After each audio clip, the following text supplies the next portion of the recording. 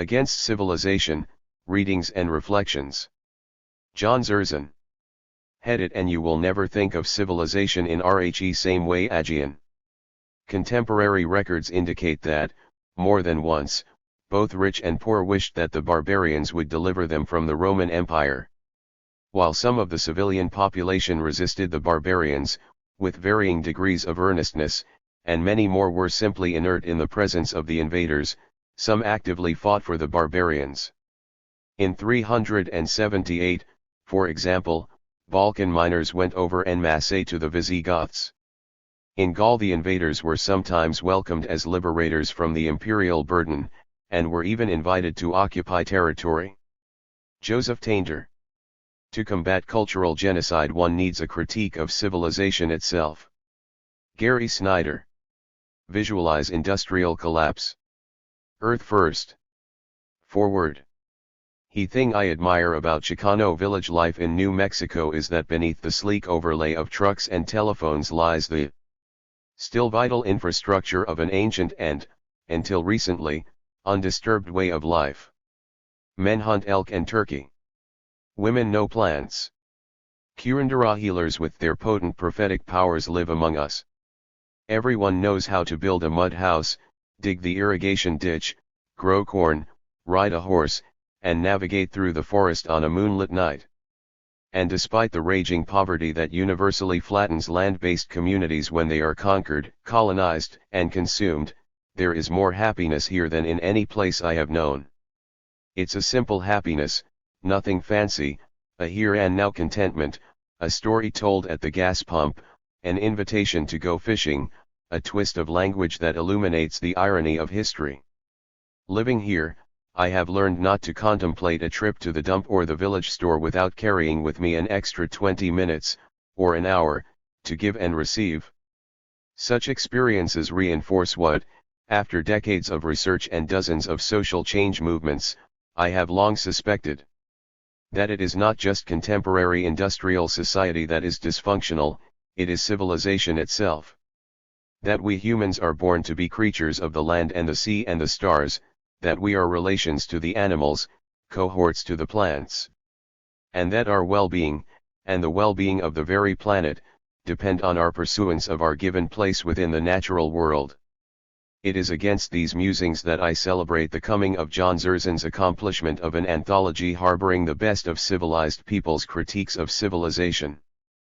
Herein the reader will discover the questions that need to be asked and the insights that beg to be nurtured if humankind and the natural world as we know it are to thrive into the future.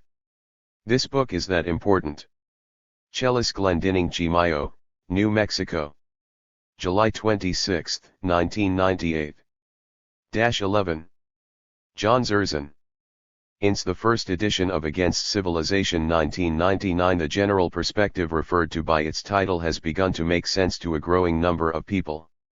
An overall crisis, personal, social, environmental, is rapidly deepening, making such an indictment feasible, if not unavoidable. This collection is, among other things, a reminder that critiques of civilization itself are anything but new. And the past 5 years have provided an opportunity to add voices to the chorus of doubters, those with enough vision to think outside civilizational confines. The 15 additional selections include correctives to a serious deficiency of the original book, the paucity of women and indigenous contributors, not exclusive categories, of course. The current edition makes some advance in these vital areas, one believe. Discontent with civilization has been with us all along, but is coming on now with a new freshness and insistence, as if it were a new thing. To assail civilization itself would be scandalous, but for the conclusion, occurring to more and more people, that it may be civilization that is the fundamental scandal. One won't dwell here on the fact of the accelerating destruction of the biosphere. And perhaps equally obvious is the mutilation of human nature, along with outer nature. Freud decided that the fullness of civilization would bring, concomitantly, the zenith of universal neurosis. In this he was evidently a bit sanguine, too mild in his prognosis. It is impossible to scan a newspaper and miss the malignancy of daily life. See the multiple homicides, the 600% increase in teen suicide over the past 30 years, count the ways to be heavily drugged against reality, ponder what is behind the movement away from literacy. One could go on almost endlessly charting the boredom, depression, immiseration. The concept of progress has been in trouble for a few decades, but the general crisis is deepening now at a quickening pace. From this palpable extremity it is clear that something is profoundly against civilization. Wrong. How far back did this virus originate? How much must change for us to turn away from the cultural death march we are on? At the same time, there are some who cling to the ideal of civilization, as to a promise yet to be fulfilled. Norbert Elias, for example, declared that civilization is never finished and always endangered.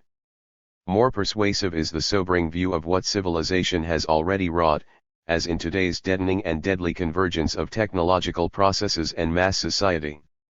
Richard Rubinstein found that the Holocaust bears witness to the advance of civilization, a chilling point further developed by Zygmunt Bauman in his Modernity and the Holocaust. Bauman argued that history's most gruesome moment so far was made possible by the inner logic of civilization, which is, at bottom, division of labor.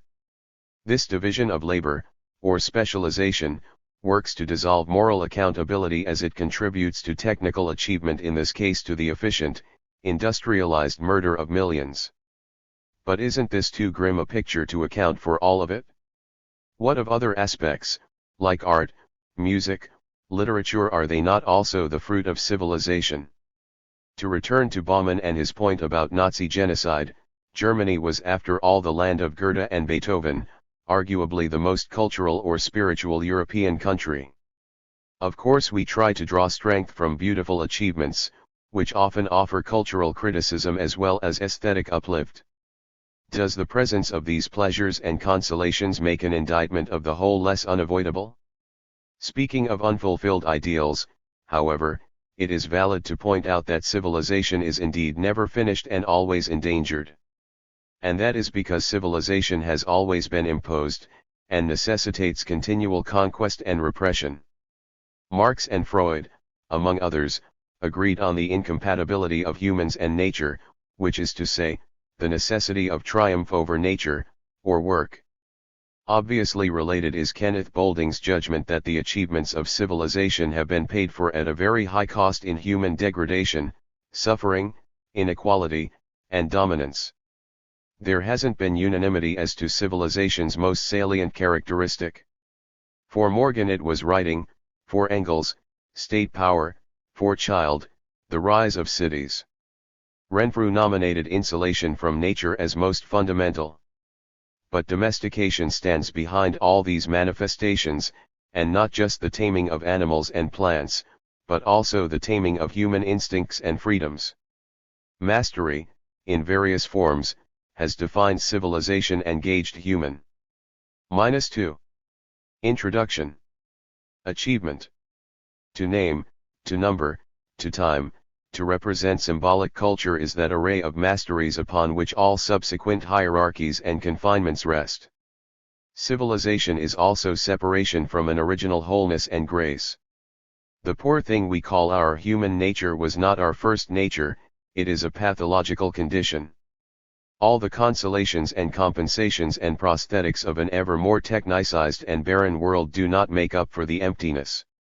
As Hildesheimer and others came to view domestications of animals as juvenilizations, so also are we made increasingly dependent and infantilized by the progress of civilization.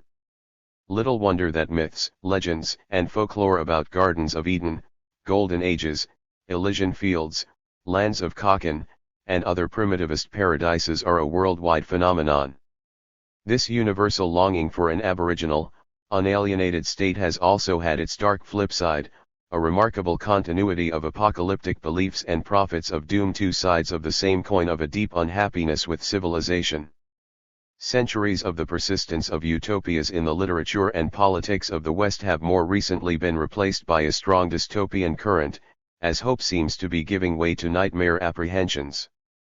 This shift began in earnest in the 19th century, when virtually every major figure, e.g., Goethe, Hegel, Kierkegaard, Melville, Thoreau, Nietzsche, Flaubert, Dostoevsky expressed doubt about the vitality and future of culture. At the time that technology was becoming a worldwide unifying force, social scientists such as Durkheim and Masaryk noted that melancholy and suicide increased precisely with the forward movement of civilization. In terms of the current intellectual domestication, postmodernism, despite a certain rhetoric of rebellion, is merely the latest extension of the modern civilizing process. For its moral cowardice as well as its zero degree of content, a horrific present is thus captured all too well. Meanwhile, Forbes magazine's 75th anniversary cover story explored why we feel so bad when we have it so good, and the simple graffito "I can't breathe" captures our contemporary reality with precision. From every camp, voices counsel that there can be no turning back from the path of progress, the unfolding of still more high-tech consumerist desolation. How hollow they sound, as we consider what has been lost and what may yet, one desperately hopes, be recovered. -3. Preface. Unintended consequences. Kevin Tucker. For millions of years, humans have lived as anarchists. That is, as autonomous individuals without the existence of coercive power, work, and institutions, without mediation.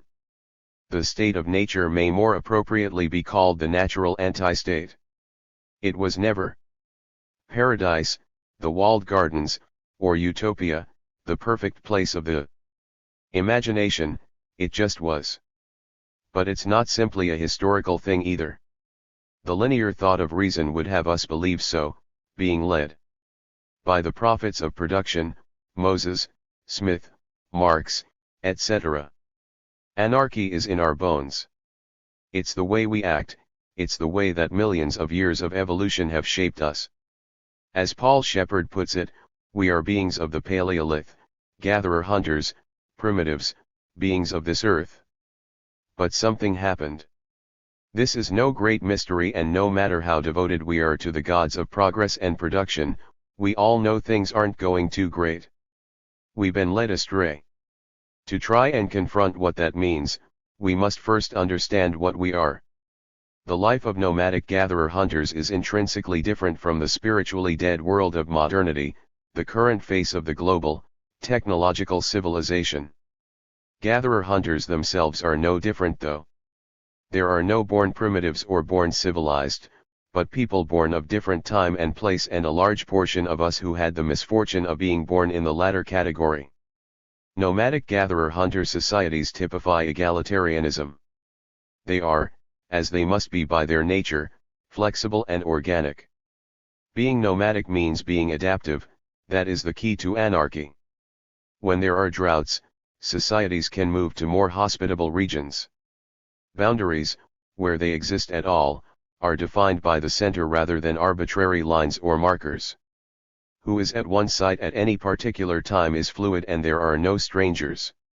Egos are intentionally deflated so that no skill becomes more valued than others. Population is kept in check by the nature of mobility and what Richard B. Lee calls the contraceptive on the hip. But most importantly, everyone is capable of fully sustaining themselves. So when people do group together, they are doing so on -4. Their own terms. If people get angry or frustrated with others, they are free to leave, and the impact of being shunned is harshly felt. There are no real specialists and no possessions that cannot be made or exchanged easily. There is no mediation between life and means of living.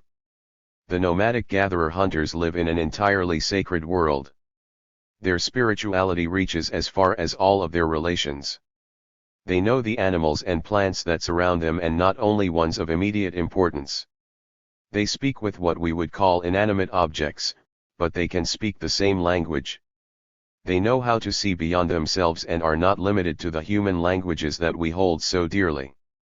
Their existence is grounded in place, they wander freely, but they are always home, welcome and fearless. It's easy to criticize any theory that looks at original sins or points fingers towards any particular event. In many ways I agree, but I think the picture is really more complex.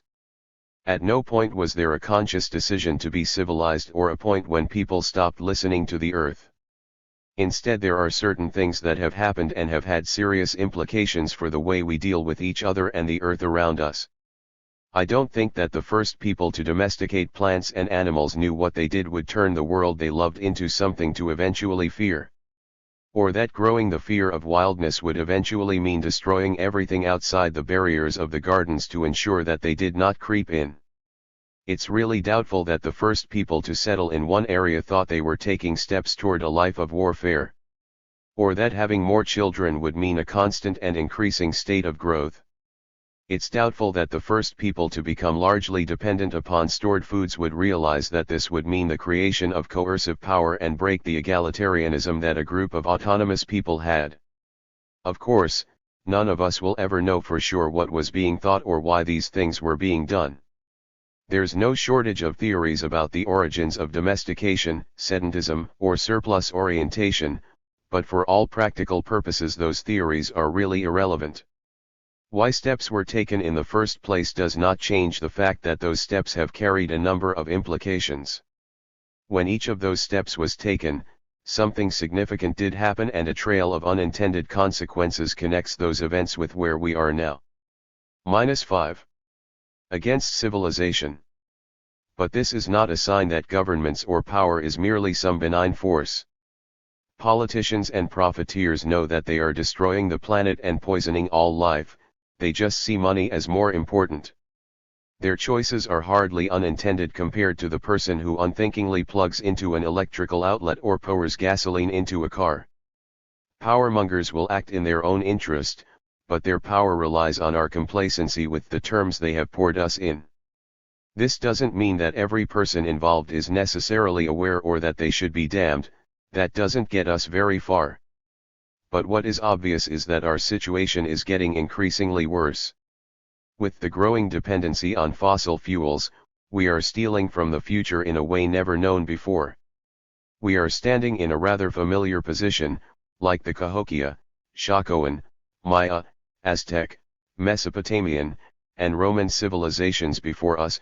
We aren't seeing the symptoms of collapse that define our times. We aren't thinking about anything but what is good for us here and now. We aren't thinking outside of our conditioning. We aren't thinking outside of civilization. But we don't even know it. We aren't even given the ability to read the times, because it is contrary to the rational path of reason laid out before us. But things have changed and are changing. Whether we recognize it or not, something will happen. We have the ability to look back and try and awaken the part of ourselves that has been buried by domestication, the civilizing process. We can see that there is something about the nomadic gatherer-hunter existence that just worked. We can see that this was broken down by sedentism, domestication, surplus, and those breakdowns would solidify further with horticulture, the creation of states, agriculture, and even more so with industrialism and technological modernity. Something about these steps took away our autonomy. They made us dependent. Supposedly we were freed from the barbarism of self-determination toward the new freedom of work and a world of stuff. We sold egalitarianism for plastic. Our current situation is a grim one, but we are not hopeless. We have before us the legacy of unintended consequences that slowly took us from egalitarianism to totalitarianism. The question we have to ask is, what have we lost? What part of our being has been sold off in the process? We can look beyond the myths of reason, of divine, linear time, and progress, and awaken ourselves in the process. -6. Preface. Civilization is a huge target. Overcoming domestication is a massive undertaking, but our souls and lives are at stake. But the future and the past are closer than we think. The blood and spirit of anarchy flows through our veins. We don't need to look before civilization, we just need to listen to ourselves and the world around us. We have the benefit of seeing what steps have taken us down the wrong path, and with that we can start taking steps toward anarchy. And in this process, the process of becoming human, the abstractions between our fate and the fate of the world will wither. There will be no question of when it is the right time to strike against the concrete manifestations of civilization or to know where to strike. When we learn to open ourselves to wildness and chaos, the organic anarchy of our beings will flow. Attacking civilization is no easy feat, but when we listen, when we embrace our anti-state of nature, we will know exactly what to do. Kevin Tucker, May 10, 2004. -7. Section I. Outside. Civilization. Neanderthals did not paint their caves with the images of animals. But perhaps they had no need to distill life into representations, because its essences were already revealed to their senses. The sight of a running herd was enough to inspire a surging sense of beauty. They had no drums or bone flutes, but they could listen to the booming rhythms of the wind, the earth, and each other's heartbeats, and be transported. James Shreve, 1995. 5. His collection opens with some reflections about what it was like for our species prior to civilization. In a literary vein, the pages from Roy Walker's classic treasury of poetry, Golden Feast, 1952, remind us that from Ovid to the American Big Rock Candy Mountain folk legend, the memory or vision of an uncorrupted original wholeness persists. In fact, utopian anti-civilization longings reach back at least as far as the earliest Greek writings. From Phlesiad's works and days, dating from the early 7th century BC, came the canonical description of the Golden Age, the bitterly lamented vanished epoch of Cronus' reign, when humans lived as if they were gods, their hearts free from sorrow, and without hard work or pain, when the fruitful earth yielded its abundant harvest to them of its own accord, and they lived in ease and peace upon the lands with many good things. Obviously this refers to the vast Paleolithic era, comprising more than 99% of our time span as a species. Current anthropology tells us that the pre-agricultural foraging life did not know organized violence, sexual oppression, work as an onerous or separate activity, private property, or symbolic culture. Reworked by Virgil and Ovid as the lost age of Saturn, the Roman Cronus, Hesiod's Golden Age reappeared as Arcadia, and the idol has persisted in cultures everywhere. Richard Heinberg's Memories and Visions of Paradise, 1995, is, by the way, an unexcelled recent exploration of this theme. Fairchild's eminent study Noble Savage, 1928, introduces the innocence of native New World peoples, soon to be lost to disease and warfare, upon the arrival of early conquerors. Rousseau, the -9. Origin of Fairchild's Tide, describes the felicity and freedom that once obtained. The excerpt from Thoreau is a brief but lively one. The most alive is the wildest, is his heartfelt conclusion. Perlman's intensity, in his superb Against His Story, Against Leviathan, 1983, leaves little doubt as to the nature-based authenticity of those not subdued by civilization, as seen in their sense of play and autonomy, for example. De Vries summarizes features of non-domesticated robustness and vitality in sharp contrast to later degeneracy in health. Salin's offering is an early statement of the central point of his Stone Age economics, 1972, namely, that Paleolithic peoples are truly affluent, with no artificially produced or unmet needs. Lynn Clive objects to the sacrifice of birds to skyscrapers and jetliners, while Landau offers a personal response to all we have lost. In A Marvelous Meditation, Adorno describes the utopian component of children's make-believe play. He recalls the preaimed stage of humanity in which productivity as a value is clearly refused, and exchange disregarded, as such non-utilitarian activity rehearses the right life. Ramona Wilson's moving poem and Marvin Harris's questioning of the inevitability of hierarchy augment the section. -10. The Golden Feast, 1952. Roy Walker. 5.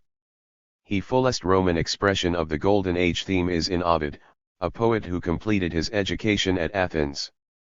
The last and greatest book of the Metamorphoses is devoted to the Pythagorean philosophy, and bears that title. In Dryden's translation, this final book is the starting point of our endeavor to trace this tradition through the 18th century, and although the poem is a Roman achievement we may defer consideration of it. Ovid's first book deals with the grandest metamorphosis of all, the transformation from the chaos that preceded nature's birth to the comparative order of Caesar's time. In that great change an empire greater than Caesar's is won and lost, a golden age of peace and plenty, lost to be found again by those who carry a vision of it through darkness and observe its precepts of peace and harmlessness to all that lives. This is the golden legend that has haunted the imagination of Europe's prophets, regardless of their own temperaments, habits, or cultural environment. In essentials it is also the story of Genesis, and its history is inevitably joined with that of the first book of the Bible. Then sprang up first the Golden Age, which of itself maintained the truth and right of everything, unforced and unconstrained. There was no fear of punishment, there was no threatening law in brazen tables nailed up, to keep the folk in awe. There was no man would crouch or creep to judge with cap in hand, they lived safe without a judge in every realm and land. The lofty pine tree was not hewn from mountains where it stood. In seeking strange and foreign lands to rove upon the flood. Men knew none other countries yet than where themselves did keep, there was no town enclosed yet with walls and ditches deep. No horn nor trumpet was in use, no sword nor helmet worn. The world was such that soldiers' help might easily be forborne. The fertile earth as yet was free, untouched of spade or plough. And yet it yielded of itself of everything enow. And men themselves contented well with plain and simple food. -11. That on the earth by nature's gift without their travail stood. Did live by raspis, hips, and haws, by cornels, plums and cherries. By sloes and apples, nuts and pears, and loathsome bramble berries, and by the acorns dropped on ground from Jove's broad tree in field. The springtime lasted all the year, and Zephyr with his mild and gentle blast did cherish things that grew of own accord. The ground untilled all kind of fruits did plenteously afford. No muck nor tillage was bestowed on lean and barren land to make the corn of better head and rancor for to stand. Then streams ran milk, then streams ran wine, and yellow honey flowed from each green tree whereon the rays of fiery Phoebus glowed. But when that unto limbo once Saturnus being thrust, the rule and charge of all the world was under Jove unjust. And that the silver age came in, more somewhat base than gold, more precious yet than freckled brass, immediately the old and ancient springtime Jove abridged and made thereof anon 4 seasons, winter, summer, spring, and harvest off and on. Then first of all began the air with fervent heat to swelt. Then icicles hung roping down, then, for the cold was felt, men gan to shroud themselves in house, their houses were the thicks, and bushy queaches, hollow caves, or hurdles made of sticks. Then first of all were furrows drawn, and corn was cast in ground, the simple ox with sorry sighs to heavy yoke was bound. Next after this succeeded straight the third and brazen age. More hard of nature, somewhat bent to cruel wars and rage. But yet not wholly past all grace. Of iron is the last. In no part good and tractable as former ages past. For when that of this wicked age once opened was the vein therein all mischief rushed forth, the faith and truth were fain and honest shame to hide their heads, for whom stepped stoutly in, craft, treason, violence, envy, pride, and wicked lust to win.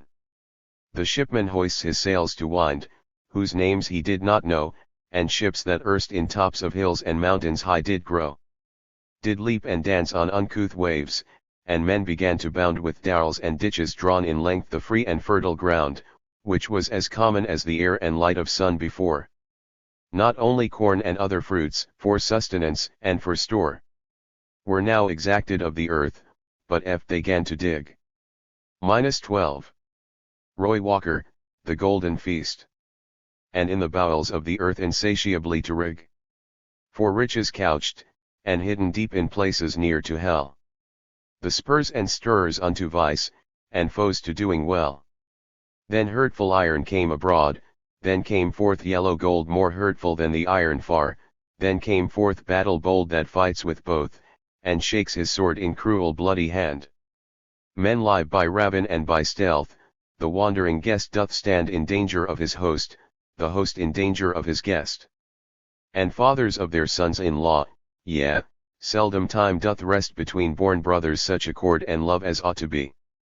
The goodman seeks the goodwife's death, and his again seeks she, with grisly poison stepdames fell their husbands' sons assail. The son inquires aforehand when his father's life shall fail. All godliness lies underfoot. And ladyistery, last of heavenly virtues, from this earth in slaughter drowned past. Ovid's lines recreate the vision of the ages of gold, silver, brass, and iron, set down some 700 years before by Hesiod in Works and Days. Captured Greece, as the candid Horace says, had captured her rough conqueror. In Hesiod's golden age, the first beatitude is the tranquil mind which, rather than a high material standard of living, is the highest good. Freedom from toil, next celebrated, expressed man's harmonious place in the natural order, in contrast to our civilization's war on soil, animal, and tree. Long life, free from violence and disease, is as natural to the golden age as the abundance of fruits on which mankind is nourished there. All things are shared. All men are free. We have vestigial modern doctrines for all these qualities: pacificism, vegetarianism, communitarianism, anarchism, soil conservation, organic farming, no digging, afforestation, nature cure, the decentralist village economy. At the golden touch of Hesiod's or Ovid's lines, the clumsy polysyllables crack their seed cases and flower into the variegated life and color of single vision. The vague association that many of these ideas have retained in their attenuated modern forms is not accidental. Finally, we may notice what seems to be the American's own version of Cocken, the Big Rock Candy Mountains dash. One evening as the sun went down, and the jungle fire was burning. -13. Down the track came a hobo hiking. And he said, "Boys, I'm not turning. I'm headed for a land that's far away, beside the crystal fountains. So come with me, we'll all go and see the Big Rock Candy Mountains. In the Big Rock Candy Mountains, there's a land that's fair and bright, where the handouts grow on bushes, and you sleep out every night, where the boxcars are all empty, where the sun shines every day on the birds and the bees, and the cigarette trees, and the lemonade springs where the bluebird sings. In the Big Rock Candy Mountains. In the Big Rock Candy Mountains. All the cops have wooden legs. The bulldogs all have rubber teeth and the hens lay soft-boiled eggs. The farmers' trees are full of fruit and the barns are full of hay. Oh, I'm bound to go where there ain't no snow, where they hung the Turk that invented work. In the Big Rock Candy Mountains. In the Big Rock Candy Mountains you never change your socks, and the little streams of alcohol come trickling down the rocks, where the brakemen have to tip their hats, and the railroad bulls are blind. There's the lake of stew, and of whiskey too. You can paddle all around 'em in a big canoe. In the Big Rock Candy Mountains. -14. The Noble Savage, A Study in Romantic Naturalism, 1928. Hoxie Neal Fairchild. He narratives of Columbus illustrate the first step in the formicarition of the noble savage idea. The Caribs are represented as a virtuous and mild people, beautiful, and with a certain natural intelligence, living together in nakedness and innocence, sharing their property in common. But though Columbus is enthusiastic about the Indians, he does not compare them with the Europeans. For such a comparison a stimulus was soon provided by the brutality of the Spaniards. Humanitarianism is the motive back of the Brusima Relation de la Destrucción de las Indias of Las Casas. By 1539, when Las Casas book appeared, Spanish gold lust had made oppressed slaves of the free and amiable beings described by Columbus. God, the bishop exclaims, made this numerous people very simple, without trickery or malice, most obedient and faithful to their natural lords, and to the Spaniards, whom they serve, most humble, most patient, very peaceful and manageable, without quarrels, strife, bitterness or hate, none desiring vengeance. They are also a very delicate and tender folk, of slender build, and cannot stand much work, and often die of whatever sicknesses they have, so that even our own princes and lords, cared for with all conveniences, luxuries, and delights, are not more delicate than these people who possess little, and who do not desire many worldly goods, nor are they proud, ambitious, or covetous. They have a very clear and lively understanding, being docile and able to receive all good doctrine, quite fitted to understand our holy Catholic faith, and to be instructed in good and virtuous habits, having less hindrances in the way of doing this than any other people in the world. Certainly these people would be the happiest in the world if only they knew God. But the Spaniards have dealt with these poor souls most monstrously. Among these tender lambs, so highly qualified and endowed by their Lord and Creator, the Spaniards have made entrance, like wolves, lions, and tigers made cruel by long fasting, and have done nothing in those parts for 40 years but cut them. -15.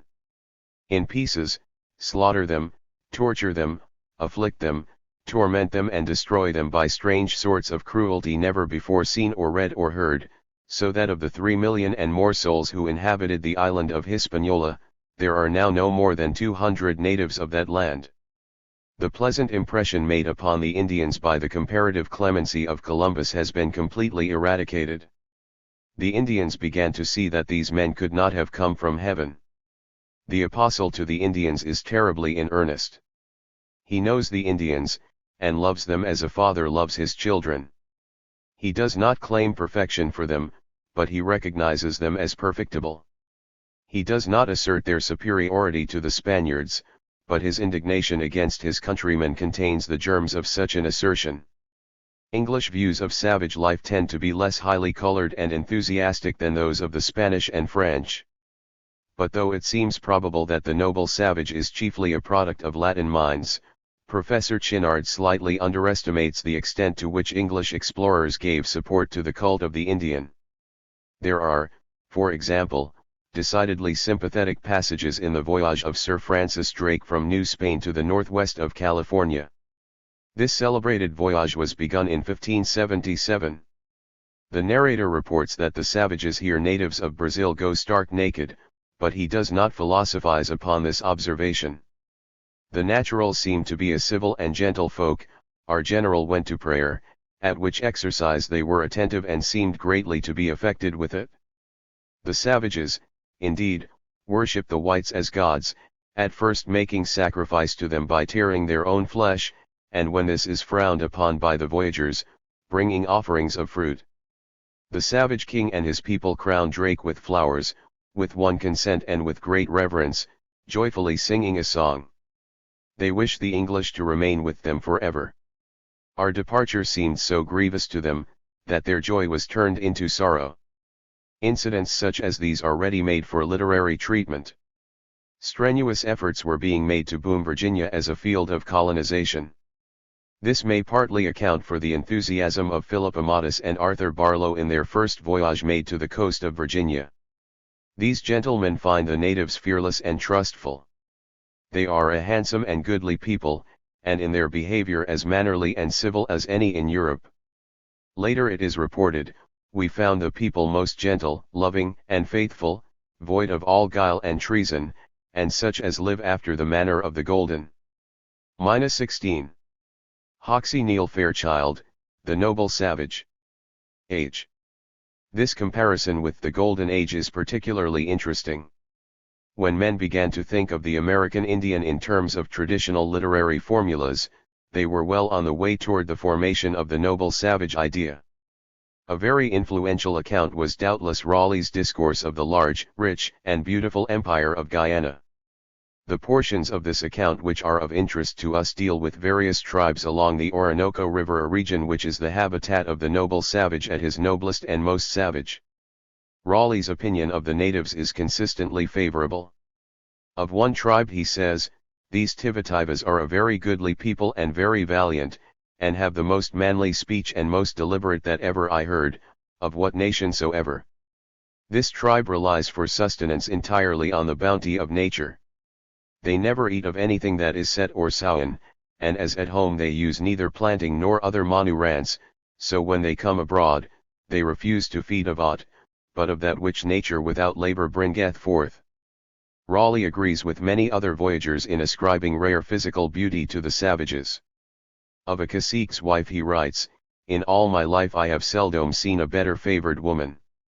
She was of good stature, with black eyes, fat of body, of an excellent countenance, her hair almost as long as herself, tied up again in pretty knots. I have seen a lady in England as like to her, as but for the colour, I would have sworn might have been the same." Praise from Sir Hubert. The following is a portion of an account of an interview with a venerable chief. I asked what nations those were which inhabited on the farther side of those mountains.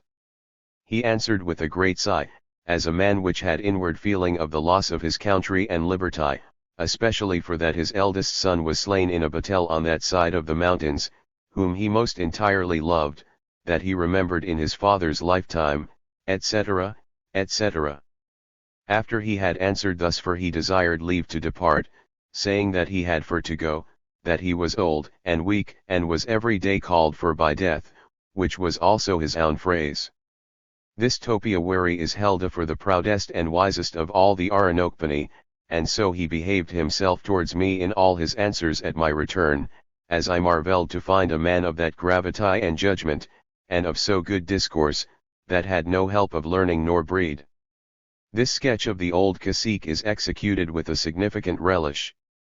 Quite plainly, the savage has become literary material, his -17 type is becoming fixed, he already begins to collect the accretions of tradition.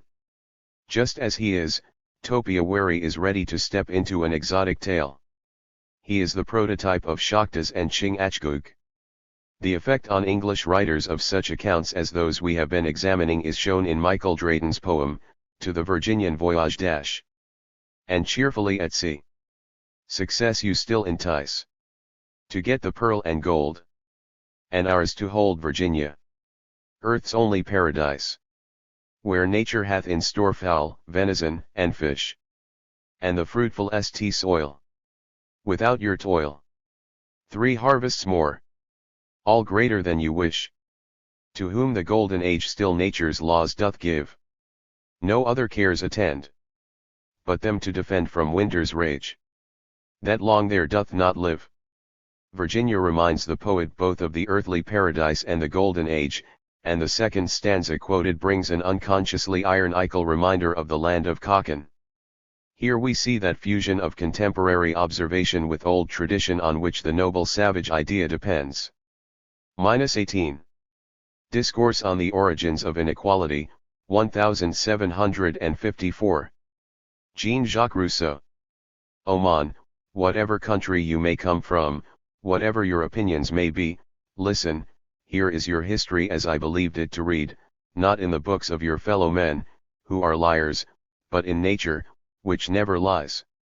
Everything that comes from nature will be true, there will be nothing false except what I have involuntarily put in of my own. The times of which I am going to speak are very far off, how you have changed from what you were.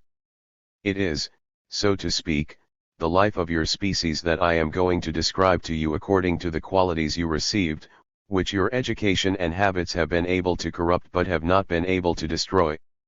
There is, I feel, an age at which the individual man would want to stop, you will seek the age at which you would desire your species had stopped. Discontented with your present state for reasons that foretell even greater discontents for your unhappy posterity, perhaps you would want to be able to go backward in time.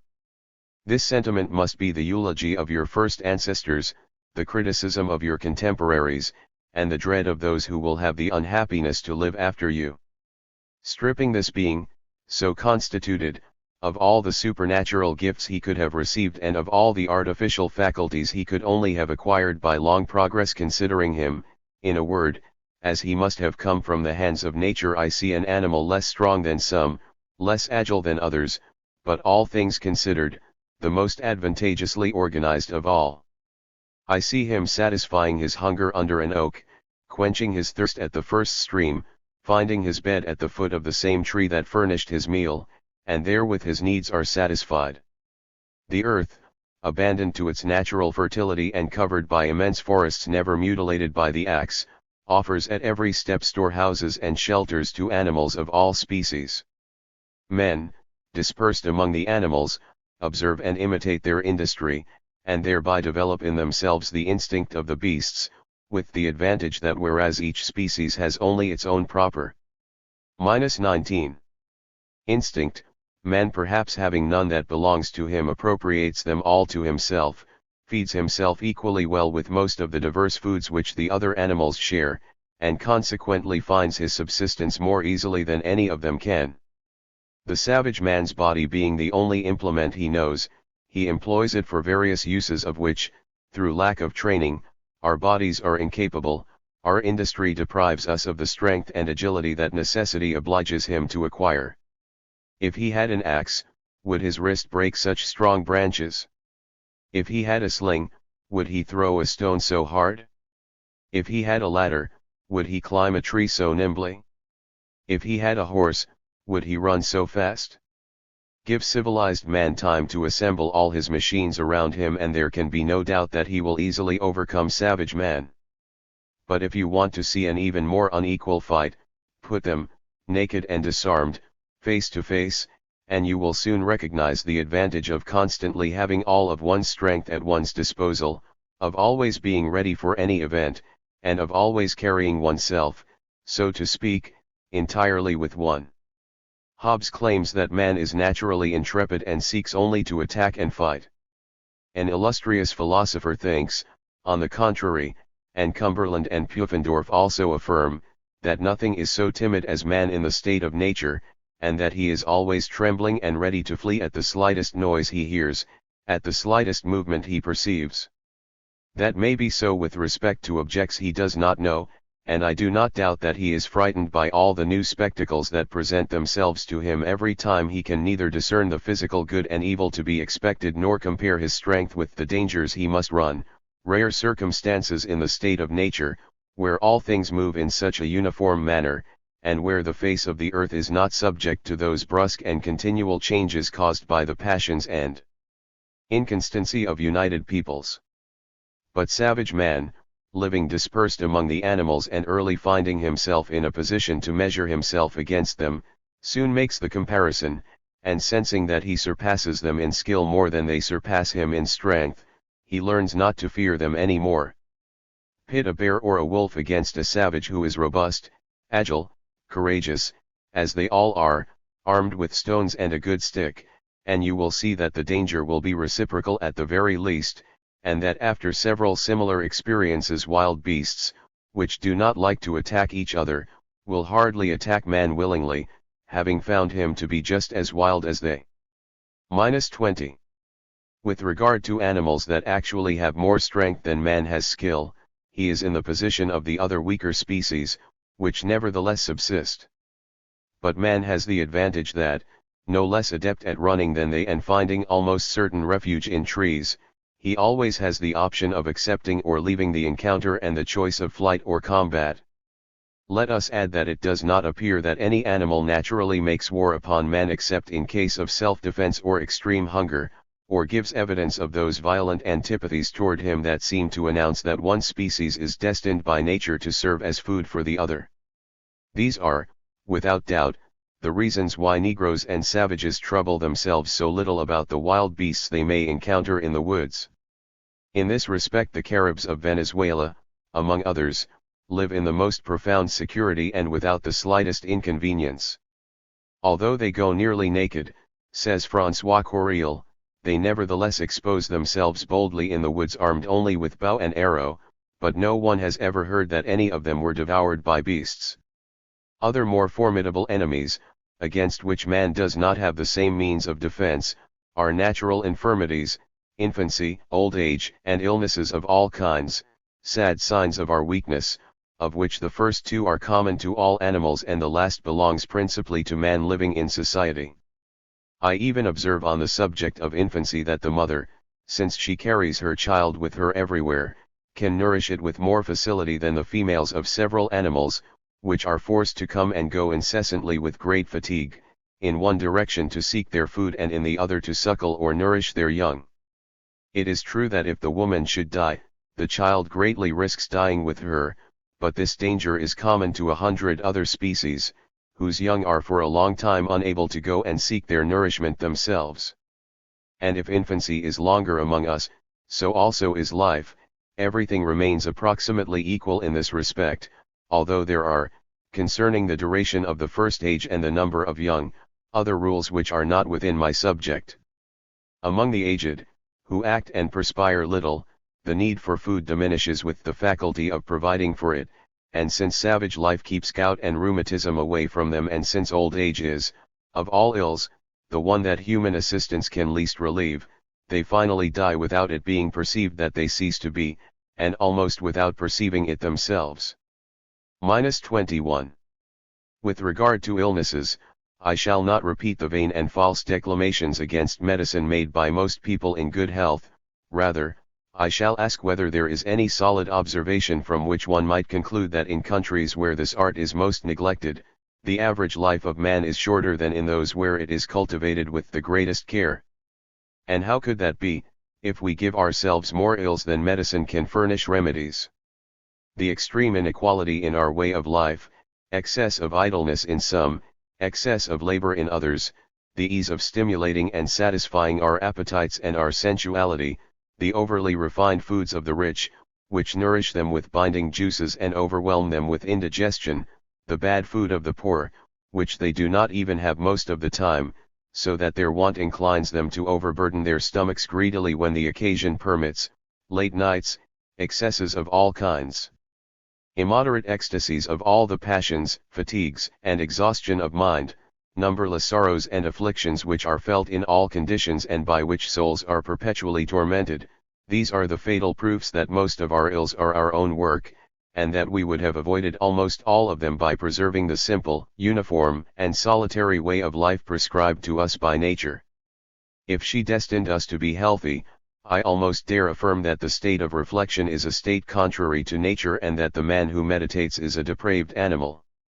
When one thinks of the good constitution of savages, at least of those whom we have not ruined with our strong liquors, when one learns that they know almost no illnesses except wounds and old age, one is strongly inclined to believe that the history of human illnesses could easily be written by following that of civil societies. This at least is the opinion of Plato, who judges, from certain remedies used or approved by Podalirius and Machaon at the siege of Troy, that various illnesses that should have been caused by those remedies were not yet known at that time among men, and Paracelsus reports that the diet, so necessary today, was invented only by Hippocrates. With so few sources of illness, man in the state of nature hardly has need of remedies, still less of doctors. In this respect the human species is not in any worse condition than all the others, and it is easy to learn from hunters whether in their chases they find many sick animals. They find many that have received extensive but very well healed wounds, that have had bones and even limbs broken and set again with no other surgeon than time. No. 22. Jean-Jacques Rousseau, Discourse on the Origins of Inequality. Other regimen than their ordinary life, and that are no less perfectly cured for not having been tormented with incisions, poisoned with drugs, or weakened with fasting. Finally, however useful well-administered medicine may be among us, it is still certain that if a sick savage abandoned to himself has nothing to hope for except from nature, in return he has nothing to fear except from his illness, which often renders his situation preferable to ours. Let us therefore take care not to confuse savage man with the men we have before our eyes. Nature treats all the animals abandoned to its care with a partiality that seems to show how jealous it is of this right. The horse, the cat, the bull, even the ass, are mostly taller, and all have a more robust constitution, more vigor, more strength, and courage in the forest than in our houses. They lose half of these advantages in becoming domesticated, and it might be said that all our cares to treat and feed these animals well end only in their degeneration. It is the same even for man. In becoming sociable and a slave he becomes weak, fearful, servile, and his soft and effeminate way of life completes the enervation of both his strength and his courage. Let us add that between savage and domesticated conditions the difference from man to man must be still greater than that from beast to beast, For animal and man having been treated equally by nature, all the commodities of which man gives himself more than the animals he tames are so many particular causes that make him degenerate more noticeably. The example of savages, who have almost all been found at this point, seems to confirm that the human race was made to remain in it, the state of nature, always, that this state is the veritable youth of the world, and that all subsequent progress has been in appearance so many steps toward the perfection of the individual, and in fact toward the decrepitude of the species. As long as men were content with their rustic huts, as long as they were limited to sewing their clothing of skins with thorn or fish bones, adorning themselves with feathers and shells, painting their bodies with various colors, perfecting or embellishing their bows and arrows, carving with sharp stones a few fishing canoes or a few crude musical instruments, in a word, as long as they applied themselves only to tasks that a single person could do and to arts that did not require the cooperation of several hands, they lived free, healthy, good, and happy insofar as they could be according to their nature, and they continued to enjoy among themselves the 23. Sweetness of independent intercourse.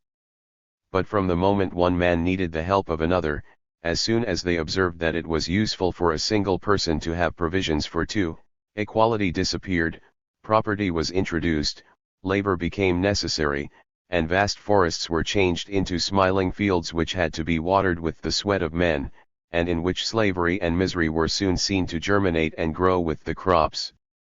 Metallurgy and agriculture were the two arts whose invention produced this great revolution.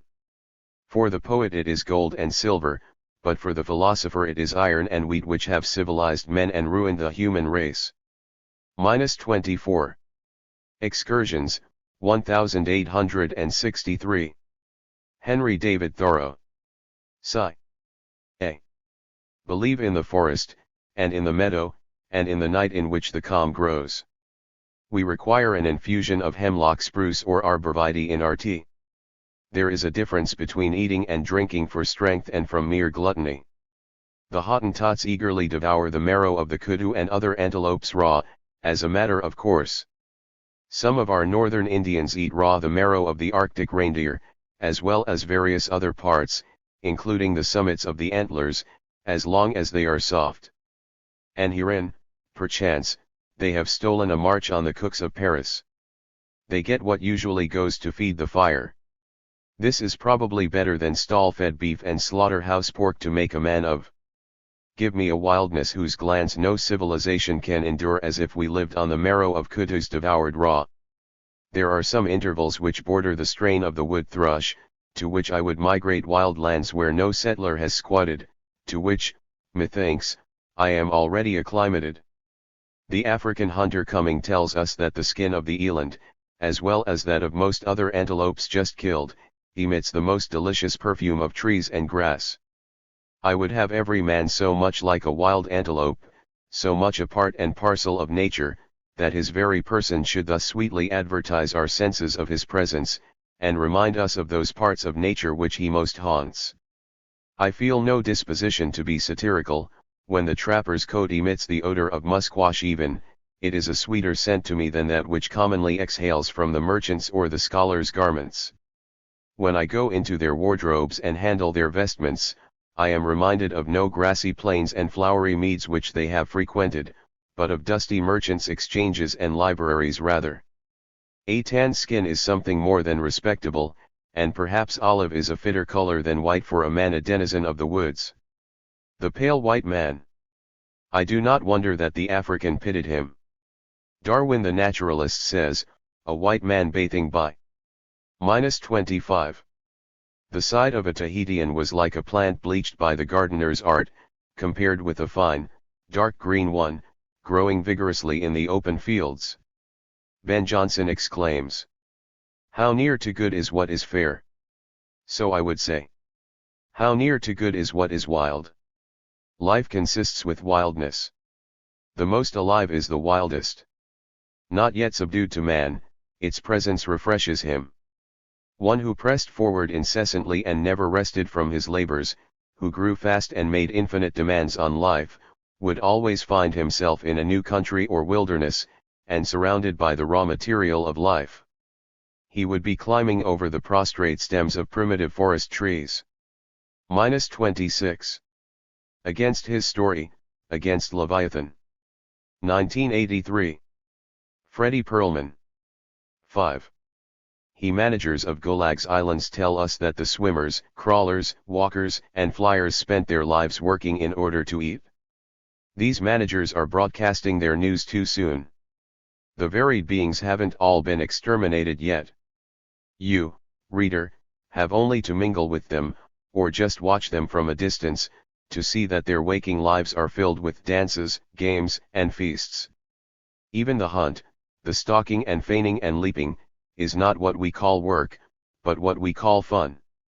The only beings who work are the inmates of Gulag's islands, the Zeks. The Zeks' ancestors did less work than a corporation owner. They didn't know what work was. They lived in a condition J.J. Rousseau called the state of nature. Rousseau's term should be brought back into common use. It grates on the nerves of those who, in our Vainasium's words, carry cadavers in their mouths. It makes the armor visible. Say the state of nature and you'll see the cadavers peer out. Insist that freedom and the state of nature are synonyms, and the cadavers will try to bite you. The tame, the domesticated, try to monopolize the word freedom, they'd like to apply it to their own condition. They apply the word wild to the free. But it is another public secret that the tame, the domesticated, occasionally become wild but are never free so long as they remain in their pens. Even the common dictionary keeps the secret only half hidden. It begins by saying that free means citizen. But then it says, free. A. Not determined by anything beyond its own nature or being. B. Determined by the choice of the actor or by his wishes. The secret is out. Birds are free until people cage them. The biosphere, Mother Earth herself, is free when she moistens herself, when she sprawls in the sun and lets her skin erupt with varicolored hair teeming with crawlers and flyers. She is not determined by anything beyond her own nature or being until another sphere of equal magnitude crashes into her, or until a cadaverous beast cuts into her skin and rends her bowels. -27. Trees, fish, and insects are free as they grow from seed to maturity, each realizing its own potential, its wish until the insect's freedom is curtailed by the birds. The eaten insect has made a gift of its freedom to the bird's freedom. The bird, in its turn, drops and manures the seed of the insect's favorite plant, enhancing the freedom of the insect's heirs. The state of nature is a community of freedoms.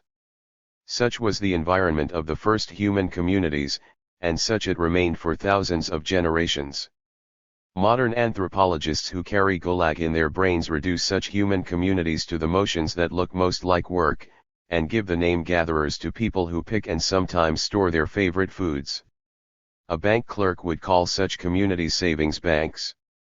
The Zeks on a coffee plantation in Guatemala are gatherers, and the anthropologist is a savings bank. Their free ancestors had more important things to do. The Kong people miraculously survived as a community of free human beings into our own exterminating age. R.E. Leakey observed them in their lush African forest homeland. They cultivated nothing except themselves. They made themselves what they wished to be. They were not determined by anything beyond their own being, not by alarm clocks, not by debts, not by orders from superiors. They feasted and celebrated and played, full time, except when they slept. They shared everything with their communities, food, experiences, visions, songs. Great personal satisfaction, deep inner joy, came from the sharing. In today's world, wolves still experience the joys that come from sharing. Maybe that's why governments pay bounties to the killers of wolves. Diamond observed other free human beings who survived into our age, also in Africa. He could see that they did no work, but he couldn't quite bring himself to say it in English. Instead, he said they made no distinction between work and play. Does Diamond mean that the activity of the free people can be seen as work one moment, as play another, depending on how the anthropologist feels? Does he mean they didn't know if their activity was work or play? Does he mean we, you, and I, Diamond's armored contemporaries, cannot distinguish their work from their play? If the Kung visited our offices and factories, they might think we're playing. Why else would we be there? -28.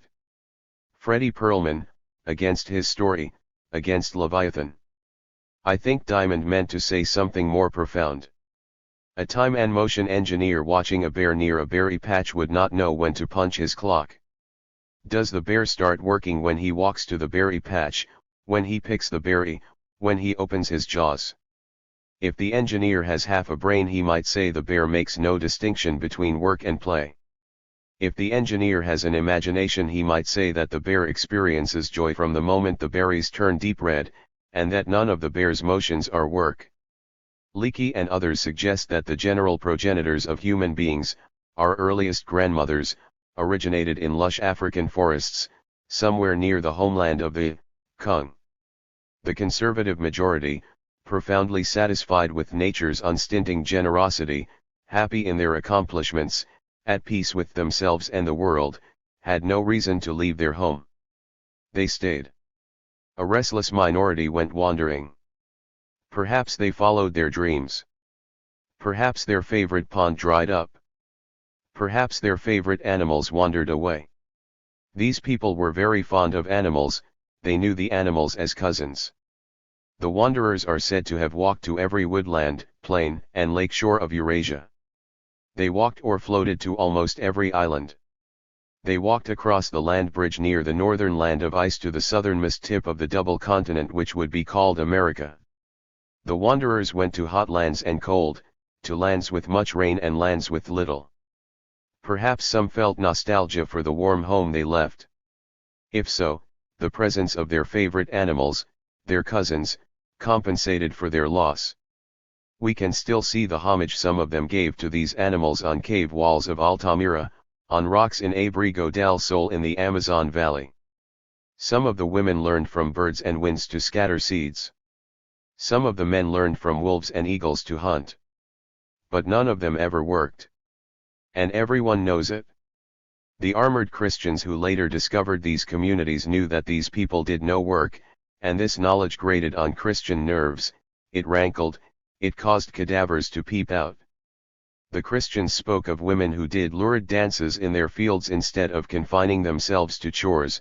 They said hunters did a lot of devilish hocus pocus before actually drawing the bowstring. These Christians, early time and motion engineers, couldn't tell when play ended and work began. Long familiar with the -29 chores of Zex, the Christians were repelled by the lurid and devilish heathen who pretended that the curse of labor had not fallen on them.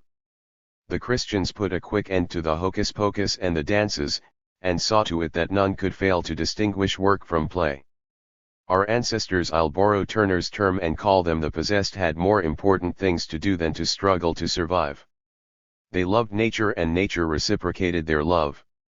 Wherever they were they found affluence, as Marshall Solins shows in his Stone Age Economics. Pierre Claster's La Société contre l'État insists that the struggle for subsistence is not verifiable among any of the possessed, it is verifiable among the dispossessed in the pits and on the margins of progressive industrialization. Leslie White, after a sweeping review of reports from distant places and ages, a view of primitive culture as a whole, concludes that there's enough to eat for a richness of life rare among the civilized. I wouldn't use the word primitive to refer to people with a richness of life. I would use the word primitive to refer to myself and my contemporaries, with our progressive poverty of life. -30.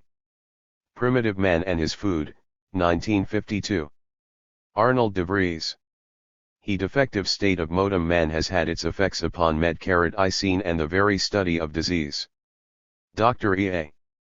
Houghton, the distinguished physical anthropologist of Harvard, has remarked that it is a very myopic medical science which works backward from the morgue rather than forward from the cradle. Yet this is exactly what the customary procedure of medicine has been. The reasons have been somewhat of necessity, it is to be admitted, for one can scarcely study health when the adequate controls are not present. In civilization one studies civilized people, and the frequency of the forms of degeneration which are found and determine what we consider normal and abnormal. As a result, conditions which generally form no part of undomesticated animal life are regarded as normal and necessary for the human species. So long has disease been studied that the physician often has little concept as to what health actually is. We live in a world of pathology, deformity, and virtual physical monstrosity, which has so colored our thinking that we cannot visualize the nature of health and the conditions necessary for its presence. The question should then logically arise, why not leave civilization and study physical conditions in the primitive world? If perfect physical specimens could here be found, the study could be constructive and progressive, giving suggestions, perhaps, as to the conditions which permitted or induced a state of physical excellence to exist. We might then find out what man is like, biologically speaking, when he does not need a doctor, which might also indicate what he should be like when the doctor has finished with him. Fortunately, the idea has not been entirely neglected. Primitive races were carefully observed and described by many early voyagers and explorers who found them in their most simple and natural state. Primitive life has also very carefully been observed and studied with the object of understanding social, moral, or religious conditions, in which, however, incidental observations were made too with respect to the physical condition of the people, and the -31. Section I outside civilization. Living habits which might affect that condition. Others, in modern life, have studied the savages with the specific object of determining their physical state of health, and the mode of living which is associated therewith. The results of such work have been very significant, but regarding medicine and nutrition in actual practice, they have been almost entirely neglected.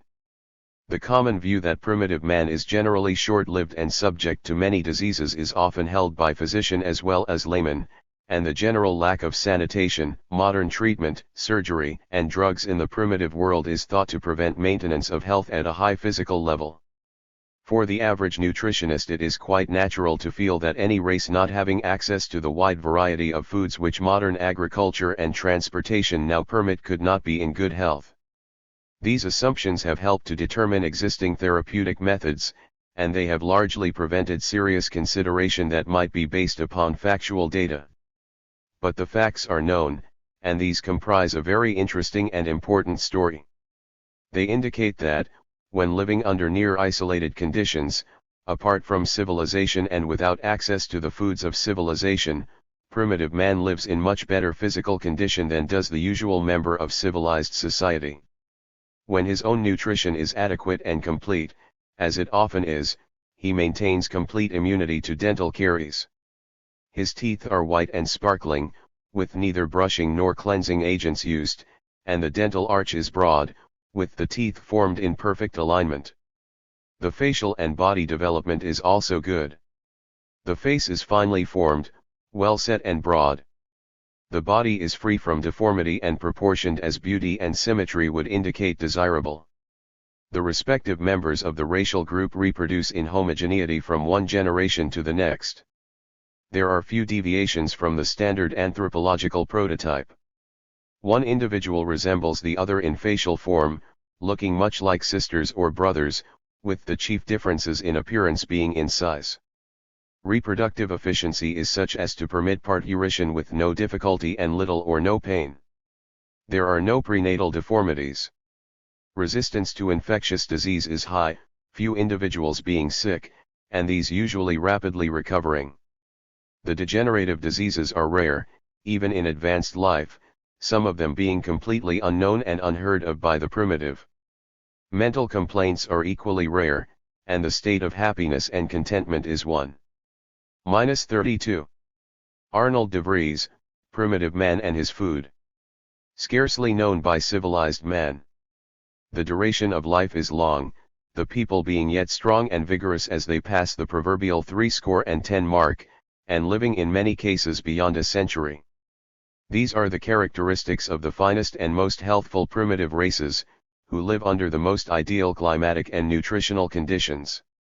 Primitive races less favored by environment are less successful in meeting weakness and disease, but even the poorest of these have better teeth and skeletal development than civilized man, and they usually present other physical advantages as well. The experience of primitive man has therefore been one of great importance. We note that people living today, under the culture and environment of the Stone Age, have not only equaled but far surpassed civilized man in strength, physical development, and immunity to disease. The mere existence of this fact poses an important question to modern medicine and should arouse serious thought and consideration. Of equal significance is the fact that the good health of the primitive has been possible only under conditions of relative isolation. As soon as his contact with civilization is sufficient to alter his dietary habits, he succumbs to disease very readily and loses all of the unique immunity of the past.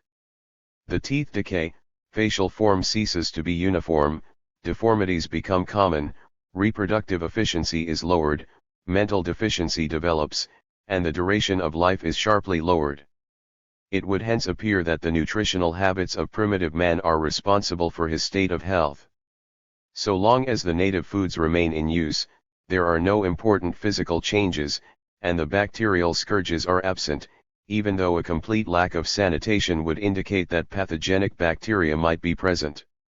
With the displacement of native foods for those of modern commerce, the situation changes completely, and the finest sanitation that the white man can provide, together with the best in medical services, is of no avail in preventing the epidemics which take thousands of lives. Among scientists who have studied at first hand both the physical condition and food of many primitive races, the close relationship between the two has been clearly recognized. 33. The Original Affluent Society, 1968. Marshall Solins. Economics is the dismal science, the study of hunting-gather. Economies must be its most advanced branch. Almost totally committed to the argument that life was hard in the Paleolithic, our textbooks compete to convey a sense of impending doom, leaving the student to wonder not only how hunters managed to make a living, but whether, after all, this was living. The specter of starvation stalks the stalker in these pages. His technical incompetence is said to enjoin continuous work just to survive, leaving him without respite from the food quest and without the leisure to build culture. Even so, for his efforts he pulls the lowest grades in thermodynamics, less energy harnessed per capita per year than any other mode of production. And in treatises on economic development, he is condemned to play the role of bad example, the so-called subsistence economy. It will be extremely difficult to correct this traditional wisdom. Perhaps then we should phrase the necessary revisions in the most shocking terms possible, that this was, when you come to think of it, the original affluent society. By common understanding, an affluent society is one in which all the people's wants are easily satisfied, and though we are pleased to consider this happy condition the unique achievement of industrial civilization, a better case can be made for hunters and gatherers, even many of the marginal ones spared to ethnography.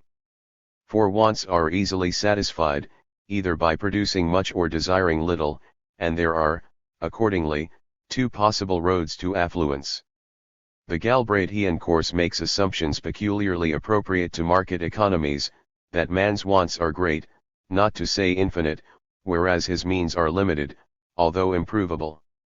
Thus the gap between means and ends can eventually be narrowed by industrial productivity, at least to the extent that urgent goods became abundant. But there is also a Zen solution to scarcity and affluence, beginning from premises opposite from our own, that human material ends are few and finite and technical means unchanging but on the whole adequate.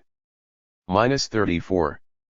Adopting the Zen strategy, a people can enjoy an unparalleled material plenty, though perhaps only a low standard of living.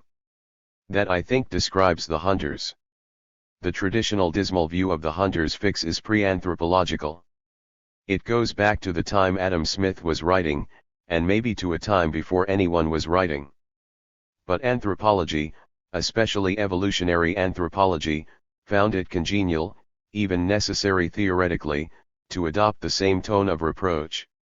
Archaeologists and ethnologists had become Neolithic revolutionaries, and in their enthusiasm for the revolution found serious shortcomings in the old, Stone Age, regime. Scholars extolled a Neolithic great leap forward.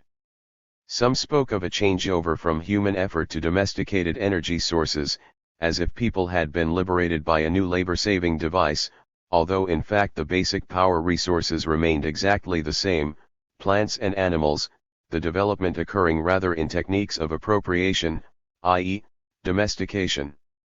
Moreover, archaeological research was beginning to suggest that the decisive gains came in stability of settlement and gross economic product, rather than productivity of labor. But evolutionary theory is not entirely to blame. The larger economic context in which it operates, as if by an invisible hand, promotes the same dim conclusions about the hunting life. Scarcity is the peculiar obsession of a business economy, the calculable condition of all who participate in it.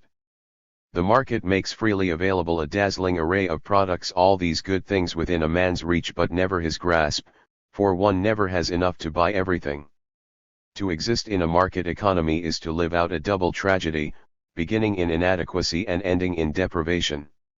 All economic activity starts from a position of shortage, whether as producer, consumer, or seller of labor. One's resources are insufficient to the possible uses and satisfactions. So one comes to a conclusion: you pays your money and you takes your choice. But then, every acquisition is simultaneously a deprivation, for every purchase of something is a denial of something else that could have been had instead. The point is that if you buy one kind of automobile, say a Plymouth Fastback, you cannot also have a Ford Mustang, and I judge from the TV commercials that the deprivation involved is more than material.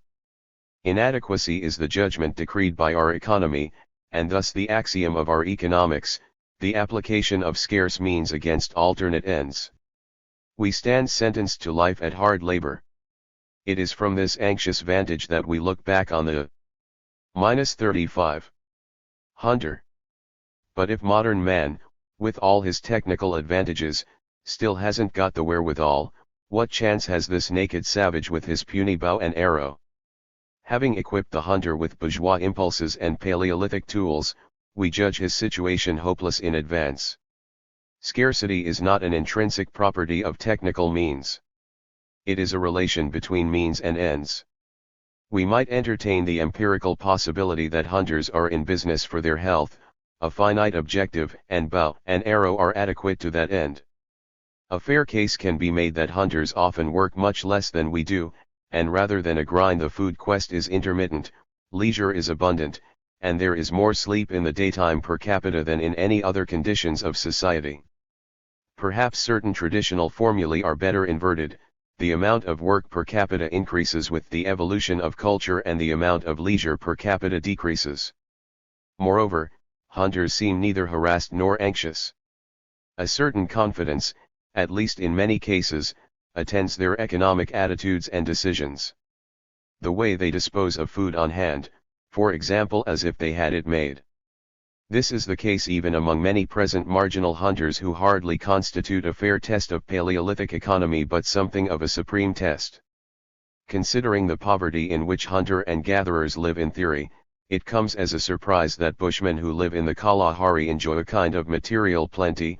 Marshall, 1961, p. 243. Marshall is speaking of non-subsistence production. In this context her explication seems applicable beyond the Bushman. She draws attention to the technical simplicity of the non-subsistence sector, the simple and readily available raw materials, skills, and tools.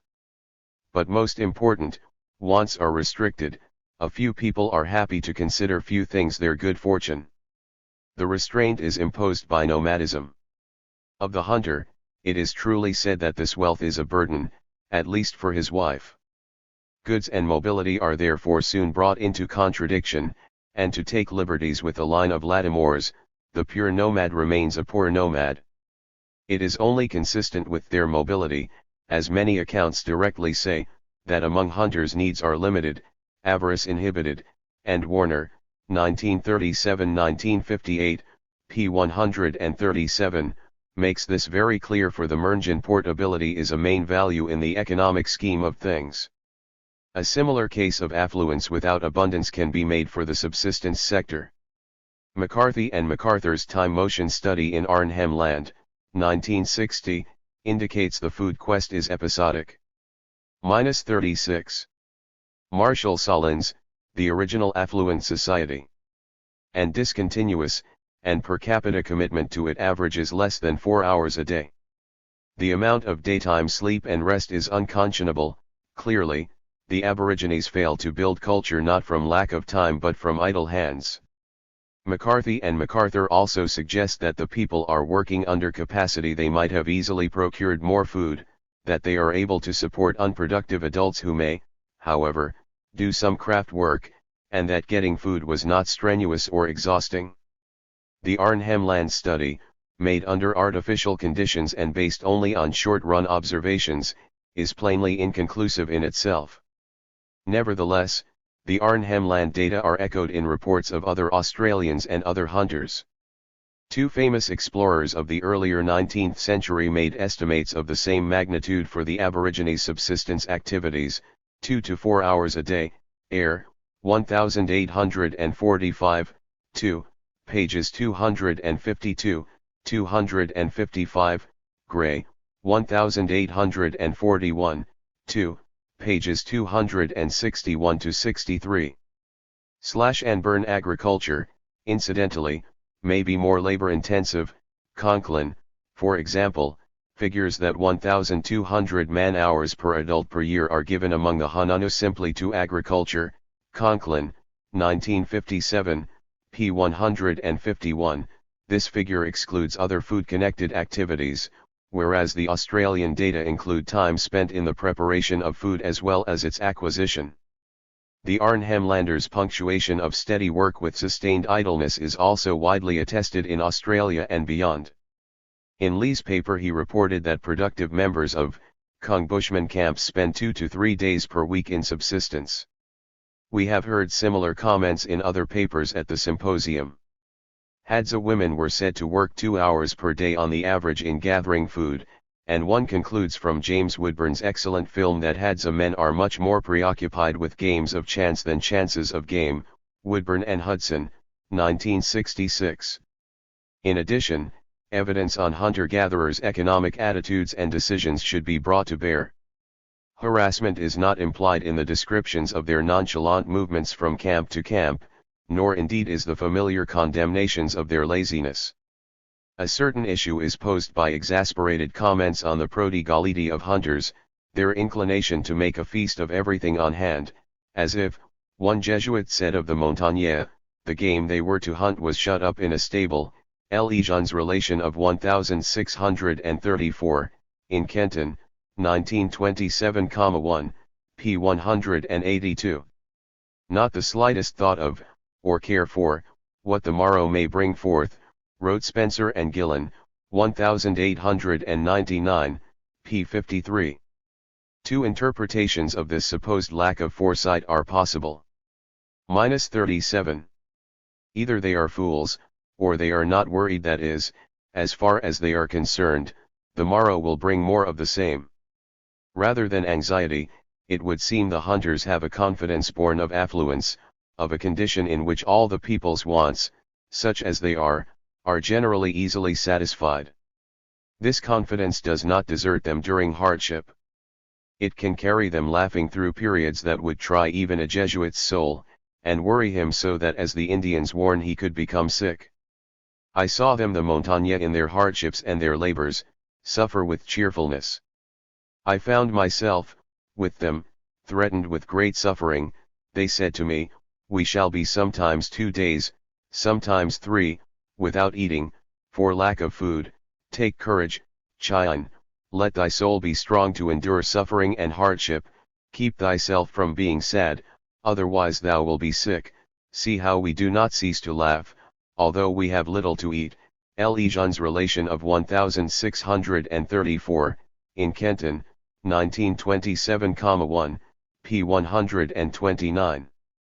Again, on another occasion, Legion's host said to him, "Do not let thyself be cast down, take courage, when the snow comes, we shall eat, Legion's relation of 1634, in Kenton, 1927,1, p. 171.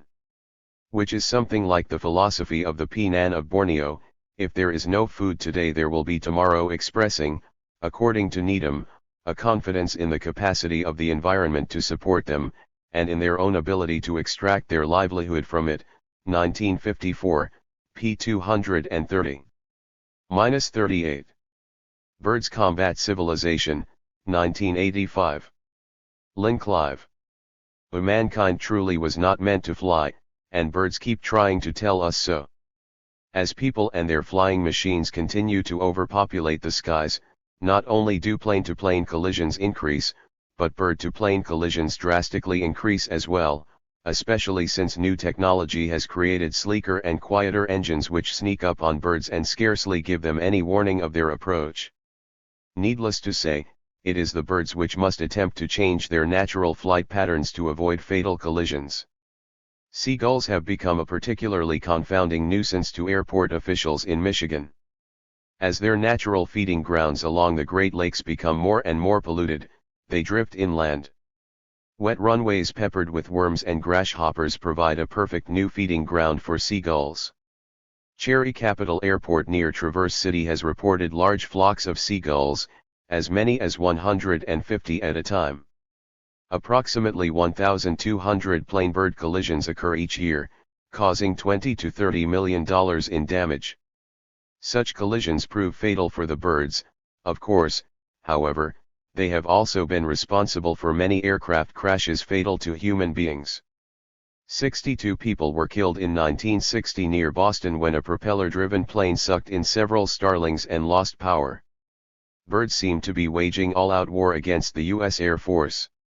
In 1983, it reported 2,300 bird collisions, and 300 of these each caused more than $1,000 in damage.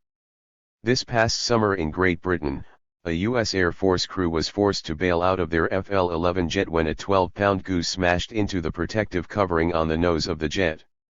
The jet, worth $30.9 million, is now quietly at rest on the bottom of the North Sea. So what does civilized man do to combat the situation? In Traverse City, airport employees run around the airfield chasing gulls away with cracker shells fired from shotguns. They play tapes on loudspeakers of the cries of wounded seagulls, and they're considering putting up hawk silhouettes to see if that might do the trick. 39. Someone has invented something called a chicken gun or a rooster booster, which hurls 4-pound chicken carcasses into the windshields of aircraft at speeds over 500 miles per hour to test their strength against bird collisions. These tests are presently taking place on Air Force jets. BASH, Bird Air Strike Hazard Team, was organized by the U.S. Air Force in 1975 after 3 FL-11 jets were lost due to bird collisions. This team, made up of Air Force biologists, travels to U.S. bases around the world, targeting bird trouble spots and trying to come up with innovative ideas, like the rooster booster, to deal with the problem. Modern industrial technological civilizations are based on and geared to the destruction of the natural order. They pollute the air and feeding grounds of wildlife, they chase birds from the skies. They construct buildings like the Renaissance Center in Detroit with mirror-like reflective shells which confuse birds and cause them to crash into them. As our buildings grow taller and as we fly higher and higher, as we overpopulate our skies with our deadly contrivances, we lose sight of our true and now former place on the earth. We myopically look only at tomorrow. We can marvel at the exquisite beauty of a single bird through a pair of binoculars and then, with the same eye, turn and marvel at a newly constructed skyscraper or a supersonic jetman's artifices which are responsible for killing flocks of such birds. If anyone were to suggest to the BASH team that the best way to stop bird-plane collisions would be to stop flying altogether, they would, of course, think you insane or perhaps bird-brained. But what is so bad about bird brains? If we acknowledge the message our bird cousins are sending us, maybe it isn't such a bad idea after all. 40. WLLDFLOWERS. A Bouquet of Theses, 1998. John Landau. Had I desire is a return to the profundity of experience. I want a society where everyday activity, however mundane, is centered around how incredibly profound everything is. I want that profundity to become so immense that any mediations between us and it become totally unnecessary. We are in the marvel. When I am in that awe, words are so irrelevant, I don't really care if you call my experience God or not. All I know is it is the greatest pleasure possible, to hug a tree, to jump up and down at a beautiful sunset, to climb a magnificent hill, to take awe in what surrounds us. I am a hedonist, and I will have these pleasures, neither the religionist nor the atheist shall lock them away from me. Primal peoples were in touch with this profoundness, and organized their life around it. Religion is a decadent second-hand relic of this original, authentic mode of experiencing, that attempts to blackmail by linking social control and morality with profound experiencings. Primal peoples sought to avoid whatever distracted from this profundity as much as possible. Obsessiveness of any sort could distract from the holistic goodness of the environment. Why are we here? To experience profoundly. Our task, therefore, is to rearrange life, society, the economy, such that profundity is immanent in everyday life. Spirituality represents the specialization and detachment of profundity from everyday life into a disembodied, disconnected, symbolic realm that becomes compensatory for an everyday life whose immanence is banality. It is obvious that we don't regularly experience wonder, and this is a social material problem, because the structure of everyday life discourages this. Other societies in history, however, have endeavored to discover what is truly of value in life, and then, and only then to structure everyday life upon those evident values. We wish to make calculation and obligation islands in a sea of wonder and awe. We wish to make aloneness a positive experience within the context of profound, embodied togetherness. -41. Section I. Outside civilization. Western spirituality has perpetuated a separation between the material and spiritual realms, probably because it arose out of a civilization ruled by an out-of-control materialism. The world used to be experienced profoundly, in spiritual terms, the earth used to be inhabited by spirit. Western spirituality abstracted spirit from the world, from the flesh, leaving an enlivened, disembodied spirit and a deadened, barren world. It is our job to refuse what has been artificially separated, not through a symbolical gesture, but by existentially redressing the alienations to which we have been subjected. Human beings have developed over the past 2 million years various strategies for taking care of what some have called our needs. Various subsistence strategies have been invented, and our task would be to examine these and choose the strategies which best support an everyday experience of profundity. We are discussing a life where one gives joy to others through the mere act of being, where exchange of gifts is a way of life, where one's routine has inherent meaning, not because it makes reference to some symbolic system, but because it opens one out onto kairos, the profound moment, the experience of ambience, awe. In order to do this, we must develop a pace that is conducive to this, a set of understandings whereby the experience of profundity is a value and for which rests, pauses, and meditations are in order as a part of routine, and a social reality based upon sharing of profound experiences as primary exchange rather than the exchange of money or etiquette. Our job is to invent primal peoples.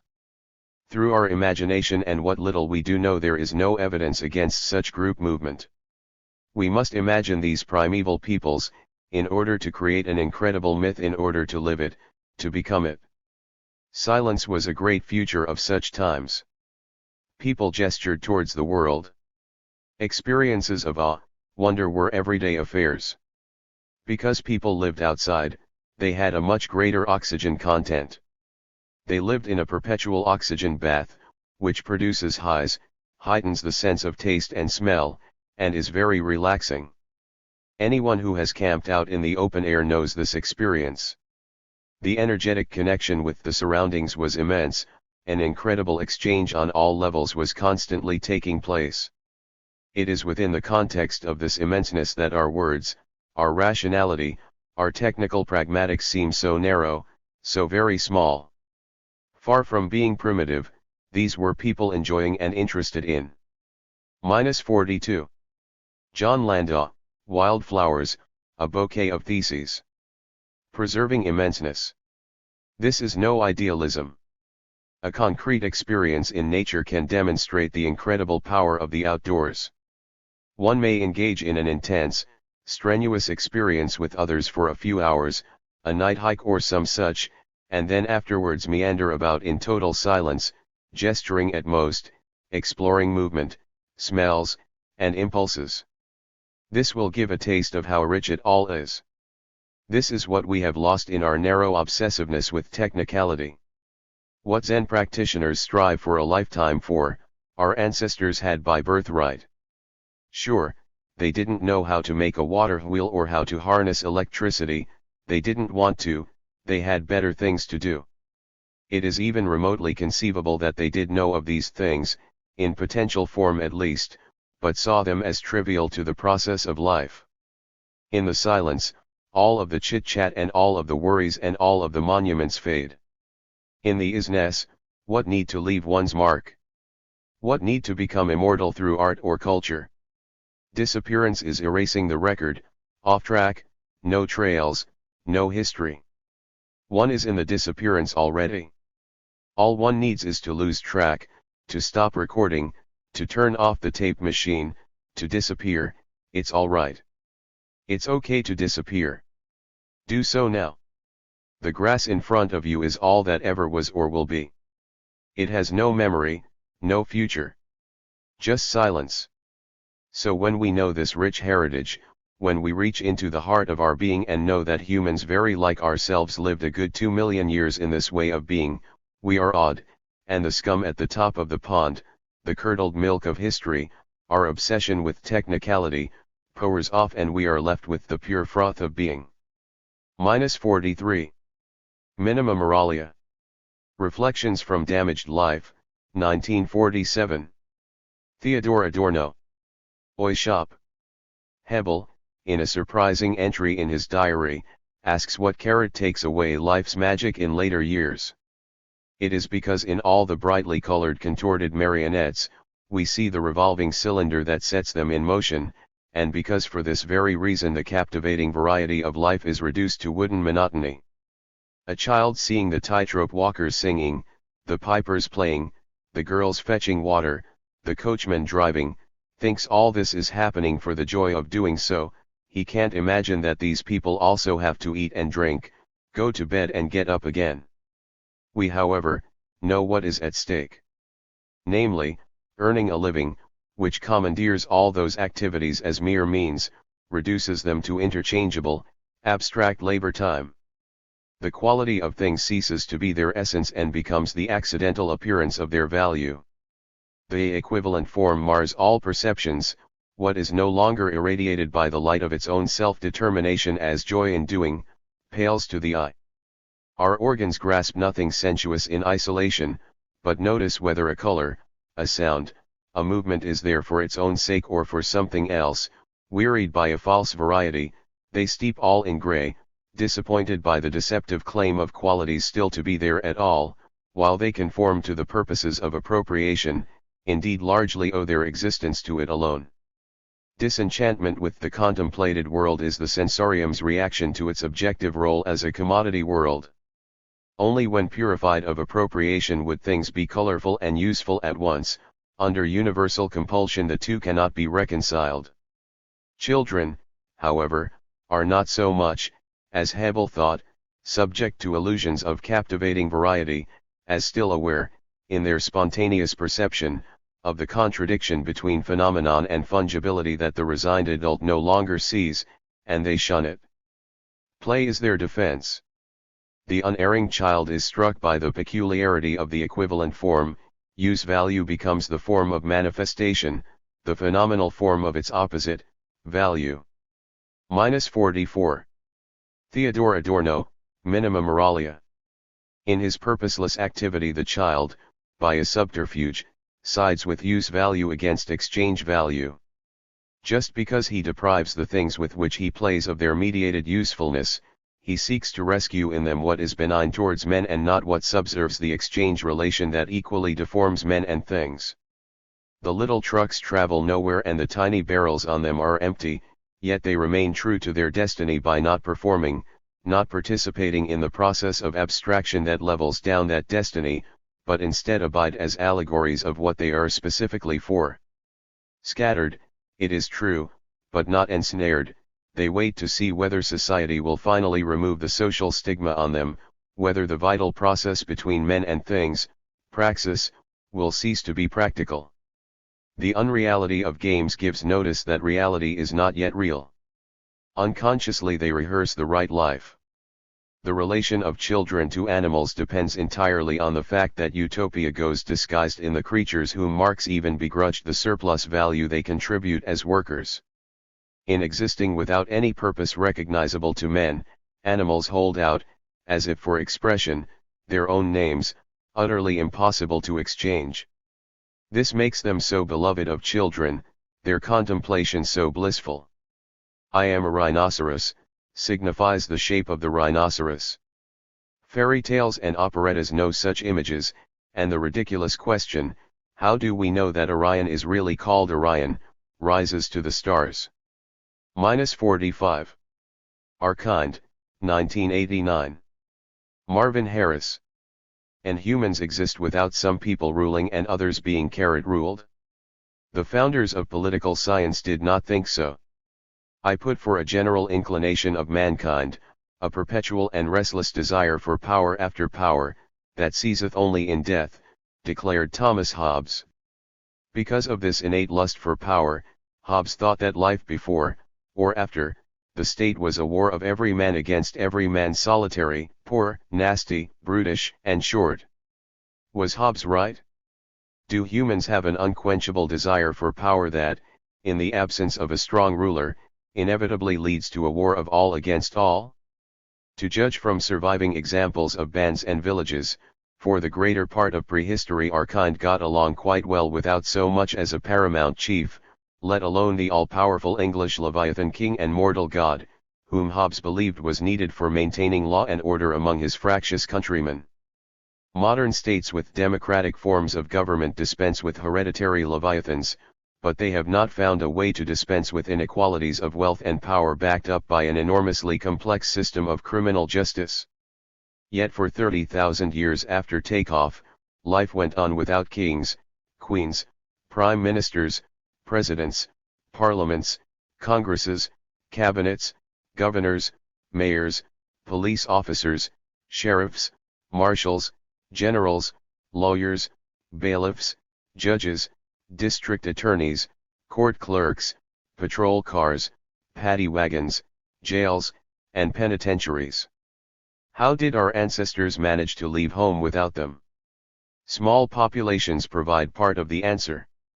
With 50 people per band or 150 per village, everybody knew everybody else intimately, so that the bonding of reciprocal exchange could hold people together.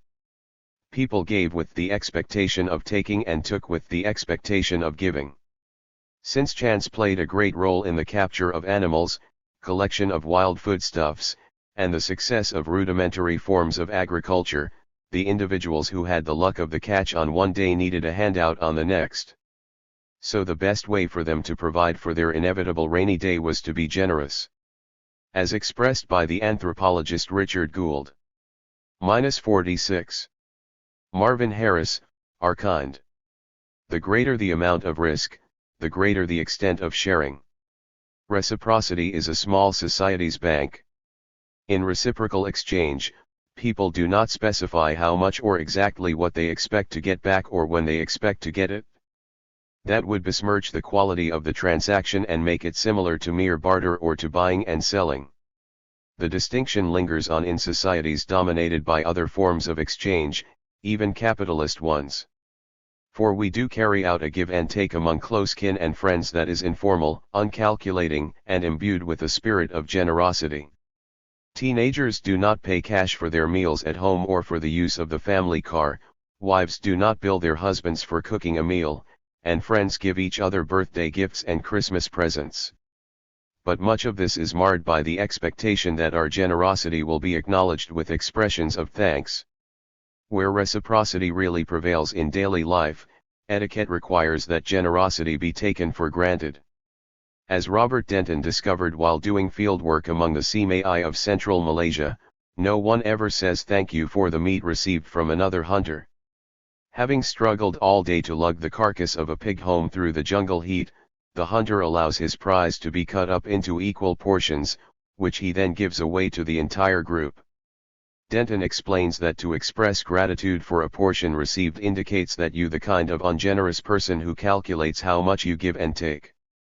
In this context, saying thank you is very rude, for it suggests first that one has calculated the amount of a gift and second, that one did not expect the donor to be so generous.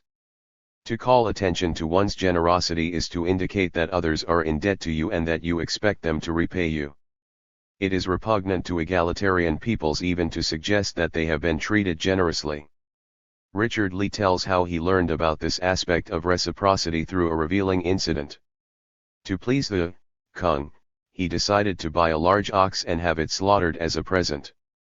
After several days searching Bantu agricultural villages looking for the largest and fattest ox in the region, he acquired what appeared to be a perfect specimen. But his friends took him aside and assured him that he had been duped into buying an absolutely worthless animal. "Of course, we will eat it," they said, "but it won't fill us up. We will eat and go home to bed with stomachs rumbling." But when Lee's ox was slaughtered, it turned out to be covered with a thick layer of fat. Later, his friends explained why they had said his gift was valueless, even though they knew better than he what lay under the animal's skin. -47. Section I. Outside civilization. Yes, when a young man kills much meat he comes to think of himself as a chief or big man, and he thinks of the rest of us as his servants or inferiors. We can't accept this. We refuse one who boasts, for someday his pride will make him kill somebody. So we always speak of his meat as worthless.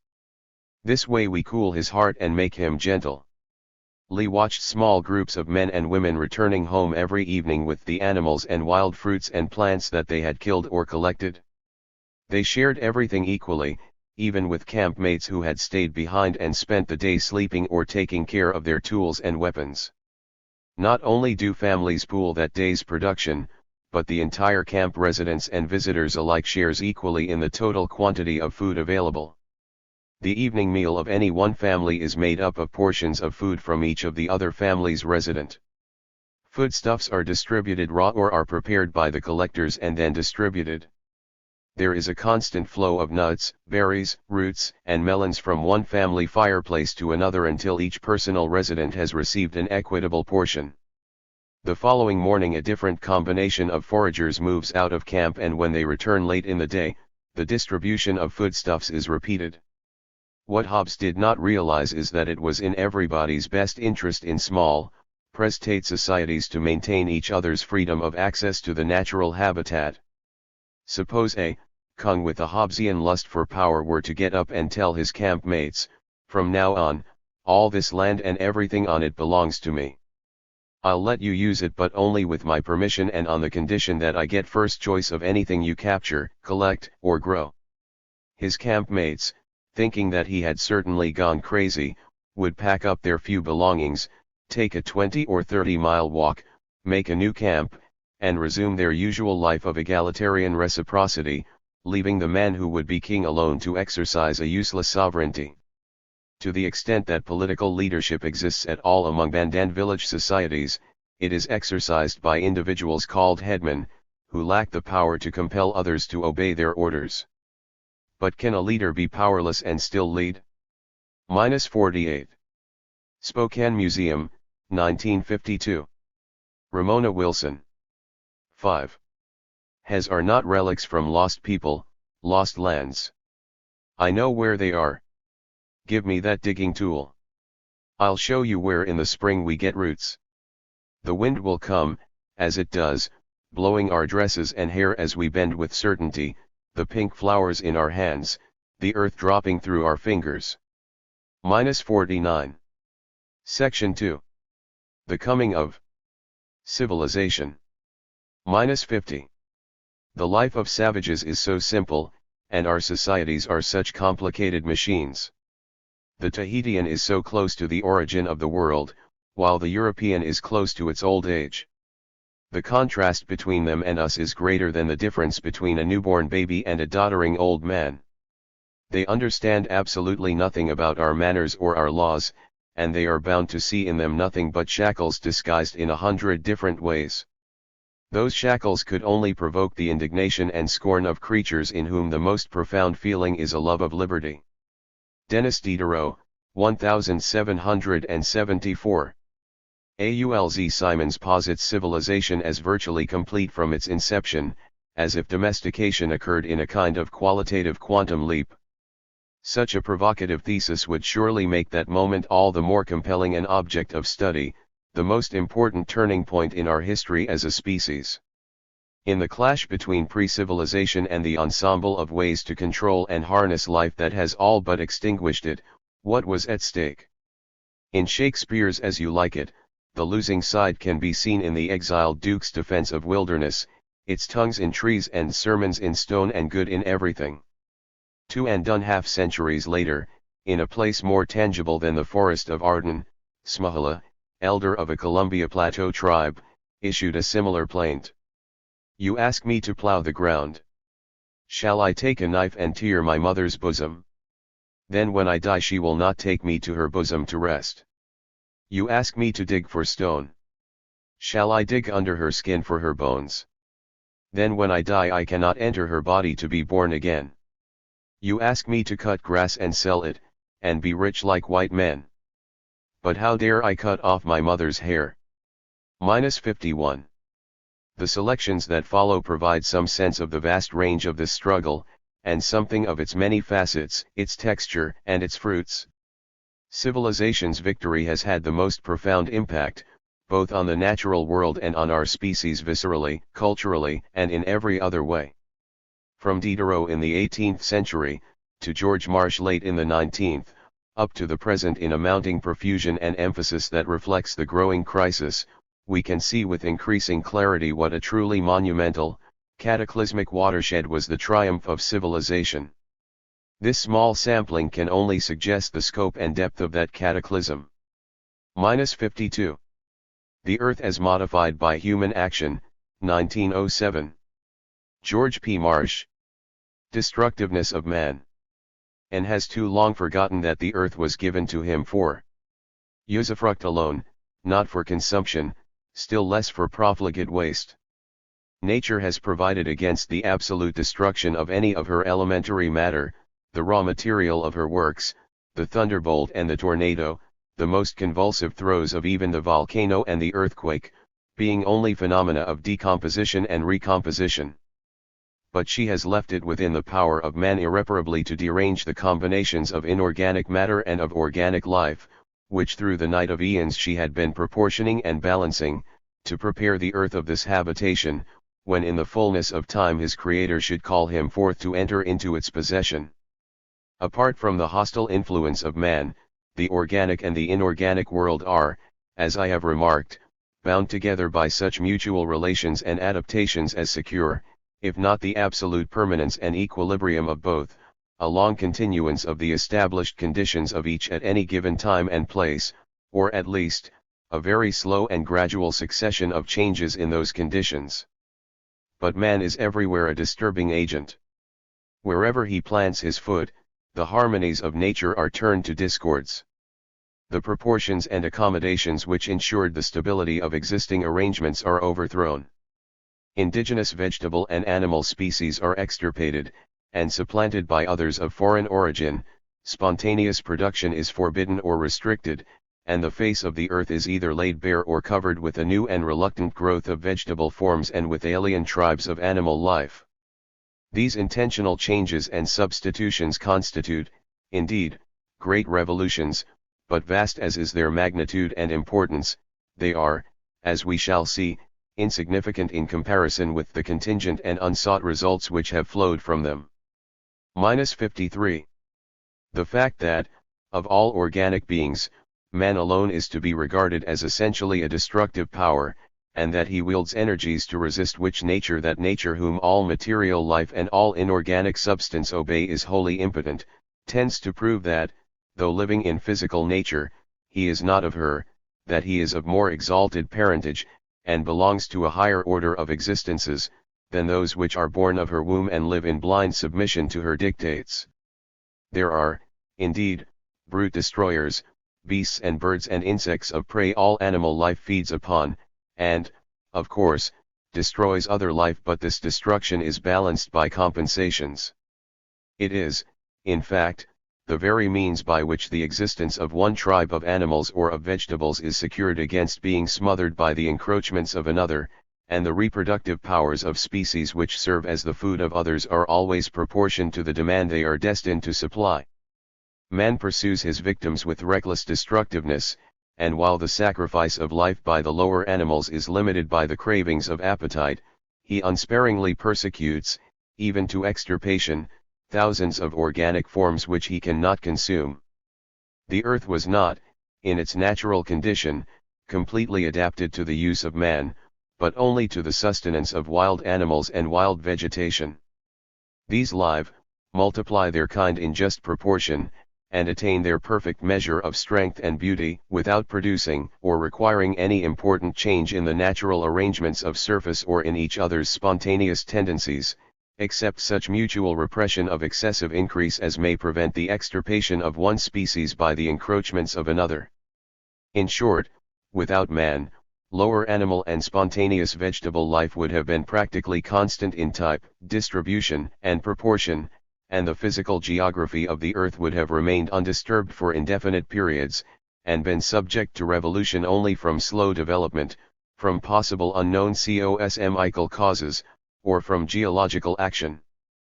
But man, the domestic animals that serve him, the field and garden plants the products of which supply him with food and clothing, cannot subsist and rise to the full development of their higher properties, unless brute and unconscious nature be effectually combated, and, in a great degree, vanquished by human art. Hence, a certain measure of transformation of terrestrial surface, of suppression of natural, and stimulation of artificially. -54. Modified productivity becomes necessary. This measure man has unfortunately exceeded. He has felled the forests whose network of fibrous roots bound the mold to the rocky skeleton of the earth, but had he allowed here and there a belt of woodland to reproduce itself by spontaneous propagation, most of the mischiefs which his reckless destruction of the natural protection of the soil has occasioned would have been averted.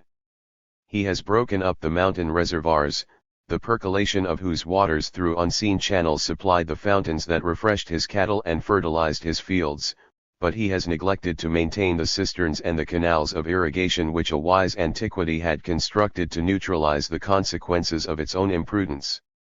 While he has torn the thin glebe which confined the light earth of extensive plains, and has destroyed the fringe of semi-aquatic plants which skirted the coast and checked the drifting of the sea sand, he has failed to prevent the spreading of the dunes by clothing them with artificially propagated vegetation. He has ruthlessly warred on all the tribes of animated nature whose spoil he could convert to his own uses, and he has not protected the birds which prey on the insects most destructive to his own harvests. Purely untutored humanity, it is true, interferes comparatively little with the arrangements of nature, and the destructive agency of man becomes more and more energetic and unsparing as he advances in civilization, until the impoverishment, with which his exhaustion of the natural resources of the soil is threatening him, at last awakens him to the necessity of preserving what is left, if not of restoring what has been wantonly wasted. The wandering savage grows no cultivated vegetable, fells no forest, and extirpates no useful plant, no noxious weed. If his skill in the chase enables him to entrap numbers of the animals on which he feeds, he compensates this loss by destroying also the lion, the tiger, the wolf, the otter, the seal, and the eagle, thus indirectly protecting the feebler quadrupeds and fish and fowls, which would otherwise become the booty of beasts and birds of prey. But with stationary life, or at latest with the pastoral state, man at once commences an almost indiscriminate warfare upon all the forms of animal and vegetable existence around him, and as he advances in civilization, he gradually eradicates or transforms every spontaneous product of the soil he occupies. -55. Section 2. The coming of civilization. Human and brute action compared. It is maintained by authorities as high as any known to modern science, that the action of man upon nature, though greater in degree, does not differ in kind from that of wild animals. It is perhaps impossible to establish a radical distinction in genera between the two classes of effects, but there is an essential difference between the motive of action which calls out the energies of civilized man and the mere appetite which controls the life of the beast. The action of man, indeed, is frequently followed by unforeseen and undesired results, yet it is nevertheless guided by a self-conscious will aiming as often at secondary and remote as at immediate objects. The wild animal, on the other hand, acts instinctively, and, so far as we are able to perceive, always with a view to single and direct purposes. The backwoodsman and the beaver alike fell trees, the man, that he may convert the forest into an olive grove that will mature its fruit only for a succeeding generation, the beaver, that he may feed upon the bark of the trees or use them in the construction of his habitation. The action of brutes upon the material world is slow and gradual, and usually limited, in any given case, to a narrow extent of territory. Nature is allowed time and opportunity to set her restorative powers at work, and the destructive animal has hardly retired from the field of his ravages before nature has repaired the damages occasioned by his operations. In fact, he is expelled from the scene by the very efforts which she makes for the restoration of her dominion. Man, on the contrary, extends his action over vast spaces, his revolutions are swift and radical, and his devastations are, for an almost incalculable time after he has withdrawn the arm that gave the blow, irreparable. The form of geographical surface, and very probably the climate, of a given country, depend much on the character of the vegetable life belonging to it. Man has, by domestication, greatly changed the habits and properties of the plants he rears. He has, by voluntary selection, immensely modified the forms and qualities of the animated creatures that serve him, and he has, at the same time, completely rooted out many forms of animal if not of vegetable being. What is there in the influence of brute life that corresponds to this? We have no reason to believe that, in that portion of the American continent which, though peopled by many tribes of quadruped and fowl, remained uninhabited by man or only thinly occupied by purely savage tribes, any sensible geographical change. -56. George P. Marsh, The Earth as Modified by Human Action. Had occurred within 20 centuries before the epoch of discovery and colonization, while, during the same period, man had changed millions of square miles, in the fairest and most fertile regions of the Old World, into the barrenest deserts. The ravages committed by man subvert the relations and destroy the balance which nature had established between her organized and her inorganic creations, and she avenges herself upon the intruder, by letting loose upon her defaced provinces destructive energies hitherto kept in check by organic forces destined to be his best auxiliaries, but which he has unwisely dispersed and driven from the field of action. When the forest is gone, the great reservoir of moisture stored up in its vegetable mold is evaporated, and returns only in deluges of rain to wash away the parched dust into which that mold has been converted. The well-wooded and humid hills are turned to ridges of dry rock, which encumber the low grounds and choke the watercourses with their debris, and except in countries favored with an equable distribution of rain through the seasons, and a moderate and regular inclination of surface, the whole earth, unless rescued by human art from the physical degradation to which it tends, becomes an assemblage of bald mountains, of barren, turfless hills, and of swampy and malarious plains. There are parts of Asia Minor, of northern Africa, of Greece, and even of Alpine Europe, where the operation of causes set in action by man has brought the face of the earth to a desolation almost as complete as that of the moon, and though, within that brief space of time which we call the historical period, they are known to have been covered with luxuriant woods, verdant pastures, and fertile meadows, they are now too far deteriorated to be reclaimable by man, nor can they become again fitted for human use, except through great geological changes, or other mysterious influences or agencies of which we have no present knowledge and over which we have no prospective control. The earth is fast becoming an unfit home for its noblest inhabitant, and another era of equal human crime and human improvidence, and of like duration with that through which traces of that crime and that improvidence extend, would reduce it to such a condition of impoverished productiveness, of shattered surface, of climatic excess, as to threaten the deprivation, barbarism, and perhaps even extinction of the species. 57. Beyond Geography, The Western Spirit Against the Wilderness, 1980. Frederick Turner. 31. North Americans are urged to think with a certain cautious fondness on our single great parable of intermingling, the marriage between the white Englishman John Rolfe and the Indian princess Pocahontas. This merging is supposed to symbolize a new and hopeful beginning in the New World. But the records of that arrangement tell us something else. The marriage was not based on any true desire for merging but rather on political expediency and a fear that no marriage could bridge. John Rolfe may, as Perry Miller says, have been horrified to find some genuine affection for Pocahontas overtaking him. God, he knew, had forbidden intermarriage to the Israelites in the interests of tribal solidarity and religious purity, and so Rolfe knew that he must find a means of justifying what otherwise could only be construed as a slide into temptation.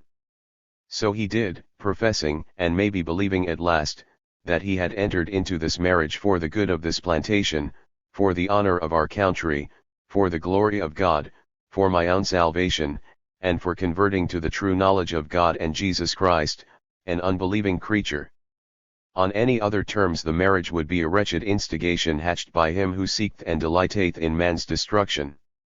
It was a difficult business, this possessing while withholding themselves, and the records show that it was not uniformly accomplished, though European governments would do their best by sending out shiploads of white women to keep the white men in the clearings and out of the woods. For neither the French nor the Spanish was John Rolfe a paragon, though it was the English themselves who strove most to avoid his example.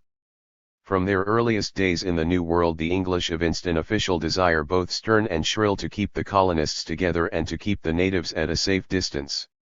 So they recorded with a sour satisfaction the fate of a splinter colony at Wessagusset, Massachusetts, that strayed off and kept Indian women but that managed itself so improvidently that it soon came near to starvation. 58. And then became so base as actually to serve the Indians for sustenance. One poor, half-starved fellow was found dead where he had stood in tidal mud in his last search for shellfish. In Virginia, Massachusetts, and Connecticut there were stiff penalties for those who moved ahead of the line of settlement and lived surrounded only by woods, animals, and Indians. Such individuals, it was reasoned, would soon, like the untended olive, turn wild themselves, and one of Cotton Mather's most persistent laments was the Indianizing of the whites. As he watched them straggle off into the woods, establish barbarous little outposts, and settle slowly into native ways, he predicted divine retribution as of old. What all this tells us is that these newcomers had felt obscurely the lure of the New World and that some had responded to it out of old dreams long repressed in the march of Christian history. For the fear of possession does not make sense by itself, as wilderness travelers Joseph Conrad and Carl Jung knew so well. Only when the fear is seen as the obverse of desire does it reveal its full truth. Conrad, witness to the European invasion of the tropics, wrote of those who had succumbed to the temptation and had become lost forever like Willems in an outcast of the islands and Kurtz in the heart of darkness, who pronounced judgment on his own reversion, the horror. The horror. Almost never do our raw wilderness documents speak openly of this lure, of the human need to feel possessed, body and spirit, by a landscape both visible and numinous. Only negatively can they do so, guiding us in their obsessive loathing of those who did succumb. And only this situation can adequately explain the strange persistence and perpetuation through the centuries of the tradition of the willing captive, one who, being captured, refused redemption or ran away after being redeemed, slipping off from the settlements to return to the tribes and the wilderness.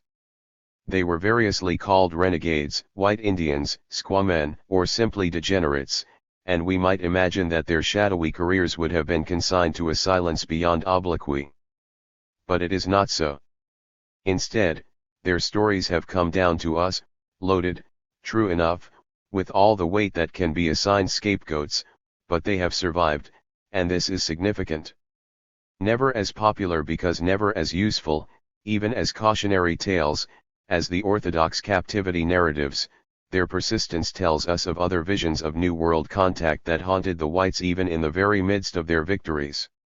-59. The stories begin with what was for us the beginning of the Americas, with Columbus. One Miguel Diaz of the Second Voyage wounded a fellow Christian in an argument and to escape punishment ran away into the woods where he became the consort of the local chief Tinus.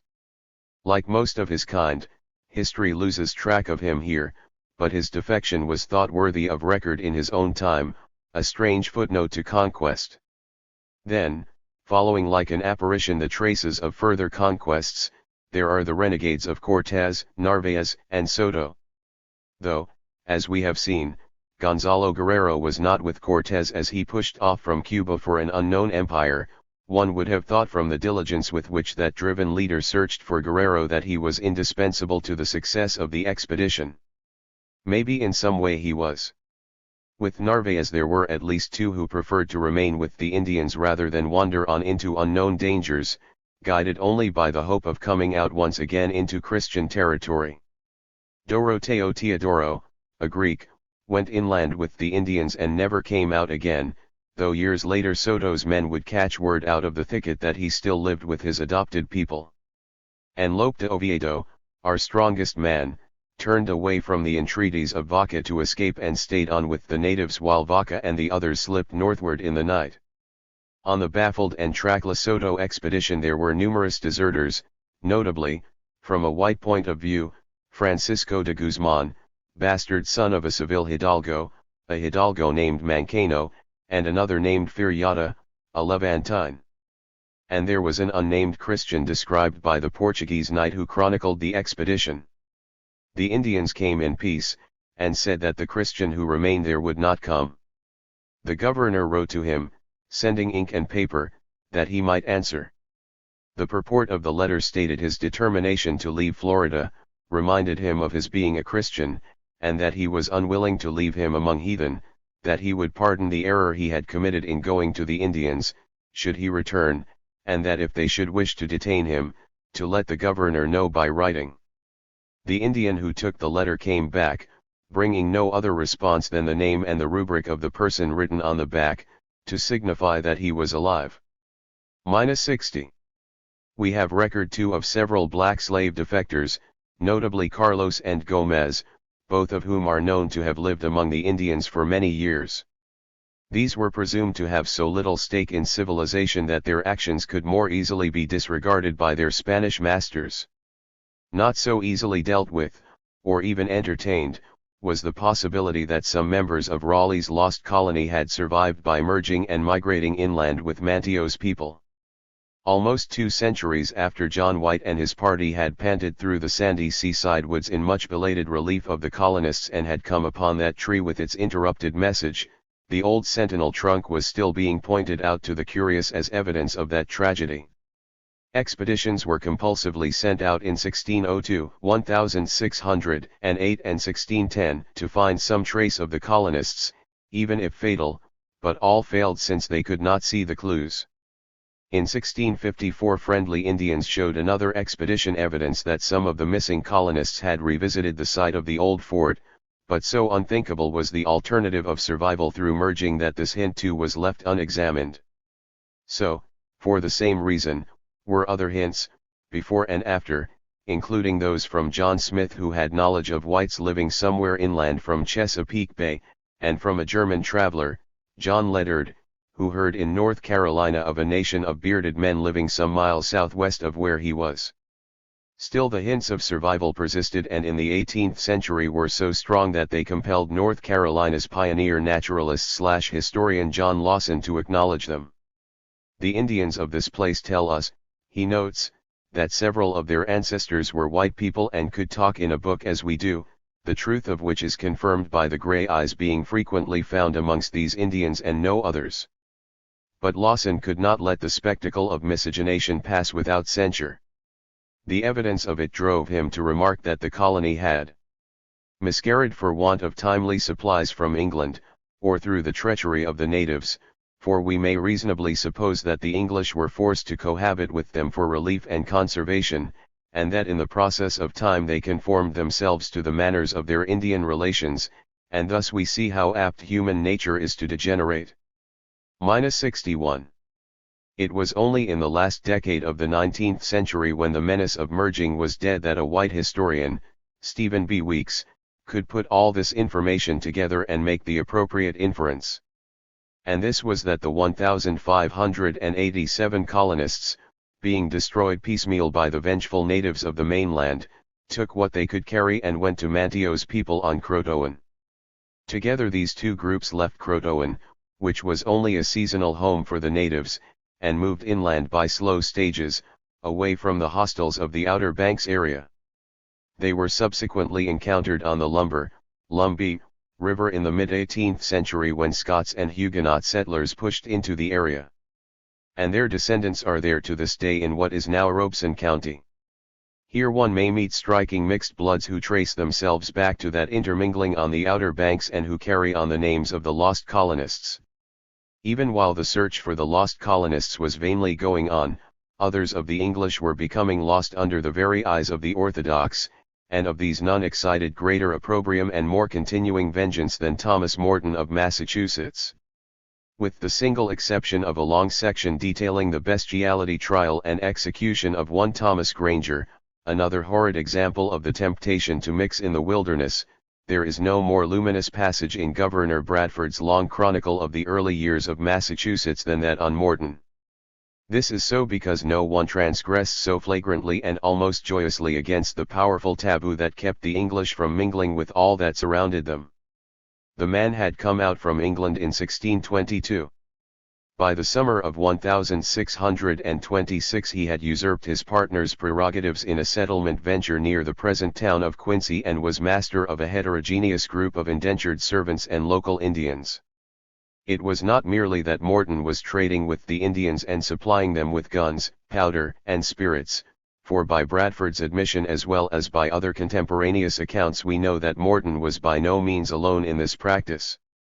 Indeed, had all those English been Mortons, there might have been little to fear from selling the natives what would then have been merely hunting arms.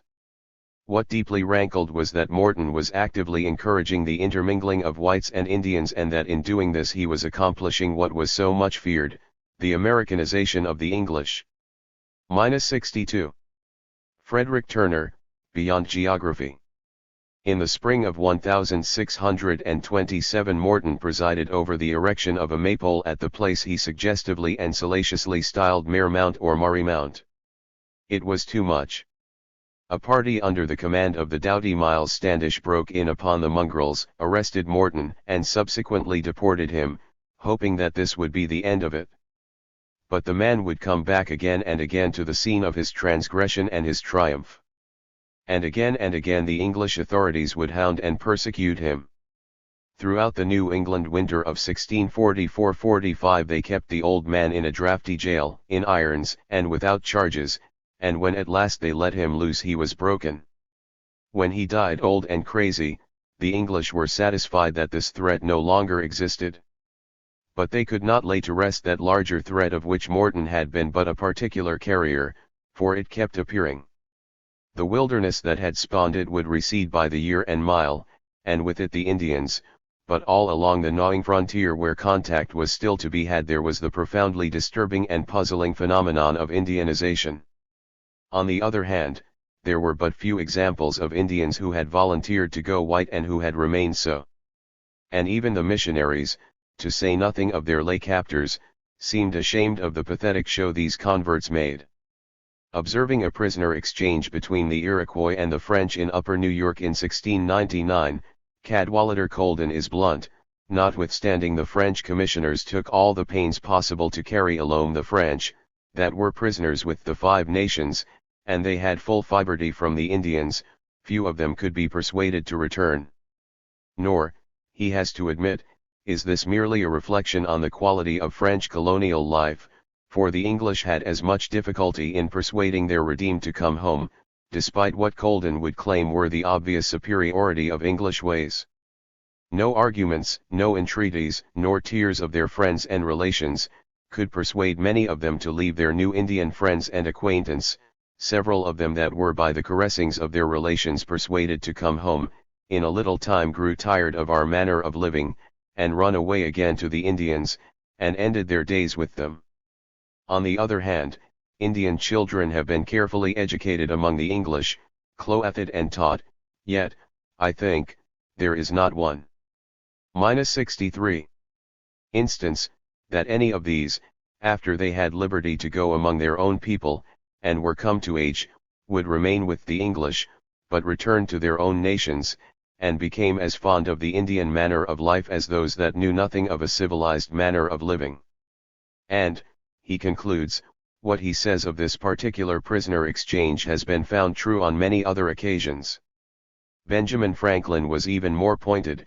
When an Indian child is raised in white civilization, he remarks, the civilizing somehow does not stick, and at the first opportunity he will go back to his red relations, from whence there is no hope whatever of redeeming him. But, when white persons of either sex have been taken prisoners young by the Indians, and have lived a while among them, though ransomed by their friends, and treated with all imaginable tenderness to prevail with them to stay among the English, yet in a short time they become disgusted with our manner of life, and the care and pains that are necessary to support it, and take the first good opportunity of escaping again into the woods, from whence there is no reclaiming them. Colden's New York neighbor Crèvecoeur, for all his subsequently celebrated prating about this new person who was an American, almost unwittingly reveals in the latter portion of his letters from an American farmer that the only really new persons are those who have forsaken white civilization for the tribes. As long as we keep ourselves busy tilling the earth, he writes, there is no fear of any of us becoming wild. And yet, conditions being what they then were, it was not that simple. It was not always possible to keep one's head looking down at the soil shearing away from the bright plough blade. There was always the great woods, and the life to be lived within it was, Crèvecoeur admits, singularly captivating, perhaps even superior to that so boasted of by the transplanted Europeans. For, as many knew to their rueful amazement, thousands of Europeans are Indians, and we have no examples of even one of those aborigines having from choice become Europeans. 64. The Invasion Within, The Contest of Cultures in Colonial North America, 1985. James Axtell. When the colonists allowed the native farmers to proceed unmolested, the English ideology of farming clashed with traditional Indian practices and beliefs. In English eyes a farm was the private property of an individual husbandman who fenced and hedged its boundaries to declare his ownership. Its products were the fruits of none but his own labor, and he could dispose of them as he saw fit. Its sole use he reserved for himself by a civil law of trespass. The Indians of the Northeast, on the other hand, held a communal idea of the land. Individual families, represented by their women, might own personal gardens, but fields of corn, beans, and squash were the possession of the whole village, which tilled them and shared equally their fruits. In the absence of corn-craving animals, the natives felt no need to fence their acres, an effort that in any event would have been wasted in their periodic removes to new ground. The southern Indians thought the colonists childish for confining their improvements, as if the crop would eat itself. In the north, where denser European settlement and more numerous cattle posed a constant threat, fences often became an unwelcome necessity. Yet even there the Indians' fences were often described as miserable because they did not have the heart to fence their grounds. Before the Indians could subsist solely upon the fruits of farming, they had to jettison their traditional communal ethic of sharing and hospitality. For unless everyone in the community could shift at the same time to an individualistic, every man for himself philosophy of accumulation, the provident exemplar of the civilized way would lose all incentive by being eaten out of house and home by his improvident friends and relatives.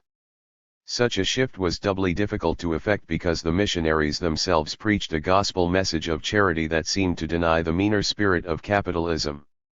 Samuel Kirkland's encouragement of the Oneidas to a life of farming, for example, was met with precious little success, and the entreaties of his impoverished villagers.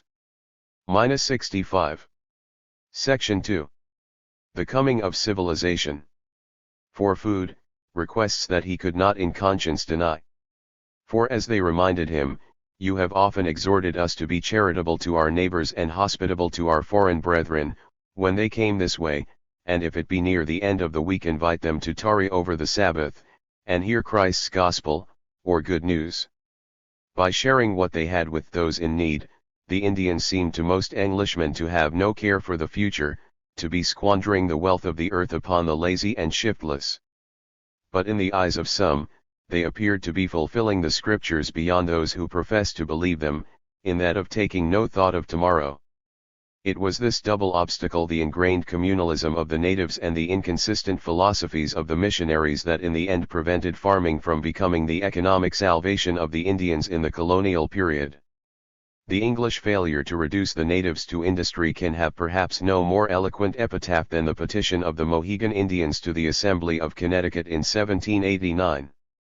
Nostalgic for a golden past, their plea also bears witness to the powerful bonds of community that sustained them through almost 2 centuries of forced acculturation, political domination, and religious intolerance, but now could sustain them no longer. The times are exceedingly altered, they wrote. Yea, the times have turned everything upside down, or rather we have changed the good times, chiefly by the help of the white people. For in times past our forefathers lived in peace, love, and great harmony, and had everything in great plenty. When they wanted meat they would just run into the bush a little ways with their weapons and would soon bring home good venison, raccoon, bear, and fowl. If they choose to have fish, they would only go to the river or along the seashore, and they would presently fill their cannas with variety of fish, both scaled and shellfish, and they had abundance of nuts, wild fruit, ground nuts, and ground beans, and they planted but little corn and beans, and they kept no cattle or horses, for they needed none. And they had no contention about their lands, it lay in common to them all, and they had but one large dish, and they could all eat together in peace and love. But alas, it is not so now, all our fishing, hunting, and fowling is entirely gone. And we have now begun to work on our land, keep cattle, horses, and hogs, and we build houses and fence in lots, and now we. 66. James Axtell, The Invasion Within. Plainly see that one dish and one fire will not do any longer for us. Some few there are stronger than others, and they will keep off the poor, weak, the halt, and the blind, and will take the dish to themselves. Yeah, they will rather call white people and mulattoes to eat with them out of our dish, and poor widows and orphans must be pushed one side, and there they must set a crying, starving, and die. So it was with hearts full of sorrow and grief that they asked that our dish of succotish may be equally divided amongst us, that every one may have his own little dish by himself, that he may eat quietly and do with his dish as he pleases, and let every one have his own fire. Other tribes as well eventually succumbed to the necessities of a foreign economy and an alien work ethic, but seldom before the colonies gained their independence and began to hurl a missionary onslaught at the remains of native idleness and independence. But even then the time clock and the regular paycheck could not completely stifle the traditional Indian values of social generosity and personal liberty. 67. Elements of Refusal, 1988. John Zerzan. Thought food production by its nature includes a latent readiness for political domination, and although civilizing culture was from the beginning its own propaganda machine, the changeover involved a monumental struggle. Freddie Perlman's Against Leviathan. Against His Story is unrivaled on this, vastly enriching Toynbee's attention to the internal and external proletariats, discontents within and without civilization. Nonetheless, along the axis from digging stick farming to plow agriculture to fully differentiated irrigation systems, an almost total genocide of gatherers and hunters was necessarily effected. The formation and storage of surpluses are part of the domesticating will to control and make static, an aspect of the tendency to symbolize. A bulwark against the flow of nature, surplus takes the forms of herd animals and granaries. Stored grain was the earliest medium of equivalence, the oldest form of capital. Only with the appearance of wealth in the shape of storable grains do the gradations of labor and social classes proceed. While there were certainly wild grains before all this, and wild wheat, by the way, is 24% protein compared to 12% for domesticated wheat, the bias of culture makes every difference. Civilization and its cities rested as much on granaries as on symbolization. The mystery of agriculture's origin seems even more impenetrable in light of the recent reversal of long-standing notions that the previous era was one of hostility to nature and an absence of leisure. One could no longer assume, wrote Arm, that early man domesticated plants and animals to escape drudgery and starvation. If anything, the contrary appeared true, and the advent of farming saw the end of innocence.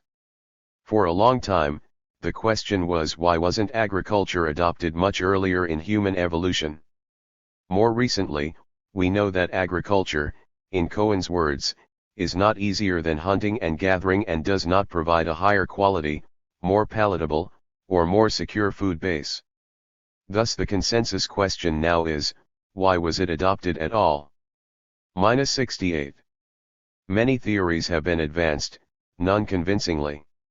Child and others argue that population increase pushed human societies into more intimate contact with other species, leading to domestication and the need to produce in order to feed the additional people. But it has been shown rather conclusively that population increase did not precede agriculture but was caused by it. I don't see any evidence anywhere in the world, concluded Flannery, that suggests that population pressure was responsible for the beginning of agriculture.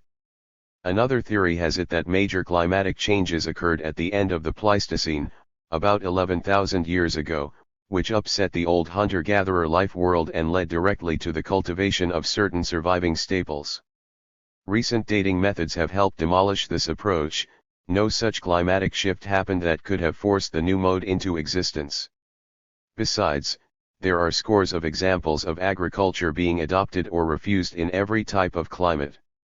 Another major hypothesis is that agriculture was introduced via a chance discovery or invention, as if it had never occurred to the species before a certain moment that, for example, food grows from sprouted seeds. It seems certain that Paleolithic humanity had a virtually inexhaustible knowledge of flora and fauna for many tens of thousands of years before the cultivation of plants began, which renders this theory especially weak. Agreement with Carl Sauer's summation that agriculture did not originate from a growing or chronic shortage of food is sufficient, in fact, to dismiss virtually all originary theories that have been advanced. A remaining idea, presented by Ftan, Isaac, and others, holds that food production began at base as a religious activity. This hypothesis comes closest to plausibility. Sheep and goats, the first animals to be domesticated, are known to have been widely used in religious ceremonies, and to have been raised in enclosed meadows for sacrificial purposes. Before they were domesticated, moreover, sheep had no wool suitable for textile purposes. The main use of the hen in southeastern Asia and the eastern Mediterranean, the earliest centers of civilization, seems to have been, according to Darby, sacrificial or divinatory rather than alimentary. Sauer adds that the egg-laying and meat-producing qualities of tamed fowl are relatively late consequences of their domestication.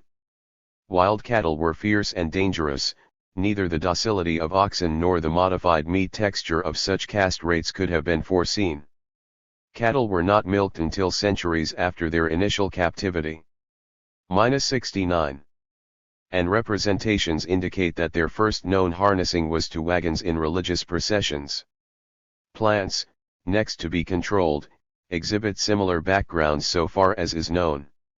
Consider the New World examples of squash and pumpkin, used originally as ceremonial rattles. Johannesson discussed the religious and mystical motives connected with the domestication of maize, Mexico's most important crop and center of its native Neolithic religion.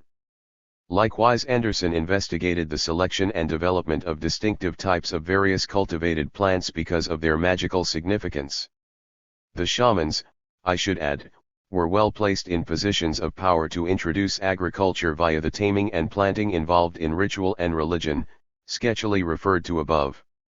Though the religious explanation of the origins of agriculture has been somewhat overlooked, it brings us, in my opinion, to the very doorstep of the real explanation of the birth of production, that non-rational, cultural force of alienation which spread, in the forms of time, language, number, and art, to ultimately colonize material and psychic life in agriculture. Religion is too narrow a conceptualization of this infection and its growth. Domination is too weighty, too all-encompassing, to have been solely conveyed by the pathology that is religion. But the cultural values of control and uniformity that are part of religion are certainly part of agriculture, and from the beginning. Noting that strains of corn cross-pollinate very easily, Anderson studied the very primitive agriculturists of Assam, the Naga tribe, and their variety of corn that exhibited no differences from plant to plant.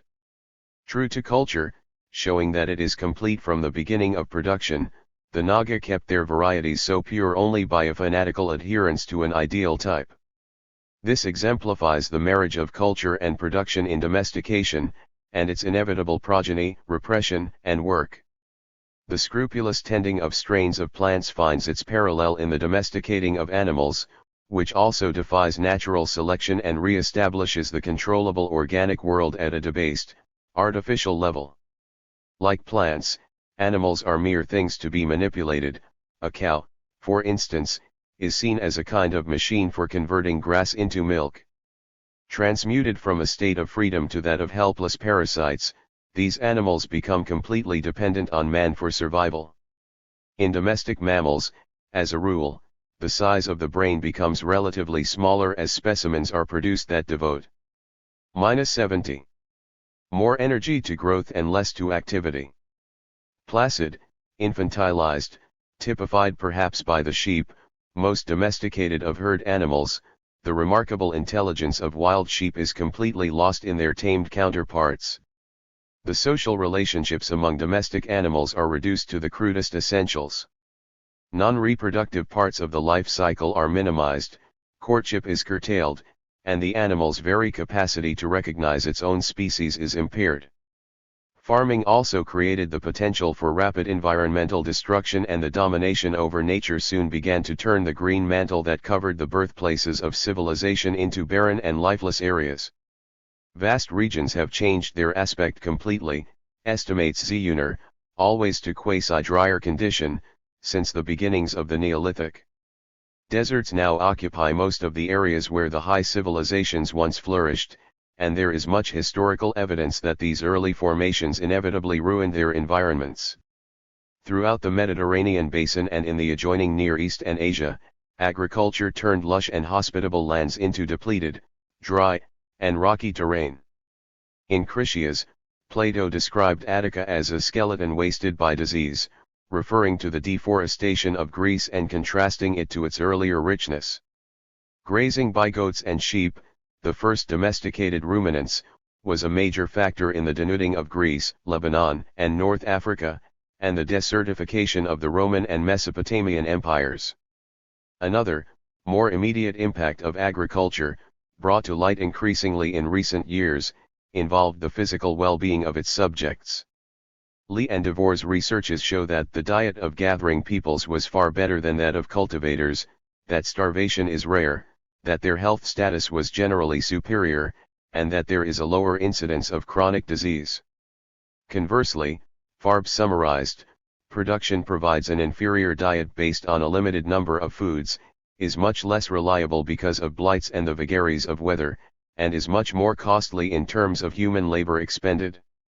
The new field of paleopathology has reached even more emphatic conclusions, stressing, as does Angel, the sharp decline in growth and nutrition caused by the changeover from food gathering to food production.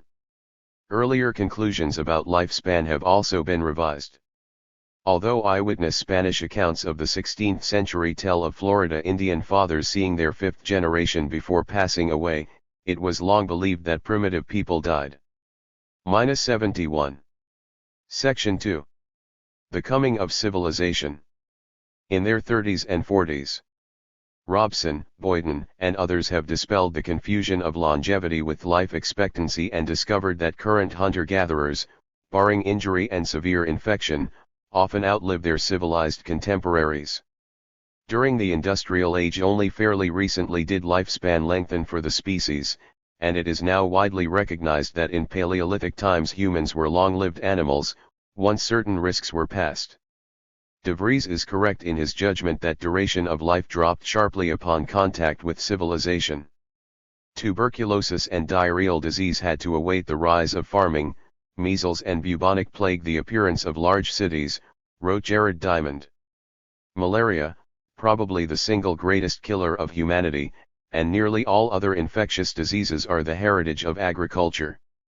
Nutritional and degenerative diseases in general appear with the reign of domestication and culture. Cancer, coronary thrombosis, anemia, dental caries, and mental disorders are but a few of the hallmarks of agriculture. Previously women gave birth with no difficulty and little or no pain. People were far more alive in all their senses. Kung San, reported R.H. Post, have heard a single-engined plane while it was still 70 miles away, and many of them can see 4 moons of Jupiter with the naked eye. The summary judgment of Harris and Ross, as to an overall decline in the quality and probably in the length of human life among farmers as compared with earlier hunter-gatherer groups, is understated. One of the most persistent and universal ideas is that there was once a golden age of innocence before history began. Hesiod, for instance, referred to the life-sustaining soil, which yielded its copious fruits unbribed by toil. Eden was clearly the home of the hunter-gatherers, and the yearning expressed by the historical images of paradise must have been that of disillusioned tillers of the soil for a lost life of freedom and relative ease. The history of civilization shows the increasing displacement of nature from human experience, characterized in part by a narrowing of food choices. According to Rooney, prehistoric peoples found sustenance in over 1,500 species of wild plants, whereas all civilizations, Wenck reminds us, have been based on the cultivation of one or more of just 6 plant species: wheat, barley, millet, rice, maize, and potatoes. It is a striking truth that over the centuries the number of different edible foods which are actually eaten, Pike points out, has -72. John Zerzan, Elements of Refusal. Steadily dwindled.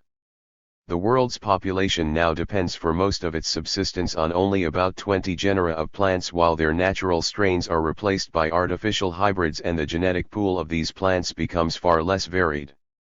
The diversity of food tends to disappear or flatten out as the proportion of manufactured foods increases. Today the very same articles of diet are distributed worldwide, so that an Inuit Eskimo and an African native may soon be eating powdered milk manufactured in Wisconsin or frozen fish sticks from a single factory in Sweden.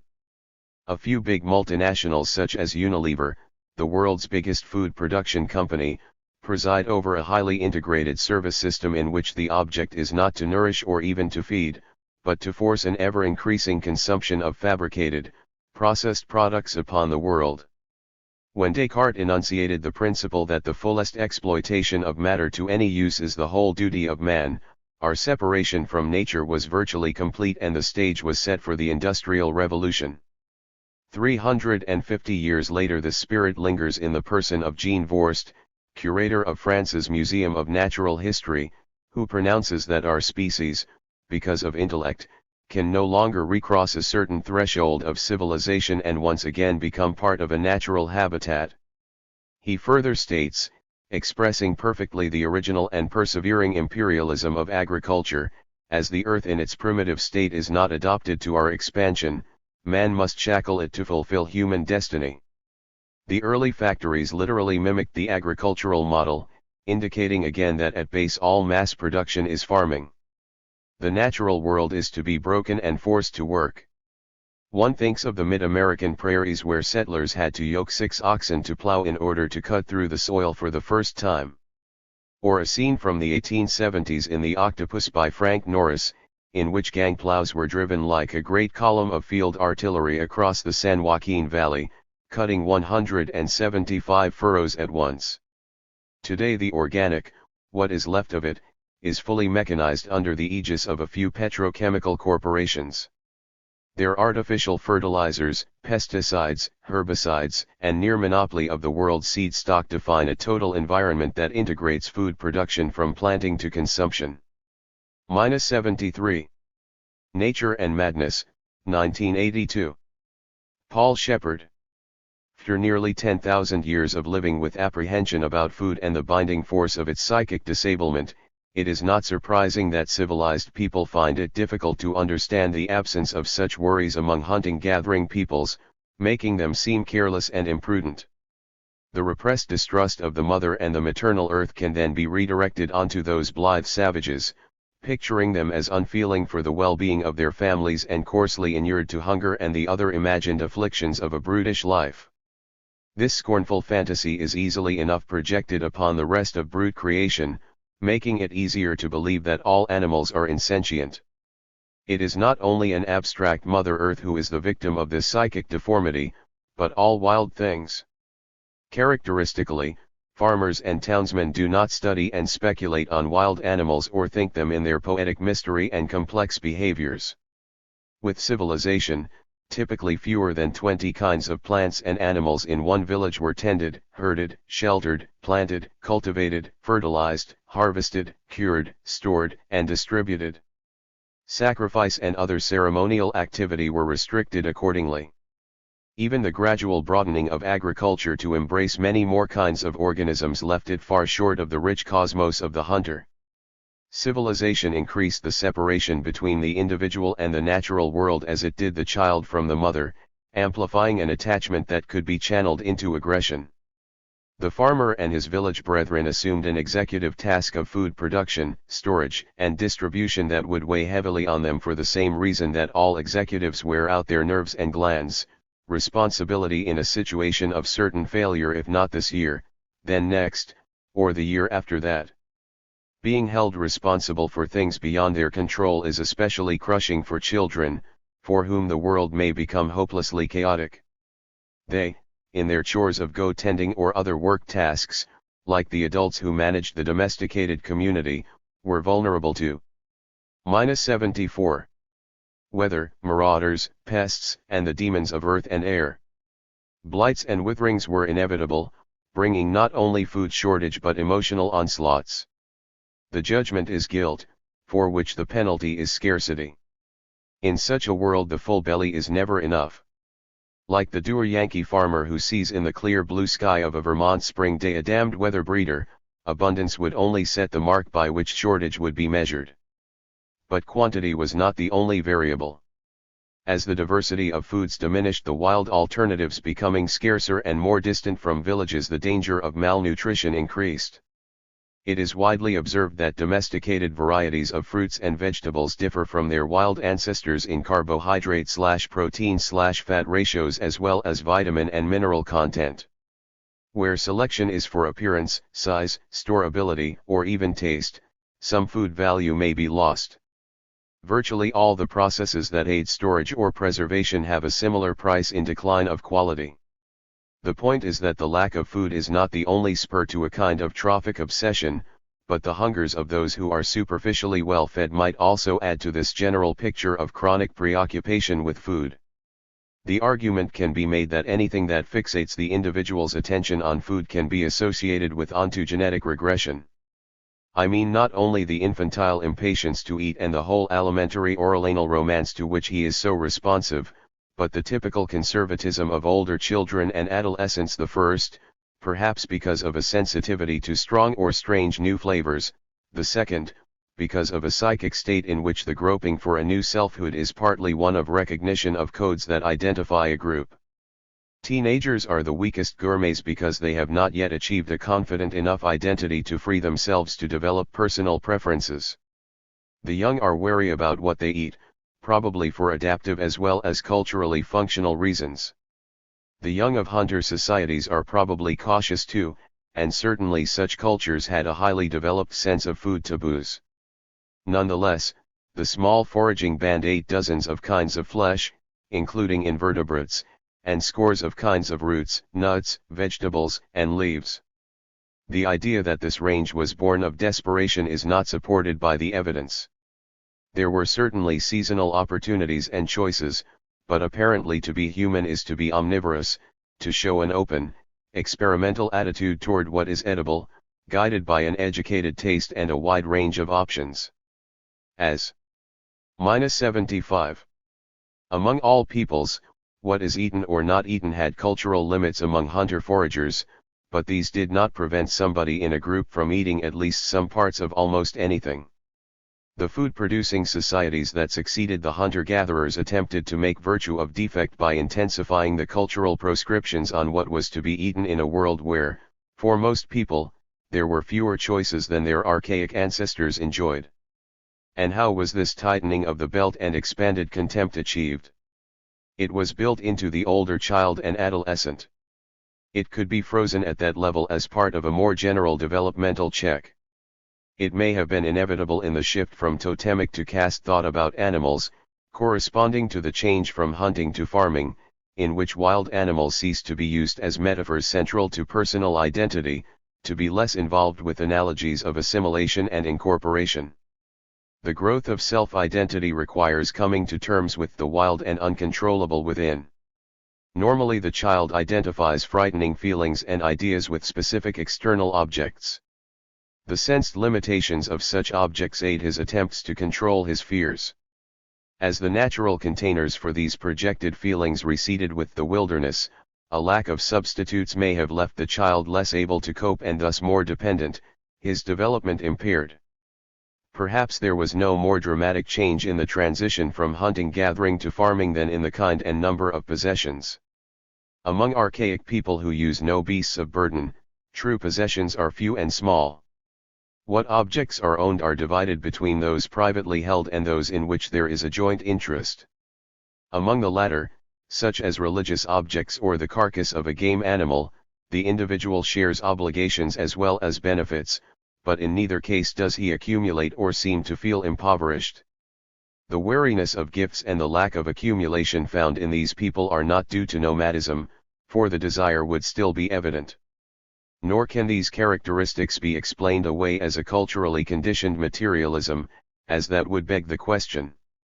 This absence of wanting belonging seems more likely to be part of a psychological dimension of human life and its modification in civilization. Belongings is an interesting word, referring to membership and therefore to parts of a whole. If that whole is me, then perhaps the acquisition of mostly man-made objects can contribute in some way to my identity, a way that may compensate for some earlier means lost when people became sedentary and their world. -76. Mostly man-made landscapes. Or, if objects fail to fully suffice, we want more and more, as we crave more of a pain-killing drug. In short, what is it about the domesticated civilized world that alters the concept of self so that it is enhanced by property? Myself is to some extent made by me, at least insofar as I seem to gain control over it. A wilderness environment is, on the contrary, mostly given. For the hunter-forager, this me in a non-me world is the most penetrating and powerful realization in life.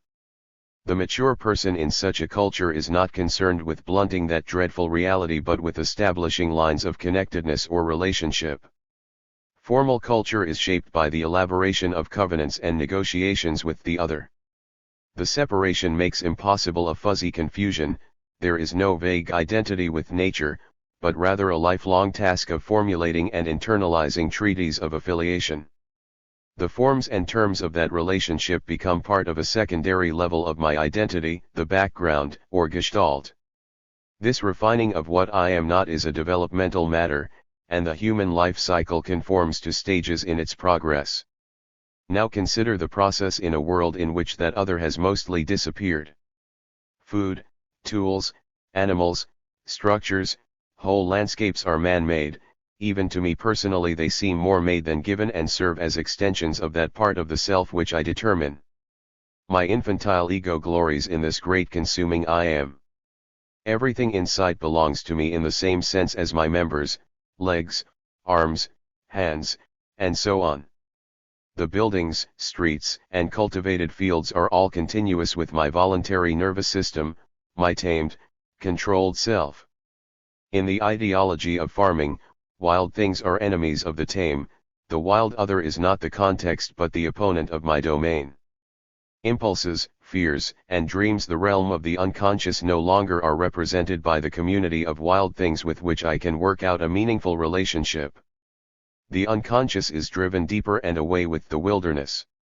New definitions of the self by trade and political subordination in part replace the metaphoric reciprocity between natural and cultural in the totemic life of the hunter-foragers. But the new system defines by exclusion. What had been a complementary entity embracing friendly and dangerous parts in a unified cosmos now takes on the colors of hostility and fragmentation. Even where the great earth religions of high agriculture tend to mend this rupture in the mythology of the symbolic mother, its stunting of the identity process remains. 77. Although he formulated the cognitive distinctions between totemic culture, with its analogy of a system of differences in non-human nature as a paradigm for the organization of culture, and caste, or agriculture, which find models for human relationships in the types of things made, Levi Strauss avoided the psychological developmental implications with admirable caution. But it is clear from the developmental scheme of Erikson that fine mastery of the neuromuscular system, self-discipline of the body, the emergence of skills, and awakening to tools are late juvenile and early adolescent concerns. In farming, the land itself becomes a tool, an instrument of production, a possession that is at once the object and implement of vocation as well as a definer of the self. As farming shifts from subsistence to monoculture, village specialists who do not themselves cultivate the soil appear. Their roles are psychologically and mythically reintegrated into society as a whole. Smith, potter, clerk, and priest become constituents of the new reality. That reality is for them all like the pot to the potter. 1. The wild world has reduced significance in his own conscious identity and may therefore be perceived, along with some part of himself, as chaotic. 2. He himself, like his pot, is a static made object, and, by inference, so is the rest of society and the world. 3. There is a central core of non-livingness in himself. 4. The ultimate refinements in his unique self are to be achieved by acts of will or creativity. 5. Daily labor routine, repetitive motions for long hours at a time is at the heart of his being. 6. His relationship to others is based on an exchange of possessions, and the accumulation of them is a measure of his personal achievement. And 7. The non-human world is primarily a source of substance to be shaped or made by man, as it was mythically by God. These are but fragments of the world of the artisan. Gradations exist between that world and totemic cultures. The transition took many centuries before man's concept of the wilderness was indeed defined by the first synonym in Roget's thesaurus, disorder. In the earliest farming societies perhaps there were only nuances of the psychology of domestication. The individual would not see himself as a possession or conceive of being possessed by others until tribal villages coalesced into chiefdoms and he was conscripted or enslaved or his labor sold as a commodity, events that may have been as much an outcome as a cause of the new consciousness. That was many generations in the future as the first harvesters of wild wheat began to save some grains to plant. Yet we see them. 78. Paul Shepard, Nature and Madness. Headed, however tentatively, toward the view of the planet as a thing rather than a thou, a product instead of an organism, to be possessed rather than encountered as a presence. This attitude connects with the psychological position of early infancy, when differentiation between the living and the non-living is still unclear. The badly nurtured infant may become imprinted with the hardness of its cradle or bottle so irreversibly that it cannot, even as an adult, form fully caring human relationships. But that is the extreme case. The earliest farmers were inclined to represent the landscape as a living being, even, at first, to conceive life in made things. But as those things became commodities and infancy was reshaped accordingly, the cosmos would become increasingly ambiguous. Attempts to resolve this conflict between the itness and the noumen of things, both the landscape and its reciprocal, the inner self, are a major goal of the religious and cultural activity of civilization. the domestication of animals had effects on human perception that went far beyond its economic implications. Men had been observing animals closely as a major intellectual activity for several million years. They have not been deterred, even by so momentous a change in the condition of man-animal relationship as domestication, but the message has been altered. Changes in the animals themselves, brought about by captivity and breeding programs, are widely recognized. These changes include plumper and more rounded features, greater docility and submissiveness, reduced mobility, simplification of complex behaviors, such as courtship, the broadening or generalizing of signals to which social responses are given, such as following behavior, reduced hardiness, and less specialized environmental and nutritional requirements. The sum effect of these is infantilization. The new message is an emotional appeal, sense of mastery, and relative simplicity of animal life. The style conveyed as a metaphor by the wild animal is altered to literal model and metonymic subordinate. Life is inevitable physical deformity and limitation, mindless frolic and alarms, bluntness, following and being herded, being fertile when called upon, representing nature at a new, cruder level. One or another of the domesticated forms was widely used as a substitute in human relations, as slave, sexual partner, companion, caretaker, family member. Animal and human discriminations that sustained barriers between species were breached, suggesting nothing so much in human experience as the very small child's. -79. Inability to see the difference between dogs and cows. Pet keeping, virtually a civilized institution, is an abyss of covert and unconscious uses of animals in the service of psychological needs, glossed over as play and companionship. The more extremely perverted private abuse of animals grades off into the sadistic slaughter of animals in public spectacles, of which the modern bullfight is an extravagant example. Before civilization, animals were seen as belonging to their own nation and to be the bearers of messages and gifts of meat from a sacred domain. In the village they became possessions. Yet ancient avatars, they remained fascinating in human eyes. A select and altered little group of animals, filtered through the bottleneck of domestication, came in human experience to represent the whole of animals of value to people. The ancient human approach to consciousness by seeing or discovering the self through other eyes and the need to encounter the otherness of the cosmos in its kindred aspect were two of the burdens thrust upon these deformed creatures. To educate his powers of discrimination and wonder, the child, born to expect subtle and infinite possibilities, was presented with fat hulks, vicious manics, and hypertrophied drudges. The psychological introjection of these as part of the self put the child on a detour in the developmental process that would culminate in a dead end, posted "You can't get there from here." -80. Health and the Rise of Civilization, 1989. Mark Nathan Cohen. The earliest visible populations of prehistory nonetheless do surprisingly well if we compare them to the actual record of human history rather than to our romantic images of civilized progress. Civilization has not been as successful in guaranteeing human well-being as we like to believe, at least for most of our history.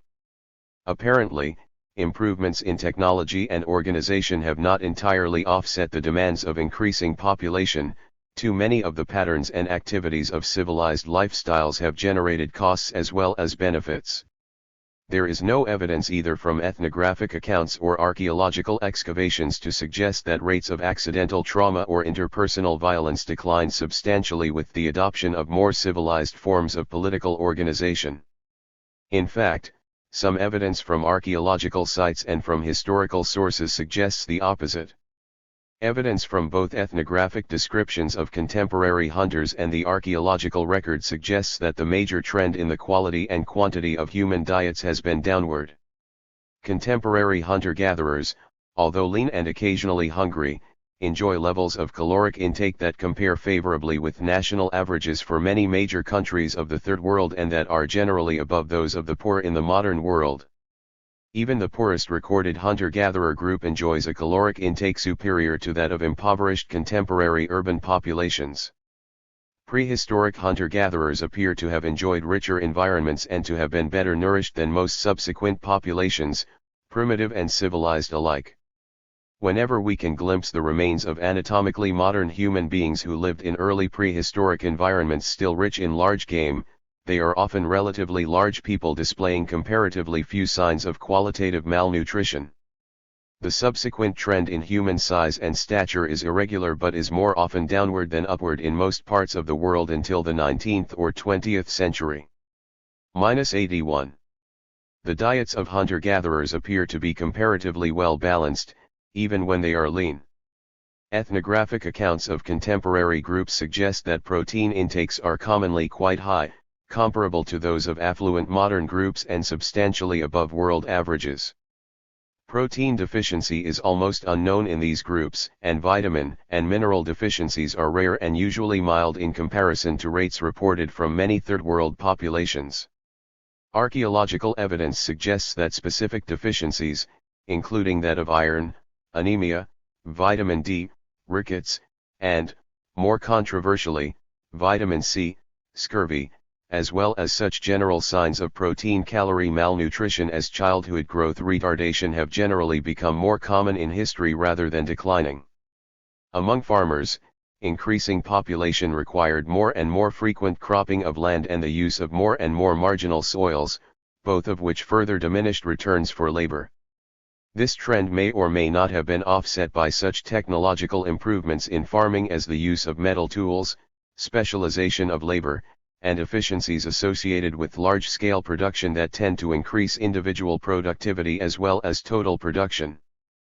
But whether the efficiency of farming increased or declined, the nutrition of individuals appears often to have declined for any of several reasons, because increasingly complex society placed new barriers between individuals and flexible access to resources, because trade often siphoned resources away, because some segments of the society increasingly had only indirect access to food, because investments in new technology to improve production focused power in the hands of elites so that their benefits were not widely shared, and perhaps because of the outright exploitation and deprivation of some segments of society.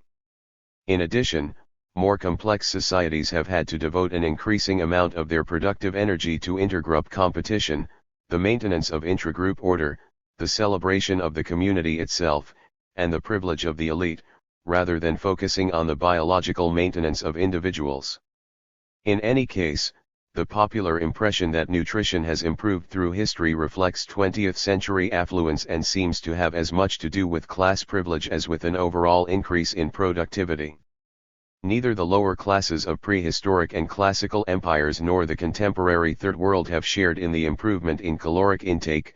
Consumption of animal protein seems to have declined for all but privileged groups. -82. There is no clear evidence that the evolution of civilization has reduced the risk of resource failure and starvation as successfully as we like to believe. Episodes of starvation occur among hunter-gatherer bands because natural resources fail and because they have limited ability either to store or to transport food. The risk of starvation is offset, in part, by the relative freedom of hunter-gatherers to move around and find new resources, but it is clear that with limited technology of transport they can move neither far nor fast enough to escape severe fluctuations in natural resources. But each of the strategies that sedentary and civilized populations use to reduce or eliminate food crises generate costs and risks as well as benefits. The supplementation of foraging economies by small-scale cultivation may help to reduce the risk of seasonal hunger, particularly in crowded and depleted environments. The manipulation and protection of species involved in farming may help to reduce the risk of crop failure. The storage of food in sedentary communities may also help protect the population against seasonal shortages or crop failure. But these advantages may be outweighed by the greater vulnerability that domestic crop species often display toward climatic fluctuations or other natural hazards, a vulnerability that is then exacerbated by the specialized nature or narrow focus of many agricultural systems. The advantages are also offset by the loss of mobility that results from agriculture and storage, the limits and failures of primitive storage systems, and the vulnerability of sedentary communities to political expropriation of their stored resources. Although the intensification of agriculture expanded production, it may have increased risk in both natural and cultural terms by increasing the risk of soil exhaustion in central growing areas and of crop failure in marginal areas. Such investments as irrigation to maintain or increase productivity may have helped to protect the food supply, but they generated new risks of their own and introduced new kinds of instability by making production more vulnerable to economic and political forces that could disrupt or distort the pattern of investment. Similarly, specialization of production increased the range of products that could be made and increased the overall efficiency of production, but it also placed large segments of the population at the mercy of fickle systems of exchange or equally fickle social and political entitlements. Modern storage and transport may reduce vulnerability to natural crises, but they increase vulnerability to disruption of the -83 technological or political and economic basis of the storage and transport systems themselves. Transport and storage systems are difficult and expensive to maintain. Governments that have the power to move large amounts of food long distances to offset famine and the power to stimulate investment in protective systems of storage and transport also have and can exercise the power to withhold aid and divert investment. The same market mechanisms that facilitate the rapid movement of produce on a large scale, potentially helping to prevent starvation, also set up patterns of international competition in production and consumption that may threaten starvation to those individuals who depend on world markets to provide their food, an ever-increasing proportion of the world population. It is therefore not clear, in theory, that civilization improves the reliability of the individual diet. As the data summarized in earlier chapters suggest, neither the record of ethnography and history nor that of archaeology provide any clear indication of progressive increase in the reliability, as opposed to the total size, of human food supplies with the evolution of civilization. Similar points can be made with reference to the natural history of infectious disease. The data reviewed in preceding chapters suggest that prehistoric hunting and gathering populations would have been visited by fewer infections and suffered lower overall rates of parasitization than most other world populations, except for those of the last century, during which antibiotics have begun to offer serious protection against infection.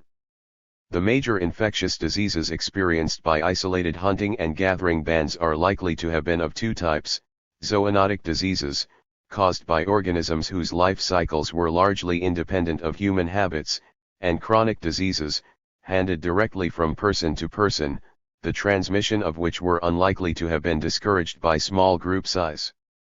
Of the two categories, the zoonotic infections are undoubtedly the more important. They are likely to have been severe or even rapidly fatal because they were poorly adapted to human hosts.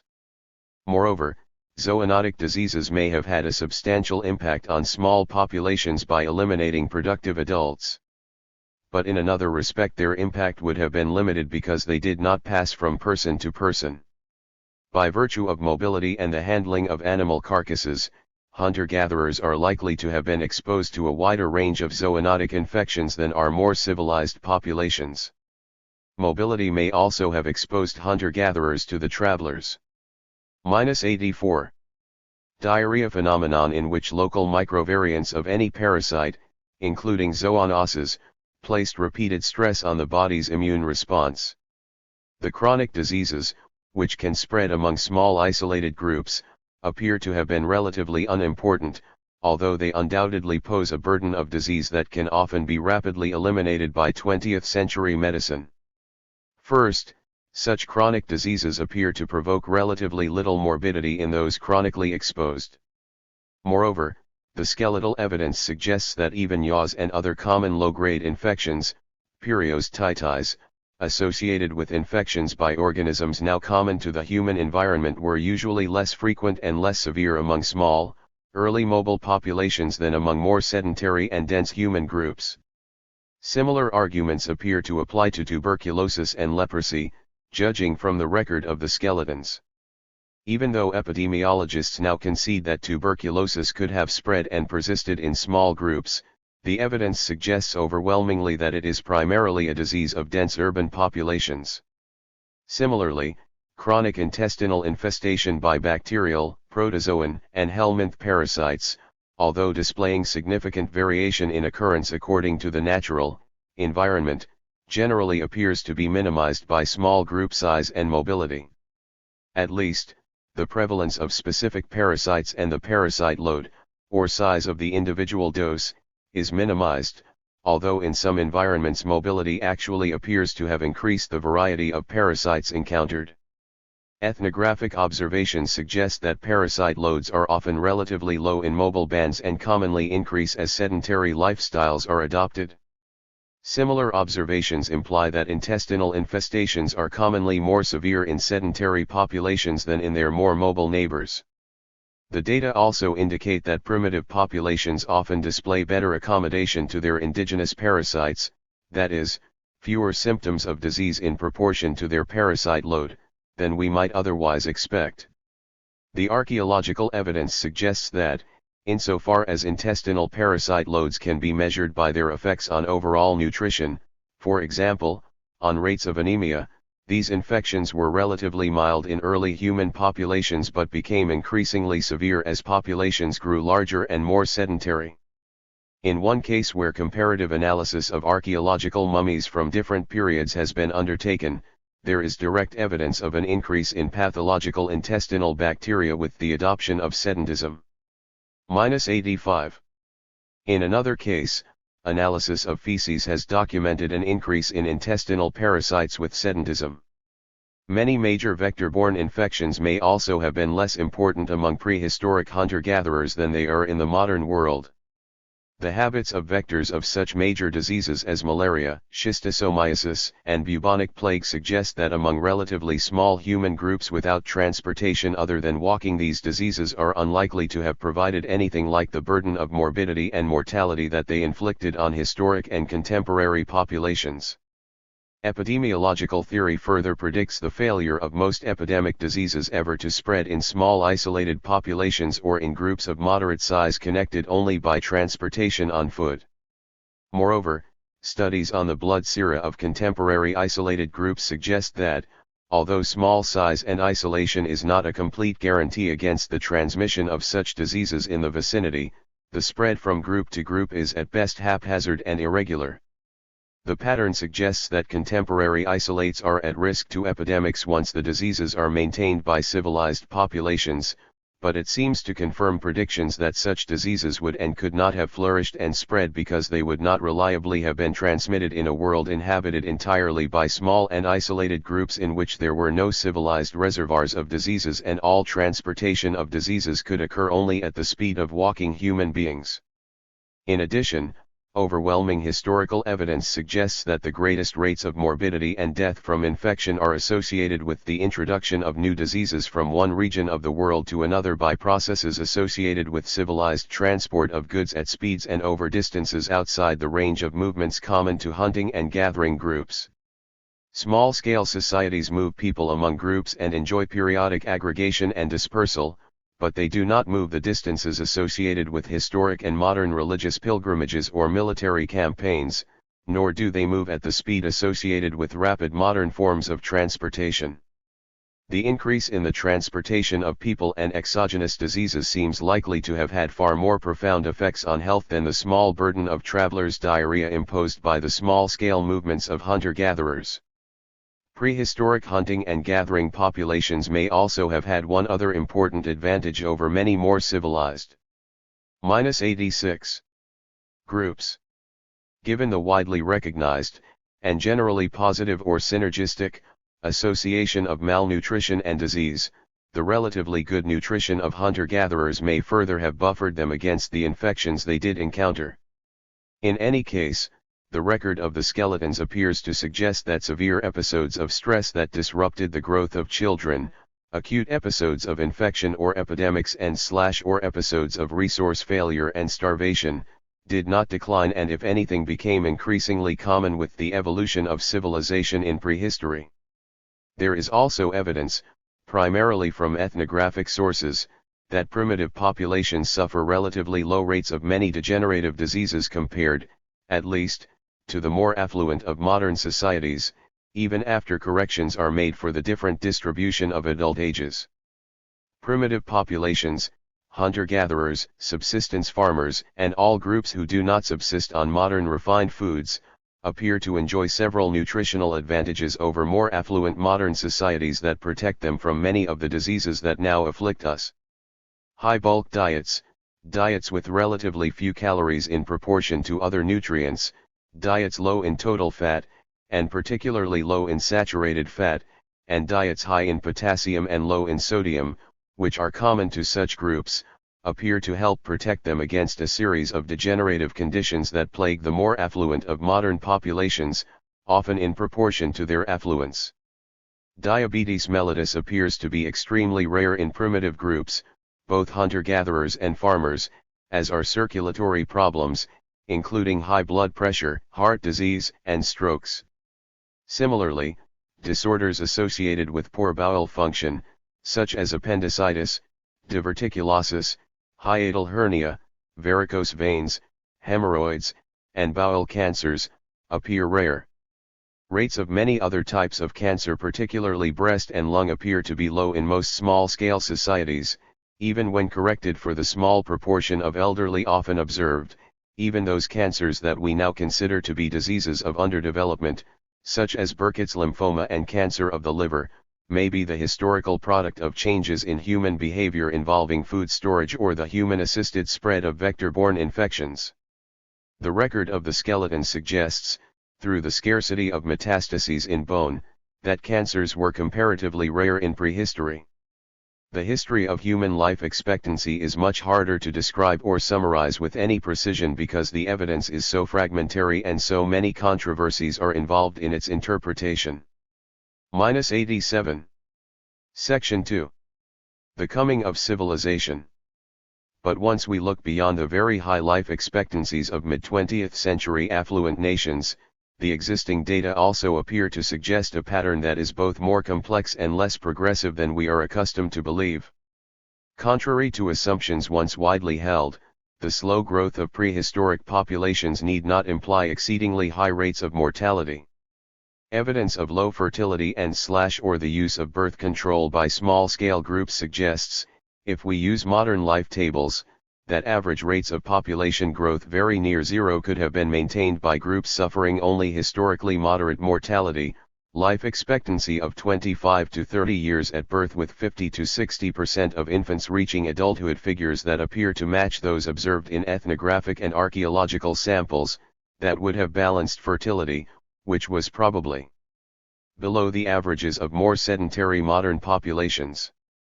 The prehistoric acceleration of population growth after the adoption of sedentism and farming, if it is not an artifact of archaeological reconstruction, could be explained by an increase in fertility or altered birth control decisions that appear to accompany sedentism and agriculture. This explanation fits the available data better than any competing hypothesis. It is not clear whether the adoption of sedentism or farming would have increased or decreased the proportion of individuals dying as infants or children. The advantages of sedentism may have been offset by risks associated with increased infection, closer spacing of children, or the substitution of starchy gruels for mother's milk and other more nutritious weaning foods. The intensification of agriculture and the adoption of more civilized lifestyles may not have improved the probability of surviving childhood until quite recently.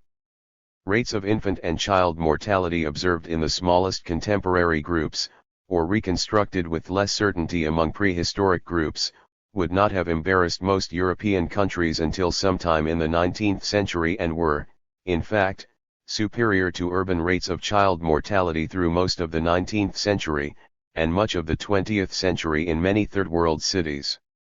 There is no evidence from archaeological samples to suggest that adult life expectancy increased with the adoption of sedentism or farming.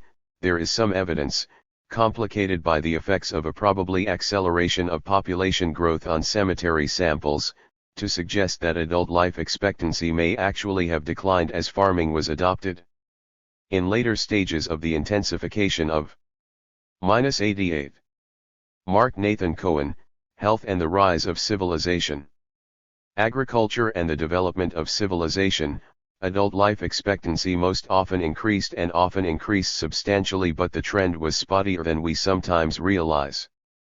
Archaeological populations from the Iron Age or even the medieval period in Europe and the Middle East or from the Mississippian period in North America often suggest average adult ages at death in the middle or upper 30s, not substantially different from, and sometimes lower than, those of the earliest visible populations in the same regions.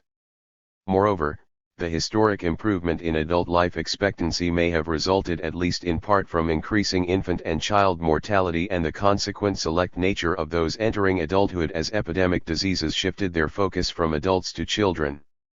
These data clearly imply that we need to rethink both scholarly and popular images of human progress and cultural evolution. We have built our images of human history too exclusively from the experiences of privileged classes and populations, and we have assumed too close a fit between technological advances and progress for individual lives. In scholarly terms, these data, which often suggest diminishing returns to health and nutrition, tend to undermine models of cultural evolution based on technological advances.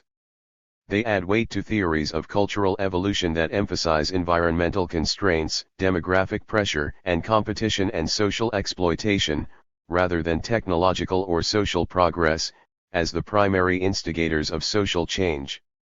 Similarly, the archaeological evidence that outlying populations often suffered reduced health as a consequence of their inclusion in larger political units, the clear class stratification of health in early and modern civilizations, and the general failure of either early or modern civilizations to promote clear improvements in health, nutrition, or economic homeostasis for large segments of their populations until the very recent past all reinforce competitive and exploitative models of the origins and function of civilized states. In popular terms, I think that we must substantially revise our traditional sense that civilization represents progress in human well-being, or at least that it did so for most people for most of history prior to the 20th century. The comparative data simply do not support that image. -89. The Search for Society, 1989. Robin Fox. Since the beginnings of civilization we have known that something was wrong, since the Book of the Dead, since the Mahabharata, since Sophocles and Aeschylus, since the Book of Ecclesiastes.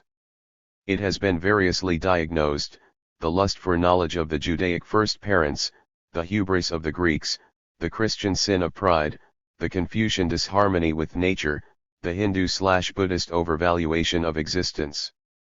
Various remedies have been proposed: the Judaic obedience, the Greek Stoicism, the Christian brotherhood of man in Christ, the Confucian cultivation of harmony, the Buddhist recognition of the oneness of existence, and eventual freedom from its determinacy.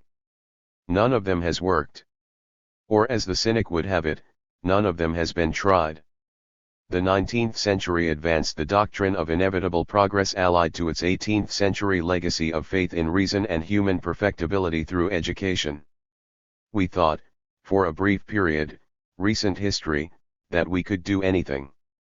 We can't. But it comes hard to our egos to accept limitations after centuries of progress. Will we learn to read those centuries as mere blips on the evolutionary trajectory? As aberrantly wild swings of the pendulum? As going too far?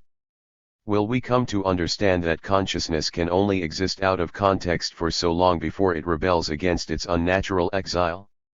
We might, given some terrible shock to the body social of the species, as Marx envisioned in his way, thus returning us to our state of Gattungswesen species being, where we existed before the Greek invention of the polis cut us off from nature in the first great act of alienation.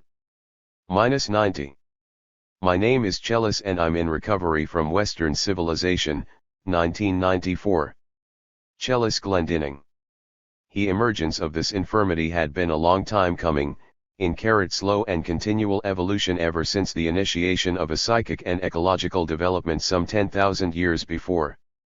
This historic development, the launching of the Neolithic, was an occurrence that began penetrating the human mind the moment we purposefully isolated domestic plants from natural ones, the moment we captured beasts from their homes in the wild and corralled them into human-built enclosures. Previous to this event, humans had indeed participated in the evolution of the natural world, carrying seeds through the wilderness, dropping, scattering, or planting them, returning later to harvest them, hunting animals by building branch and rock obstructions, catching fish and insects, constructing temporary shelters out of rock, trees, and ice. But this development was something different, something unprecedented. This was the purposeful separation of human existence from the rest of life, the domestication of the human species. To Paul Shepard's mind, the original dualism, the tame/wild dichotomy, came into being, and with it, the elliptical wholeness of the world was clipped. The fence was the ultimate symbol of this development. What came to reside within its confines, domesticated cereals, cultivated flowers, oxen, permanent housing structures, was said to be tame, to be valued, controlled, and identified with. What existed outside was wild weeds, weather, wind, the woods perennially threatening human survival, to be feared, scorned, and kept at bay. This dichotomy has since crystallized and come to define our lives, with the myriads of fences separating us from the wild world and the myriads of fence-like artifacts and practices we have come to accept as the way things are: economic individualism, private property, exclusive rights, nation-states, resource wars, nuclear missiles. Until today, our civilization has nearly succeeded at domesticating the entire planet and is looking, in the near future, to enclose both the outer space of other planets and the inner space of our own minds, genes, and molecules. 91. Separation, writes feminist philosopher Susan Griffin of this phenomenon. The clean from the unclean. The decaying, the putrid, the polluted, the fetid, the eroded, waste, defecation, from the unchanging. The errant from the city. The ghetto. The ghetto of Jews. The ghetto of Moors. The quarter of prostitutes. The ghetto of blacks. The neighborhood of lesbians. The prison. The witch house. The underworld. The underground. The sewer. Space divided. The inch. The foot. The mile. The boundary. The border. The nation. The promised land. The chosen ones. The prophets, the elect, the vanguard, the sanctified, the canonized, and the canonizers. In the psychotherapeutic process, one assumption mental health professionals consistently make is that whatever behavior, feeling, or state of consciousness a person experiences, expresses, or presents exists for a reason. A good reason. If you and I were given the task of acting as psychotherapists for this domesticated world, we would immediately focus our attention on the presenting symptom of separation and divisiveness. We might wonder if the overwhelming success of linear perspective as the sole definition of visual reality isn't a symptom of some deeper condition seeking expression. And we might ask, why did some humans create and then rationalize with elaborate devices, ideologies, and defenses an unprecedented way of seeing the world that is based on distancing and detachment? For a clue, we might look to survivors of post-traumatic stress disorder, Vietnam veterans, rape victims, and survivors of childhood abuse, sufferers of both natural and technology-induced disasters. One of the most common symptoms to manifest itself after the experience of trauma is the neurophysiological response of disembodiment, leaving one's body to escape from pain that is literally too overwhelming to bear. Some people who have endured traumatic events, in describing the experience, tell of a sensation of lifting out of their bodies, of watching the event from a vantage point slightly above, a vantage point not unlike that of linear perspective. Others tell of escaping into a post-trauma state of mental activity devoid of feeling or body awareness, a state not unlike that considered normal in today's dominant culture and taught in our schools and universities. As psychotherapists, we might eventually wonder and ask, could it be that our very culture splits mind from body, intellect from feeling, because we as individuals are suffering from post-traumatic stress? 92. Chellis Glendinning, my name is Chellis and I'm in recovery. Could it be that we as individuals are dissociated because we inhabit a culture that is founded on and perpetrates traumatic stress? Could it be that the linear perspective that infuses our vision from our glorification of intellectual distancing to our debunking of the earthier realms of feeling and intuition, to our relentless lifting upward with skyscrapers and space shuttles, to the ultimate techno-utopian vision of downloading human knowledge into self-perpetuating computers to make embodied life obsolete, that such a perception is the result of some traumatic violation that happened in our human past. Mythologies describing pre-agricultural times from cultures as divergent as African, Native American, and Hebraic tell of human beings at one time living in balance on the earth.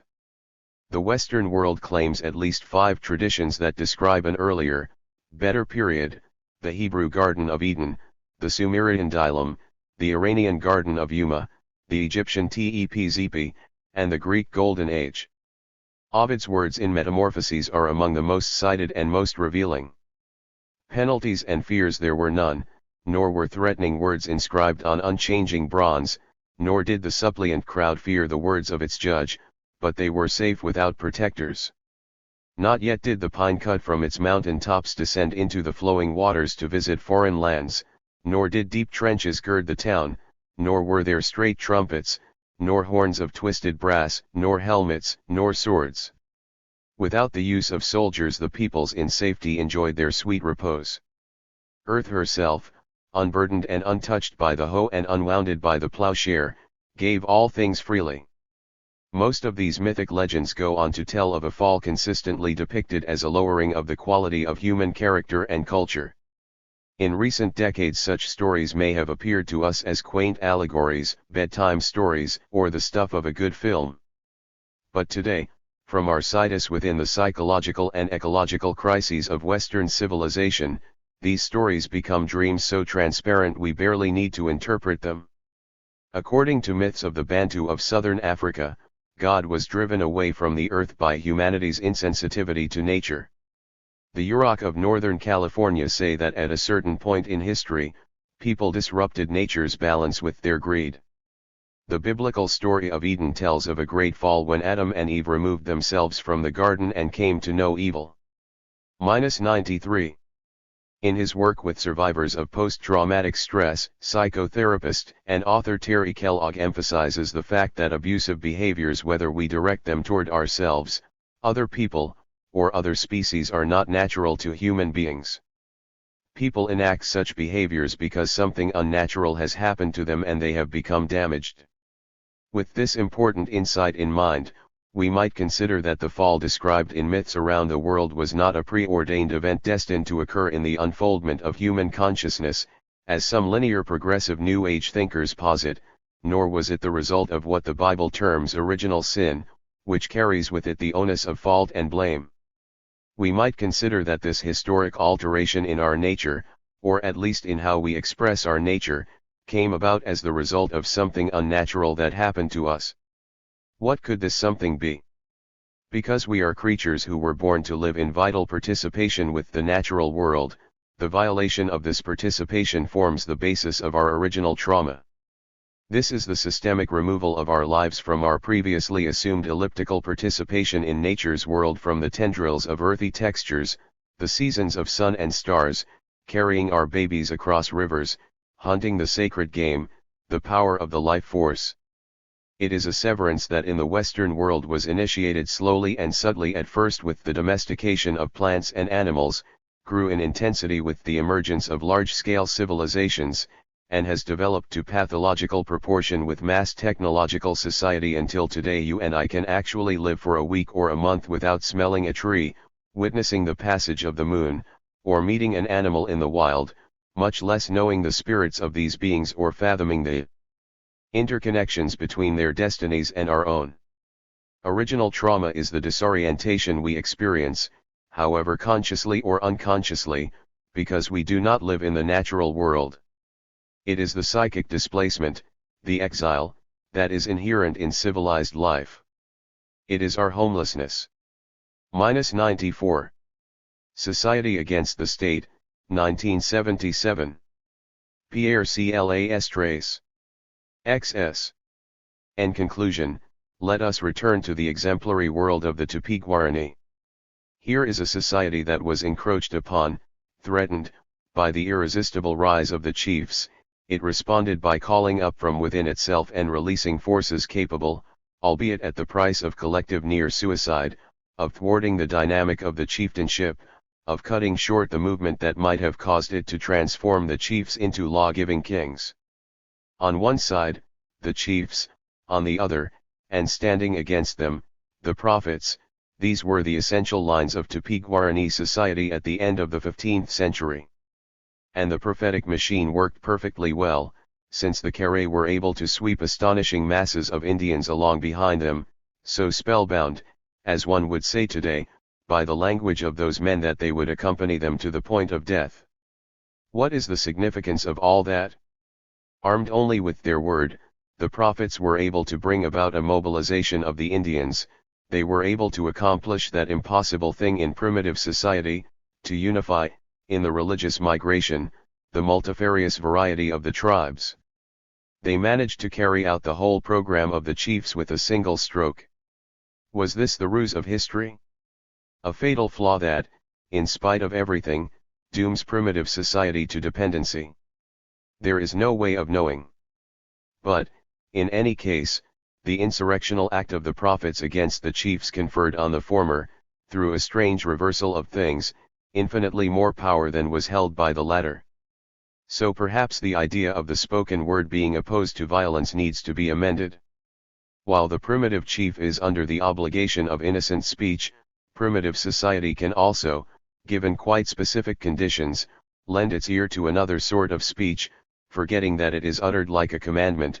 Prophecy is that other speech. In the discourse of the prophets there may lie the seeds of the discourse of power, and beneath the exalted features of the mover of men, the one who tells them of their desire, the silent figure of the despot may be hiding. 95. Prophetic speech, the power of that speech. Might this be the place where power tout court originated, the beginning of the state in the word? Prophets who were soul winners before they were the masters of men? Perhaps.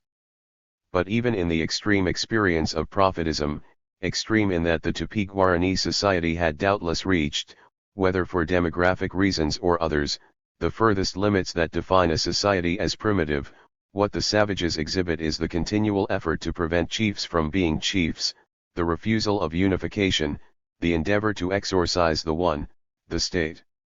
It is said that the history of peoples who have a history is the history of class struggle. It might be said, with at least as much truthfulness, that the history of peoples without history is the history of their struggle against the state. 96. The Land of the Naked People, 2003. Madhusri Mukherjee. Plant that the Anj used to reduce fever has been found to kill the exceedingly dangerous cerebral malarial virus. The plant's name remains secret, especially after a scientist tried to patent the discovery. The Anj had cures for many other ailments, deriving from their intimacy with the environment. They were blessed with botanical and zoological knowledge which seems almost innate, and they know of properties in plants and animals of which we are quite unaware, wrote Cipriani. They could tell me which trees flowered and when, because they knew this affected the whereabouts and the quality of the honey, and they knew which flowers and roots had medicinal properties. Although his informants were men, the true repositories of botanical knowledge were the healers, the women. They could not, of course, treat introduced diseases such as tuberculosis, which require the medicines of outsiders. But with the removal of timber, the jungle that held this pharmacopoeia was vanishing. A wilderness that to the Anj was made of a myriad trees, vines, and shrubs, each with its seasonally varying personality, its unique flowers and leaves and fruits, its aroma and taste and medicinal power, was to the outsider an amorphous, impenetrable mess. In the empty spaces left after logging, the newcomer often practiced agriculture, inserting the trees he'd brought along. Curiously, it was Cipriani who initiated the project of clearing the Anj's forests to make space for coconut groves. In order to plant coconut trees for the benefit of the islanders, I had even to do the planting myself, so utterly ignorant were they of agricultural methods. We even had to do all the clearing of the undergrowth in a patch of forest, and prepare the ground. The Anjas watched curiously but were quite uninterested. Why should they care for a tree for 10 years to get its nuts when the island and seas around are teeming with food for the taking? Quite so, and yet he persisted. Almost 100 years earlier, the great Andamanese, watching convicts at work in the fields, had -97 been similarly unimpressed. According to Edward Mann, they regarded agricultural labor as a degrading occupation and fit only for such as have forfeited their freedom. The islanders' ways of acquiring food, hunting pigs, shooting fish, digging up tubers, plucking fruit, or wading into the lovely cool water to find clams allowed for plenty of leisure. If a man has a painful dream, he will often not venture out of the camp the following day, but will stay at home until the effect has worn off, Radcliffe Brown had noted in passing. An odd detail, but of significance: which of us can take the day off because of a bad dream? By all accounts, the islanders' body and psyche were far better nourished than those of the modern Indian peasant. Mann stated that the great Andamanese had no concept of suicide and had coined a cumbersome compound word, Oyantimartalaganga, upon observing it in outsiders. But agriculture is synonymous with civilization, with enlightenment, with emancipation from bestial ignorance. So Indian officials had followed the British, and the Italian Cipriani, in striving tirelessly to teach cultivation to those unwilling students.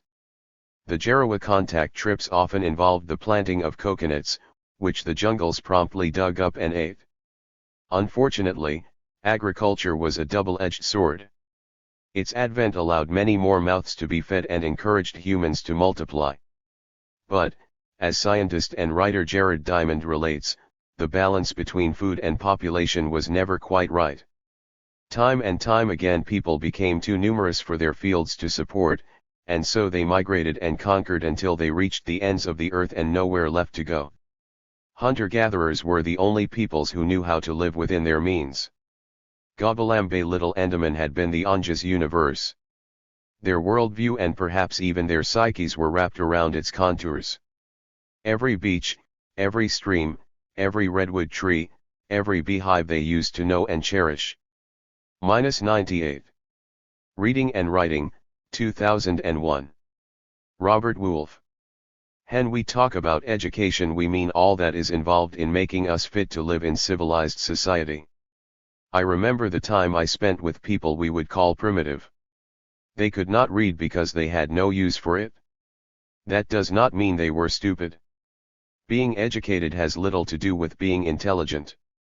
In fact, the kind of intelligence people need to survive in the wild is usually destroyed by what we call education. The Sngoi do not have a written language. Their language is difficult to learn and is related to the Monkmer language family, linguists say. It is not related to the many forms of Indonesian/Malay spoken by the people among whom they live today. When I knew them, their villages no more than settlements, really. Of 4 or 5 shelters that might last the few years the people stayed in one place were deep in the mountainous jungle in the center of Malaysia, near no roads, although there were 1 or 2 settlements close to a road. We had to walk along trails that were sometimes obvious but at other times required a guide. Certainly there were no telephones, no electricity, and no stores nearby, none of the amenities of life we take for granted. I wanted to learn the language, so I carried a little notebook in which I would write down Sngoi words, in the phonetic alphabet anthropologists use. Soon someone asked me about these mysterious scribbles in my notebook. I explained as well as I could that each scribble stood for a sound. By putting the sounds, technically speaking, phonemes, together, I could learn the words of their language. They thought that hilariously funny. They understood well enough that I wanted to learn their language, but why the scribbles? Could I not remember? It was not the scribbles but my inability to memorize that was hilarious to them. I tried to explain, until a nice man who had not spoken before said he wanted to learn to write. Yes, others said, they did too. -99. Section 2. The Coming of Civilization. I agreed to teach them. Tomorrow, they said. I knew that that did not mean the next day, but soon. That evening I thought about how to teach. Each letter stands for a sound, combinations of letters stand for words. I was not at all sure how to go about teaching basic reading and writing. I went to sleep with the comforting thought that they would probably forget about it anyway. The next day came and went with nobody saying anything about learning to write. They were particularly busy that day because two young men had decided early in the morning to go hunting. The people hunted infrequently, using blowpipes and poisoned darts. More often they made elaborate traps to catch a wide variety of animals. The hunters came back in the afternoon with two little monkeys, which they gutted and put on a fire. The smell of singed hair was overpowering, there was little wind, and it stayed with us all night. The next morning they said that they now wanted to learn to write.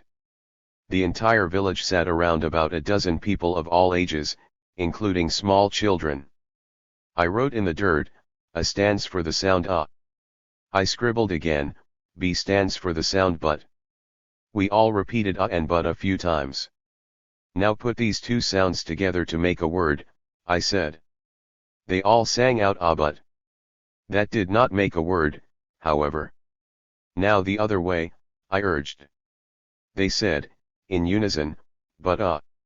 Now faster, B A. Ha. They recognized the word, Ba means something like Mr.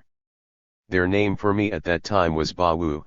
Wu was how they heard my last name. They were delighted. They could write BA.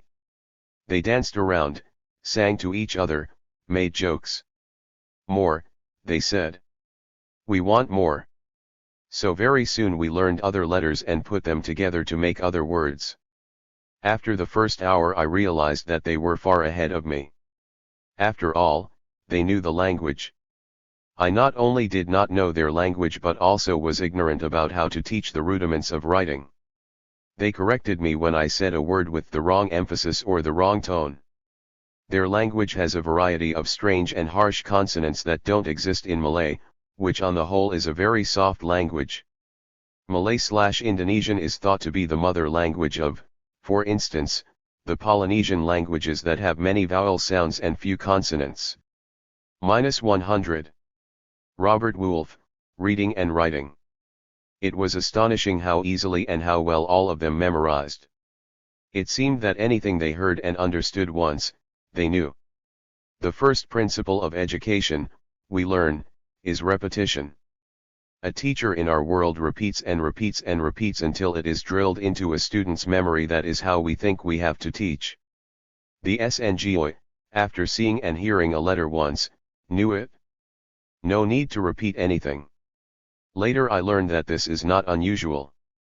People whose minds have not been cluttered with endless facts have no trouble memorizing. That, by the way, is why oral history is probably as accurate as, if not more accurate than, what we call history. After the second hour I became tired, they wanted to go on all day. The excitement never abated. No need to motivate them. The whole day was one hilarious adventure. They would give each other riddles in writing, then laugh. It was the best party they'd had in a long time, they said, better, even, than eating monkeys. The next day someone asked, very earnestly, now what? What do we do with writing?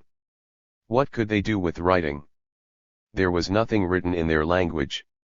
No state-appointed committee had approved a written language. There were no newspapers, no books, no advertisements, no street names, no maps to read. They decided they did not need writing after all. If I wanted to play with those scribbles because otherwise I could not remember, they looked at each other with amazement and giggled again, thinking about my strange inability to memorize. That was fine for me, but they did not need anything to help them remember, they could remember without writing it down. Learning letters had been fun, but now they knew it was not really very useful. They were right in their world, it was not. -101. Section 3. The nature of civilization. -102. What is civilization? What is culture? Is it possible for a healthy race to be fathered by violence in war or in the slaughterhouse and mothered by slaves, ignorant or parasitic?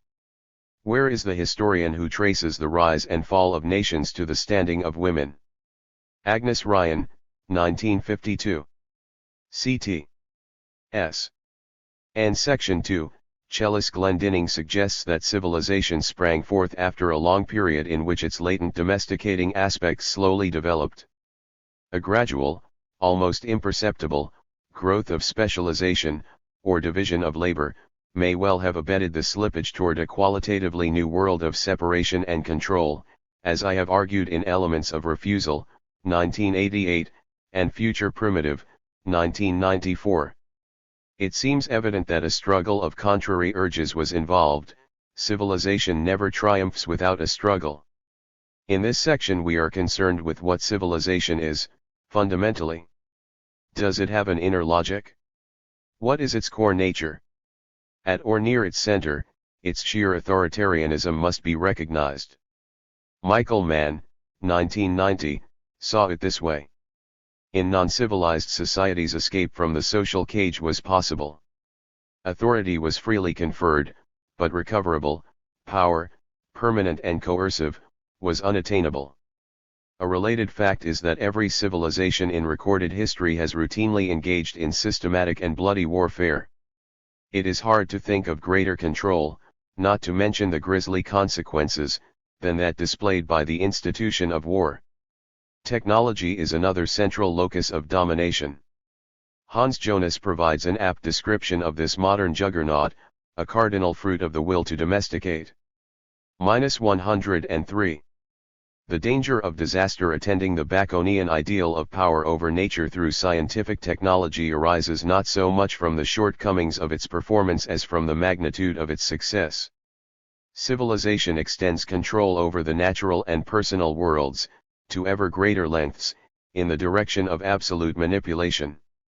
In one of the entries in this section, the Unabomber cites the heightened powers of the modern order and the absence of fulfillment one experiences within its now global confines. Most of the other voices testify to other faces or facets: civilization as servitude and sacrifice, sickness, neurosis, psychological misery, frustration, repression, madness, frenzy, impoverishment, mass destruction, and self-destruction. -104. On the Aesthetic Education of Man, 1793. Friedrich Schiller. Civilization, far from setting us free, in fact creates some new need with every new power it develops in us. The fetters of the physical tighten ever more alarmingly, so that fear of losing what we have stifles even the most burning impulse towards improvement, and the maxim of passive obedience passes for the supreme wisdom of life.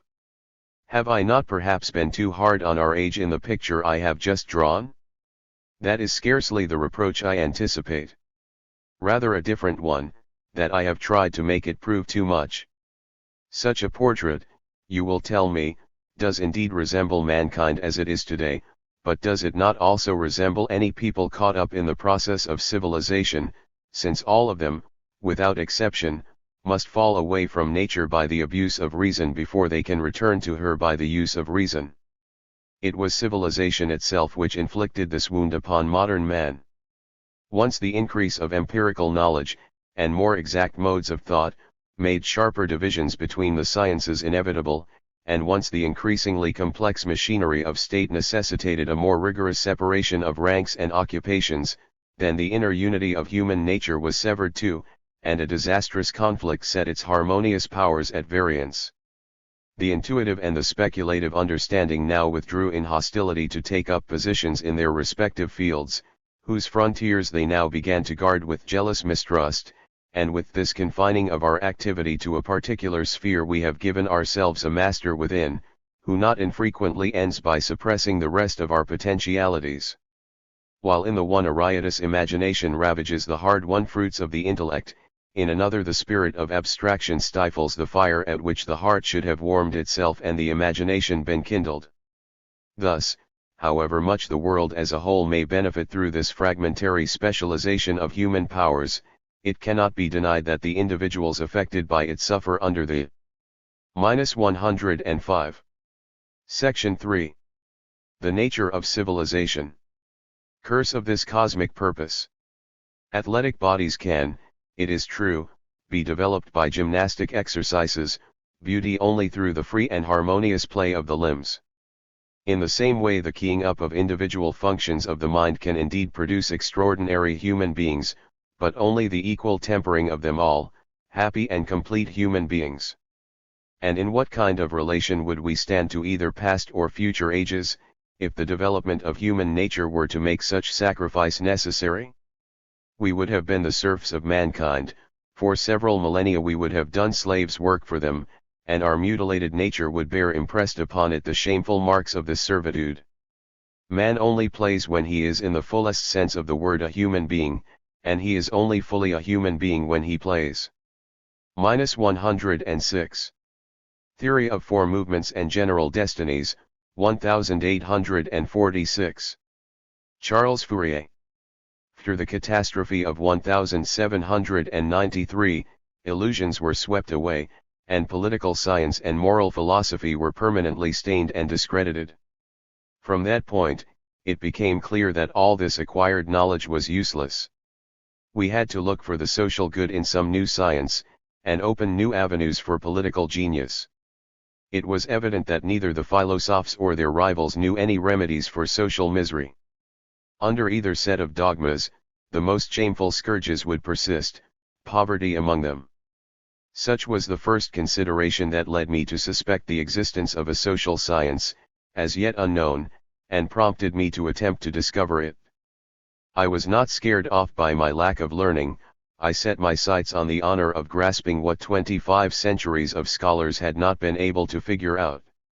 I was encouraged by numerous signs that reason had been led astray, and above all by the thought of the scourges that afflict social industry, indigence, the privation of work, the rewards of double-dealing, maritime piracy, commercial monopoly, the kidnapping of slaves, so many misfortunes that they cannot be counted, and which give rise to the suspicion that civilized industry is nothing but a calamity, invented by God to punish humankind.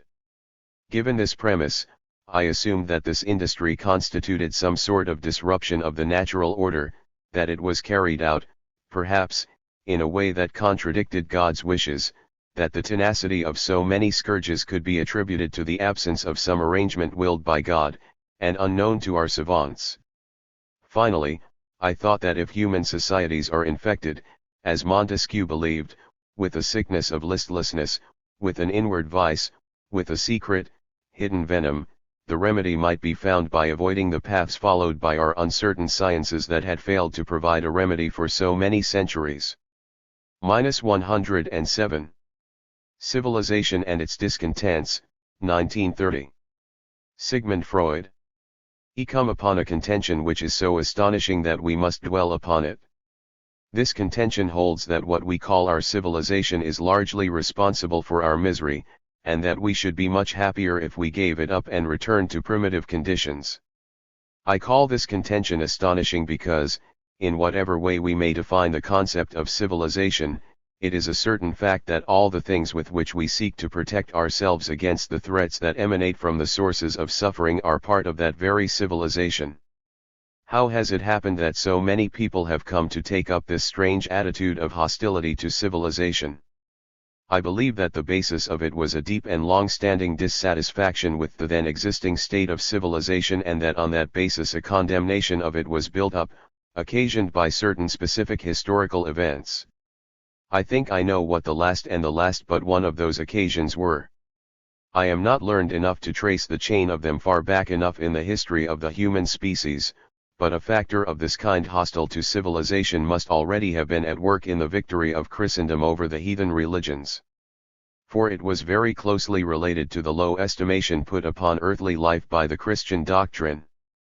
The last but one of these occasions was when the progress of voyages of discovery led to contact with primitive peoples and races.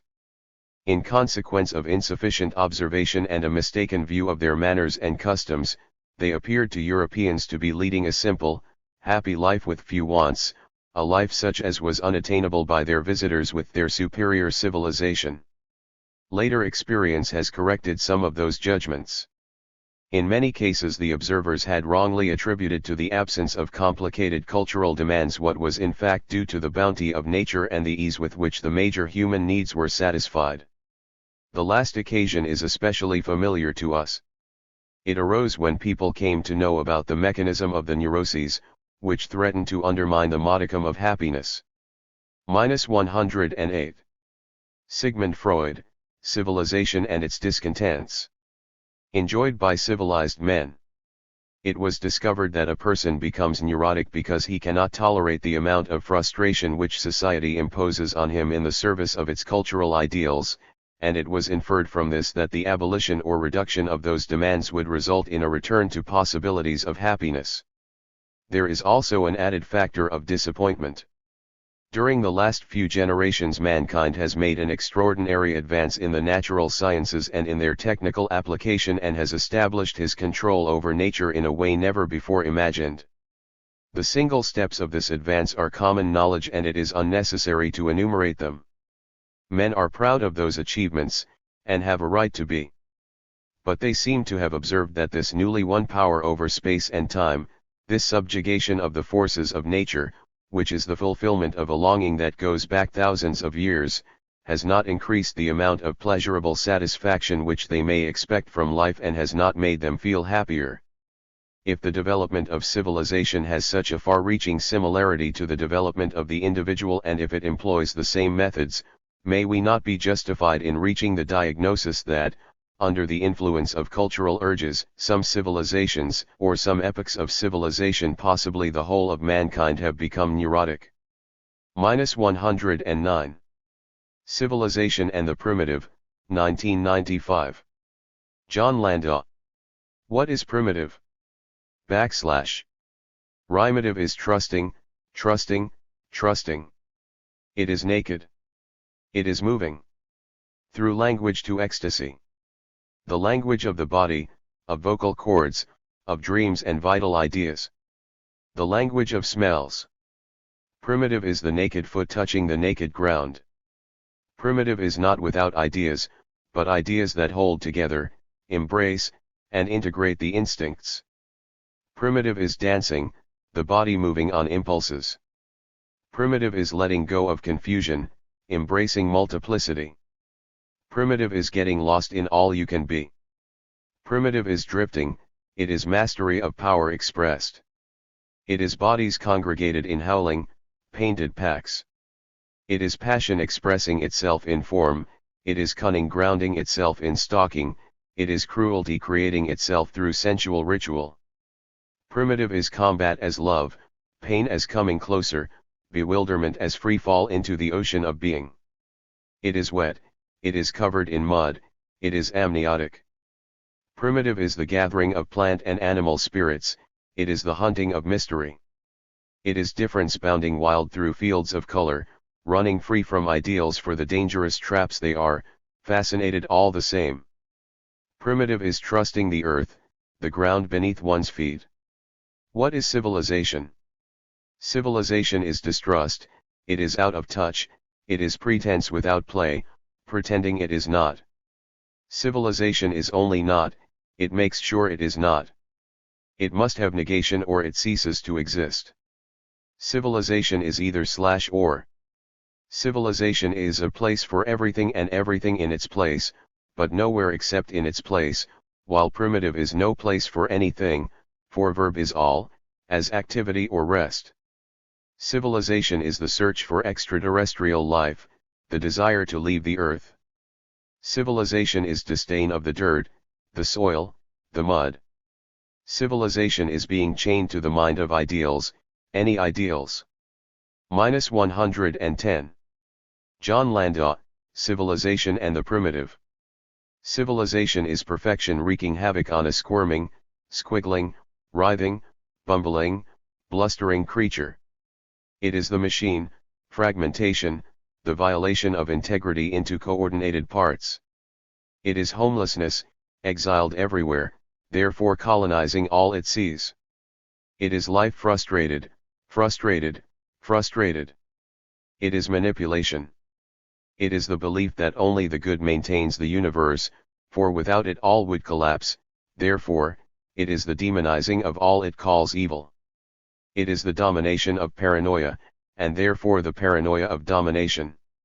Civilization is not fooling around, not blowing your top, not having a temper tantrum, not touching, not following your drift, not ease, not acting like those who are lower than you, not farting, not belching, not napping, what breathing, what crying, what resting. It is a litany of nots, /nots. It has no substance, therefore it must overcome all it is not in order to prove to itself it exists. Civilization is envy, it hates itself, the other side is greener, we must have it, the greed that comes from worthlessness, the desperate blotting out of the whole, therefore the feigning of superiority to save face, whoever saves the most face wins. Ill. Eclipse of Reason, 1947. Max Horkheimer. $. Domination of nature involves domination of man. Each subject not only has to take part in the subjugation of external nature, human and non-human, but in order to do so must subjugate nature in himself.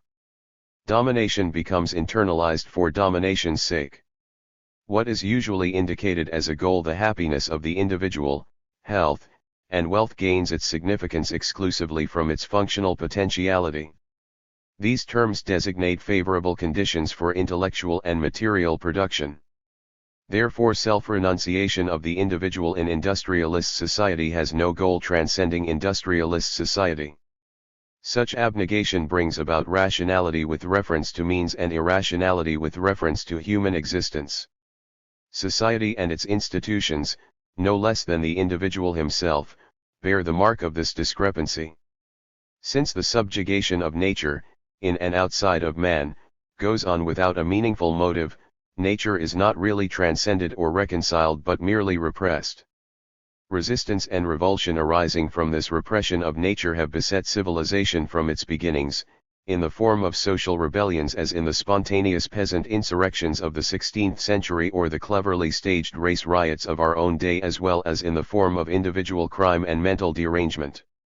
Typical of our present era is the manipulation of this revolt by the prevailing forces of civilization itself, the use of the revolt as a means of perpetuating the very conditions by which it is stirred up and against which it is directed. Civilization as rationalized irrationality integrates the revolt of nature as another means or instrument. The story of the boy who looked up at the sky and asked, "Daddy, what is the moon supposed to advertise?" is an allegory of what has happened to the relation between man and nature in the era of formalized reason.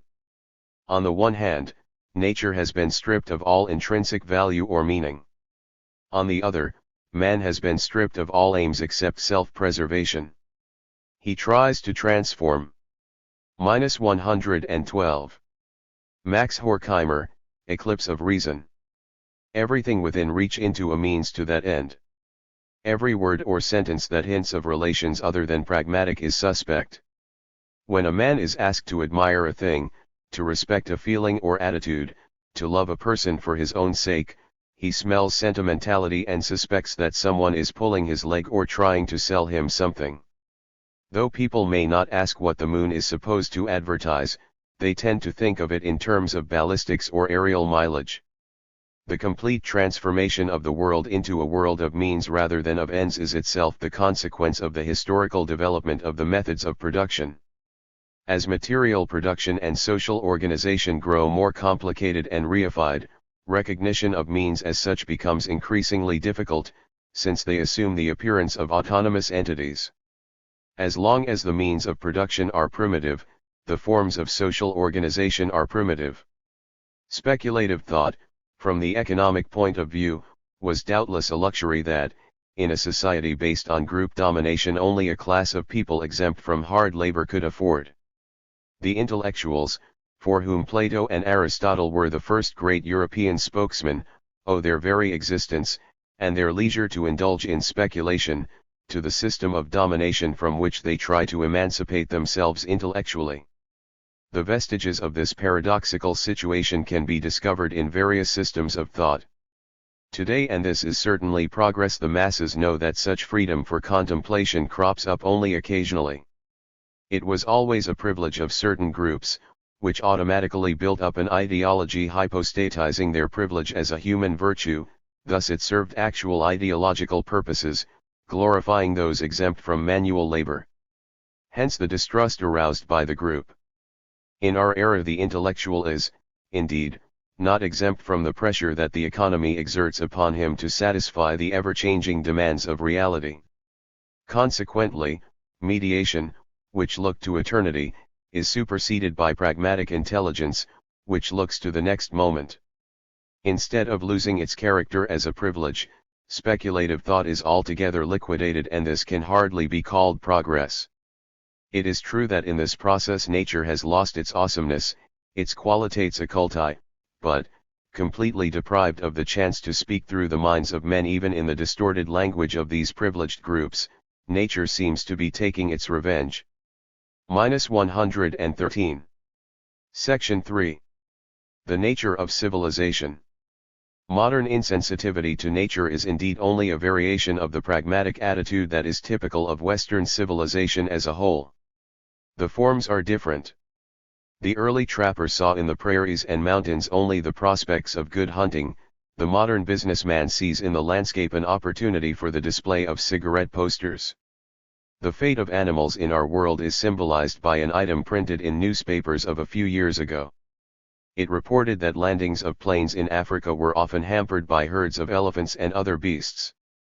Animals are here considered simply as obstructors of traffic. This mentality of man as the master can be traced back to the first chapters of Genesis. The few precepts in favor of animals that we encounter in the Bible have been interpreted by the most outstanding religious thinkers, Paul, Thomas Aquinas, and Luther, as pertaining only to the moral education of man, and in no wise to any obligation of man toward other creatures. Only man's soul can be saved, animals have but the right to suffer. Some men and women, wrote a British churchman a few years ago, suffer and die for the life, the welfare, the happiness of others. This law is continually seen in operation. The supreme example of it was shown to the world, I write with reverence, on Calvary. Why should animals be exempted from the operation of this law or principle? Pope Pius IX did not permit a society for the prevention of cruelty to animals to be founded in Rome because, as he declared, theology teaches that man owes no duty to any animal. National Socialism, it is true, boasted of its protection of animals, but only in order to humiliate more deeply those inferior races whom they treated as mere nature. 114. Dawn and Decline, 1961. Max Horkheimer. XS. And the Circus Dash.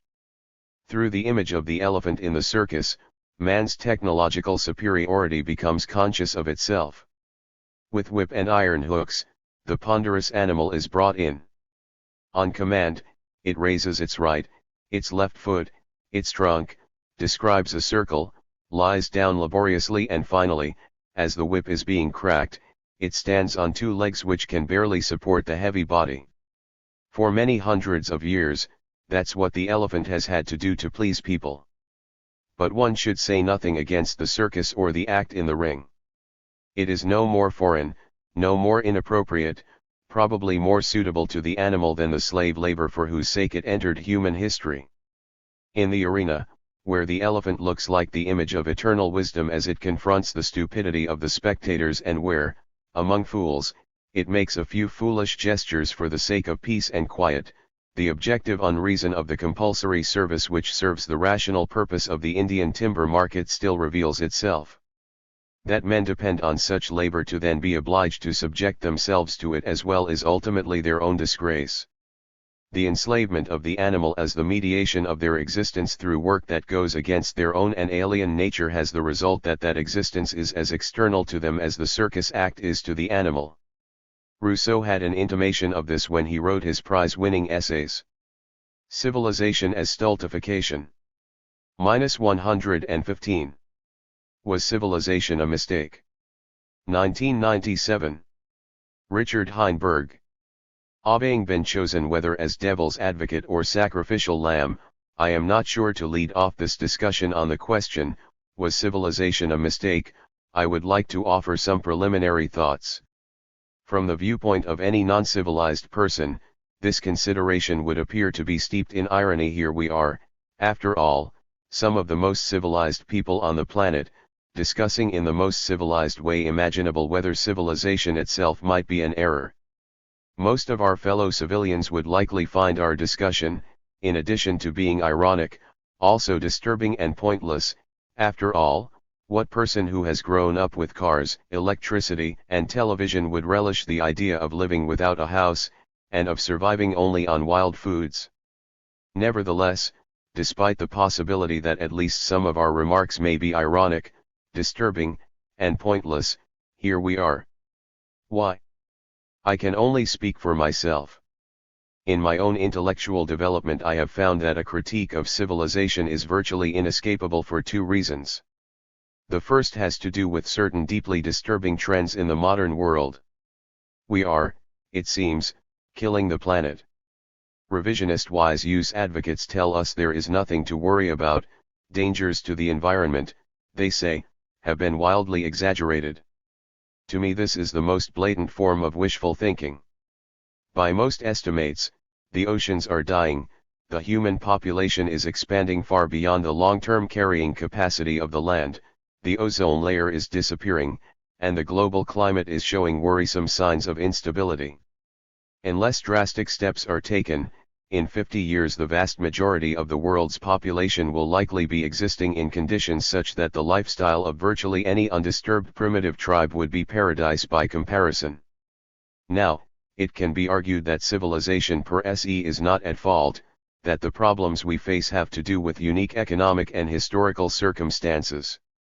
But we should at least consider the possibility that our modern industrial system represents the flowering of -116 tendencies that go back quite far.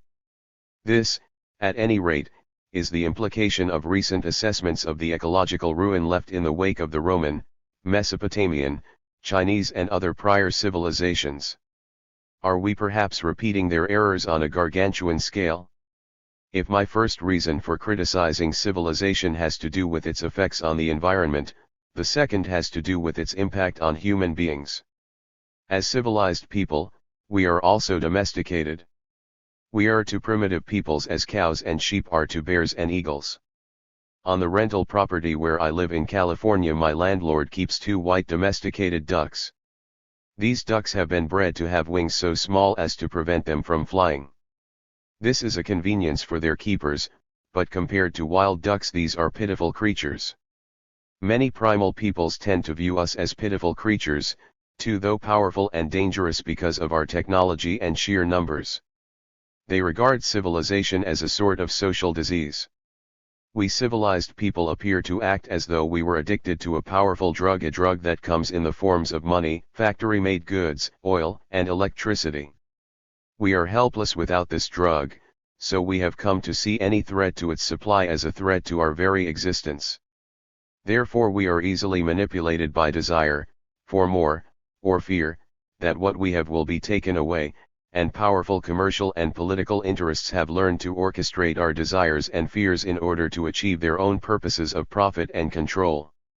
If told that the production of our drug involves slavery, stealing, and murder, or the ecological equivalents, we try to ignore the news so as not to have to face an intolerable double bind.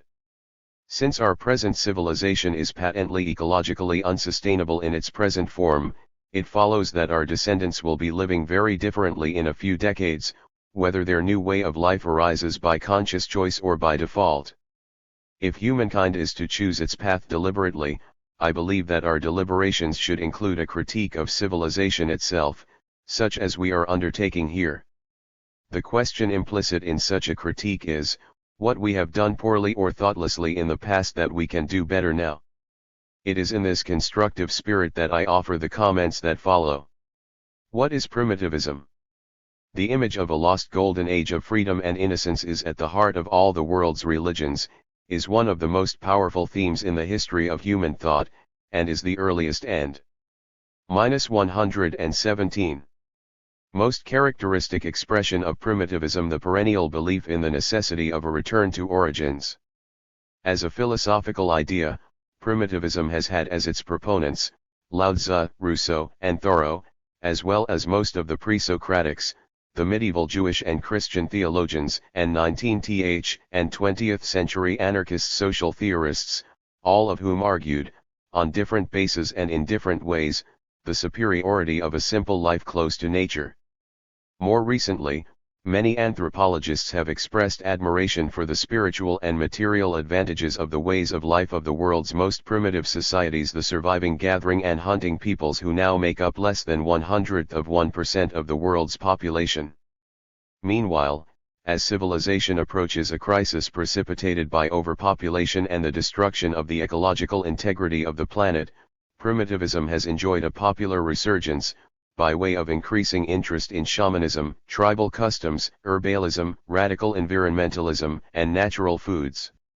There is a widespread, though by no means universally shared, sentiment that civilization has gone too far in its domination of nature, and that in order to survive or, at least, to live with satisfaction we must regain some of the spontaneity and naturalness of our early ancestors. What is civilization? There are many possible definitions of the word civilization. Its derivation from civ is, town or city, suggests that a minimum definition would be urban culture. Civilization also seems to imply writing, division of labor, agriculture, organized warfare, growth of population, and social stratification. Yet the latest evidence calls into question the idea that these traits always go together. For example, Elizabeth Stone and Paul Zemansky's assessment of power relations in the Mesopotamian city of Maskin-Shaper, published in the April 1995 Scientific American, suggests that urban culture need not imply class divisions. Their findings seem to show that civilization in its earliest phase was free of these. Still, for the most part, the history of civilization in the Near East, the Far East, and Central America, is also the history of kingship, slavery, conquest, agriculture, overpopulation, and environmental ruin. And these traits continue in civilization's most recent phases, the industrial state and the global market, though now the state itself takes the place of the king, and slavery becomes -118. Wage labor and de facto colonialism administered through multinational corporations. Meanwhile, the mechanization of production, which began with agriculture, is overtaking nearly every avenue of human creativity, population is skyrocketing, and organized warfare is resulting in unprecedented levels of bloodshed. Wild self/domesticated self. People are shaped from birth by their cultural surroundings and by their interactions with the people closest to them. Civilization manipulates these primary relationships in such a way as to domesticate the infant, that is, so as to accustom it to life in a social structure one step removed from nature. The actual process of domestication is describable as follows, using terms borrowed from the object relations school of psychology. The infant lives entirely in the present moment in a state of pure lust and guilelessness, deeply bonded with her mother. But as she grows, she discovers that her mother is a separate entity with her own priorities and limits. The infant's experience of relationship changes from one of spontaneous trust to one that is suffused with need and longing. This creates a gap between self and other in the consciousness of the child, who tries to fill this deepening rift with transitional objects initially, perhaps a teddy bear, later, additions and beliefs that serve to fill the psychic gap and thus provide a sense of security. It is the powerful human need for transitional objects that drives individuals in their search for property and power, and that generates bureaucracies and technologies as people pool their efforts. This process does not occur in the same way in the case of primitive childbearing, where the infant is treated with indulgence, is in constant physical contact with a caregiver throughout infancy, and later undergoes rites of passage. In primal cultures, the need for transitional objects appears to be minimized. Anthropological and psychological research converge to suggest that many of civilized people's emotional ills come from our culture's abandonment of natural child-rearing methods and initiatory rites, and its systematic substitution of alienating pedagogical practices from crib through university. Health, natural or artificial. In terms of health and quality of life, civilization has been a mitigated disaster. S. Boyd Eaton, M.D., ETAL, argued in the -119. Paleolithic prescription, 1988, that pre-agricultural peoples enjoyed a generally healthy way of life, and that cancer, heart disease, strokes, diabetes, emphysema, hypertension, and cirrhosis, which together lead to 75% of all mortality in industrialized nations, are caused by our civilized lifestyles. In terms of diet and exercise, pre-agricultural lifestyles showed a clear superiority to those of agricultural and civilized peoples. Much vaunted increases in longevity in civilized populations have resulted not so much from wonder drugs, as merely from better sanitation, a corrective for conditions created by the overcrowding of cities, and from reductions in infant mortality. It is true that many lives have been spared by modern antibiotics. Yet antibiotics also appear responsible for the evolution of resistant strains of microbes, which health officials now fear could produce unprecedented epidemics in the next century. The ancient practice of herbalism, evidence of which dates back at least 60,000 years, is practiced in instinctive fashion by all higher animals. Herbal knowledge formed the basis of modern medicine and remains in many ways superior to it. In countless instances, modern synthetic drugs have replaced herbs not because they are safer or more effective, but because they are more profitable to manufacture. Other forms of natural healing, massage, the placebo effect, the use of meditation and visualization are also being shown effective. Medical doctors Bernie Siegel and Deepak Chopra are critical of mechanized medicine and say that the future of the healing profession lies in the direction of attitudinal and natural therapies. Spirituality, raw or cooked. Spirituality means different things to different people: humility before a higher power or powers, compassion for the suffering of others, obedience to a lineage or tradition, a felt connection with the earth or with nature, evolution toward higher states of consciousness, or the mystical experience of oneness with all life or with God. With regard to each of these fundamental ways of defining or experiencing the sacred, spontaneous spirituality seems to become regimented, dogmatized, even militarized, with the growth of civilization. While some of the founders of world religions were intuitive primitivists, Jesus, Lao Tzu, the Buddha, their followers have often fostered the growth of dominance hierarchies.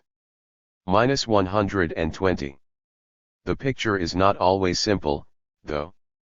The thoroughly civilized Roman Catholic Church produced two of the West's great primitivists, Saint Francis and Saint Clare, while the neo-shamanic, vegetarian, and herbalist movements of early 20th century Germany attracted arch-authoritarians Heinrich Himmler and Adolf Hitler. Of course, Nazism's militarism and rigid dominator organization were completely alien to primitive life, while Saint Francis and Saint Clare's voluntary poverty and treatment of animals as sacred were reminiscent of the lifestyle and worldview of most gathering and hunting peoples. If Nazism was atavistic, it was only highly selectively so. Economics, free or affordable. At its base, economics is about how people relate with the land and with one another in the process of fulfilling their material wants and needs. In the most primitive societies, these relations are direct and straightforward. Land, shelter, and food are free. Everything is shared, there are no rich people or poor people, and happiness has little to do with accumulating material possessions. The primitive lives in relative abundance, all needs and wants are easily met, and has plenty of leisure time. Civilization, in contrast, straddles two economic pillars: technological innovation and the marketplace. Technology here includes everything from the plow to the nuclear reactor. All are means to more efficiently extract energy and resources from nature. But efficiency implies the reification of time, and so civilization always brings with it a preoccupation with past and future. Eventually the present moment nearly vanishes from view. The elevation of efficiency over other human values is epitomized in the factory, the automated workplace in which the worker becomes merely an appendage of the machine, a slave to clocks and wages. The market is civilization's means of equating dissimilar things through a medium of exchange. As we grow accustomed to valuing everything according to money, we tend to lose a sense of the uniqueness of things. What, after all, is an animal worth, or a mountain, or a redwood tree, or an hour of human life? The market gives us a numerical answer based on scarcity and demand. To the degree that we believe that such values have meaning, we live in a world that is desacralized and desensitized, without heart or spirit. -121. Section 3. The nature of civilization. We can get some idea of ways out of our ecologically ruinous, humanly deadening economic cage by examining not only primitive lifestyles, but the proposals of economist E.F. Schumacher, the experiences of people in utopian communities in which technology and money are marginalized, and the lives of individuals who have adopted an attitude of voluntary simplicity. Government, bottom up or top down.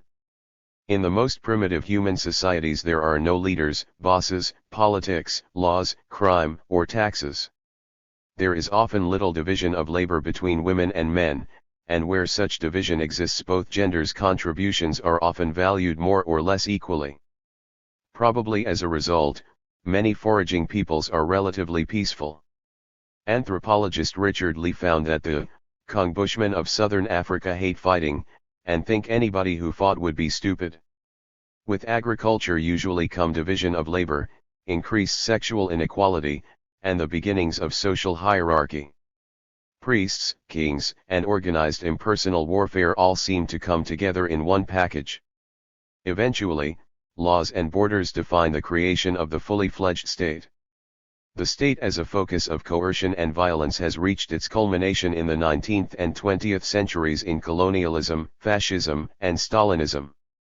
Even the democratic industrial state functions essentially as an instrument of multinational corporate-style colonial oppression and domestic enslavement, its citizens merely being given the choice between selected professional bureaucrats representing political parties with slightly varying agendas for the advancement of corporate power. Beginning with William Godwin in the early 19th century, anarchist social philosophers have offered a critical counterpoint to the increasingly radical statism of most of the world's civilized political leaders. The core idea of anarchism is that human beings are fundamentally sociable. Left to themselves, they tend to cooperate to their mutual benefit.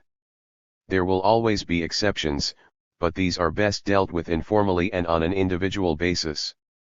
Many anarchists cite the Athenian polis, the sections in Paris during the French Revolution, the New England town meetings of the 18th century, the popular assemblies in Barcelona in the late 1930s, and the Paris General Strike of 1968 as positive examples of anarchy in action.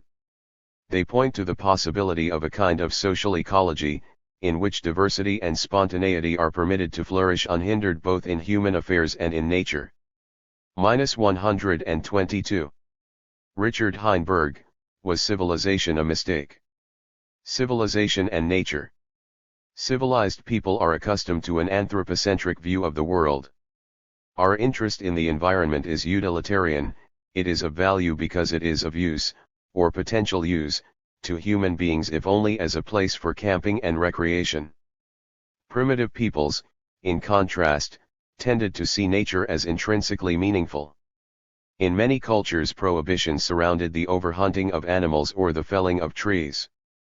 The Aboriginal peoples of Australia believed that their primary purpose in the cosmic scheme of things was to take care of the land, which meant performing ceremonies for the periodic renewal of plant and animal species, and of the landscape itself. The difference in effects between the anthropocentric and ecocentric worldviews is incalculable.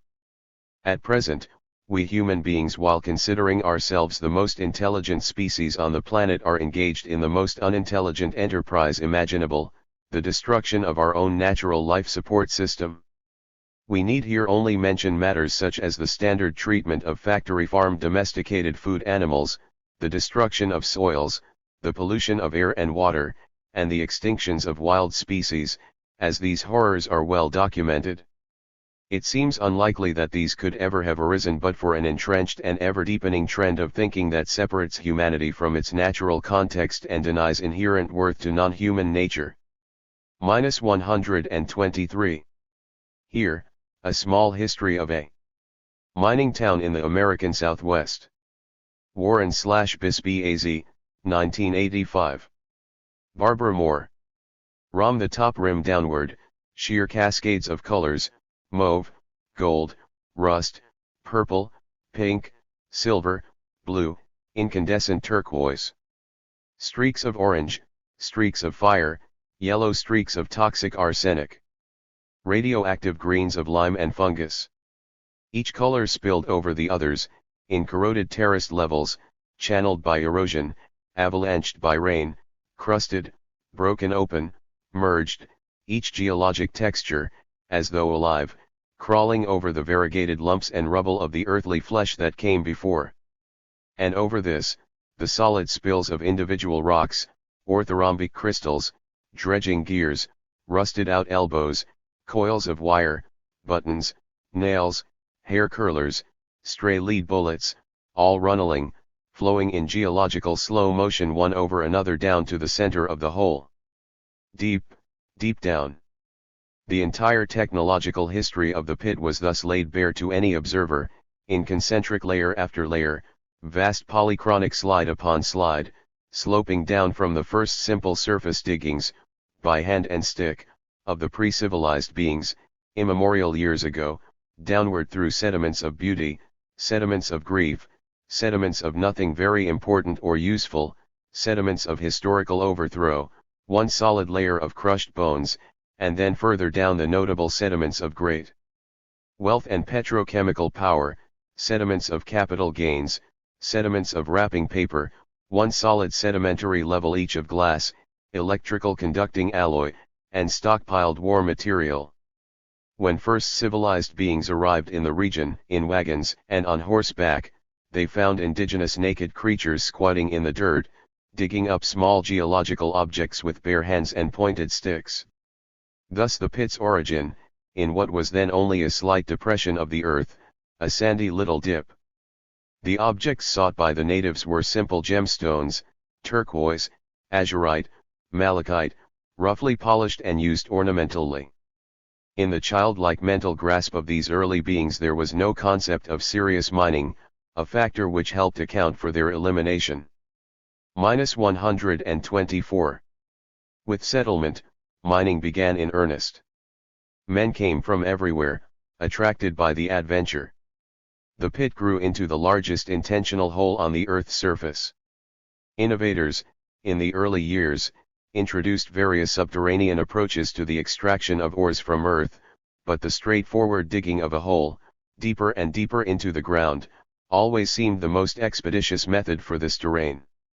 Several hundred males, equipped with picks and shovels, simply began digging. As the hole grew, timbers were used to shore up the higher levels of dirt, and these shorings congealed into a circumference of terraces.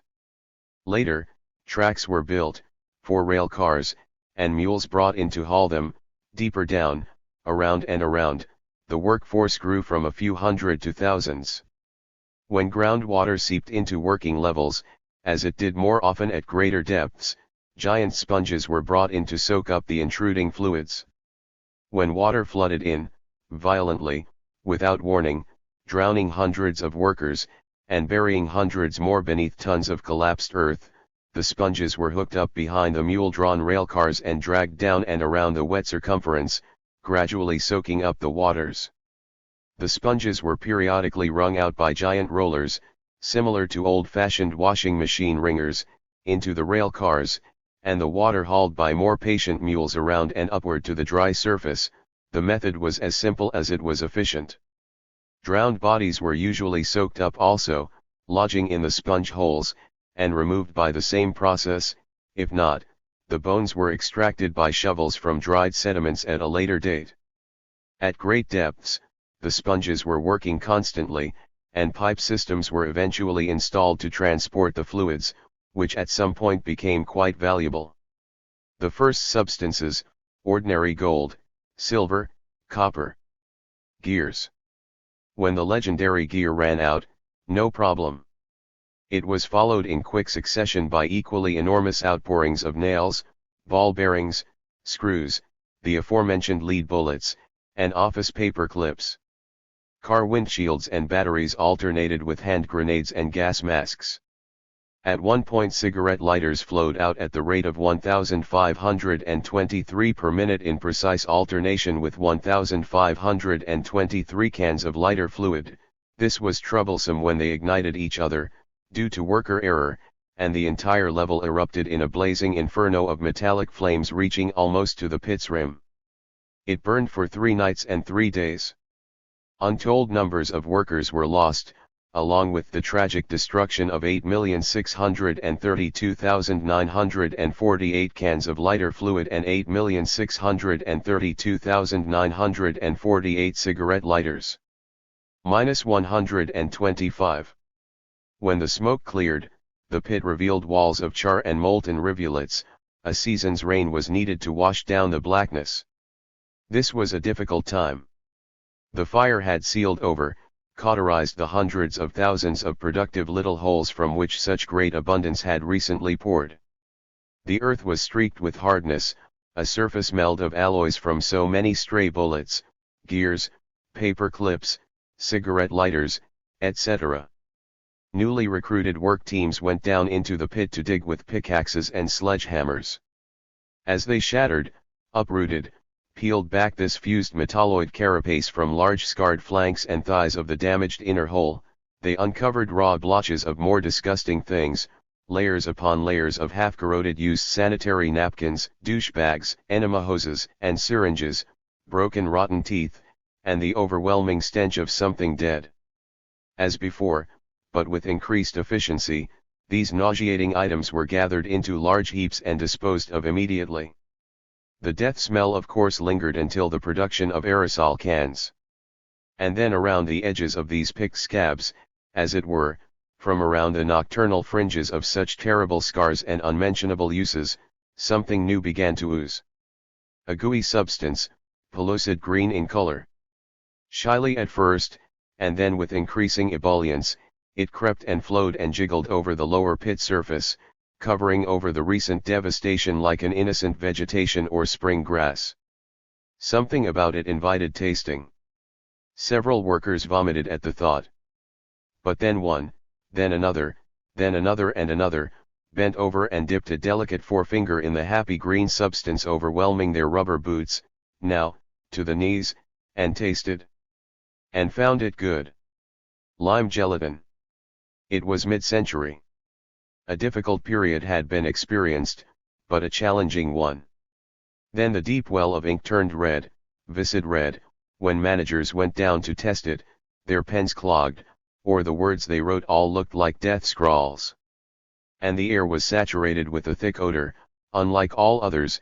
Dobermans guarding the town's 5 mansions howled day and night, an incessant whining that became invisible, inaudible as the voice of everything and everyone. It soaked the rolling hills, pushing gelatinous clots to the surface of coarse dirt. Cracks in the sidewalks filled with red, cement and dust lots permeated with red stains. Red flowing gutters, the flood ditches awash with red. Citizens sprayed driveways and garages with lawn hoses, trying to prevent the disfigurement of cars. But the -126. Barbara Moore, here. Blood seeped everywhere, and the arroyos surrounding the town were as open veins. Trees and bushes began to suck up the red fluid from their roots, as did the porous walls of the great houses. Within 5 days it had entered the town's water supply. A mine manager, sprinkling his front lawn in the summer evening of a dry day, turned his hose on a little garden patch of cacti, oleander, and budding agave. The black-flecked water spraying out suddenly turned to rust, clogged, and then with explosive force began pouring a stream of pure blood. With the mental control of an executive he continued spraying plants, a perfect, silent adjustment to this final change, as the red viscosity covered his lawn and garden, his grey pants and canvas shoes, with spatters, globs, and blotches of an irrepressible bloody dew. With the appearance of blood in the water pipes, the town's small hospital staff fled, citing a conflict of interest. And with great regret, the mine museum closed.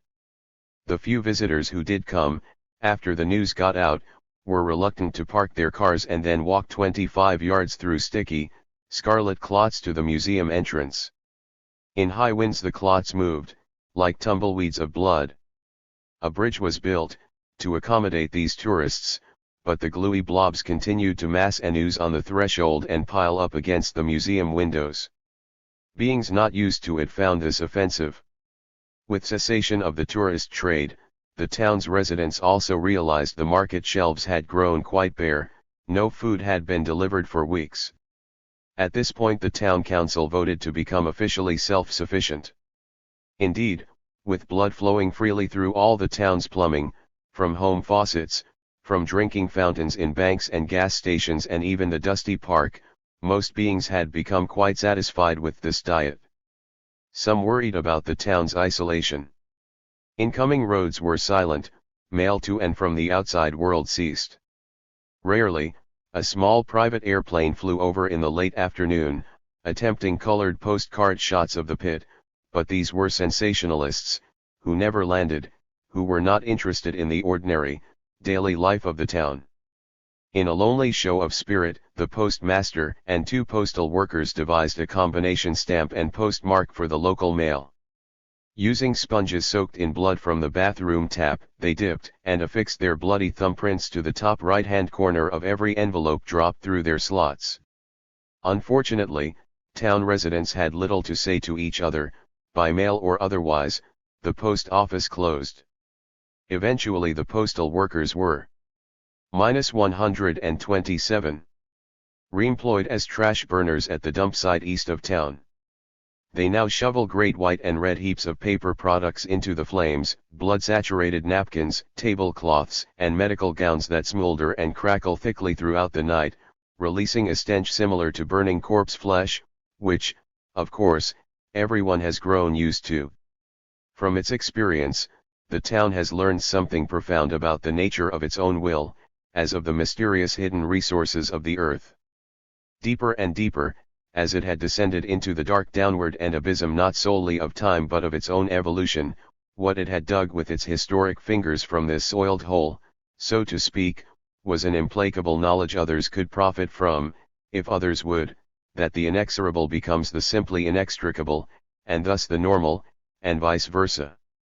If only beings strive to make it so. The question of whose blood is never raised. Nor, if the whole extends through the globe to China, could it be communist blood? Intellectual quibbling is extraneous to the town's experience of itself. Some beings from the outside have called the pit a living wound, citing the blood flow as a strong proof.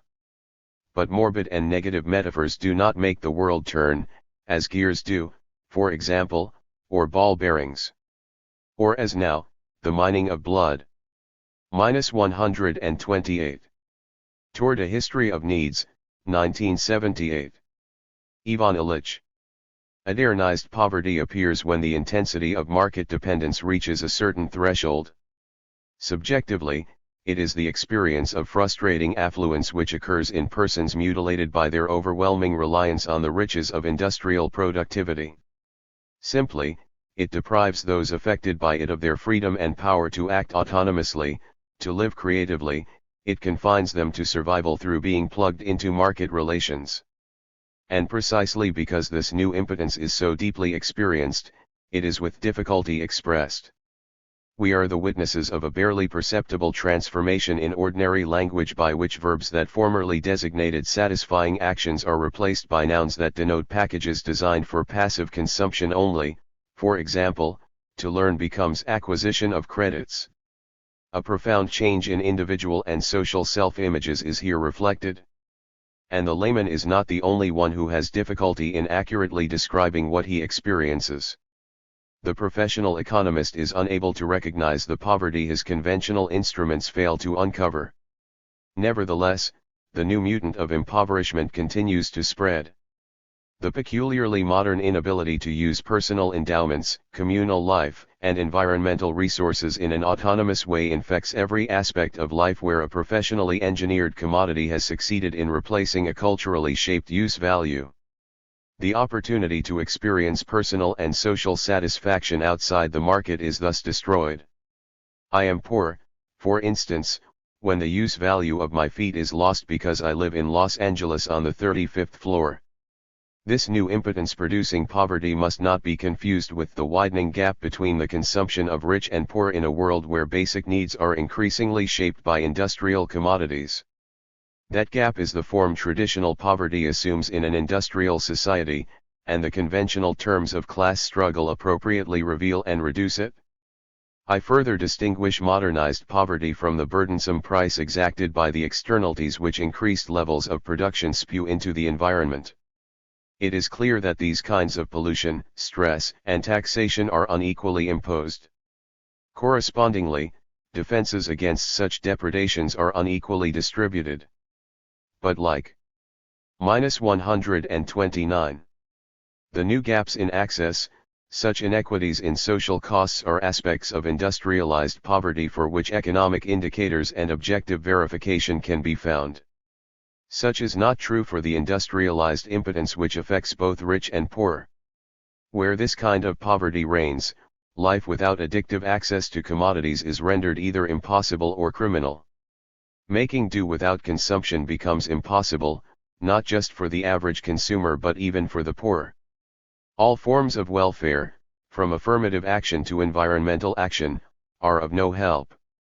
The liberty to design and craft one's own distinctive dwelling is abolished in favor of the bureaucratic provision of standardized housing, as in the United States, Cuba, or Sweden.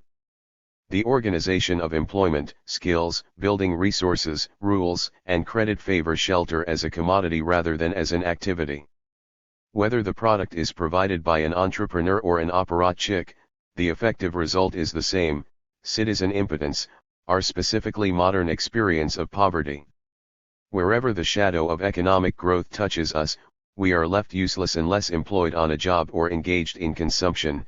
The attempt to build a house or set a bone outside the control of certified specialists appears as anarchic conceit. We lose sight of our resources, lose control over the environmental conditions which make these resources applicable, lose taste for self-reliant coping with challenges from without and anxiety from within. Take childbirth in Mexico today. Delivery without professional care has become unthinkable for those women whose husbands are regularly employed and therefore have access to social services, no matter how marginal or tenuous. They move in circles where the production of babies faithfully reflects the patterns of industrial outputs.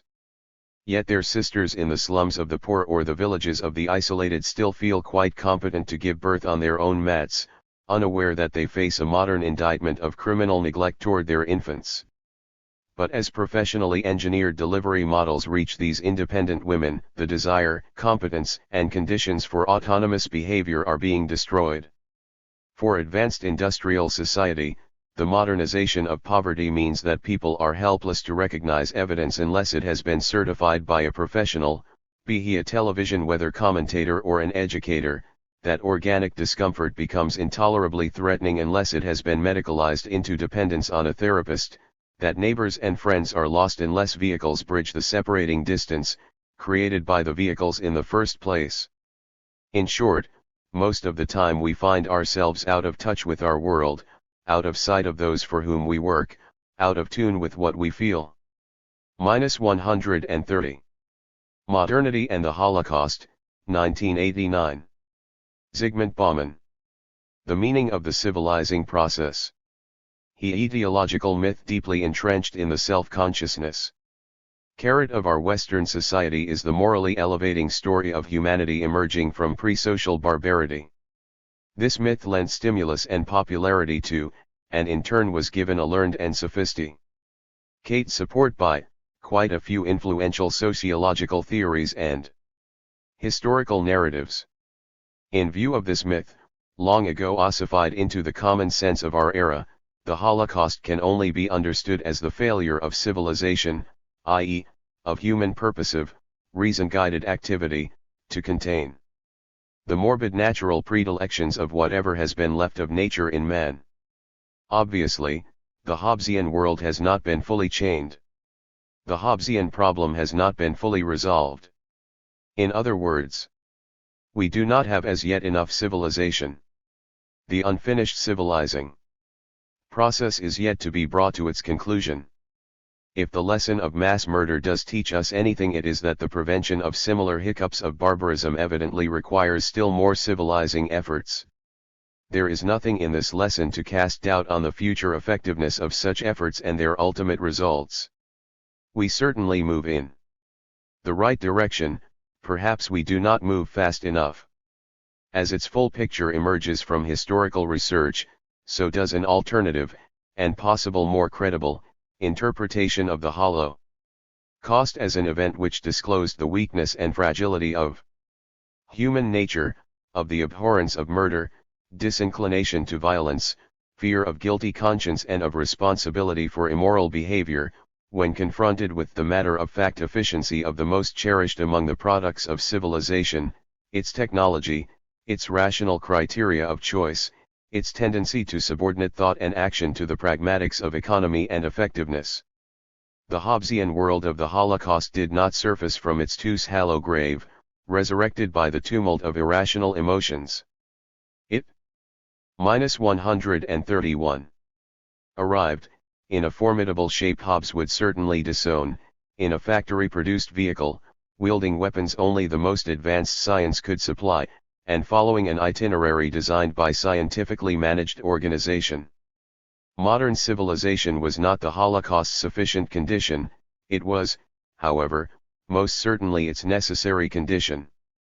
Without it, the Holocaust would be unthinkable. It was the rational world of modern civilization that made the Holocaust thinkable. The Nazi mass murder of the European Jewry was not only the technological achievement of an industrial society, but also the organizational achievement of a bureaucratic society. The most shattering of lessons deriving from the analysis of the twisted road to Auschwitz is that in the last resort the choice of physical extermination as the right means to the task Entfernung was a product of routine bureaucratic procedures means and calculus, budget balancing, universal rule application. To make the point sharper still, the choice was an effect of the earnest effort to find rational solutions to successive problems, as they arose in the changing circumstances. It was also affected by the widely described bureaucratic tendency to goal displacement and affliction as normal in all bureaucracies as their routines. The very presence of functionaries charged with their specific tasks led to further initiatives and a continuous expansion of original purposes. Once again, expertise demonstrated its self-propelling capacity, its proclivity to expand and enrich the target which supplied its raison d'etre. The mere existence of a corpus of Jewish experts created a certain bureaucratic momentum behind Nazi Jewish policy. Even when deportations and mass murder were already underway, decrees appeared in 1942 prohibiting German Jews from having pets, getting their hair cut by Aryan barbers, or receiving the Reichsport badge. It did not require orders from above, merely the existence of the job itself, to ensure that the Jewish experts kept up the flow of discriminating measures. At no point of its long and tortuous execution did the Holocaust come in conflict with the principles of rationality. The final solution did not clash at any stage with the rational pursuit of efficient, optimal goal implementation. On the contrary, it arose out of a genuinely rational concern, and it was generated by bureaucracy true to its form and purpose. We know of many massacres, pogroms, mass murders, indeed instances not far removed from genocide, that have -132 been perpetrated without modern bureaucracy, the skills and technologies it commands, the scientific principles of its internal management. The Holocaust, however, was clearly unthinkable without such bureaucracy. The Holocaust was not an irrational outflow of the not yet fully eradicated residues of pre-modern barbarity. It was a legitimate resident in the house of modernity, indeed, one who would not be at home in any other house. This is not to suggest that the incidence of the Holocaust was determined by modern bureaucracy or the culture of instrumental rationality it epitomizes, much less still, that modern bureaucracy must result in Holocaust-style phenomena. I do suggest, however, that the rules of instrumental rationality are singularly incapable of preventing such phenomena, that there is nothing in those rules which disqualifies the Holocaust-style methods of social engineering as improper or, indeed, the actions they served as irrational. I suggest, further, that the bureaucratic culture which prompts us to view society as an object of administration, as a collection of so many problems to be solved, as nature to be controlled, mastered, and improved or remade, as a legitimate target for social engineering, and in general a garden to be designed and kept in the planned shape by force. The gardening posture divides vegetation into cultured plants to be taken care of, and weeds to be exterminated, was the very atmosphere in which the idea of the Holocaust could be conceived, slowly yet consistently developed, and brought to its conclusion. And I also suggest that it was the spirit of instrumental rationality, and its modern, bureaucratic form of institutionalization, which had made the Holocaust-style solutions not only possible, but eminently reasonable and increased the probability of their choice. This increase in probability is more than fortuitously related to the ability of modern bureaucracy to coordinate the action of great number of moral individuals in the pursuit of any, also immoral, ends. Modern culture is a garden culture. It defines itself as the design for an ideal life and a perfect arrangement of human conditions. It constructs its own identity out of distrust of nature. In fact, it defines itself and nature, and the distinction between them, through its endemic distrust of spontaneity and its longing for a better, and necessarily artificial, order. Apart from the overall plan, the artificial order of the garden needs tools and raw materials. It also needs defense against the unrelenting danger of what is, obviously, a disorder. The order, first conceived of as a design, determines what is a. 133. Section 3. The nature of civilization. Tool, what is a raw material, what is useless, what is irrelevant, what is harmful, what is a weed or a pest. It classifies all elements of the universe by their relation to itself. This relation is the only meaning it grants them and tolerates, and the only justification of the gardener's actions, as differentiated as the relations themselves. From the point of view of the design, all actions are instrumental, while all the objects of action are either facilities or hindrances. Modern genocide, like modern culture in general, is a gardener's job. It is just one of the many chores that people who treat society as a garden need to undertake. If garden design defines its weeds, there are weeds wherever there is a garden. And weeds are to be exterminated. Weeding out is a creative, not a destructive activity. It does not differ in kind from other activities which combine in the construction and sustenance of the perfect garden. All visions of society as garden define parts of the social habitat as human weeds. Like other weeds, they must be segregated, contained, prevented from spreading, removed and kept outside the society boundaries. If all these means prove insufficient, they must be killed. Stalin's and Hitler's victims were not killed in order to capture and colonize the territory they occupied. Often they were killed in a dull, mechanical fashion with no human emotions, hatred included, to enliven it. They were killed because they did not fit, for one reason or another, the scheme of a perfect society. Their killing was not the work of destruction, but creation. They were eliminated, so that an objectively better human world, more efficient, more moral, more beautiful, could be established. A communist world. Or a racially pure, Aryan world. In both cases, a harmonious world, conflict-free, docile in the hands of their rulers, orderly, controlled. People tainted with ineradicable blight of their past or origin could not be fitted into such an unblemished, healthy, and shining world. Like weeds, their nature could not be changed. They could not be improved or re-educated. They had to be eliminated for reasons of genetic or ideational heredity of a natural mechanism resilient and immune to cultural processing. The two most notorious and extreme cases of modern genocide did not betray the spirit of modernity. They did not deviously depart from the main track of the civilizing process. They were the most consistent, uninhibited expressions of that spirit. They attempted to reach the most ambitious aims of the civilizing process most other processes stop short of, not necessarily for the lack of goodwill. They showed what the rationalizing, designing, -134. Zygmunt Bauman, Modernity and the Holocaust. Controlling dreams and efforts of modern civilization are able to accomplish if not mitigated, curbed, or counteracted. These dreams and efforts have been with us for a long time. They spawn the vast and powerful arsenal of technology and managerial skills. They gave birth to institutions which serve the sole purpose of instrumentalizing human behavior to such an extent that any aim may be pursued with efficiency and vigor, with or without ideological dedication or moral approval on the part of the pursuers.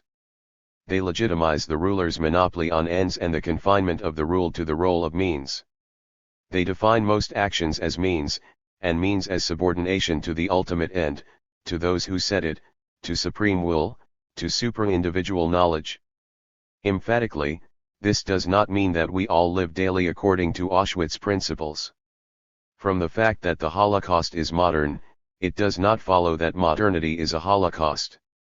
The Holocaust is a byproduct of the modern drive to a fully designed, fully controlled world, once the drive is getting out of control and running wild.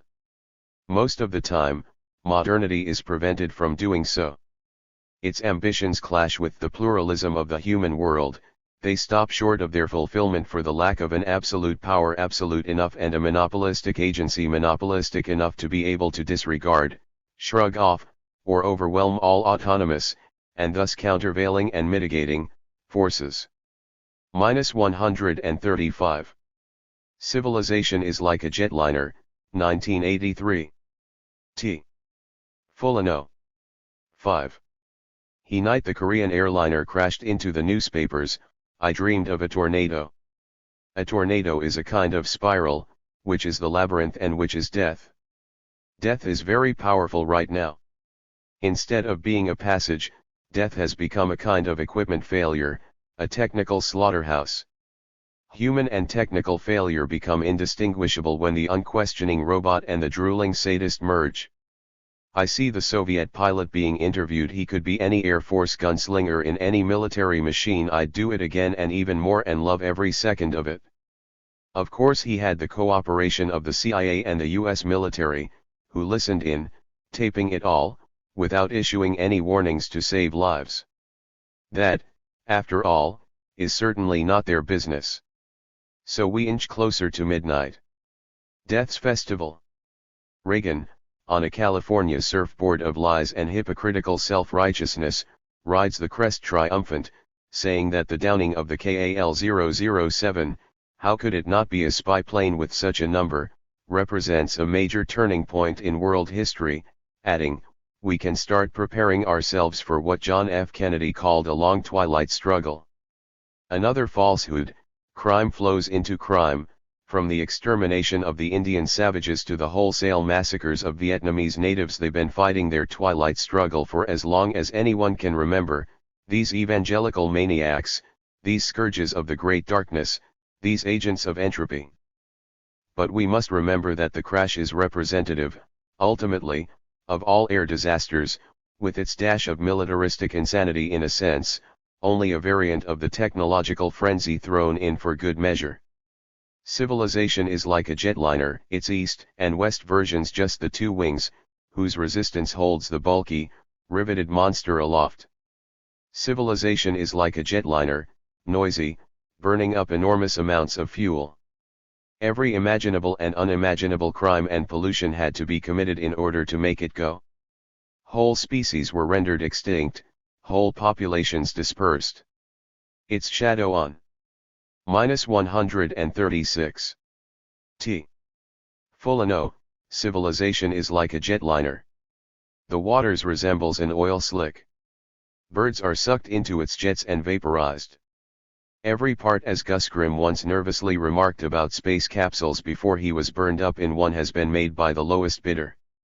Civilization is like a 747, the filtered air, the music oozing over the earphones, the phony sense of security, the chemical food, the plastic trays, all the passengers sitting passively in the orderly row of padded seats staring at death on the movie screen. Civilization is like a jetliner, an idiot savant in the cockpit manipulating computerized controls built by sullen wage workers, and dependent for his directions on sleepy technicians high on amphetamines with their minds wandering to sports and sex. Civilization is like a 747, filled beyond capacity with coerced volunteers, some in love with the velocity, most wavering at the abyss of terror and nausea, yet still seduced by advertising and propaganda. It is like a DC-10, so incredibly enclosed that you want to break through the tin can walls and escape, make your own way through the clouds, and leave this rattling, screaming fiend approaching its breaking point. The smallest error or technical failure leads to catastrophe, scattering your sad entrails like belated omens all over the runway, knocks you out of your shoes, breaks all your bones like eggshells. Of course, civilization is like many other things besides jets, always things: a chemical drainage ditch, a woodland knocked down to lengthen an airstrip or to build a slick new shopping mall where people can buy salad bowls made out of exotic tropical trees which will be extinct next week, or perhaps a graveyard for cars, or a suspension bridge which collapses because a single metal pin has shaken loose. Civilization is a hydra. There is a multitude of styles, colors, and sizes of death to choose from. Civilization is like a Boeing jumbo jet because it transports people who have never experienced their humanity where they were to places where they shouldn't go. In fact, it mainly transports businessmen in suits with briefcases filled with charts, contracts, more mischief businessmen who are identical everywhere and hence have no reason at all to be ferreted about. And it goes faster and faster, turning more and more places into airports, the unnatural habitat of businessmen. It is an utter mystery how it gets off the ground. It rolls down the runway, the blinking lights along the ground like electronic scar tissue on the flesh of the earth, picks up speed and somehow grunts. -137. Raping the air, working its way up along the shimmering waves of heat and the trash blowing about like refugees fleeing the bombing of a city. Yes, it is exciting, a mystery, when life has been evacuated and the very stones have been murdered. But civilization, like the jetliner, this freak phoenix incapable of rising from its ashes, also collapses across the earth like a million bursting wasps, flames spreading across the runway in tentacles of gasoline, samsonite, and charred flesh. And always the absurd rubbish, death's confetti, the fragments left to mock us lying along the weary trajectory of the dying bird: the doll's head, the shoes, eyeglasses, a belt buckle. Jetliners fall, civilizations fall, this civilization will fall. The gauges will be read wrong on some snowy day, perhaps they will fail.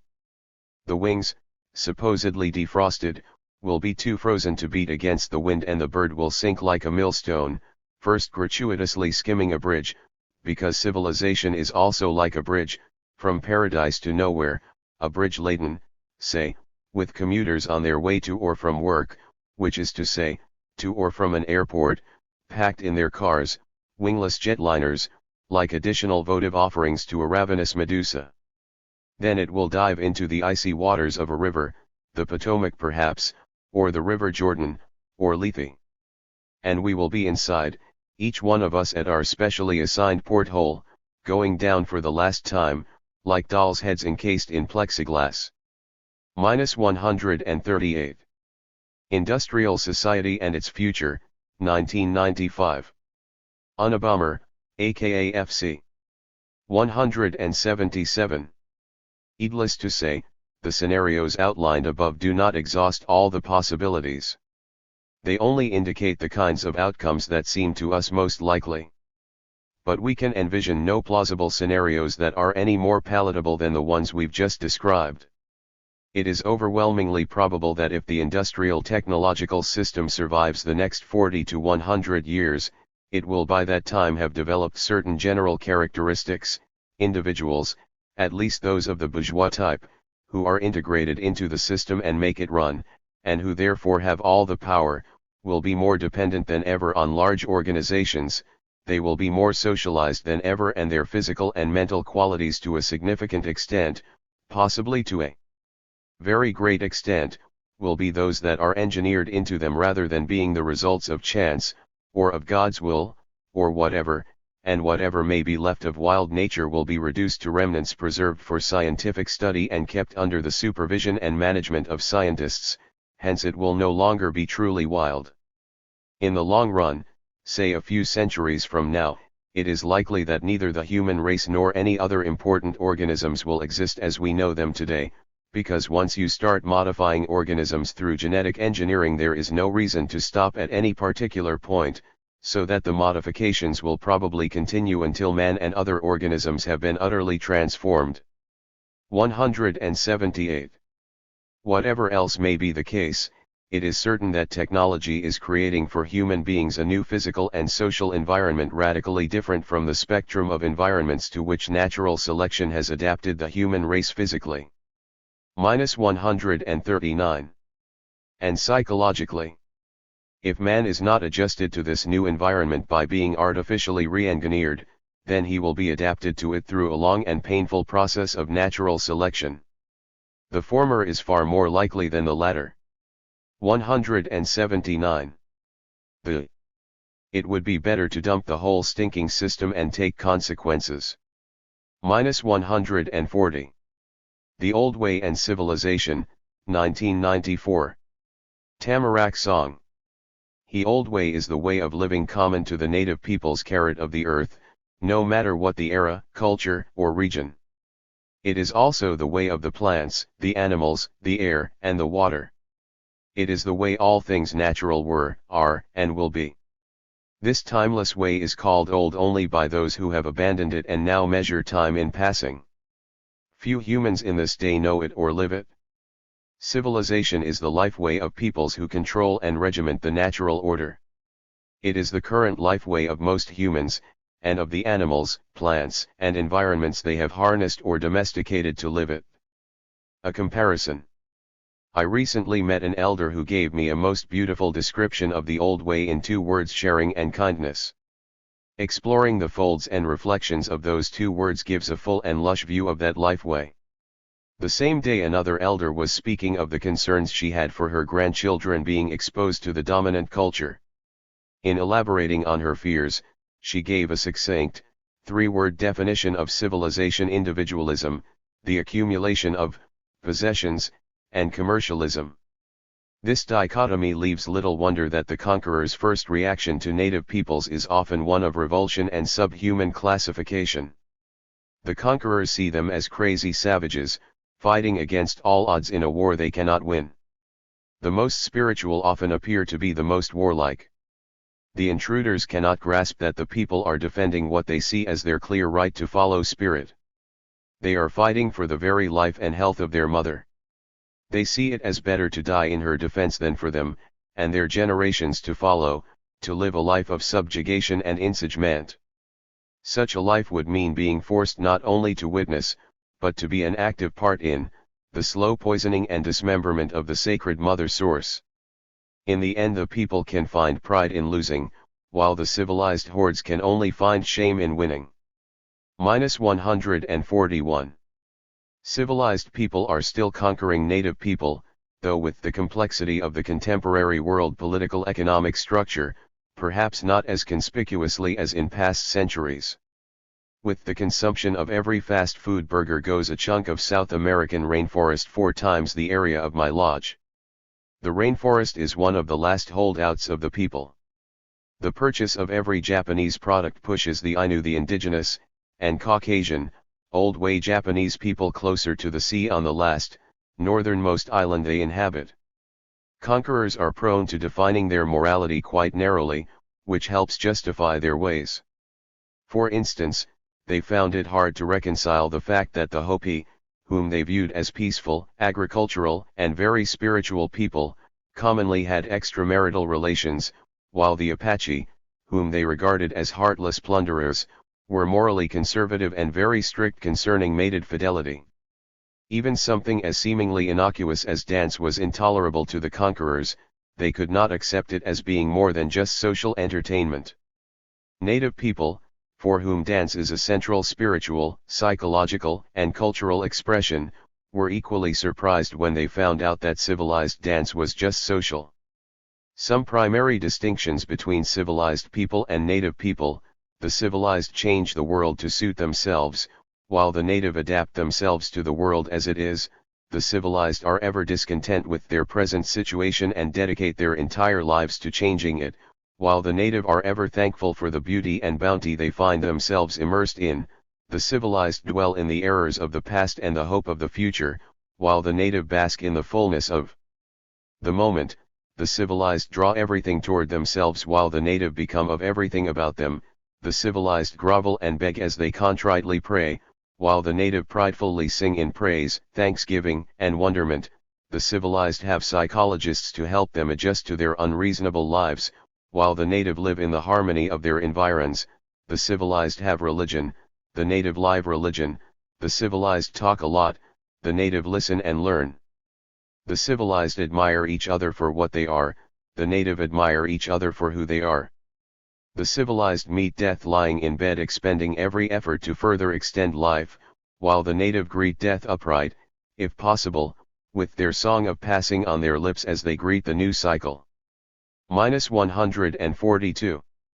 Civilization is based on human-made things that keep breaking down, the old way is based on natural things, which keep growing, renewing.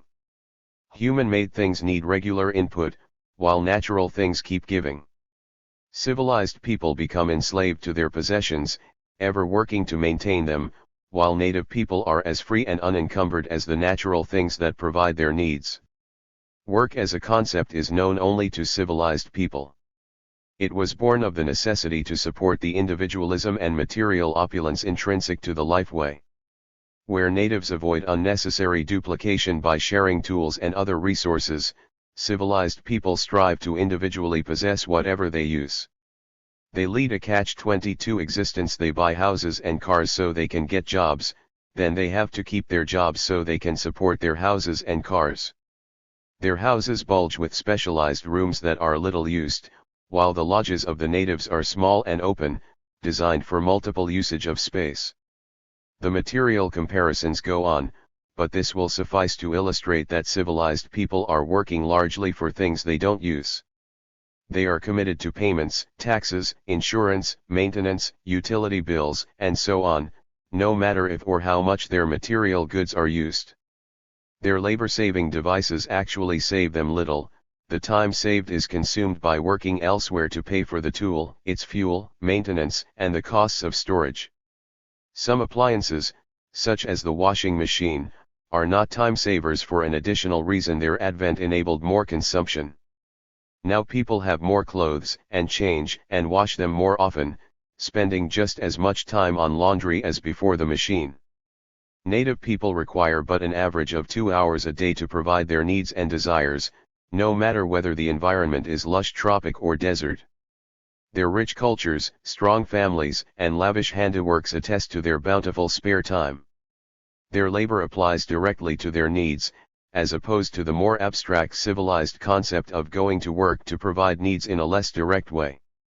Simply put, natives transfer energy efficiently by direct involvement in what they need, whereas civilized people, through a complex and non-personally involved process, expend much more time and energy to meet the same need. For instance, when the native people desire fruit, they will simply go and pick it, whereas civilized people will buy land, and go through the process. -143. Of raising the fruit before picking it, or go to work to pay someone else to raise, package, store, and transport it for them. Those who have lived both ways talk of the richer, more fulfilling life of the native way, with its direct involvement in the process of existence, as compared with the detached, indirect means of the civilized way. I first felt this difference when I was invited to share a meal with a native family. The food had a life and a spirit that was given to it by their hands as they hunted, gardened, foraged, stored, prepared, and served it. This was reflected in the blessing of the food, the way it was presented, eaten, and enjoyed, and in the way it was valued and respected, without a bite being wasted. What a blessed experience when compared to my hollow store-bought meals. There is little sacred in civilized societies. They are systems-oriented, they look to structure for answers, not knowing of the ways of elders and the talking circle and the inner voice. the once sacred becomes lowered to the civilized society's secular norm. Drugs, alcohol, and sex become objects of pleasure, where in the few native societies where drugs or alcohol are used, they are used sporadically, and as part of sacred rituals. Civilized people are ego-sensitive. Self-recountings of their adventures and successes often come across as self-aggrandizing and ego-threatening to the listener. In cultures where the warrior and the healer and the seeker still exist, stories of their journeys and triumphs are regularly told and eagerly awaited. Beyond entertainment, these recountings serve as teachers and examples to inspire and emulate. Perhaps because native people have more opportunity for self-fulfillment than their civilized counterparts, they are less threatened and more inspired by the success of others. My impression is that the unspoken civilized objective is to fashion an earth, and beyond, that is under total human control. What native people see as their natural realm, civilized people see as uncontrolled, wild. Their neighbors are no longer the animals and plant people, but other humans. So the natural realm is truly wild to them, and their isolation from it isolates them from its care, and from its wisdoms. For an example, with many non-human people, staring into another's eyes is a sign of assertiveness and dominance, or of aggression. It is also a giveaway to the stalked and a preoccupation that puts one out of contact with the greater circle. For these reasons, natives consider it foolish and disrespectful. -144. Tamarack Song, The Old Way and Civilization. To stare into the eyes of another, particularly an elder. No longer knowing the animals to gather these lessons, civilized people suffer interactions plagued with the friction of their eyes and the imbalance of their perception. Civilized people's care for their source of their goods is not sensitive to her needs because they do not know her needs. For example, when logging for their lumber and paper, they don't know to let some of the big, hollow trees stand, so 1/4 of the varieties of our birdkin are left homeless. One reason for the success of the civilized way is its willingness to adopt the ways of other cultures that work to its advantage. This approach has created functional cultures but without the ancestral roots and spiritual bases of the cultures from which they borrow. For example, they have borrowed practices from the people of India, such as they call yoga and transcendental meditation. They are fragments of a Hindu people's life approach, surface techniques which are a reflection of the underlying philosophy. Only the exercise is desired, its spirit is left behind. This allows for civilization's penchant to commercially exploit other cultures. So we see these borrowed practices being promoted with such lines as reduce stress, increase productivity, lose weight, be a better yuppie or salesman. By practicing, the civilized way could benefit greatly from a deeper look at and understanding of the ways of other cultures, but instead it is content skimming the grease off the top and using it to lubricate the worn-out mechanism of its lifeway. The civilized way can be characterized by such contemporary clichés as the me generation, self-development, and I do my thing, you do yours. The most powerful contemporary response that I've heard is Albert Schweitzer's, which echoes old way wisdom: life outside a person is an extension of the life within him. This compels him to be part of it and accept responsibility for all creatures great and small. Life becomes harder when we live for others, but it also becomes richer and happier. Where they diverged. If we are all the same people, where did our paths diverge and some of us turn from the mother to see if we could do better? Perhaps the answer lies in the way we look at a seed. Agriculture is the basis of civilization. With it came permanent settlements and the concept of land ownership. The earth became property. -145. Despiritualized, inanimate commodity.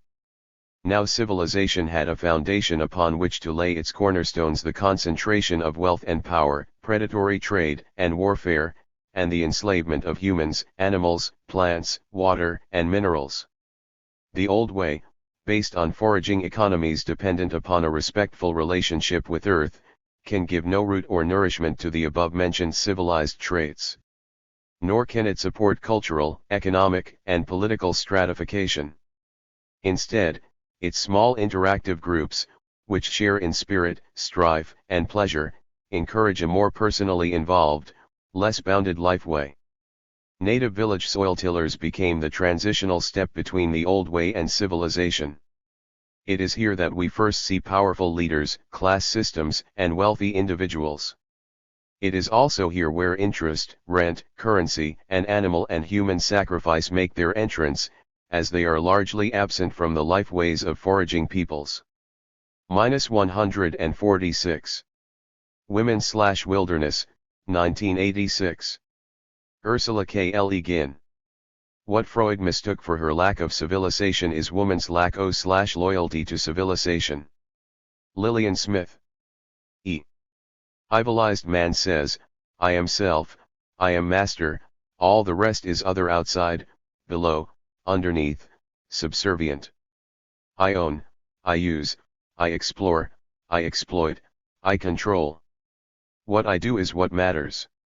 What I want is what matter is for. I am that I am, and the rest is women and the wilderness, to be used as I see fit. To this, civilized woman, in 1978, in the voice of Susan Griffin, replies as follows. We say there is no way to see his dying as separate from her living, or what he had done to her, or what part of her he had used. We say if you change the course of this river you change the shape of the whole place. And we say that what she did then could not be separated from what she held sacred in herself, what she had felt when he did that to her, what we hold sacred to ourselves, what we feel we could not go on without, and we say if this river leaves this place, nothing will grow and the mountain will crumble away, and we say that what he did to her could not be separated from the way that he looked at her, and what he felt was right to do to her, and what they do to us, we say, shapes how they see us. That once the trees are cut down, the water will wash the mountain away and the river be heavy with mood, and there will be a flood. And we say that what he did to her he did to all of us.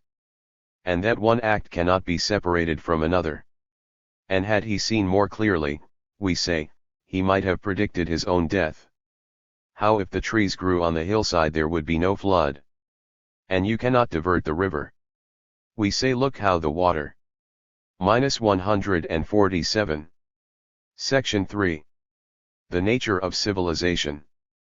Flows from this place and returns as rainfall, everything returns, we say, and one thing follows another, there are limits, we say, on what can be done and everything moves. We are all part of this motion, we say, and the way of the river is sacred, and this grove of trees is sacred, and we ourselves, we tell you, are sacred. Susan Griffin, Woman and Nature. What is happening here is that the wilderness is answering. This has never happened before. We who live at this time are hearing news that has never been heard before. A new thing is happening. Daughters, the women are speaking. They arrive. Over the wise distances. On perfect feet. The women are speaking, so says Linda Hogan of the Chickasaw people. The women are speaking. Those who were identified as having nothing to say, as sweet silence or monkey chatterers, those who were identified with nature, which listens, as against man, who speaks, those people are speaking. They speak for themselves and for the other people, the others who have been silent, or silenced, or unheard, the animals, the trees, the rivers, the rocks. And what they say is, we are sacred. Listen, they do not say nature is sacred. Because they distrust that word, nature. Nature as not including humanity, nature as what is not human, that nature is a construct made by man, not a real thing, just as most of what man says and knows about women is mere myth and construct. Where I live as a woman is to men a wilderness. But to me it is home. The anthropologists Shirley and Edwin Ardiner, talking about an African village culture, made a useful and interesting mental shape. They laid down two circles largely but not completely overlapping, so that the center of the figure is the tall oval of overlap, and on each side of it are facing crescents of non-overlap. One of the two circles is the dominant element of the culture, that is, men. The other is the muted element of the culture, that is, women. As Elaine Showalter explains the figure, all male consciousness is within the dominant circle, accessible to or structured by language. Both the crescent that belongs to men only, and the crescent that belongs to women only, outside the shared, central. -148. Ursula K. L. E. Guin, Women/Wilderness. Civilized area of overlap, may be called the wilderness. The men's wilderness is real, it is where men can go hunting and exploring and having all-male adventures, away from the village, the shared center, and it is accessible to and structured by language. In terms of cultural anthropology, women know what the male crescent is like, even if they have never seen it, because it becomes the subject of legend.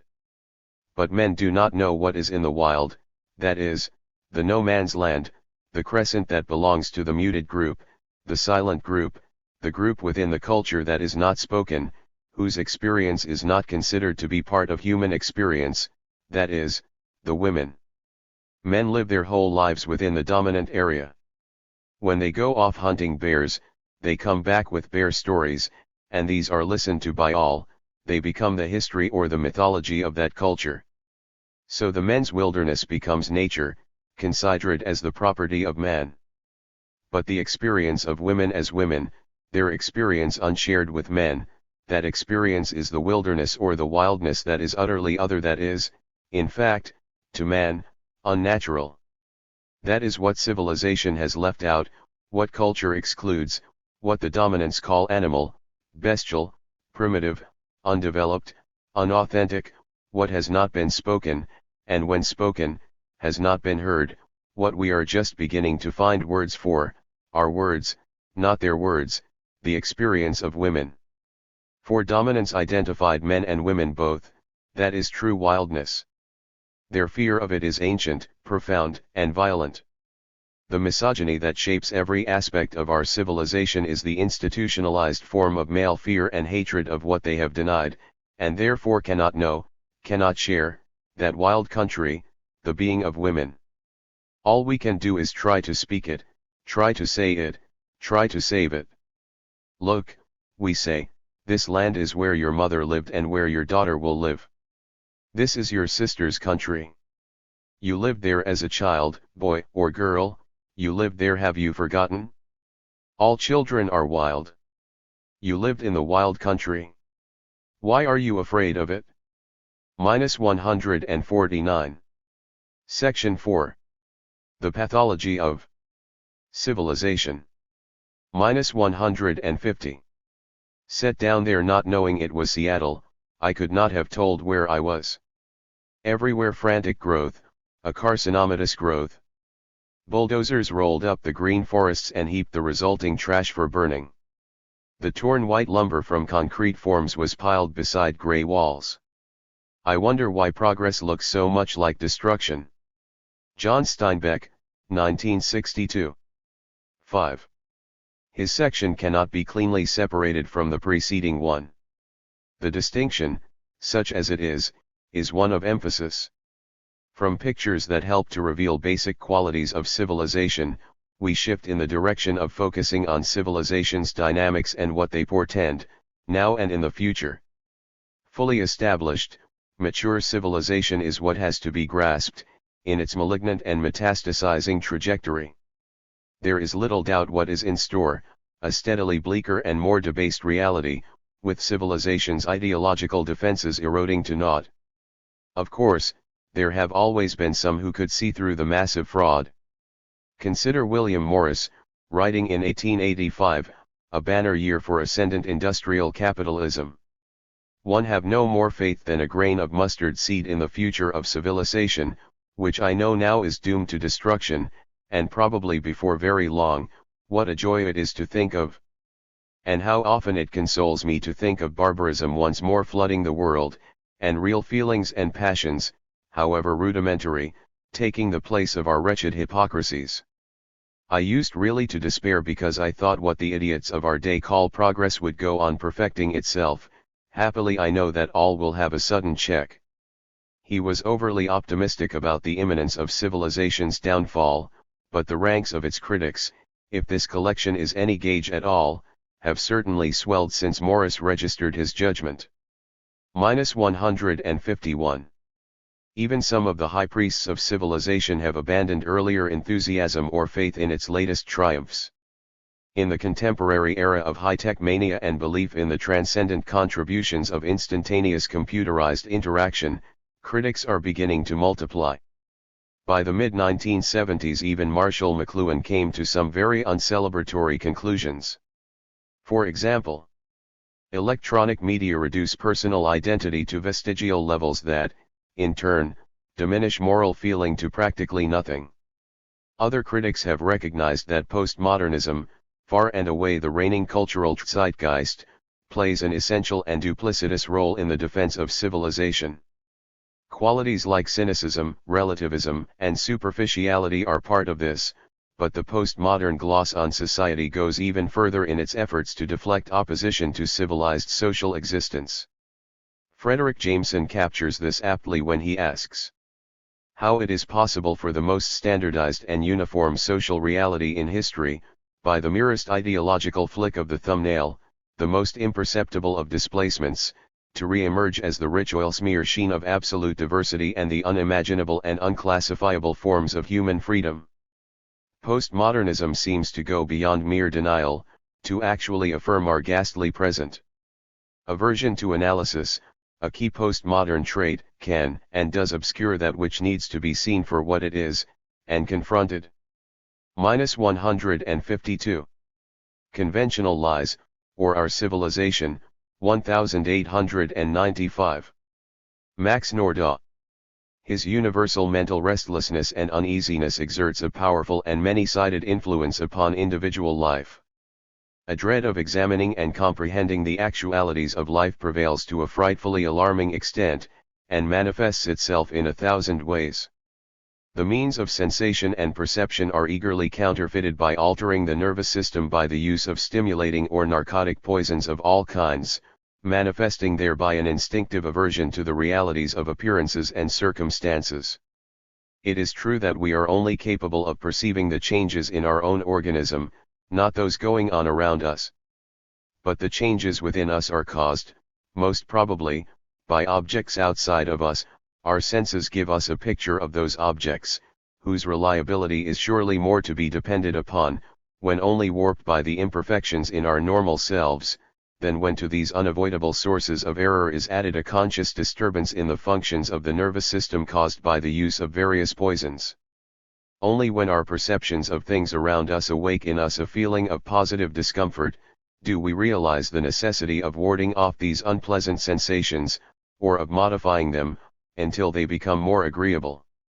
This is the cause of the constant increase in the consumption of alcohol and tobacco, shown by statistics, and of the rapidity with which the custom of taking opium and morphine is spreading.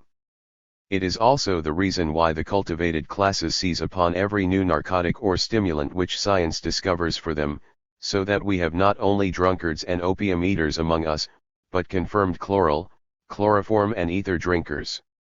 Society as a whole repeats the action of the individual, who tries to drown his sorrows in the flowing bowl. It seeks oblivion of the present, and grasps at anything that will provide it with the necessary illusions by which it can escape from real life. Hand in hand with this instinctive self-deception and attempt at temporary oblivion of the actual world, goes the final plunge into eternal oblivion. Statistics prove that the number of suicides is -153. Increasing in the highly civilized countries, in direct proportion to the increase in the use of alcohol and narcotics.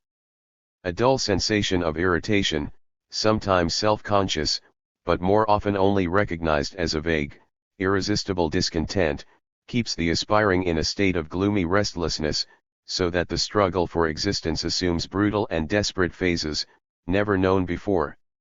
This struggle is no longer a conflict between polite antagonists who salute each other with courtesy before they open fire, like the English and French before the Battle of Fontenoy, but it is a pell-mell, hand-to-hand fight of rough cutthroats, drunk with whiskey and blood, who fall upon each other with brute ferocity, neither giving nor expecting mercy. We lament the disappearance of characters. What is a character? It is an individuality which shapes its career according to certain simple, fundamental moral principles which it has recognized as good, and accepted as guides. Skepticism develops no such characters, because it has excluded faith in fundamental principles. When the North Star ceases to shine, and the electric pole vanishes, the compass is of no further use. The stationary point is gone to which it was always turning. Skepticism, also a fashionable ailment, is in reality but another phase of the universal discontent with the present. For it is only by becoming convinced that the world is out of sorts generally, and that everything is wrong, insufficient, and contemptible, that we arrive at the conclusion that all is vanity, and nothing worth an effort, or a struggle between duty and inclination. Economy, literature, and art, philosophy, politics, and all phases of social and individual life, show a certain fundamental trait, common to all: a deep dissatisfaction with the world as it exists at present. From each one of these multitudinous manifestations of human intelligence arises a bitter cry, the same in all cases, an appeal for a radical change. 154. The Final Empire. The Collapse of Civilization and the Seed of the Future, 1993. William H. Koitka. Our generation is on the verge of the most profound catastrophe the human species has ever faced. Death threats to the living earth are coming from all sides. Water, sunlight, air, and soil are all threatened. When Eskimos of the far north begin to experience leukemia from atomic radiation and Eskimo mother's milk contains crisis levels of PCBs, we must recognize that every organism on the planet is threatened. Compounding this crisis is the fact that the prime force in this affair, the civilized humans, are unable to completely understand the problem. The problem is beneath the threshold of consciousness because humans within civilization comes from the Latin, cives, referring to those who live in cities, towns, and villages, no longer have relationship with the living earth. Civilized people's lives are focused within the social system itself. They do not perceive the eroding soils and the vanishing forests. These matters do not have the immediate interest of paychecks. The impulse of civilization in crisis is to do what it has been doing, but do it more energetically in order to extricate itself. If soaring population and starvation threaten, often the impulse is to put more pressure on the agricultural soils and cut the forests faster. We face planetary disaster. The destruction of the planetary life system has been ongoing for thousands of years and is now approaching the final apocalypse which some of us will see in our own lifetimes. Far from being a difficult and complex situation, it is actually very simple, if one can understand and accept a few simple and fundamental propositions. The planetary disaster is traced to one simple fact. Civilization is out of balance with the flow of planetary energy. The consensus assumption of civilization is that an exponentially expanding human population with exponentially expanding consumption of material resources can continue, based on dwindling. 155. Resources and a dying ecosystem. This is simply absurd. Nonetheless, civilization continues on with no memory of its history and no vision of its future. Possibly the most important source of life on this planet is the thin film of topsoil. The life of the planet is essentially a closed, balanced system with the elements of sun, water, soil, and air as the basic elements.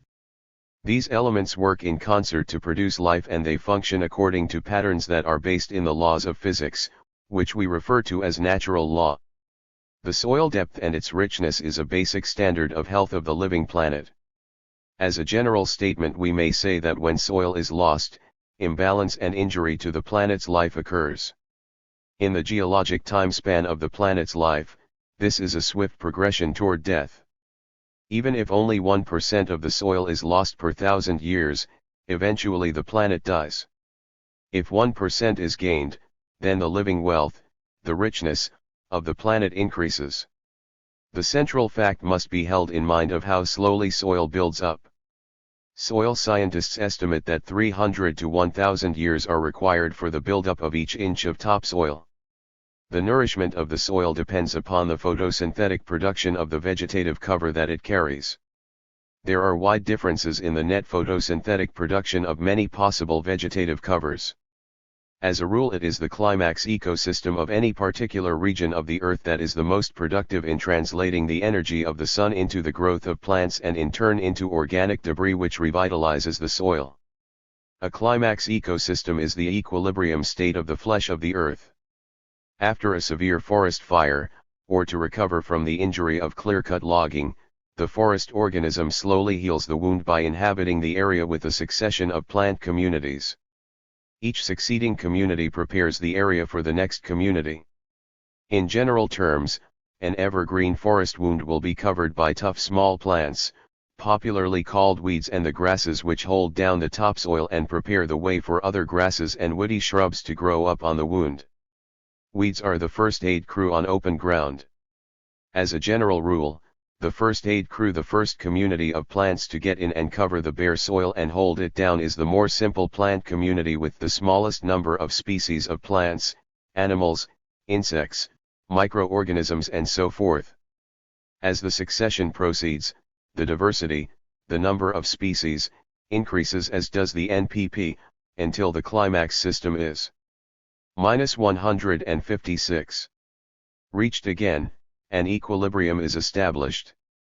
The system drives toward complexity of form, maximum ability to translate incoming energy, NPP, and diversity of energy pathways, food chains and other services that plants and animals perform for one another. The plants will hold the soil so that it may be built back up. They will shade the soil to prevent its oxidation. The heating and drying of soil promotes chemical changes that cause sterility, and conserve moisture.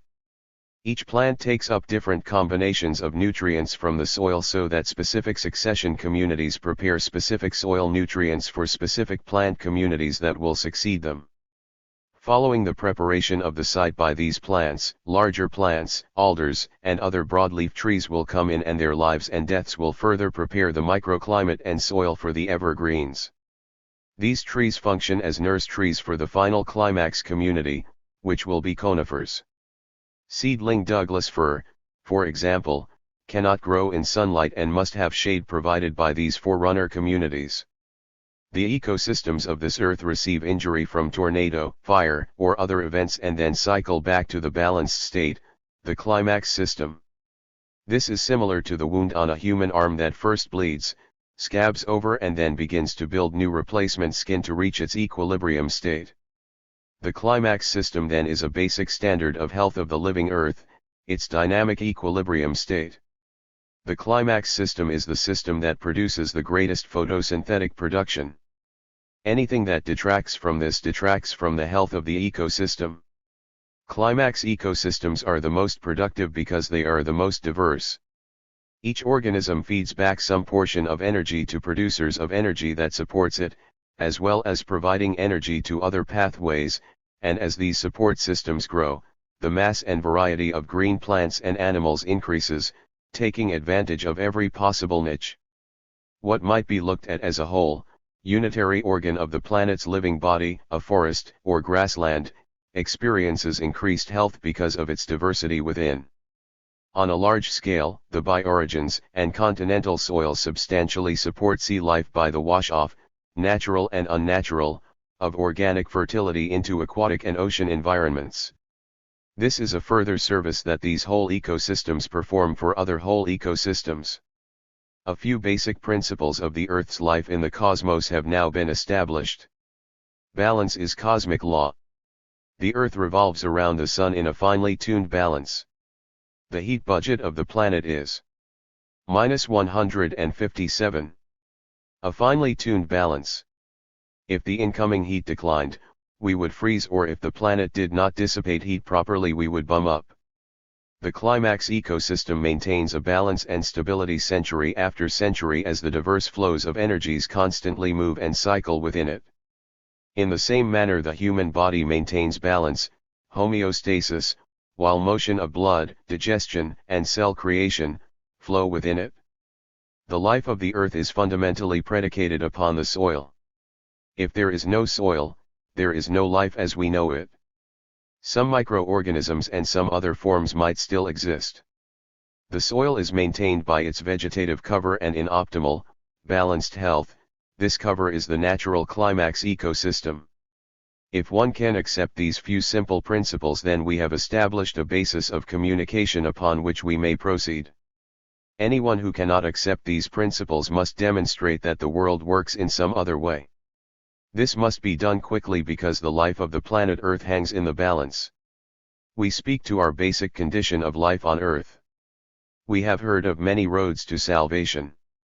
We have heard that economic development will save us, solar heating will save us, technology, the return of Jesus Christ who will restore the heaven and the earth, the promulgation of land reform, the recycling of materials, the establishment of capitalism, communism, socialism, fascism, Muslimism, vegetarianism, trilateralism, and even the birth of new Aquarian age, we have been told, will save us. But the principle of soil says that if the humans cannot maintain the soil of the planet, they cannot live here. In 1988, the annual soil loss due to erosion was 25 billion tons and rising rapidly. Erosion means that soil moves off the land. An equally serious injury is that the soil's fertility is exhausted in place. Soil exhaustion is happening in almost all places where civilization has spread. This is a literal killing of the planet by exhausting its fund of organic fertility that supports other biological life. Fact: since civilization invaded the Great Plains of North America, 1/2 of the topsoil of that area has disappeared. The record of empire.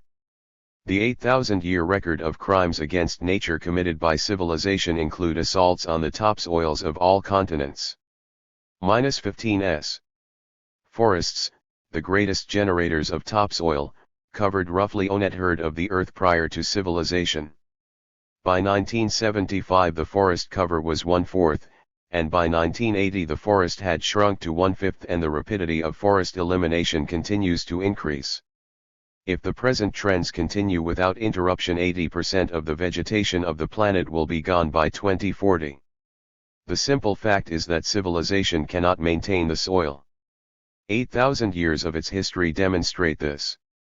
Civilization is murdering the earth. The topsoil is the energy bank that has been laboriously accumulated over millennia. Much of it is gone and the remainder is going rapidly. When civilized development of land occurs, the climax system is stripped, vegetation is greatly simplified or cleared completely, and the net photosynthetic production plummets. In the tropics, when pasture land is created by clearing forest, 2/3 of the original net photosynthetic production is eliminated. In the mid-latitudes, 1/2 the net photosynthetic production is lost when cropland is created from previously forested land. The next step is that humans take much of even that impaired production off the land in the form of agricultural products, so that not even the full amount of that impaired production returns to feed the soil. This points out a simple principle: human society must have as its central value, a responsibility to maintain the soil. If we can create culture that can maintain the soil, then there is the possibility of human culture regaining balance with the life of the earth. The central problem is that civilization is out of balance with the life of the earth. The solution to that problem is for human society to regain balance with the earth. We are now back to everyone's personal answer concerning how to respond to the planetary crisis. Most proposals for salvation have little to do with maintaining the soil. All of these seek to alleviate the situation without making any uncomfortable change in the core values or structure of existing society. They only try to fix the symptoms. If we had a society whose core values were to preserve and aid the earth, then all of the other values of society would flow consistently from that. In many important ways, civilization functions in an addictive fashion. The culture of civilization functions so that it is self-destructive, suicidal, as if it were a person addicted to alcohol. -159. Section 4. The pathology of civilization. White sugar, drugs, or tobacco. The addict denies that there is a problem. The addict engages in the denial of reality. Civilization is addicted in the same way. The civilized people believe they have an obligation to bring primitive and underdeveloped people up to their level. Civilization, which is about to self-destruct, thinks of itself as the superior culture that has answers for all the world's people.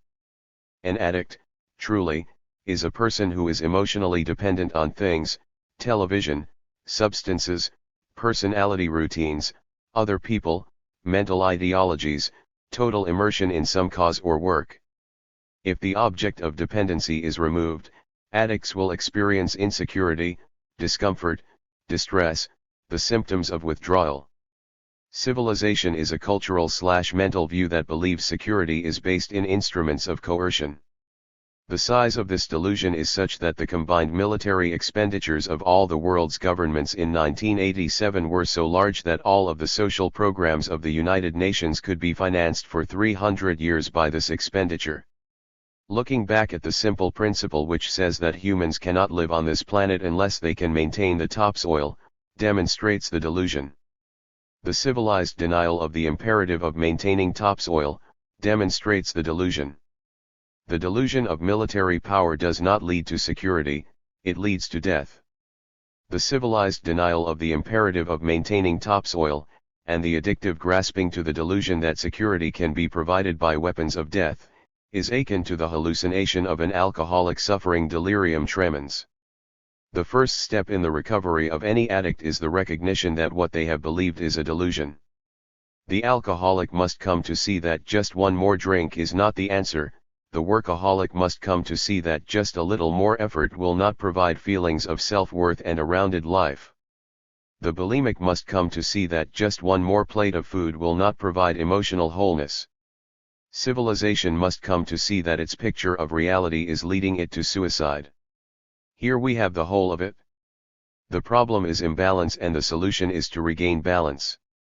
Here we have the simple principle: if human actions help to regain balance as judged by the condition of the soil, then we are on the path of healing the earth. If the theory, plan, project, or whatever, cannot be justified by the standard, then we are back in the delusional system. -160. William H. Koitka, The Final Empire. All of us are addicts. We of civilization have lost our way.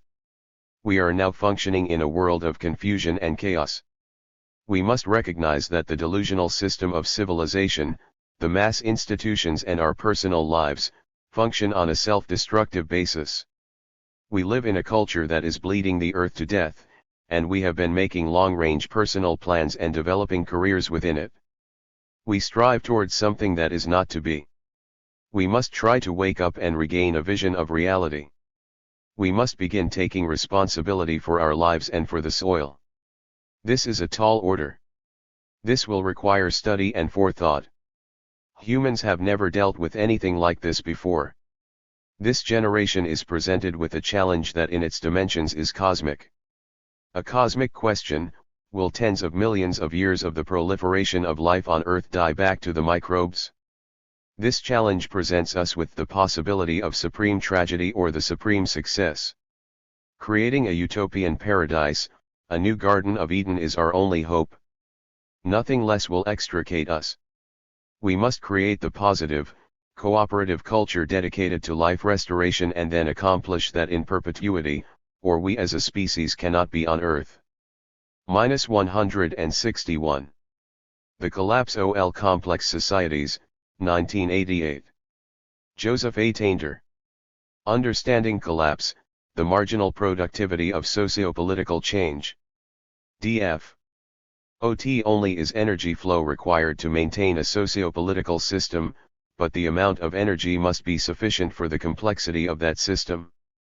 Leslie White observed a number of years ago that cultural evolution was intricately linked to the quantities of energy harvested by a human population, 1949, 363-93. The amounts of energy required per capita to maintain the simplest human institutions are incredibly small compared with those needed by the most complex. White once estimated that a cultural system activated primarily by human energy could generate only about 1/20th horsepower per capita per year, 1949:369 1959:41-2. This contrasts sharply with the hundreds to thousands of horsepower at the command of the members of industrial societies. Cultural complexity varies accordingly. Julian Stewart pointed out the quantitative difference between the 3,000 to 6,000 cultural elements early anthropologists documented for native populations of Western North America, and the more than 500,000 artifact types that U.S. military forces landed at Casablanca in World War II, 1955:81. More complex societies are more costly to maintain than simpler ones, requiring greater support levels per capita. As societies increase in complexity, more networks are created among individuals, more hierarchical controls are created to regulate these networks, more information is processed, there is more centralization of information flow, there is increasing need to support specialists not directly involved in resource production, and the like. Complex societies, such as states, are not a discrete stage in cultural evolution. Each society represents a point along a continuum from least to most complex. Complex forms of human organization have emerged comparatively recently, and are an anomaly of history. Complexity and stratification are oddities when viewed from the -162 full perspective of our history, and where present, must be constantly reinforced. Leaders, parties, and governments need constantly to establish and maintain legitimacy. This effort must have a genuine material basis, which means that some level of responsiveness to a support population is necessary. Maintenance of legitimacy or investment in coercion require constant mobilization of resources. This is an unrelenting cost that any complex society must bear. There are major differences between the current and the ancient worlds that have important implications for collapse. One of these is that the world today is full. That is to say, it is filled by complex societies. These occupy every sector of the globe, except the most desolate. This is a new factor in human history. Complex societies as a whole are a recent and unusual aspect of human life. The current situation, where all societies are so oddly constituted, is unique. It was shown earlier in this chapter that ancient collapses occurred, and could only occur, in a power vacuum, where a complex society, or cluster of peer polities, was surrounded by less complex neighborhoods. There are no power vacuums left today. Every nation is linked to, and influenced by, the major powers, and most are strongly linked with one power bloc or the other. Combine this with instant global travel, and as Paul Valéry noted, nothing can ever happen again without the whole world's taking a hand, 1962, 115, emphasis in original. Collapse today is neither an option nor an immediate threat. Any nation vulnerable to collapse will have to pursue one of three options: 1. Absorption by a neighbor or some larger state, 2. Economic support by a dominant power, or by an international financing agency, or 3. Payment by the support population of whatever costs are needed to continue complexity, however detrimental the marginal return. A nation today can no longer unilaterally collapse, for if any national government disintegrates, its population and territory will be absorbed by some other. Although this is a recent development, it has analogies in past collapses, and these analogies give insight into current conditions. Past collapses, as discussed, occurred among two kinds of international political situations: isolated, dominant states, and clusters of peer polities. The isolated, dominant state went out with the advent of global travel and communication, and what remains now are competitive peer polities. Even if today there are only two major peers, with allies grouped into opposing blocs, the dynamics of the -163 competitive relations are the same. Peer polities, such as post-Roman Europe, ancient Greece and Italy, warring states China, and the Mayan cities, are characterized by competitive relations, jockeying for position, alliance formation and dissolution, territorial expansion and retrenchment, and continual investment in military advantage. An upward spiral of competitive investment develops, as each polity continually seeks to outmaneuver its peers. None can dare withdraw from this spiral, without unrealistic diplomatic guarantees, for such would be only invitation to domination by another. In this sense, although industrial society, especially the United States, is sometimes likened in popular thought to ancient Rome, a closer analogy would be with the Mycenaeans or the Maya. Peer polity systems tend to evolve toward greater complexity in a lockstep fashion as, driven by competition, each partner imitates new organizational, technological, and military features developed by its competitor. The marginal return on such developments declines, as each new military breakthrough is met by some countermeasure, and so brings no increased advantage or security on a lasting basis. A society trapped in a competitive peer polity system must invest more and more for no increased return, and is thereby economically weakened. And yet the option of withdrawal or collapse does not exist. So it is that collapse, from declining marginal returns, is not in the immediate future for any contemporary nation. This is not, however, due so much to anything we have accomplished as it is to the competitive spiral in which we have allowed ourselves to become trapped. In ancient societies, the solution to declining marginal returns was to capture a new energy subsidy. In economic systems activated largely by agriculture, livestock, and human labor, and ultimately by solar energy, this was accomplished by territorial expansion. Ancient Rome and the Khan of warring states China adopted this course, as have countless other empire builders. In an economy that today is activated by stored energy reserves, and especially in a world that is full, this course is not feasible, nor was it ever permanently successful. The capital and technology available must be directed instead toward some new and more abundant source of energy. Technological innovation and increasing productivity can forestall declining marginal returns only so long. A new energy subsidy will at some point be essential. It is difficult to know whether world industrial society has yet reached the point where the marginal return for its overall pattern. -164. Joseph A. Tainter, The Collapse of Complex Societies. Of investment has begun to decline. The great sociologist Pitirim Sorokin believed that Western economies had entered such a phase in the early 20th century, 1957, 530.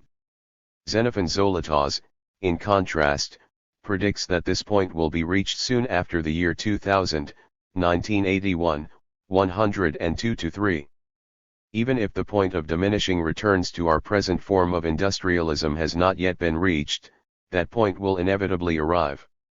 Recent history seems to indicate that we have at least reached declining returns for our reliance on fossil fuels, and possibly for some raw materials. A new energy subsidy is necessary if a declining standard of living and a future global collapse are to be averted. A more abundant form of energy might not reverse the declining marginal return on investment in complexity, but it would make it more possible to finance that investment. In a sense, the lack of a power vacuum, and the resulting competitive spiral, have given the world a respite from what otherwise might have been an earlier confrontation with collapse. Here indeed is a paradox, a disastrous condition that all decry may force us to tolerate a situation of declining marginal returns long enough to achieve a temporary solution to it. This reprieve must be used rationally to seek for and develop the new energy source, that will be necessary to maintain economic well-being. This research and development must be an item of the highest priority, even if, as predicted, this requires reallocation of resources from other economic sectors. Adequate funding of this effort should be included in the budget of every industrialized nation, and the results shared by all. I will not enter the political foray by suggesting whether this be funded privately or publicly, only that funded it must be. There are then notes of optimism and pessimism in the current situation. We are in a curious position where competitive interactions force a level of investment, and a declining marginal return, that might ultimately lead to collapse, except that the competitor who collapses first will simply be dominated or absorbed by the survivor. A respite from the threat of collapse might be granted thereby, although we may find that we will not like to bear its costs. If collapse is not in the immediate future, that is not to say that the industrial standard of living is also reprieved. As marginal returns decline, a process ongoing even now, up to the point where a new energy subsidy is in place, the standard of living is also reprieved. As marginal returns decline, a process ongoing even now, up to the -165 point where a new energy subsidy is in place, the standard of living that industrial societies have enjoyed will not grow so rapidly, and for some groups and nations may remain static or decline. The political conflicts that this will cause, coupled with the increasingly easy availability of nuclear weapons, will create a dangerous world situation in the foreseeable future. To a degree there is nothing new or radical in these remarks. Many others have voiced similar observations on the current scene, in greater detail and with greater eloquence. What has been accomplished here is to place contemporary societies in a historical perspective, and to apply a global principle that links the past to the present and the future. However much we like to think of ourselves as something special in world history, in fact industrial societies are subject to the same principles that caused earlier societies to collapse. If civilization collapses again, it will be from failure to take advantage of the current reprieve, a reprieve paradoxically both detrimental and essential to our anticipated future. -166. Where the wasteland ends, Politics and Transcendence in Post-Industrial Society, 1972. Theodore Roszak. The Great Divide. It seems cranky to lament the expanding artificiality of our environment, the fact underlying that lament is indisputable, and it would be blindness to set its significance at less than being the greatest and most rapid cultural transition in the entire history of mankind. This is the historical Great Divide in one sense, quite literally. In little more than a century, millions of human beings in Europe and America, and their number grows daily throughout the world, have undertaken to divide themselves off more completely and irremediably from the natural continuum and from all that it has to teach us of our relationship to the non-human, than ever before in the human past. It is all too easy to obscure this preeminent truth by conjuring up a picture of the remaining wide open spaces, the mountain vastnesses and desert solitudes, the faraway islands and jungle thickets, and then to conclude, consolingly, that the cities will never encroach upon these remote corners of the earth. But that is wishful thinking already belied by fact and supported only by a misconception about the way in which urban industrialism asserts its dominance. True enough, urban sprawl may never swallow these outlying areas into its concrete and steel maw. But that is not the only way the supercity propagates its power. Before industrialism, most cities stood apart as modest workshops or markets whose ethos was bounded by their own walls. They were an option in the world, one way of life among many possibilities. The supercity, however, or rather the artificial environment taken as a whole, stretches out tentacles of influence that reach thousands of miles beyond its already sprawling perimeters. It sucks every hinterland and wilderness into its technological metabolism. It forces rural populations off the land and replaces them with vast agro-industrial combines. Its investments and technicians muscle -167 their way into the back of every beyond, bringing the roar of the bulldozer and oil derrick into the most uncharted quarters. It runs its conduits of transport and communication, its lines of supply and distribution through the wildest landscapes. It flushes its wastes into every river, lake, and ocean, or trucks them away into desert areas.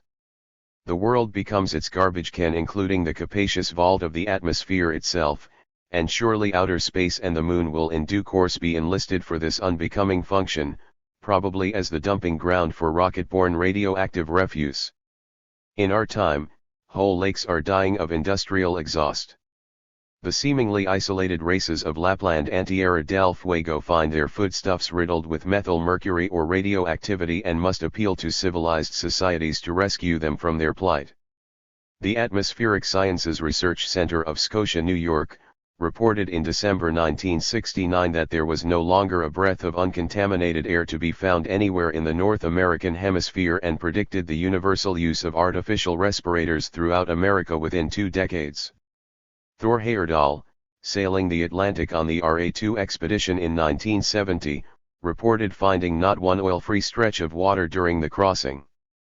Jacques Picard, exploring the depths of the seas, warned the United Nations in October 1971 that the oceans of the world would soon be incapable of sustaining aquatic life due to lead exhaust, oil dumping, and mercury pollution, with the Baltic, Adriatic, and Mediterranean seas already too far deteriorated to be saved. But these now well-publicized forms of pollution are not the only distortive force the artificial environment exerts upon the rest of the world for the sake of sustaining its lifestyle. A single oil pipeline across the wild Alaskan tundra is enough to subordinate its entire ecology, ruinously, to urban industrial needs. A single superhighway built from Sao Paulo to Brasilia deprives an entire rainforest of its autonomy. Already the land bordering the Trans-Amazonian Highway has been staked out for commercial and urban development, the beasts are being killed or driven off and the natives coerced into compliance with official policy by methods that include the strategic use of infectious diseases. The fact is, there remains little wilderness anywhere that does not have its resources scheduled on somebody's industrial or real estate agenda, less still that is not already piped and wired through with the city's necessities or crisscrossed by air traffic skylanes. And then there is the tourism that goes out from the cities of the affluent societies like a non-stop attack of locusts. Whatever outright industrial pollution and development may spare, tourism now the -168. World's largest money-making industry claims for its omnivorous appetite.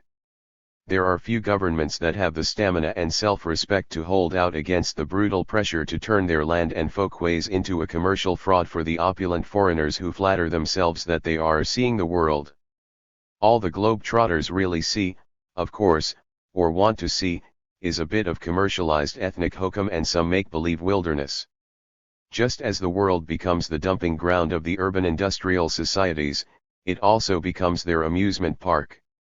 And how many are there now, even among my readers, assiduously saving up for summer safaris in Kenya or whirlwind junkets of the enchanted Orient, without any idea what a destructive entertainment they are planning, but of course at bargain prices. The remnants of the natural world that survive in the experience of urban industrial populations like the national parks we must drive miles to see, only to find them cluttered with automobiles, beer cans, and transistor radios are fast becoming only a different order of artificiality, islands of carefully doctored wilderness put on display for vacationers and boasting all the comforts of gracious suburban living.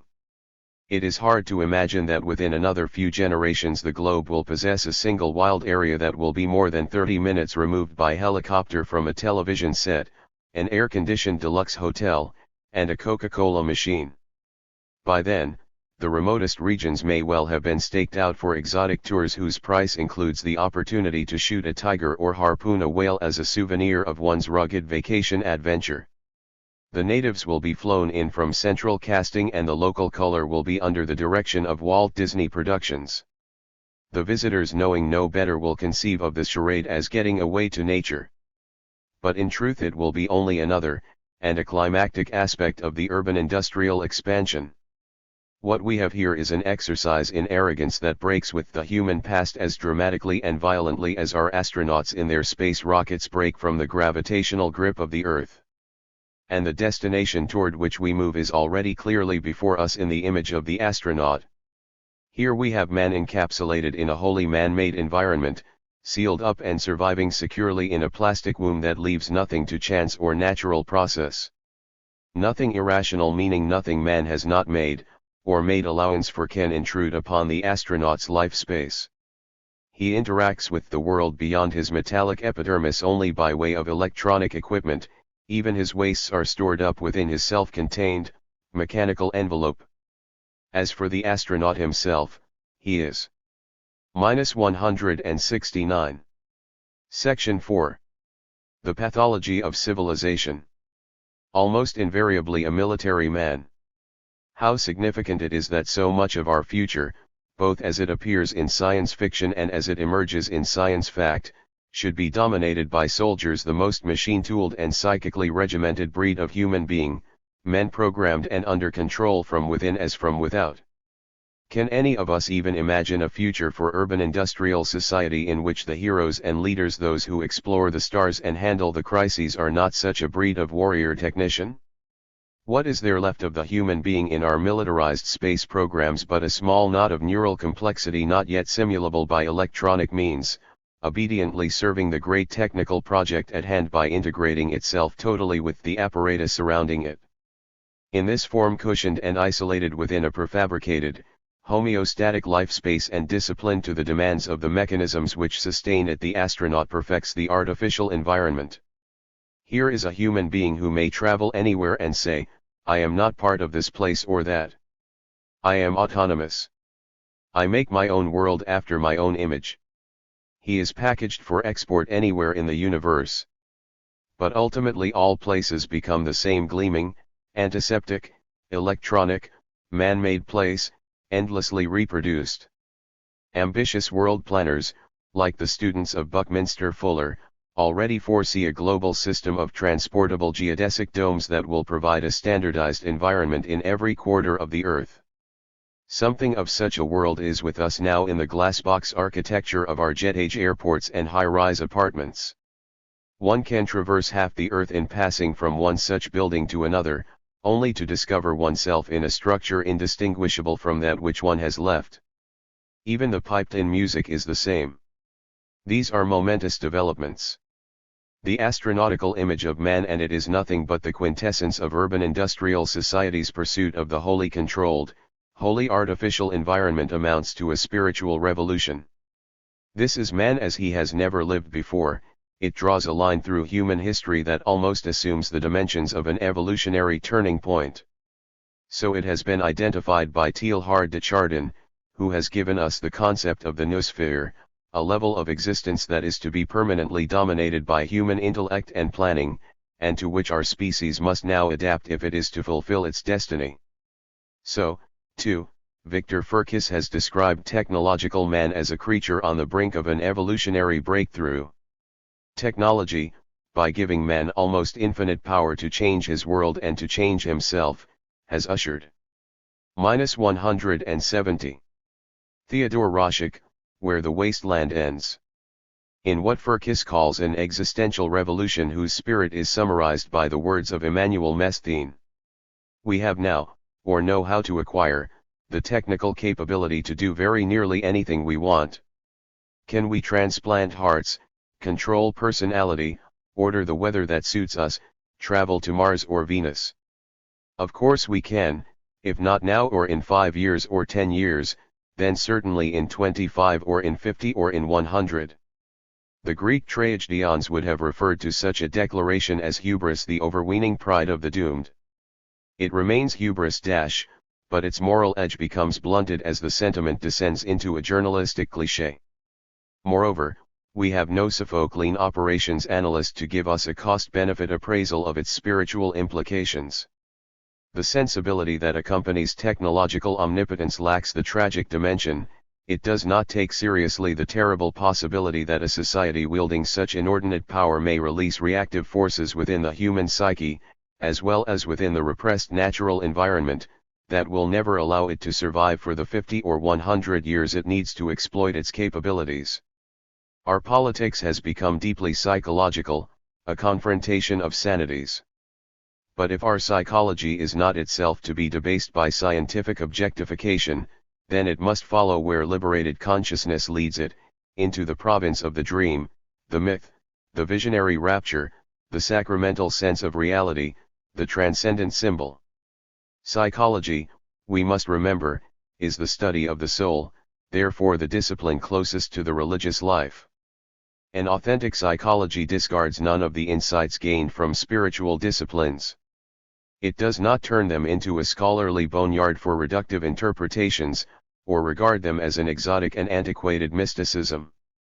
Rather, it works to reclaim them as the basis for a rhapsodic intellect which will be with us always as a normal part of our common life.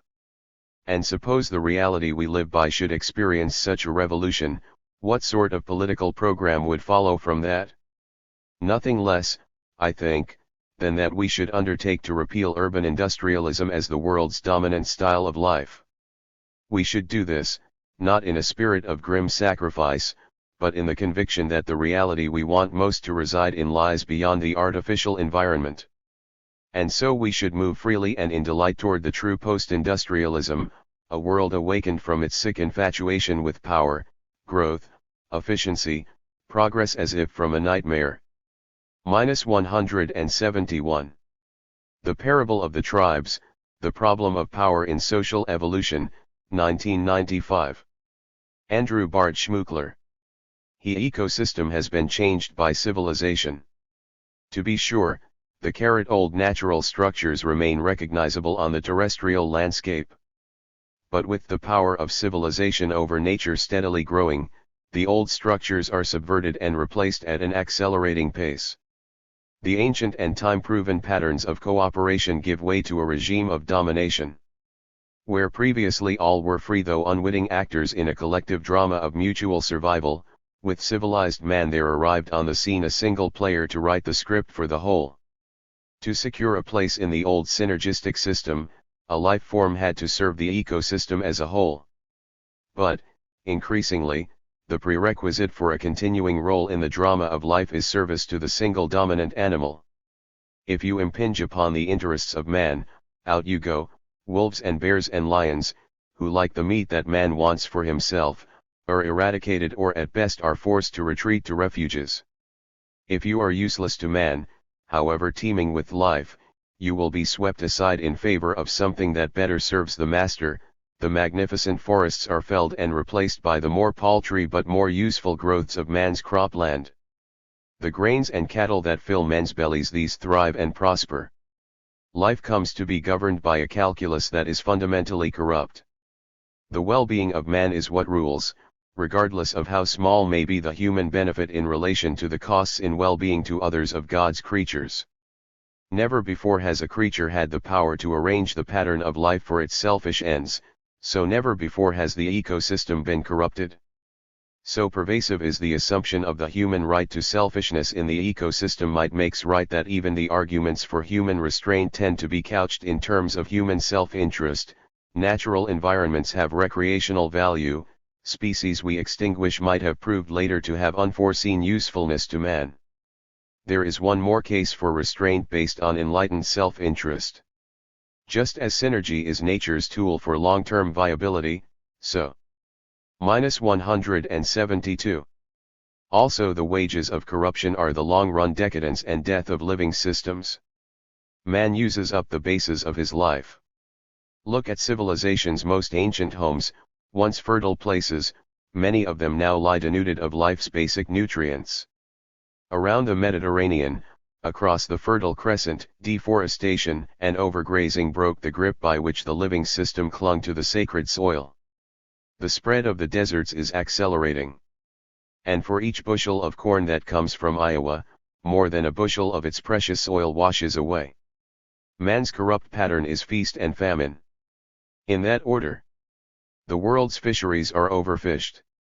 The fragile forests of the tropics are recklessly harvested. Across the board, we take in for our use more than we or nature can replace. We have a strip miner's approach to our planet. The decadence of civilization as a living system is demonstrated by the non-recycling of its outputs as much as by the non-renewal of its inputs. For every other living thing, its outputs function as essential inputs for others, the oxygen/carbon dioxide exchanges of plants and animals, the buildup of soil by the leaves that drop from trees and by the excrement of animals. Before civilization, life produced no toxic wastes. Now, our insecticides threaten birds and other species. Our burning of fuels may bring climatic disaster. Our output of fluorocarbons may expose us and other living things to harmful solar radiation. This generation is producing mountains of nuclear wastes that hundreds of generations to come will have to live with, and perhaps die from. And as frightening as radiation is, many warn us that we have more to fear from the countless tons of conventional wastes that lurk in thousands of dump sites across the land. Out of the womb of civilization, down through countless love canals, issues forth death. Civilization has shattered the intricate web that stabilizes the flows of life. Awareness of this problem has grown dramatically in just the past generation. But the direction of the biosphere's movement under the continuing impact of civilization is still toward degradation and decadence. So rapid is the growth and spread of civilization's power that the pace of death has, if anything, accelerated. All life is so interdependent that either we must stop the decline of the biosphere or fall with it, and we must be quick about it. Either quick, or dead. The intersocietal system of civilization, as we have seen in Part I, is an arena for unregulated conflict. Civilization created conflict by opening for each civilized society possibilities that fostered conflicts. -173. Section 4. The pathology of civilization. Of interest among societies, and by creating an anarchic situation that mitigated against synergistic action on the basis of interests shared by those societies. The consequent ceaseless struggle for power has been unsynergistic in several ways.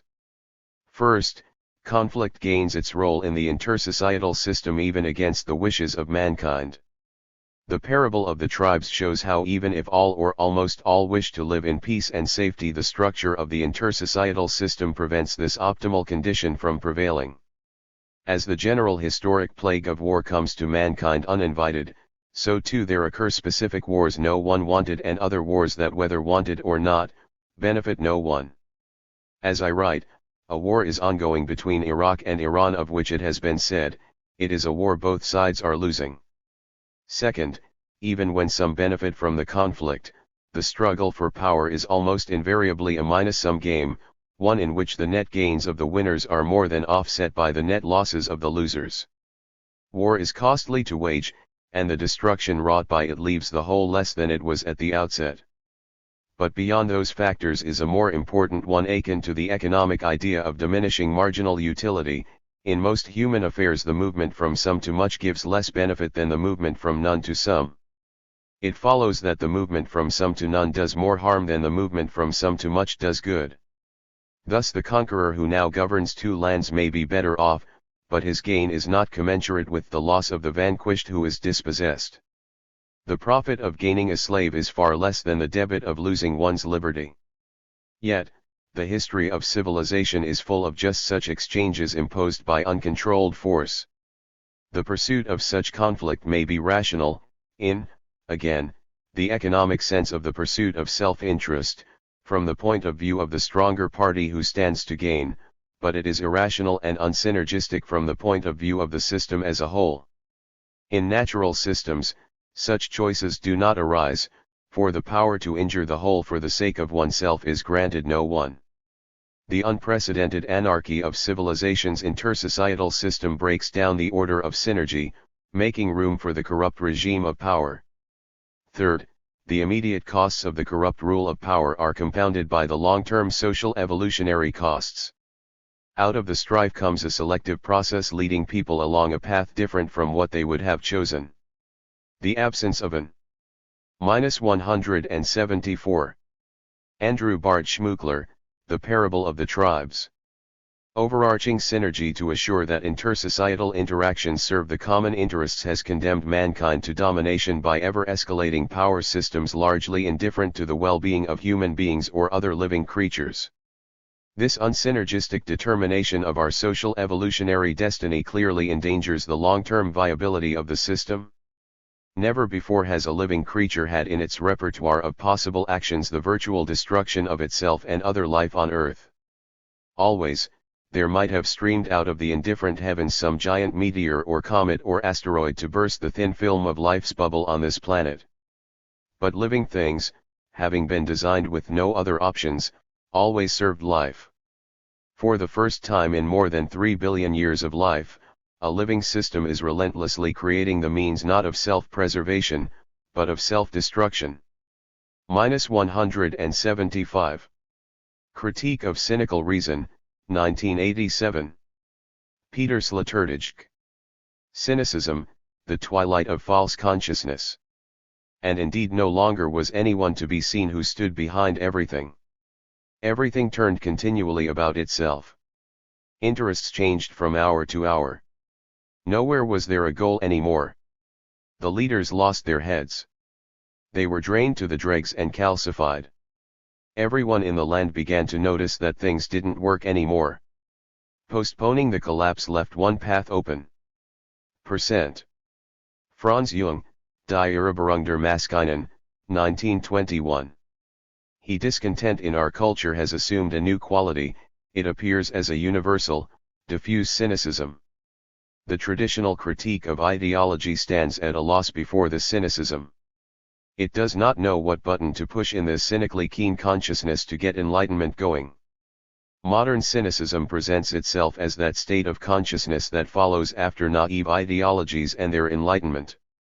In it, the obvious exhaustion of ideology critique has its real ground. This critique has remained more naive than the consciousness it wanted to expose. In its well-mannered rationality, it did not keep up with the twists and turns of modern consciousness to a cunning multiple realism. The formal sequence of false consciousness up to now lies, errors, ideology is incomplete. The current mentality requires the addition of a fourth structure, the phenomenon of cynicism. To speak of cynicism means trying to enter the old building of ideology critique through a new entrance. It violates normal usage to describe cynicism as a universal and diffuse phenomenon. As it is commonly conceived, cynicism is not diffuse but striking, not universal but peripheral and highly individual. The unusual epithets describe something of its new manifestation, which renders it both explosive and unassailable. The fertile ground for cynicism in modern times is to be found not only in urban culture but also in the courtly sphere. 176. Peter Sloterdijk, Critique of Cynical Reason. Both are dyes of pernicious realism through which human beings learn the crooked smile of open immorality. Here, as there, a sophisticated knowledge accumulates in informed, intelligent minds, a knowledge that moves elegantly back and forth between naked facts and conventional facades. From the very bottom, from the déclassé, urban intelligentsia, and from the very top, from the summits of statesmanly consciousness, signals penetrate serious thinking, signals that provide evidence of a radical, ironic treatment, Ironisierung, of ethics and of social conventions, as if universal laws existed only for the stupid, while that fatally clever smile plays on the lips of those in the know. More precisely, it is the powerful who smile this way, while the cynical plebeians let out a satirical laugh. In the great hall of cynical knowledge the extremes meet, Eulenspiegel meets Richelieu, Machiavelli meets Rameau's nephew, the loud condottieri of the Renaissance meet the elegant cynics of the Rococo, unscrupulous entrepreneurs meet disillusioned outsiders, and jaded systems strategists meet conscientious objectors without ideals. Since bourgeois society began to build a bridge between the knowledge of those at the very top and those at the very bottom and announced its ambition to ground its worldview completely on realism, the extremes have dissolved into each other. Today the cynic appears as a mass figure, an average social character in the upper echelons of the elevated superstructure. It is a mass figure not only because advanced industrial civilization produces the bitter loner as a mass phenomenon. Rather, the cities themselves have become diffuse clumps whose power to create generally accepted public characters has been lost. The pressure toward individualization has lessened in the modern urban and media climate. Thus modern cynics, and there have been mass numbers of them in Germany, especially since the First World War, are no longer outsiders. But less than ever do they appear as a tangibly developed type. Modern mass cynics lose their individual sting and refrain from the risk of letting themselves be put on display. They have long since ceased to expose themselves as eccentrics to the attention and mockery of others. The person with the clear, evil gaze has disappeared into the crowd. Anonymity now becomes the domain for cynical deviation. Modern cynics are integrated, asocial characters who, on the score of subliminal illusionlessness, are a match for any hippie. They do not see their clear, evil gaze as a personal defect or an amoral quirk that needs to be privately. 177. Justified. Instinctively, they no longer understand their way of existing as something that has to do with being evil, but as participation in a collective, realistically attuned way of seeing things. It is the universally widespread way in which enlightened people see to it that they are not taken for suckers. There even seems to be something healthy in this attitude, which, after all, the will to self-preservation generally supports. It is the stance of people who realize that the times of naivete are gone. Psychologically, present-day cynics can be understood as borderline melancholics, who can keep their symptoms of depression under control and can remain more or less able to work. Indeed, this is the essential point in modern cynicism, the ability of its bearers to work in spite of anything that might happen, and especially, after anything that might happen. The key social positions in boards, parliaments, commissions, executive councils, publishing companies, practices, faculties, and lawyers' and editors' offices have long since become a part of this diffuse cynicism.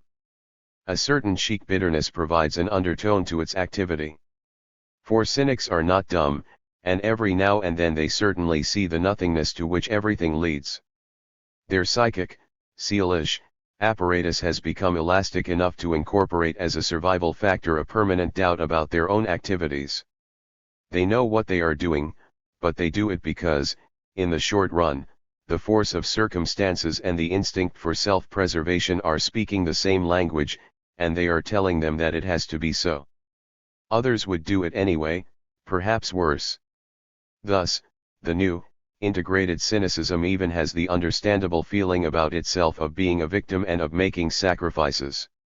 Behind the capable, collaborative, hard facade, it covers up a mass of offensive unhappiness and the need to cry. In this, there is something of the mourning for a lost innocence, of the mourning for better knowledge, against which all action and labor are directed. 178. The Seeds of Time, 1994. Frederick Jameson. The paradox from which we must set forth is the equivalence between an unparalleled rate of change on all the levels of social life and an unparalleled standardization of everything, feelings along with consumer goods, language along with built space, that would seem incompatible with just such mutability. It is a paradox that can still be conceptualized, but in inverse ratios, that of modularity, for example, where intensified change is enabled by standardization itself, where prefabricated modules, everywhere from the media to a henceforth standardized private life, from commodified nature to uniformity of equipment, allow miraculous rebuildings to succeed each other at will, as in fractal video. The module would then constitute the new form of the object, the new result of reification, in an informational universe, that Kantian point in which raw material is suddenly organized by categories into an appropriate unit. But the paradox can also incite us to rethink our conception of change itself. If absolute change in our society is best represented by the rapid turnover in storefronts, prompting the philosophical question as to what has really changed when video stores are replaced by t-shirt shops, then Barth's structural formulation comes to have much to recommend it, namely, that it is crucial to distinguish between rhythms of change inherent to the system and programmed by it, and a change that replaces one entire system by another one altogether. But that is a point of view that revives paradoxes of Zeno's sort, which derive from the Parmenidean conception of being itself, which, as it is by definition, cannot be thought of as even momentarily becoming, let alone failing to be for the slightest instant. The solution to this particular paradox lies of course in the realization, strongly insisted on by Althusser and his disciples, that each system, better still, each mode of production produces a temporality that is specific to it. It is only if we adopt a Kantian and a historical view of time as some absolute and empty category that. 179. Section 4. The Pathology of Civilization. The peculiarly repetitive temporality of our own system can become an object of puzzlement and lead to the reformulation of these old logical and ontological paradoxes.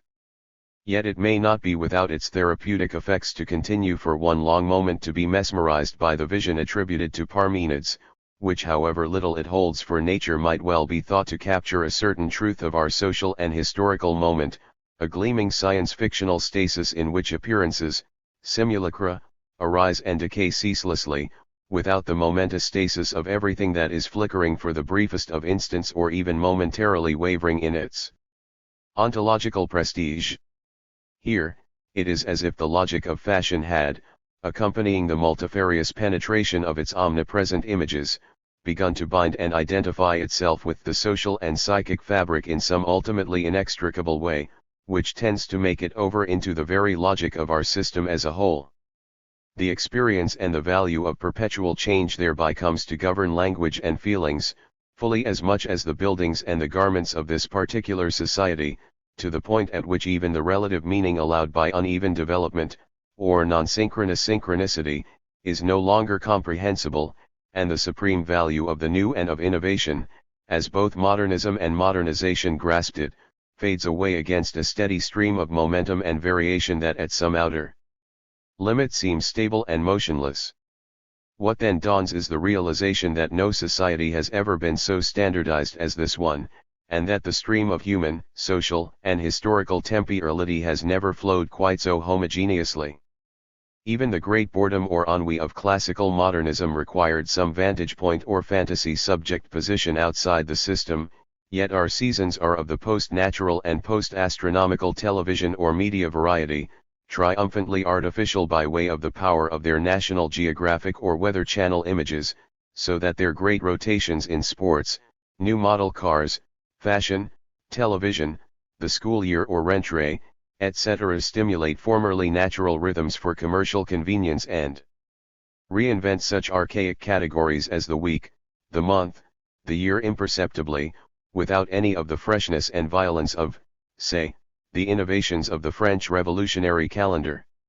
What we now begin to feel, therefore, and what begins to emerge as some deeper and more fundamental constitution of postmodernity itself, at least in its temporal dimension, is that -180. Frederick Jameson, The Seeds of Time. Henceforth, where everything now submits to the perpetual change of fashion and media image, nothing can change any longer. This is the sense of the revival of that end of history Alexander Kojève thought he could find in Hegel and Marx, and which he took to mean some ultimate achievement of democratic equality, and the value equivalence of individual economic and juridical subjects, in both American capitalism and Soviet communism, only later identifying a significant variant of it in what he called Japanese snobisme, but that we can today identify as postmodernity itself, the free play of masks and roles, without content or substance. In another sense, of course, this is simply the old end of ideology with a vengeance, and cynically plays on the waning of collective hope in a particularly conservative market climate.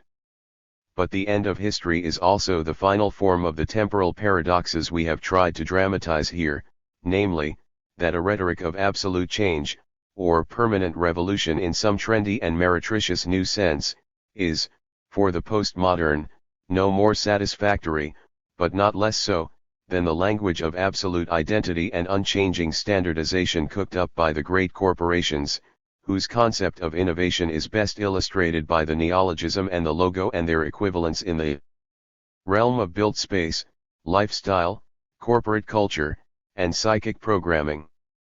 The persistence of the same through absolute difference, the same street with different buildings, the same culture through momentous new sheddings of skin discredits change, since henceforth the only conceivable radical change would consist in putting an end to change itself.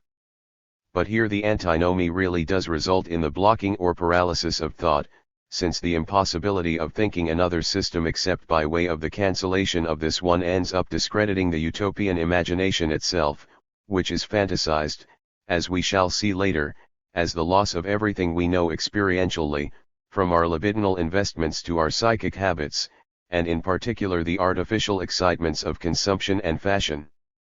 -181.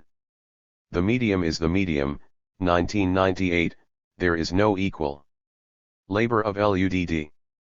Borygines anticipate apocalypse, agriculture aggrandizes arable areas and allots acreage, assuming acquisition and alienation, arithmetic adds another abstract axis, authority appreciates art already accepting abstraction's ascendancy as authenticating appearances, by banishing bounty, Bureaucracy's blackmail breeds bitterness between brothers behind benign banality, business believes boundless buying brings back bliss, commodity circulation controls current conditions completely.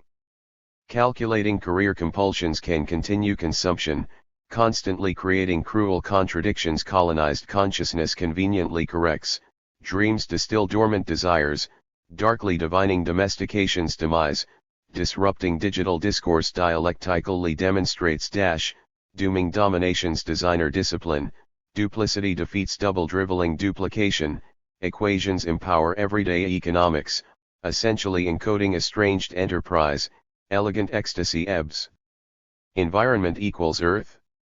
Formula for fusing formally fragments freed from functions foundation, fully further facsimiles fulfillment, feature forbidden fantasies fully filmed, finally, fabricate fetishes fascinating feelings for fashion, grammar guards God's grave, hell, having had heaven's hallucinatory holiday haunting hearts held history's hostage has hardly helped humanist hacks humble humanity's heretical haughtiness, images interpose intermediating influences inside interests insubordination is interested in insinuating illusion into identifying itself, insolence insists its intelligence is inimitably incendiary, illuminating irony's impotence, jaded judges jeopardize justice, no crime gone conjure comb decontining communist content, lush laughing lust launches life, lavishly littered likenesses, like, lessen life's lure, language licenses lucidity logically, licentious lucidity loosens letters lock laughingly,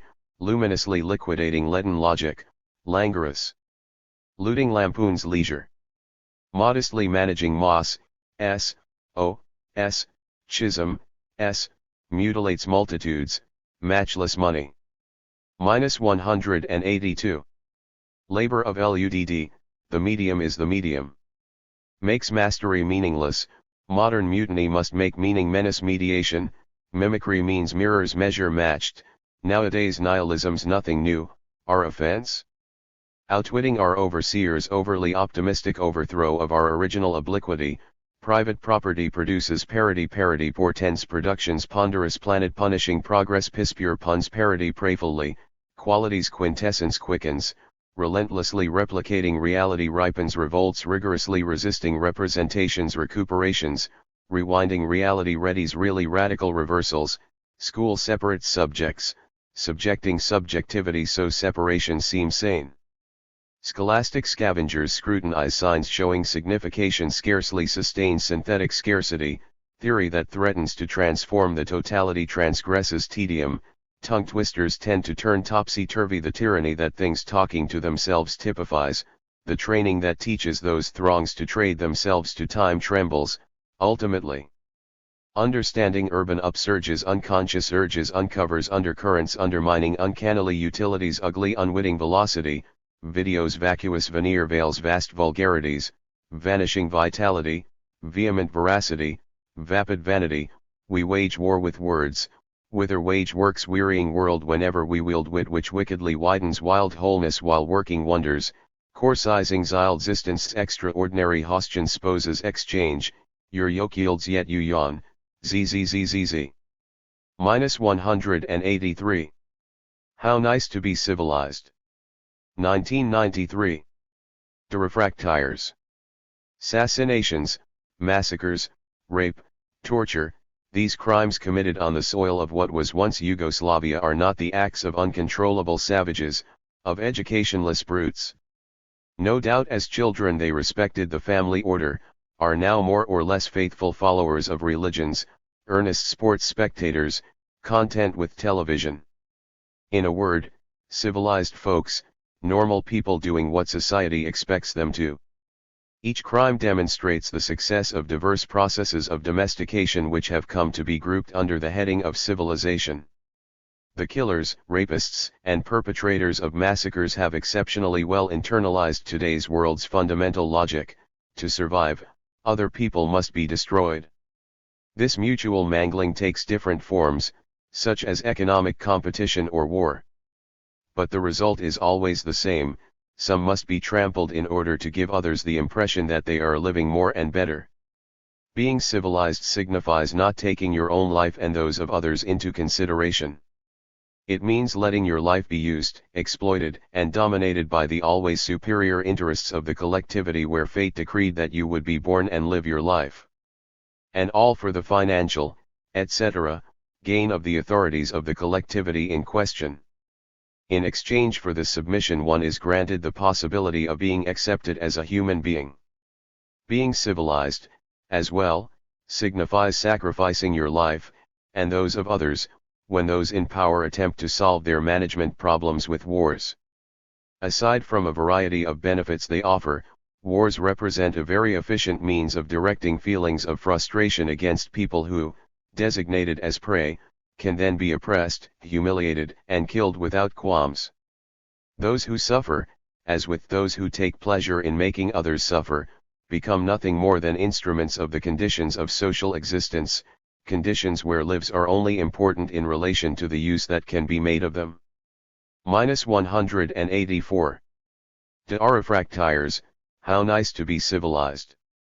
Following the collapse and decomposition of the Eastern Bloc, various local and international gangsters have slots to fill, markets to conquer, and energies to channel through the formation of new states.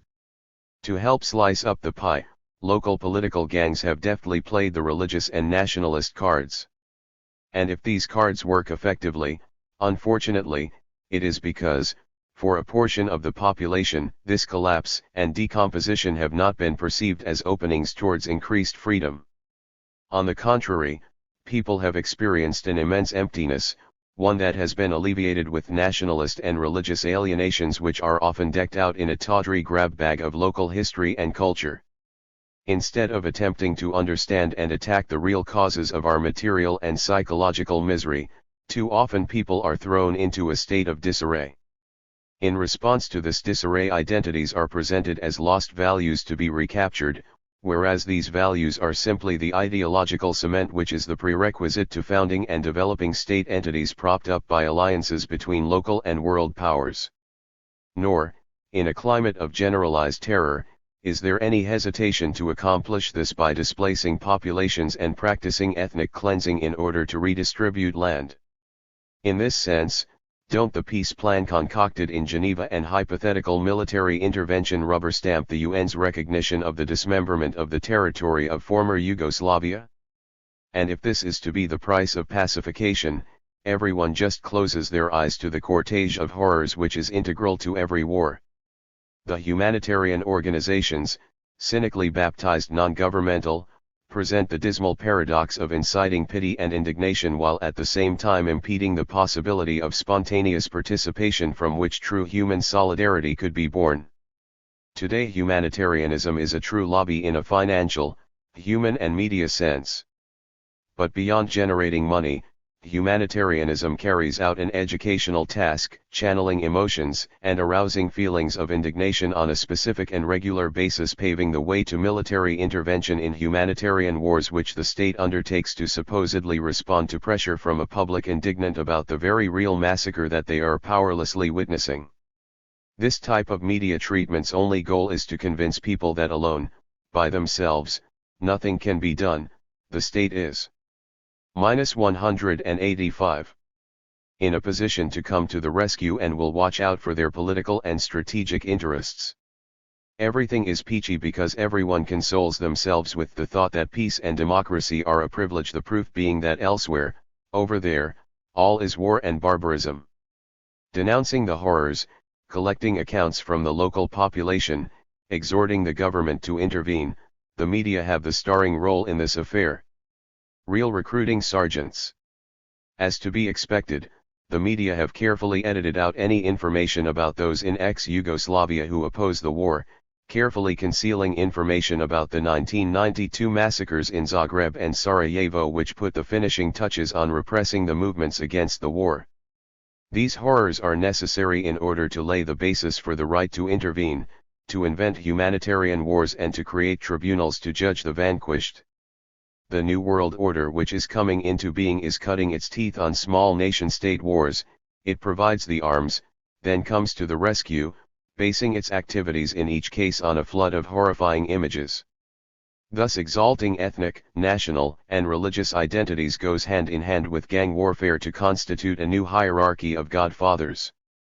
In response to the growth of ghettos, those artificial separations and false communities which allow the world of money and domination to thrive on human life, we, as people who are refractory to the world around us, would like to affirm our community of struggle and aspirations with those who are refusing the war in ex-Yugoslavia, those who see themselves above all as human beings who want to live and not cannon fodder. We are refractory to all that is the glory of civilization. We want to live human relations that would no longer be based on appropriation, competition, and hierarchy, and would thus be relations in which individuals would no longer be obliged to treat themselves a priori as adversaries and enemies. 186. Civilization in Bulk, 1991. David Watson. Obeying had the privilege of living for a time among Stone Age PEO. Pleas of Brazil, a very civilized European of considerable erudition. Wrote afterwards, civilization is no longer a fragile flower, to be carefully preserved and reared with great difficulty here and there in sheltered corners. All that is over, humanity has taken to monocule tour, once and for all, and is preparing to produce civilization in bulk, as if it were sugar beet. The same dish will be served to us every day. Those words were written in 1955. Now that civilization is engulfing the entire planet, the image of the fragile flower has largely wilted. Some of civilization's inmates are remembering that the image was always a lie, other ways of seeing the world are being rediscovered. Counter-traditions are being re-examined, escape routes devised, weapons fashioned. To put it another way, a specter haunts the heavy equipment as it chugs deeper into the morass it has made, the specter of the primal world. Devising escapes and weapons is no simple task, false starts and poor materials. The old paths are paved and the materials that come from the enemy's arsenal tend to explode in our hands. Memory and desire have been suppressed and deformed, we have all been inculcated in the official history. Its name is progress, and the dream of progress continues to fuel global civilization's expansion everywhere, converting human beings into mechanized, self-obliterating puppets, nature into dead statuary. The official history can be found in every child's official history text, before the Genesis, which is to say, before civilization, there was nothing but a vast, oceanic chaos, dark and terrible, brutish and nomadic, a bloody struggle for existence. Eventually, through great effort by a handful of men, some anonymous, some celebrated, humanity emerged from the slime, from trees, caves, tents and endless wanderings in a sparse and perilous desert to accomplish fantastic improvements in life. Such improvements came through mastery of animals, plants, and minerals, the exploitation of hitherto neglected resources, the fine rise of high culture and religion, and the miracles of techniques in the service of centralized authority. 187. This awe-inspiring panoply of marvels took shape under the aegis of the city-state and behind its fortified walls. Through millennia, civilization struggled to survive amid a storm of barbarism, resisting being swallowed by the howling wilderness. Then another great leap forward occurred among certain elect and anointed kingdoms of what came to be called the West, and the modern world was born. The enlightenment of scientific reason ushered in exploration and discovery of the wilderness, internal, psychic, and external, geographic. In the kingdom's official murals, the discoverers appear at one end, standing proudly on their ships, telescopes and sextants in their hands. At the other end waits the world, a sleeping beauty ready to awake and join her powerful husband in the marriage bed of nature and reason. Finally come the offspring of this revolution, invention, mechanization, industrialization, and ultimately scientific, social and political maturity, a mass democratic society and mass-produced abundance. Certainly, a few bugs remain to be worked out: ubiquitous contamination, runaway technology, starvation, and war, mostly at the uncivilized peripheries, but civilization cherishes its challenges, and expects all such aberrations to be brought under control, rationalized through technique, redesigned to serve human needs, forever and ever, Amen. History is a gleaming locomotive running on rails, albeit around precarious curves and through some foreboding tunnels to the promised land. And whatever the dangers, there can be no turning back. A false turn. But now that several generations have been raised on monoculture's gruel, civilization is coming to be regarded not as a promise yet to be fulfilled so much as a maladaptation of the species, a false turn or a kind of fever threatening the planetary web of life. As one of history's gentle rebels once remarked, we do not ride upon the railroad, it rides upon us. The current crisis, occurring on every level, from the ecospheric to the social to the personal, has become too manifest, too grievous, to ignore. The specter haunting modern civilization, once only a sense of loss, now has open partisans who have undertaken the theoretical and practical critique of civilization. So we begin by re-examining our list of chapters not from the point of view of the conquerors but the conquered, the slaves crushed under temple construction sites or gassed in the trenches, the dredged and shackled rivers, the flattened forests, the beings. -188. Pinned to laboratory tables. What voice can better speak for them than the primal? Such a critique of the modern world through Pleistocene eyes, such a geological kind of perspective, as the indigenous authors of the 1977 Haudenosaunee, Iroquois, document, A Basic Call to Consciousness, put it, immediately explodes the conqueror's big lie about underdevelopment and the brutality of primal society, their vilification of prehistory. The lie has most recently been eroded not only by greater access to the views of primal peoples and their native descendants who are presently fighting for survival, but by a more critical, non-Eurocentric anthropology willing to challenge its own history, premises, and privilege. Primal society, with its myriad variations, is the common heritage of all peoples. From it, we can infer how human beings lived some 99% of our existence as a species. And even a large part of that last 1% consists of the experience of tribal and other vernacular communities that resist conquest and control in creative, if idiosyncratic ways. Looking with new/old eyes on the primal world, we see a web of autonomous societies, splendidly diverse but sharing certain characteristics. Primal society has been called the original affluent society, affluent because its needs are few, all its desires are easily met. Its toolkit is elegant and lightweight, its outlook linguistically complex and conceptually profound yet simple and accessible to all. Its culture is expansive and ecstatic. It is propertyless and communal, egalitarian and cooperative. Like nature, it is essentially leaderless, neither patriarchal nor matriarchal, it is anarchic, which is to say that no archon or ruler has built and occupied center stage. It is, rather, an organic constellation of persons, each unique. A society free of work. It is also a society free of work. It has no economy or production per se, except for gift exchange and a kind of ritual play that also happen to create subsistence, though it is a society capable of experiencing occasional hunger without losing its spiritual bearings, even sometimes choosing hunger to enhance interrelatedness, to play or to see visions. The Haudenosaunee, for example, write that we do not have specific economic institutions, nor do we have specifically distinct political institutions. Furthermore, the subsistence activities of Haudenosaunee society, by our cultural definition, are not an economy at all. -189.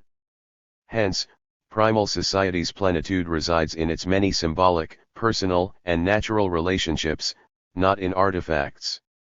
It is a dancing society, a singing society, a celebrating society, a dreaming society.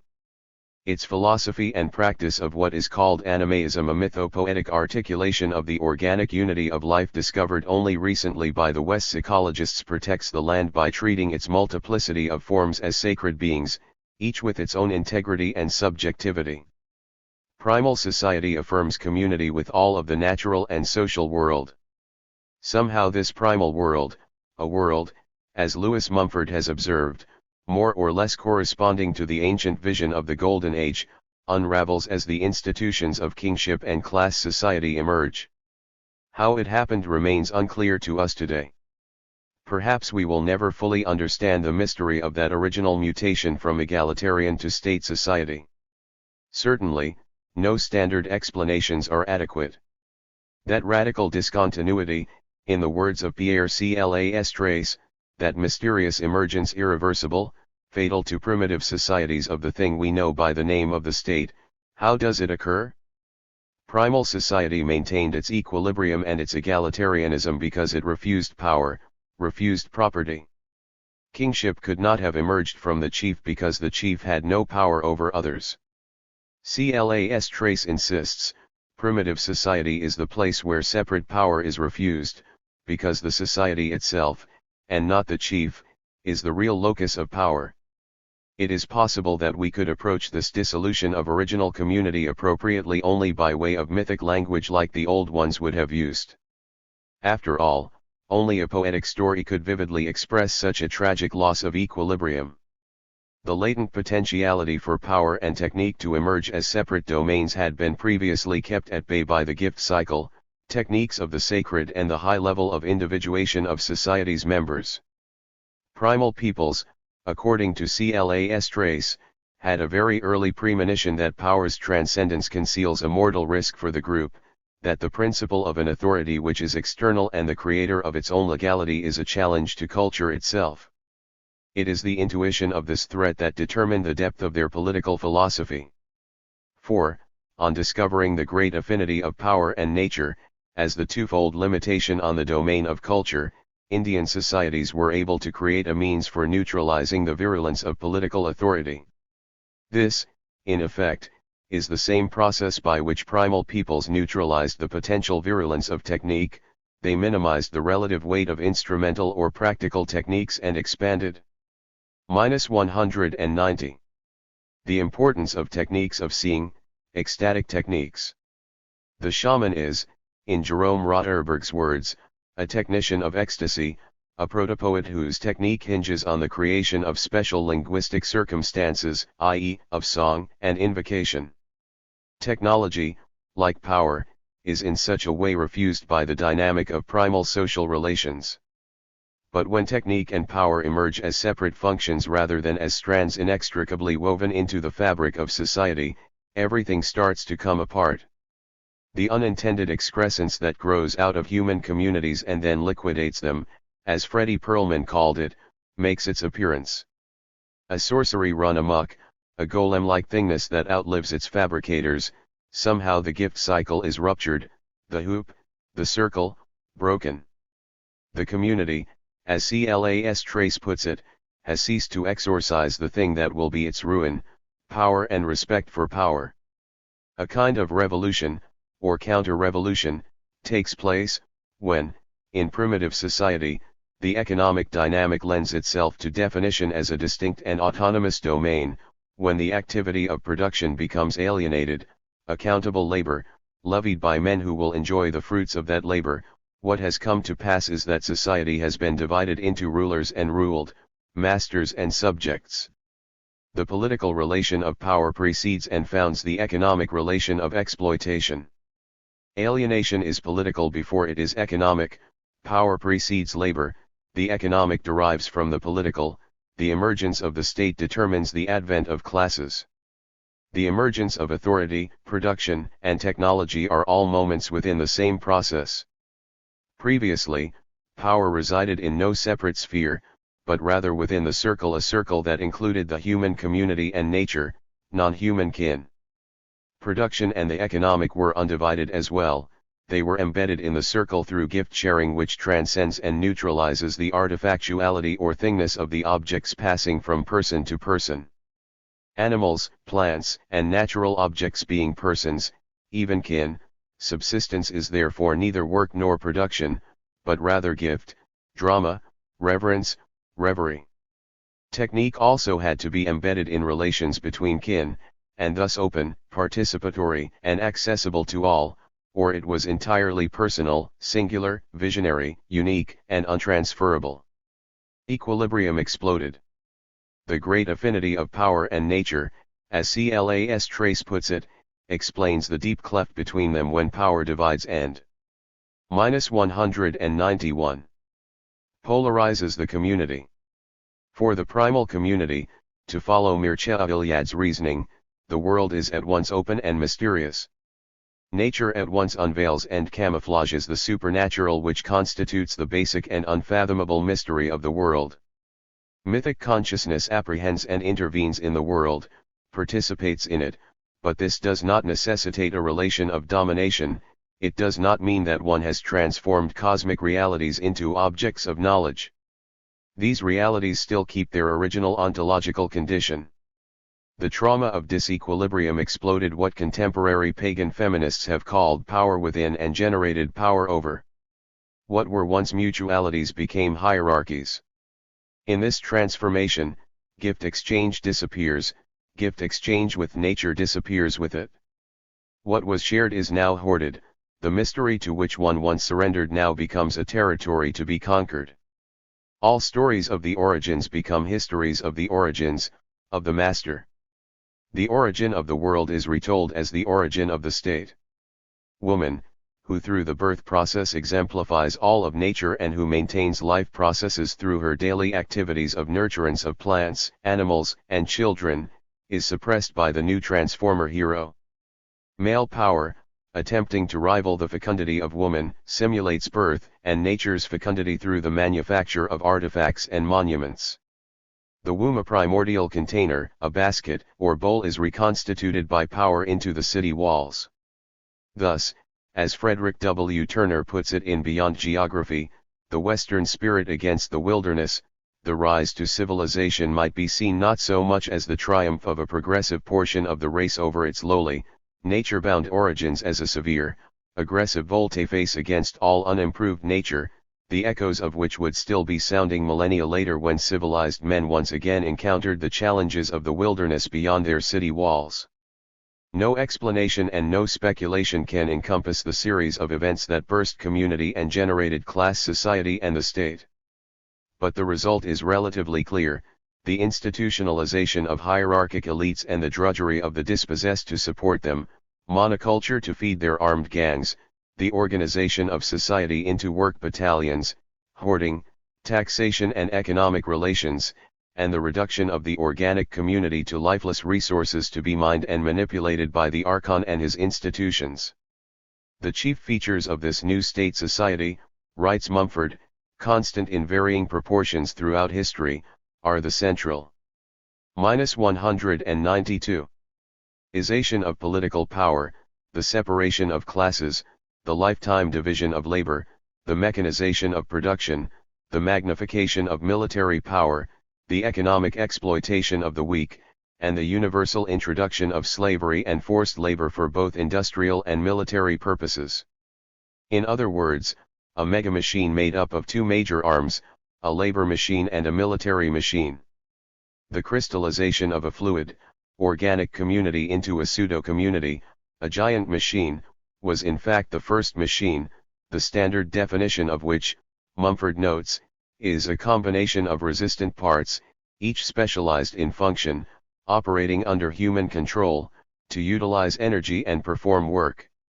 Thus, he argues, the two poles of civilization then, are mechanically organized work and mechanically organized destruction and extermination. Roughly the same forces and the same methods of operation are applicable to both areas. In Mumford's view, the greatest legacy of this system has been the myth of the machine, the belief that it is both irresistible and ultimately beneficial. This mechanization of human beings, he writes, had long preceded the mechanization of their working instruments. But once conceived, this new mechanism spread rapidly, not just by being imitated in self-defense, but by being forcefully imposed. One can see the differences here between the kind of techniques embedded in an egalitarian society and techniques as power or technology. As Mumford argues, people of ordinary capacity, relying on muscle power and traditional skills alone, were capable of performing a wide variety of tasks, including pottery and manufacture and weaving, without any external direction or scientific guidance, beyond that available in the tradition of the local community. Not so with the mega-machine. Only kings, aided by the discipline of astronomical science and supported by the sanctions of religion, had the capacity of assembling and directing the mega-machine. This was an invisible structure composed of living, but rigid, human parts, each assigned to his special office, role, and task, to make possible the immense work output and grand designs of this great collective organization. Civilization as Gulag.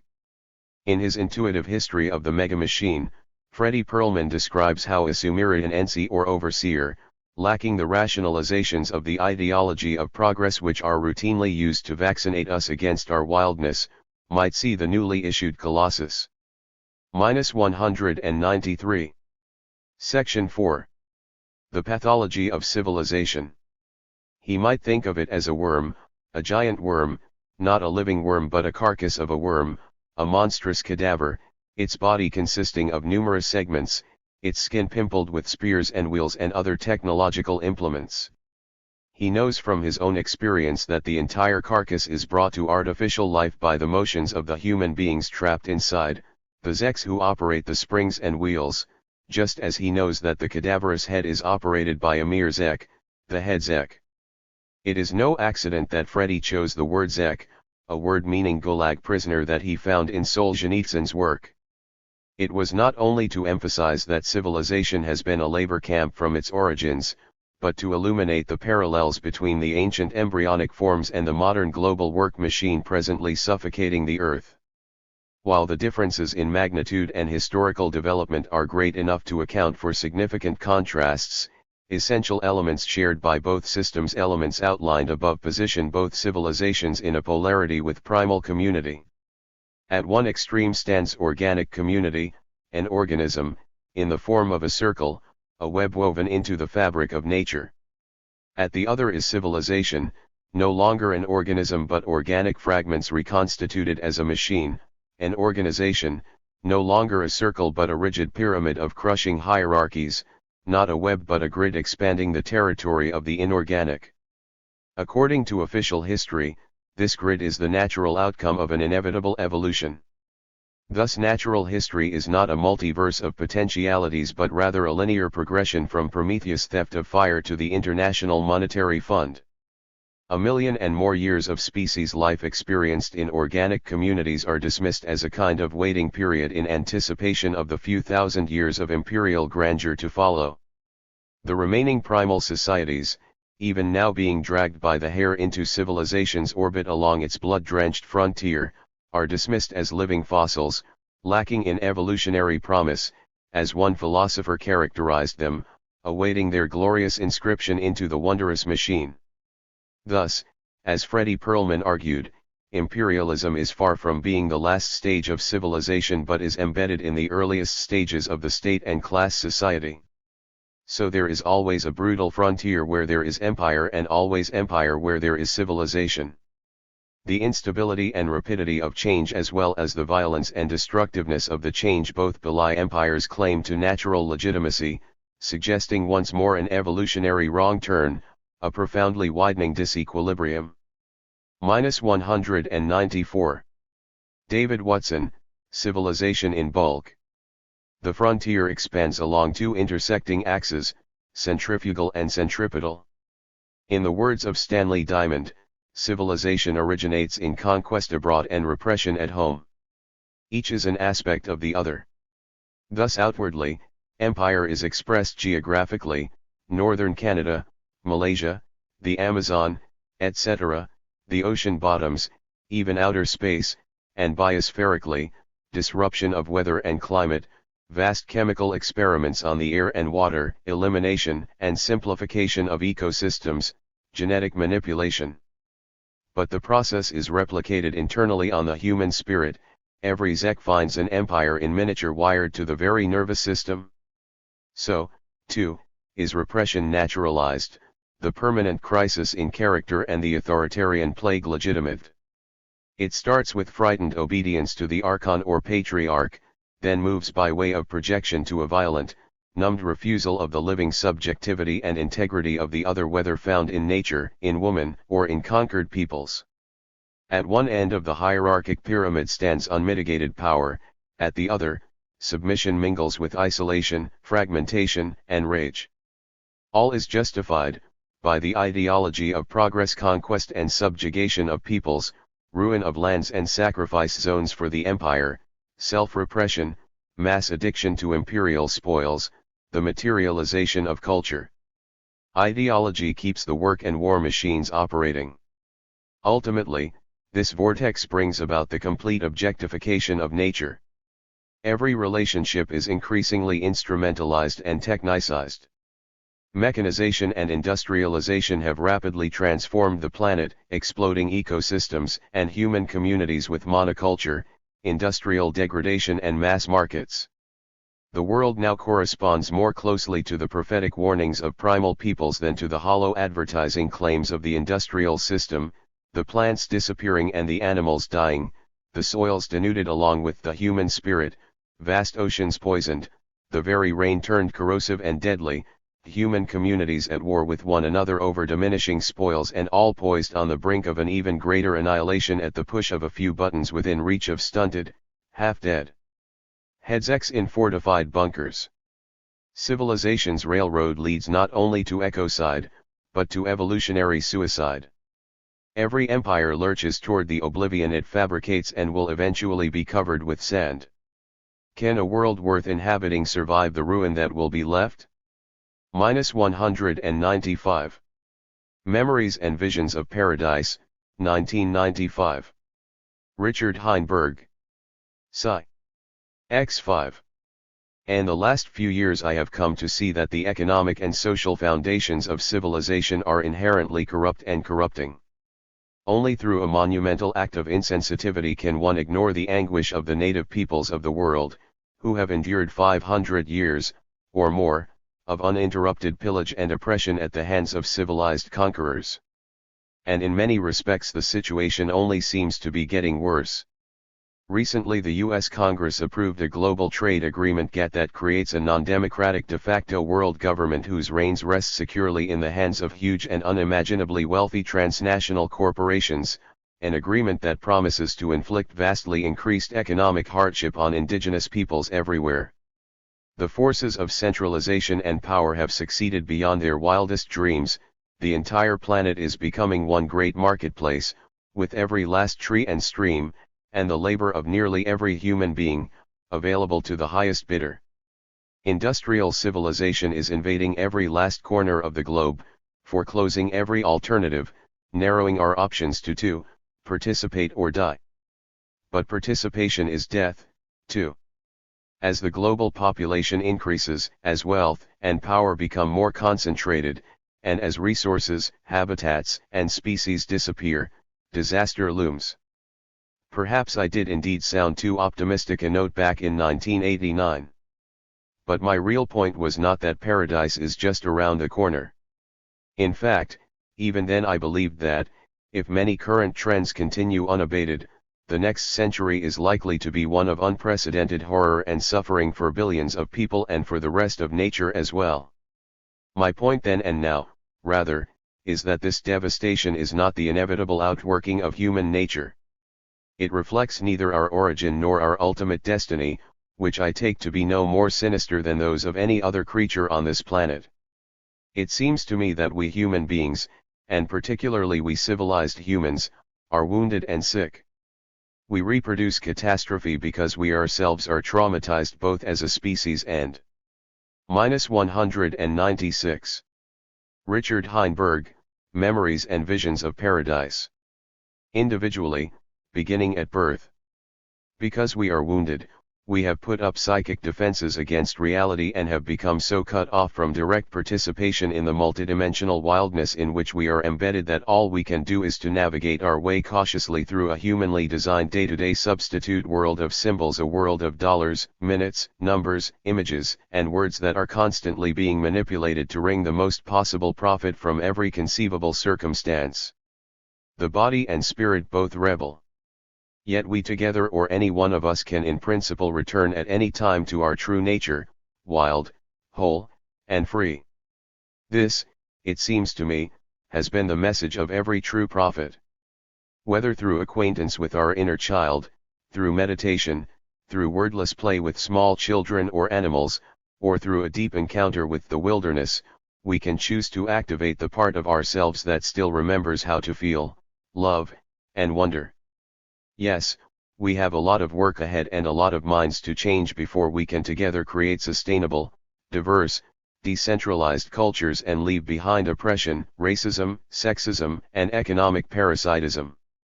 But that process becomes much easier when we share a sense of possibility, an assurance that we do not have to invent paradise so much as to return to it, an assurance that at our core we are pure, brilliant, and innocent beings.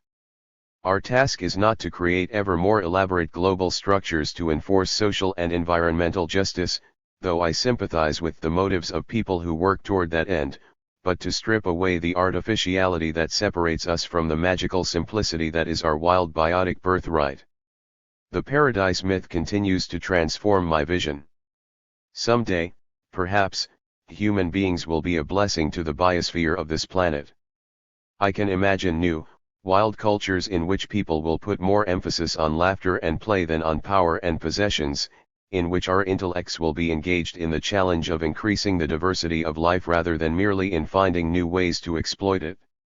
The path from here to there is likely to be a rocky one, but the longer we wait, the less chance we will have of traversing it successfully.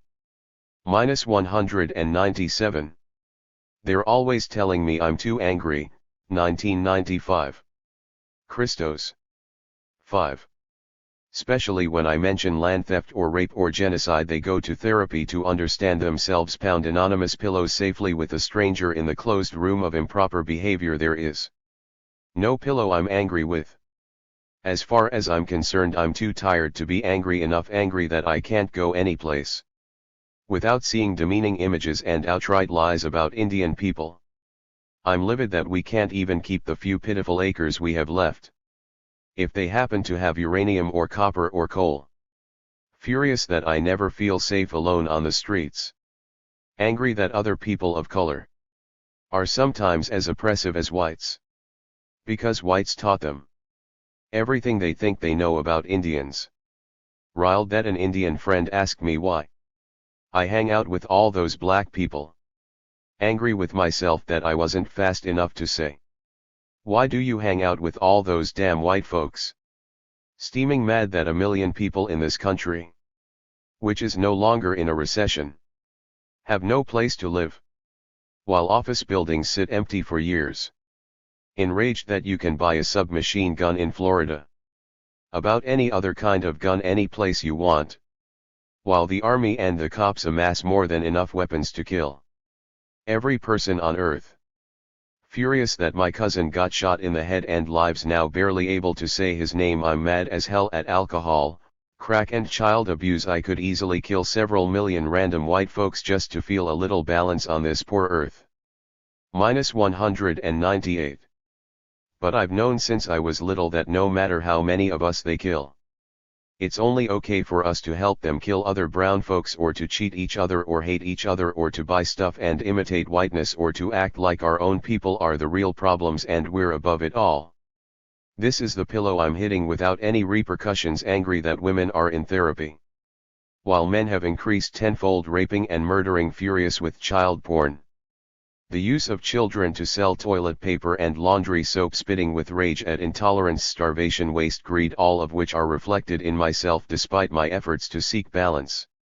Boiling mad at my inadequacies and terror, raging that I'm still tortured by terrible nightmares more than 20 years after I last saw the man who raped my childhood into razors and nut houses, a man to whom nothing has happened or will happen, a man who did it to many other children, a man who my aunt handed me a picture of and said this is when we were all such a happy family, though she knows what he did. A man whom even my closest friends tell me I shouldn't kill, they're wrong. Furious with the beaten parents who didn't protect me because they didn't think I was worth it, or that they were who beat me to shut me up. Enraged that the black medical student was suspended for punching out a white one who wore blackface to a party as a joke. Haha, it's so funny when you pretend to be one of us. Haha, we're not angry when you do any damn stupid thing you please. Then punish us for our feelings in the matter.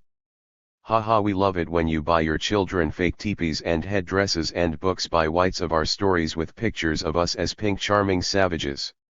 Haha, we're so happy you want to get rid of us so you can have all our stuff and rename it and explain it and defame it. I'm enraged with every lying son of a turd. -199. Who takes our taxes to go to Bermuda and relax after spending our money to murder whoever is the current enemy, and it's sometimes us. I'm spitting with rage that most of my friends can barely scramble by. I'm angry that I can't sleep, that I hate myself. That I can't write as well as I want. Because I'm so damn angry I can't breathe. Furious that nobody else seems to be angry. And they don't want me to be either. Enraged at this whole sodden rotting mess they keep calling civilization. As it poisons the air and the water and kills everyone in its way. Which is so barbaric as to lock up its elders. For the crime of not being able to care for themselves. Which thinks of age as disease instead of wisdom. Which persists in calling queers sick or depraved or immoral. Despite the so-called separation of church and state. Which doesn't exist. Red hot that I have to defend my anger that sometimes I'm the nice one in comparison to an even angrier woman, and then I'm treated with more respect, which demeans us both. I'm sick to death of blank eyes/zombies/nice girls and lesbians who take drugs so they won't be depressed, as though depression is bad when it is a very rational response to our lives.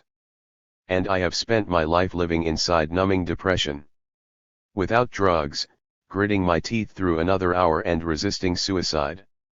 With my bare hands because I can't bear to let them win. When so many of my loved ones have blown their brains out in despair. I'm disgusted with drunks. And everybody who thinks they've alive only to please themselves. Even though some of them are my friends. I'd like to kill reality. Which I don't understand. I want to blow up every stupid university. Pretending that it is teaching something new. When all that's happening is that students are officially treated like fools until they care only about a piece of paper. -200. And whether I have a piece of paper or not.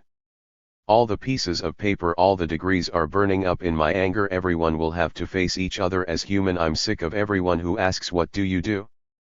As though some corporate title or college BS is an identity. I want to tie up all the white supremacists into crosses, set fire to their hatred. I want to fight back with every tendon of my weary body, run by a mind who remembers the toilet taste of jail food, knows the brutality of nut houses. Arms that remember straitjackets and forced drugs and the screams of women being dragged off to shock torture, knowing that to speak up too loudly means to be killed because decent people beat pillows or their wives instead of racism or hunger. Because the idea of being nice is more important than the idea of being real. It's the cotton candy we've all been eating. Until I, at least, am sick to death. I'm furious with English-only laws. With Japanese bashing celebrated as some kind of special holy clean-cut sport. Furious that anti-Semitism is as respectable as ever. And everybody who wants to talk about it must be a pushy joke. I could kill those thousands of people who claim the Nazi Holocaust didn't happen. I'm angry that as these words rattle out of my mouth I'm already cutting them back, cooling them off, taking the sting out, because I'm afraid of what I might do if I hear one more damn time "Why are you so angry?"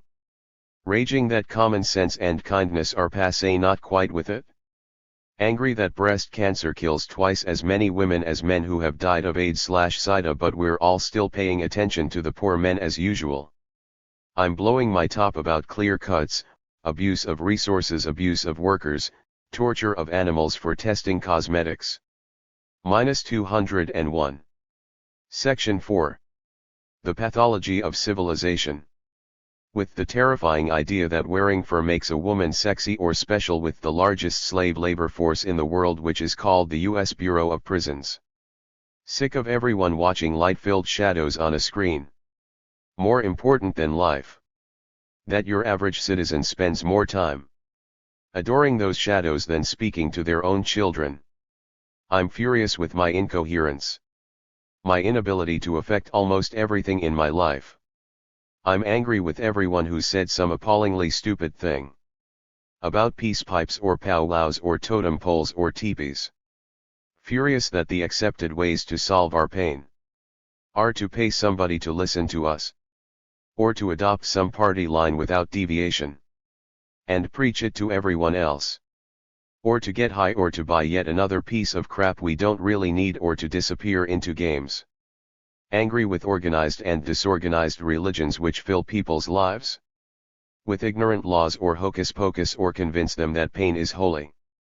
Although I reserve most of my venom for the Catholic Church, which ruined my life with lies I'm still unraveling. I'm angry that none of us lives to our potential, that we've frightened into being the least we can be to survive. Outraged that so much is swept under rugs that we can barely walk. Furious that almost everyone still uses the word blind to mean ignorant or insensitive or clumsy. That millions of trees are slaughtered to print romance novels or spy chillers. And every kind of Wall Street garbage.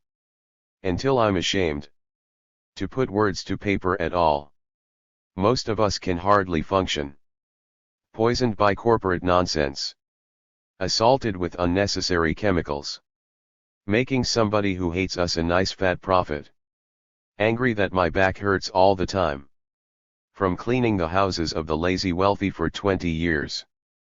Not one of whom is as intelligent, creative, or powerful as I am.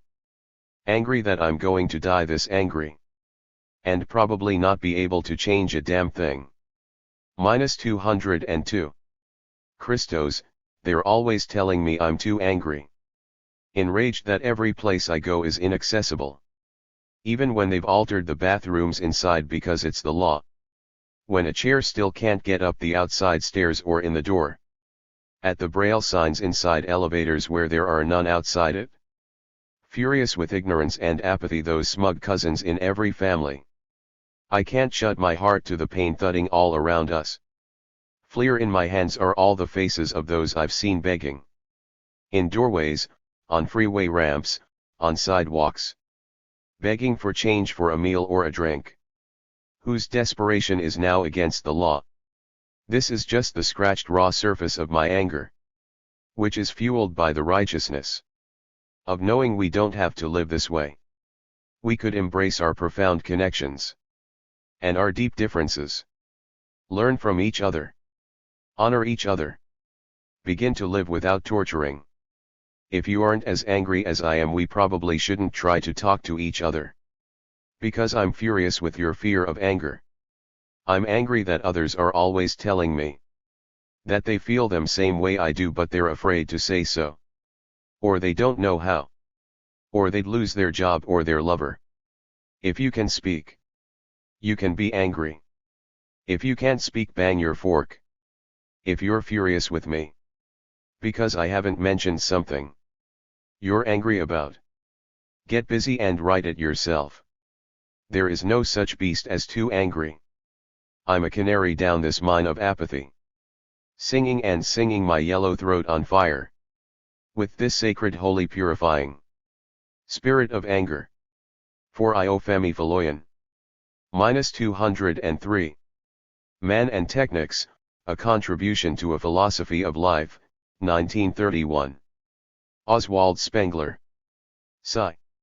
X5. And an increasing interdependence lies the quiet and deep revenge of nature upon the being that has wrested from her the privilege of creation. This petty creator against nature, this revolutionary in the world of life, has become the slave of his creature. The culture, the aggregate of artificial, personal, self-made life forms, develops into a close-barred cage for these souls that would not be restrained. The beast of prey, who made others his domestic animals in order to exploit them, has taken himself captive. The great symbol of this fact is the human bus. That, and his increasing numbers, in which the individual disappears as unimportant. For it is one of the most fateful consequences of the human spirit of enterprise that the population multiplies. Where anciently the pack of a few hundred roamed, there is sitting a people of tens of thousands. There are scarcely any regions empty of men. People borders on people, and the mer's fact of the frontier, the limits of one's own power, arouses the old instincts to hate, to attack, to annihilate.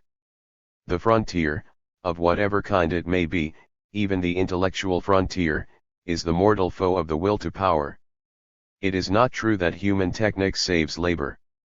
For it is an essential characteristic of the personal and modifiable techniques of man, in contrast to genus techniques, that every discovery contains the possibility and necessity of new discoveries, every fulfilled wish awakens 1,000 more, every triumph over nature incites to yet others.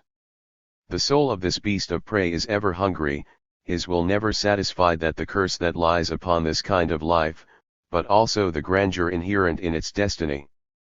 It is precisely its best specimens that know least of quiet, happiness, or enjoyment.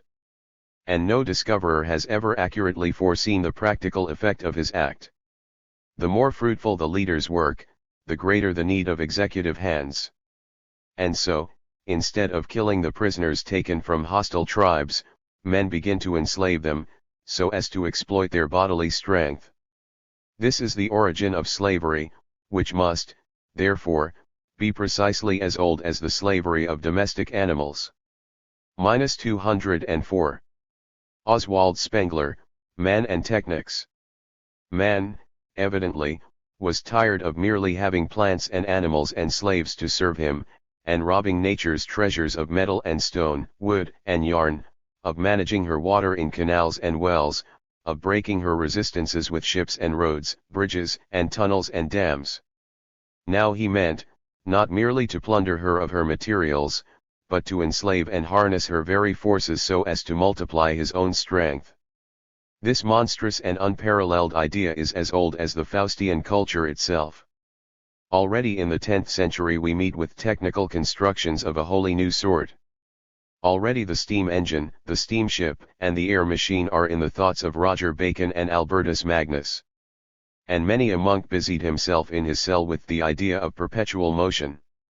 Over a few decades most of the great forests have gone, to be turned into newsprint, and climatic changes have been thereby set afoot which imperil the land economy of whole populations. Innumerable animal species have been extinguished, or nearly so, like the bison. Whole races of humanity have been brought almost to vanishing point, like the North American Indian and the Australian. All things organic are dying in the grip of organization. An artificial world is permeating and poisoning the natural. The civilization itself has become a machine that does, or tries to do, everything in mechanical fashion. We think only in horsepower now. We cannot look at a waterfall without mentally turning it into electric power. We cannot survey a countryside full of pasturing cattle without thinking of its exploitation as a source of meat supply. We cannot look at the beautiful old handiwork of an unspoiled primitive people without wishing to replace it by a modern technical process. Our technical thinking must have its actualization, sensible or senseless. The luxury of the machine is the consequence of a necessity of thought. In last analysis, the machine is a symbol, like its secret ideal, perpetual motion a spiritual and intellectual, but no vital necessity. This machine technics will end with the Faustian civilization and one day will lie in fragments. Forgotten are railways and steamships as dead as the Roman roads and the Chinese wall, are giant cities and skyscrapers in ruins like old Memphis and Babylon.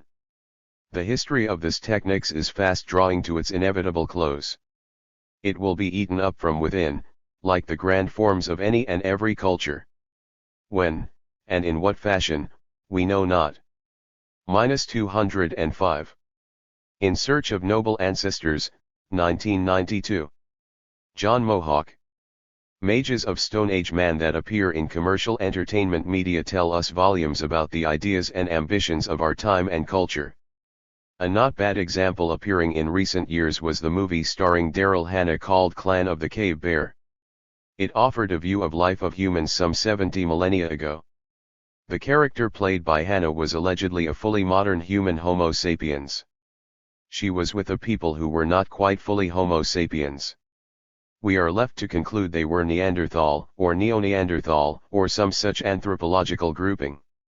The point is, they were human beings, existing 70,000 years ago, as depicted by the combined minds of writer, director, producer, makeup artist, and actor. the visuals on the screen were the fictional creations of fully modern man. Those images represent practically the only visions of earlier humans which many in this society are likely to see.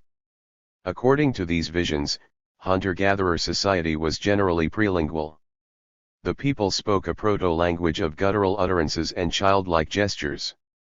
If they had any complex thoughts, they were able to suppress expression of them through clumsy behavior.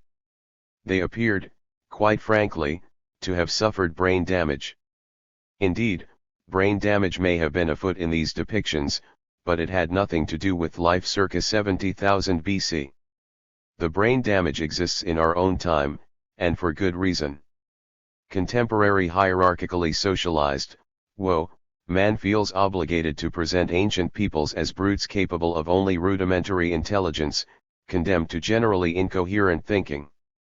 In addition, as depicted in this and really countless other films, early man is usually presented as a social undesirable, especially in relation to his ideas about male/female roles.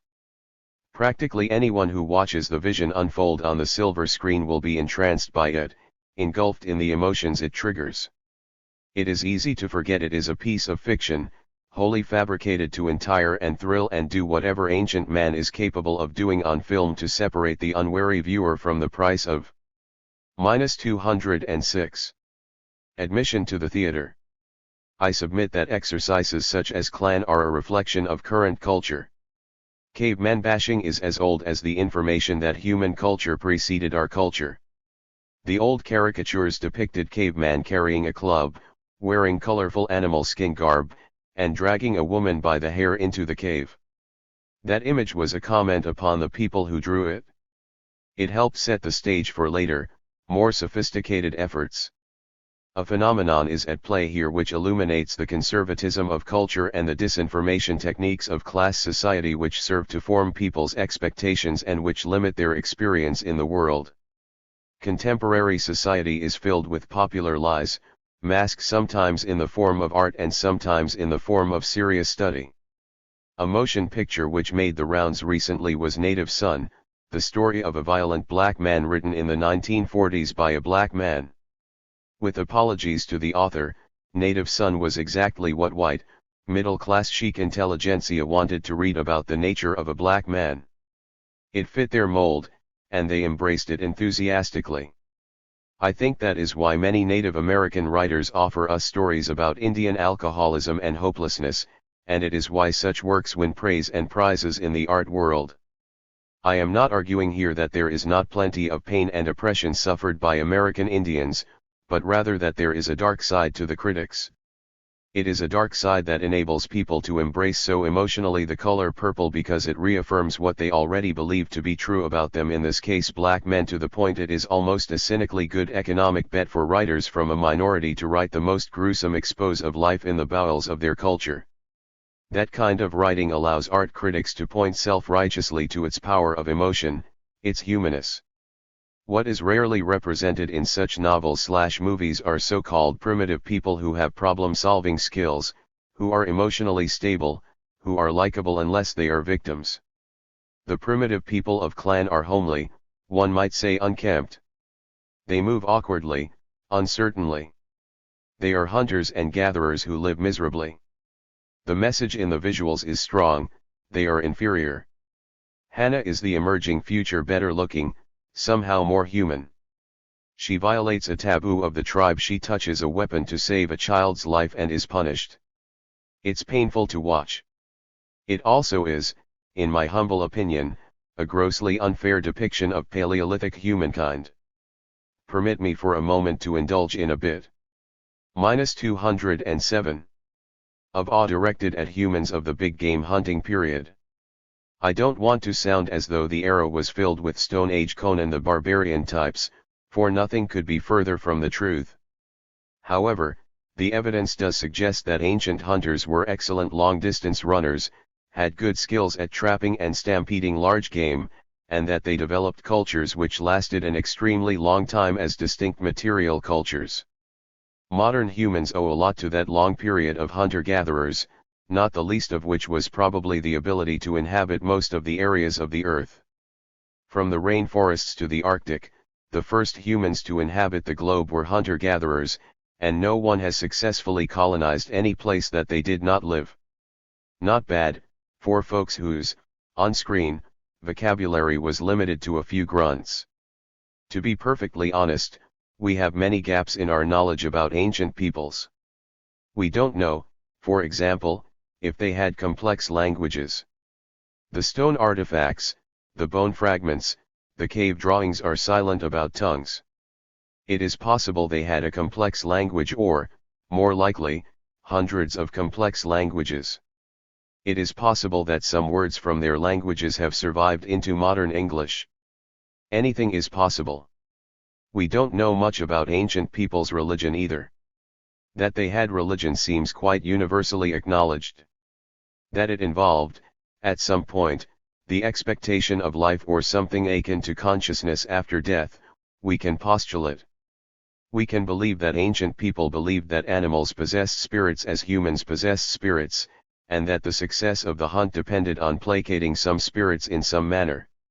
What we can project about ancient humans, from our acquaintance with Stone Age people who survived into relatively modern times, is that they were dreamers, visionaries, beings who spent their time looking into the stars and asking questions. We know something else about ancient humans from modern primitives, such as Australian Aborigines. Ancient people spent a lot of time thinking about their role in the nature of things. What little we do know strongly suggests that Paleolithic humankind was resourceful, intelligent, courageous, athletic, and artistic, among other virtues. Why, then, does there exist a powerful prejudice against our long-dead ancestors? Why are they defamed in much the same way contemporary people of other contemporary colors, religions, and cultures are depicted in efforts to dehumanize, degrade and generally discredit them? Is Paleolithic, woe, man sum? -208. How a threat? Why are we presented with a vision of the common ancestor which offers that, 50 or so generations ago, all our ancestors were essentially dolts? The answer, I suspect, lies in the way modern society wants to see itself. In 20th century society, people are encouraged to look to the present as the golden age of man, and the future as the future golden age. We are socialized to believe that things are getting better. Never mind that all the indicators are that things are getting worse. Blot out from your mind the burgeoning populations of the Third World, the disappearance of uncontaminated groundwater in the United States, desertification worldwide, or the hole in the ozone layer. Try not to think of the fact that each of these resulted from some form of public policy undertaken and blessed by contemporary world leaders of contemporary world governments. The establishment wants us to look forward now to completing the mission, and the vision of the mission is also found in novels and on film. Captain Kirk is no blithering idiot. Neither are the 24th century Neanderthals, the Klingons. Things are getting better. How few are the dissenting voices, how few have the strength to cry out from the crowd, I don't believe it. How few people seem to be able to look into the past and see something noble there. How few try. I, for one, want to salute those ancients. I think it was pretty brave of them to challenge the largest elephant that ever lived, the woolly mammoth, with little more than a couple of sticks and a stone attached to one of them. And, more often than not, live to tell about it.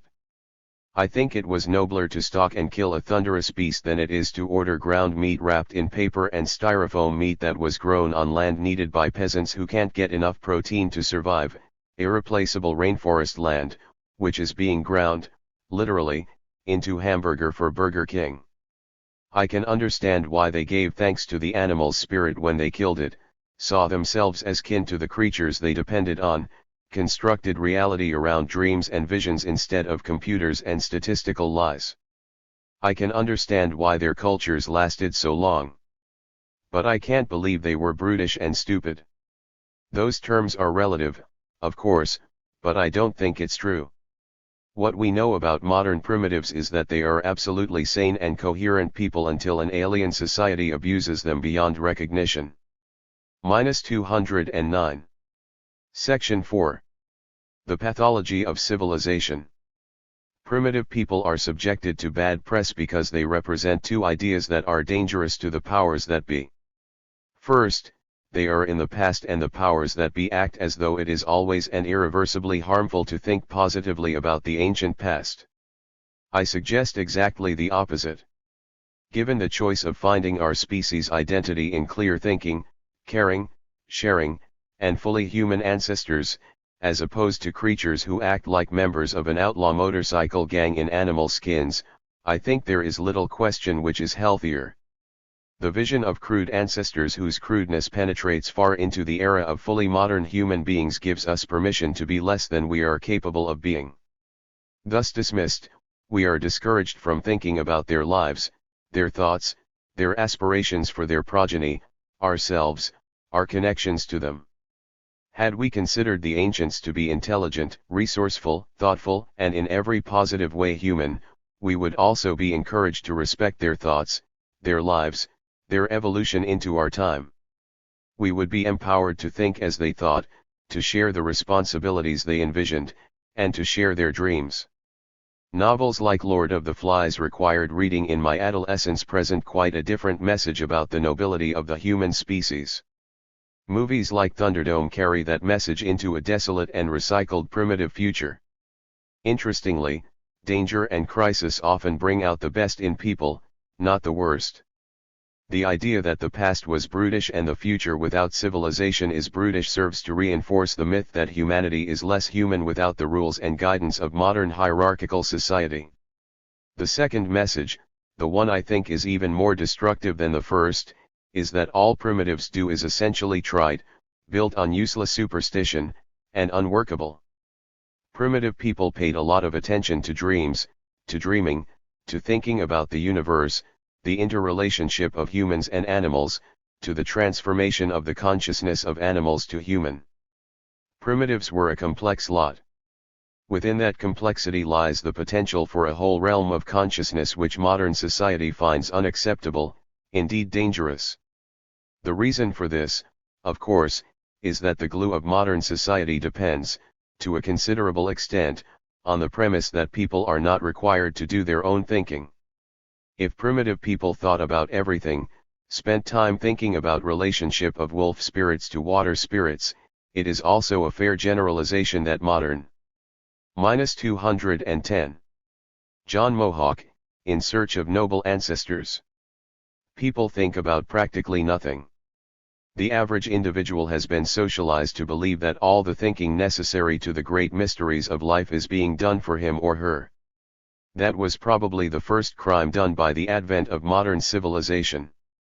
Civilizations created specialists, castes, and class systems, which socialized people to the belief that all the thinking about important subjects, from God to hydrology, was being taken care of by specialists and that the individual had no obligation to spend any time thinking of these things. The individual's lot in civilization is to pay taxes and leave thinking to those in the know. One has to believe this is why civilizations are destroying the world. Humans inhabited the great forests of the northern hemisphere for thousands of years, but only 2 centuries of European expansion into North America and the forest is, for all practical purposes, destroyed. One is tempted to blame the marketplace for this destruction, but a destruction so complete cannot even be explained by the market. Every last passenger pigeon, of a population of birds that once blackened the skies, was killed by a people who do not find in themselves the necessity to think about the relationship of pigeons to man, the future, the land. Civilized people are socialized to leave thinking to others. Indeed, when Westerners come into contact with primitive peoples, they view with astonishment the practices that require every individual to spend time thinking about a vast array of plants, animals, waters, even volcanoes. Superstition, they shout, not able to recognize a culture that socializes people to think about what they do. Primitive people knew they had a responsibility to think, to feel, to dream. Had they not evolved a culture which promoted and rewarded thinking as a human activity, our species would not have evolved as it did. Culture, after all, is learned behavior. Civilization has demanded that the individual cease thinking about what he does. -211. Section V. The resistance to civilization. -212. If man becomes an animal again, his arts, his loves, and his play must also become purely natural again. Hence it would have to be admitted that after the end of history, men would construct their edifices and works of art as birds build their nests and spiders spin their webs, would perform musical concerts after the fashion of frogs and cicadas, would play like young animals, and would indulge in love like adult beasts. Alexander Kojève, 1946. Move now to offerings that attempt to light the way beyond civilization, to sources and modes of resistance and renewal. The deconstructionist Derrida applies the tactic of placing literary elements under erasure. Here are some considerations for doing so to civilization. Julia Kristeva recently rejected the postmodern refusal of narrative, or refusal of viewing the totality, in this way. Psychoanalysis goes against the grain of the modern convenience that calls attention not to the end of the story of civilization, but to the end of the possibility of telling a story. Nevertheless, this end and this convenience are beginning to overwhelm us, and we have been led to criticize and reject them. One need not adopt psychoanalysis as the answer to the postmodern dead end, but Kristeva's conclusion is most important regardless, in refusing to accept an end to possibilities. Another necessary rejection of limits concerns a more general or typical defeatism, in parallel to that of postmodernism. From a recent work by former 1960s activist Gregory Calvert. It is, I believe, an error, and the weakness of certain kinds of anarchist utopianism, to assume that humanity can somehow return to the organic or natural societies of the Neolithic world, or that there is an end to politics. Human beings have left forever their Neolithic past, and life in the human realm can never be a simple return to nature. -213. He means, of course, Paleolithic, not Neolithic, for the latter is synonymous with the arrival of civilization. If there is consensus among authors represented in this section, however, it lies in their rejection of the argument that a return to nature is impossible. Calvert's caveat is just another way of saying, here is civilization, accept it. The summer 1995 issue of the British Marxist journal Aufheben acknowledges that civilization is under attack. A new critical current has emerged in recent years, united by an antagonism towards all tendencies that seem to include progress as part of their program. Indeed, a question heard with increasing frequency asks how much more progress we and the planet must endure. This critique challenges the basic categories and dynamics of civilization, and demands an altogether different present and future. -214. Avoiding social and ecological disaster, the politics of world transformation, 1994. Rudolf Barrow. What is exterminism? In order to furnish a basis for resistance to rearmament plans, the visionary British historian E.R. Thompson wrote an essay in 1980 about exterminism, as the last stage of civilization. Exterminism doesn't just refer to military overkill, or to the neutron bomb. It refers to industrial civilization as a whole, and to many aspects of it, not just the material ones, although these are the first to be noticed. It made sense that the Ecopax movement in Germany began not with nuclear weapons, but with nuclear power stations, and seemingly even less harmful things. Behind the various resistance movements stood the unspoken recognition that in the set of rules guiding the evolution of our species, death has made its home. Thompson's statements about the increasing determination of the extermination process, about the last dysfunction of humanity, its total self-destruction, characterize the situation as a whole. The number of people who are damned and reduced to misery has increased unbelievably with the spread of industrial civilization. Never in the whole of history have so many been sacrificed to hunger, sickness, and premature death as is the case today. It is not only their number which is growing, but also their proportion of the whole of humanity. As an inseparable consequence of military and economic progress, we are in the act of destroying the biosphere which gave birth to us. To express the exterminism thesis in Marxian terms, One could say that the relationship between productive and destructive forces is turned upside down. Like others who looked at civilization as a whole, Marx had seen the trail of blood running through it, and that civilization leaves deserts behind it. In ancient Mesopotamia it took 1,500 years for the land to grow salty, and this was only -215. Noticed at a very late stage, because the process was so slow. Ever since we began carrying on a productive material exchange with nature, there has been this destructive side. And today we are forced to think apocalyptically, not because of culture pessimism, but because this destructive side is gaining the upper hand. I would like straight away to emphasize that the problem ultimately does not lie in the perversions and associated monstrosities of Auschwitz and Hiroshima, in neurotic lust for destruction or for human or animal torture. It lies in quantitative success, and in the direction that our civilization took in its heyday. This success is not at all unlike that of a swarm of locusts. Our higher level of consciousness has furthered development, but has had no part in determining scale or goal. In general, the logic of self-extermination works blindly, and its tools are not the ultimate cause. For centuries the problem has remained below the threshold of consciousness for the vast majority of people. In the Communist Manifesto, Marx and Engels evaluate the capitalistic preparatory work for the desired classless society. Through the exploitation of the world market, the bourgeoisie has given a cosmopolitan pattern to the production of all countries. To the great dismay of reactionaries, it has pulled the national basis out from under the feet of industry. The age-old national industries have been annihilated and continue to be annihilated daily. They get pushed aside by new industries, the introduction of which becomes a life issue for all civilized nations. These naive industries don't make use of domestic raw materials, but process raw materials from the remotest regions, and their products are used not only in the land of their production, but equally in all parts of the world. In the place of needs which can be satisfied by domestic production come new ones, which demand for their satisfaction the products of the remotest lands and climates. In the place of the old national and local self-sufficiency and isolation comes traffic in all directions, and a dependence on all sides of nations upon each other. By means of enormously increased ease of communication, the bourgeoisie draws all nations, even the most barbaric, into civilization. The cheap prices of its wares are the heavy artillery by which all Chinese walls are shot down, by which the most stubborn barbarian xenophobia must capitulate.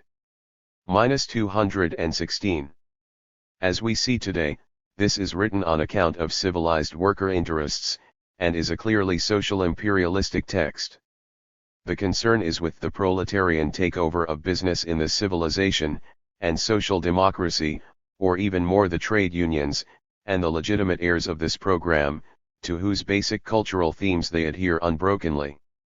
Wolfram Ziegler has developed a scale which measures, with brilliant simplicity, the total load we are placing on the biosphere, in order to bring about the good life or standard of living, and on this basis to defend the social peace of the rich metropolis, which is certainly being ever more strongly threatened by ecological panic.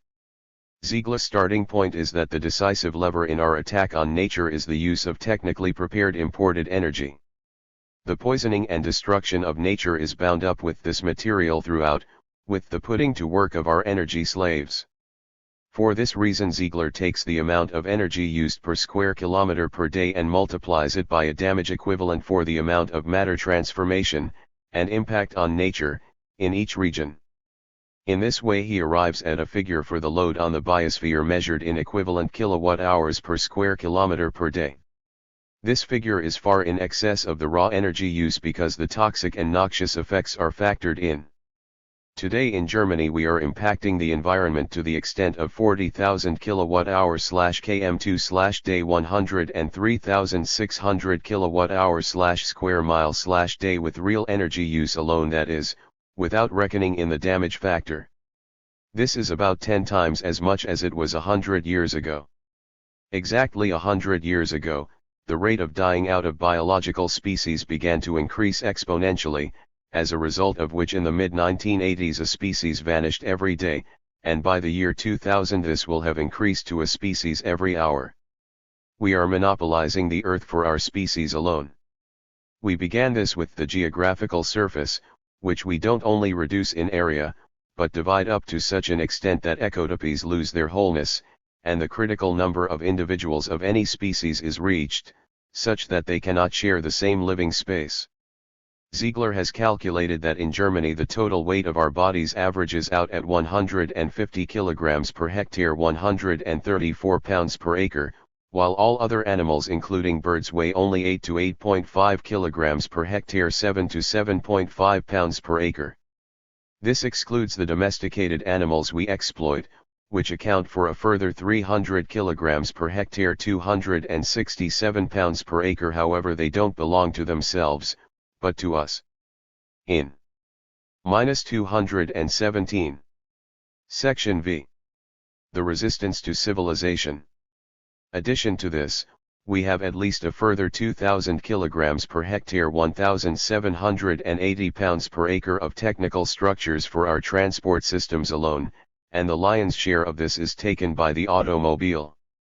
Even though we no longer feel any natural solidarity with the rest of life, we nevertheless depend, for our biological existence, upon the species variety of plants and animals. Our anthropogenic technical monocultures of useful plants and animals are perhaps the most persistent instruments of suicide that we use. The dying off of species is the most fundamental indicator of the general exterminating tendency. The overgrowth of the industrial system has pushed it to a galloping rate. For Ziegler, a load of about 4,000 real kWh/km2/day, 10,360 kWh/sq/day is the threshold at which we finally left ecological stability behind us. It is about where we were 100 years ago, before the rate of dying off of species began to increase, and before a quarter of a century later the first organizations for the protection of nature began to react. It is thus no longer a question of democratic decision, but of natural necessity, that we should reduce harmful end products of energy and materials consumption by a factor of 10. By more intuitive methods I had reached the same estimate of the order of magnitude of the necessary reduction, by reflecting on what would happen if the whole of humanity were to lay claim to our level of packaged living. Environmental protection is a solution one would expect from the priesthood, this time a scientific one, of a declining culture, one more floor on the deficit structure, which would only increase its load. Ziegler demonstrates compellingly that this is not to be done with technical environmental protection alone, because the energy and material demands of such measures would detract from the load reductions they would achieve, and ultimately cancel them entirely. Thus, in the final analysis, environmental protection as a supplementary strategy is only a further stimulus to the economic arms race, whereby the mass of the mega-machine is made to grow, both on the investment and the consumption side. Janik has demonstrated this from the point of view of costs, basing his work on Cap, 1972. Environmental protection procures a last green legitimacy for the industrial system, for a short while. While we protect the environment at critical points, the whole front of stress on the natural order moves unflinchingly ahead. -218. Rudolf Barrow, Avoiding Social and Ecological Disaster. 100 environment-protecting motors, each having only 66% of the damaging effect of earlier models, still do more damage than 50 of the earlier models. Messages about the environment friendliness of industry, seen today on TV screens and in magazines, create a fatally false impression. For example, via foodstuffs alone we come into contact with about 10,000 chemicals, and in daily life with about 100,000 of them, in industrial nations. Propaganda deceptively plays down this synthetic aspect of civilized life. We can adapt to plastics thanks to the much praised plasticity of human nature, which we also have to thank for civilization. By exercising our drive to activity, our passion for work, we altogether ruin our entire original fund of resources. In this context, ecological market economy is only a new addition to the logic of self-extermination. Its immediate effect is to lower the level of product or technology-specific environmental damage, but the long-term overall effect is to increase it. -219. Future Primitive, 1994. John Zerzan. $. Vision of labor, which has had so much to do with bringing us to the present global crisis, works daily to prevent our understanding the origins of this horrendous present. Mariel Cron Foster, 1990, surely errs on the side of understatement in allowing that anthropology is today in danger of serious and damaging fragmentation. Shanks and Tilley, 1987b, voice a rare, related challenge. The point of archaeology is not merely to interpret the past but to change the manner in which the past is interpreted in the service of social reconstruction in the present. Of course, the social sciences themselves work against the breadth and depth of vision necessary to such a reconstruction. In terms of human origins and development, the array of splintered fields and subfields anthropology, archaeology, paleontology, ethnology, paleobotany, ethnoanthropology, etc., mirrors the narrowing, crippling effect that civilization has embodied from its very beginning. Nonetheless, the literature can provide highly useful assistance, if approached with an appropriate method and awareness and the desire to proceed past its limitations.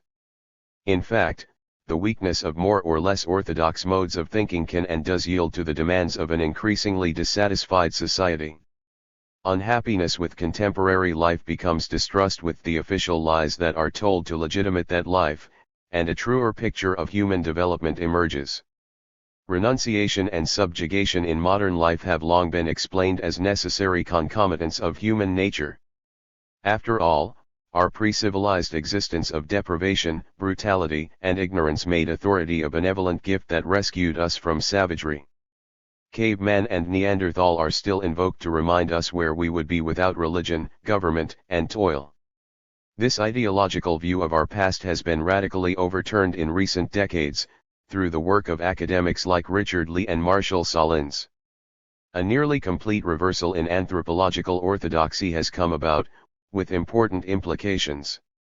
Now we can see that life before domestication/agriculture was in fact largely -220.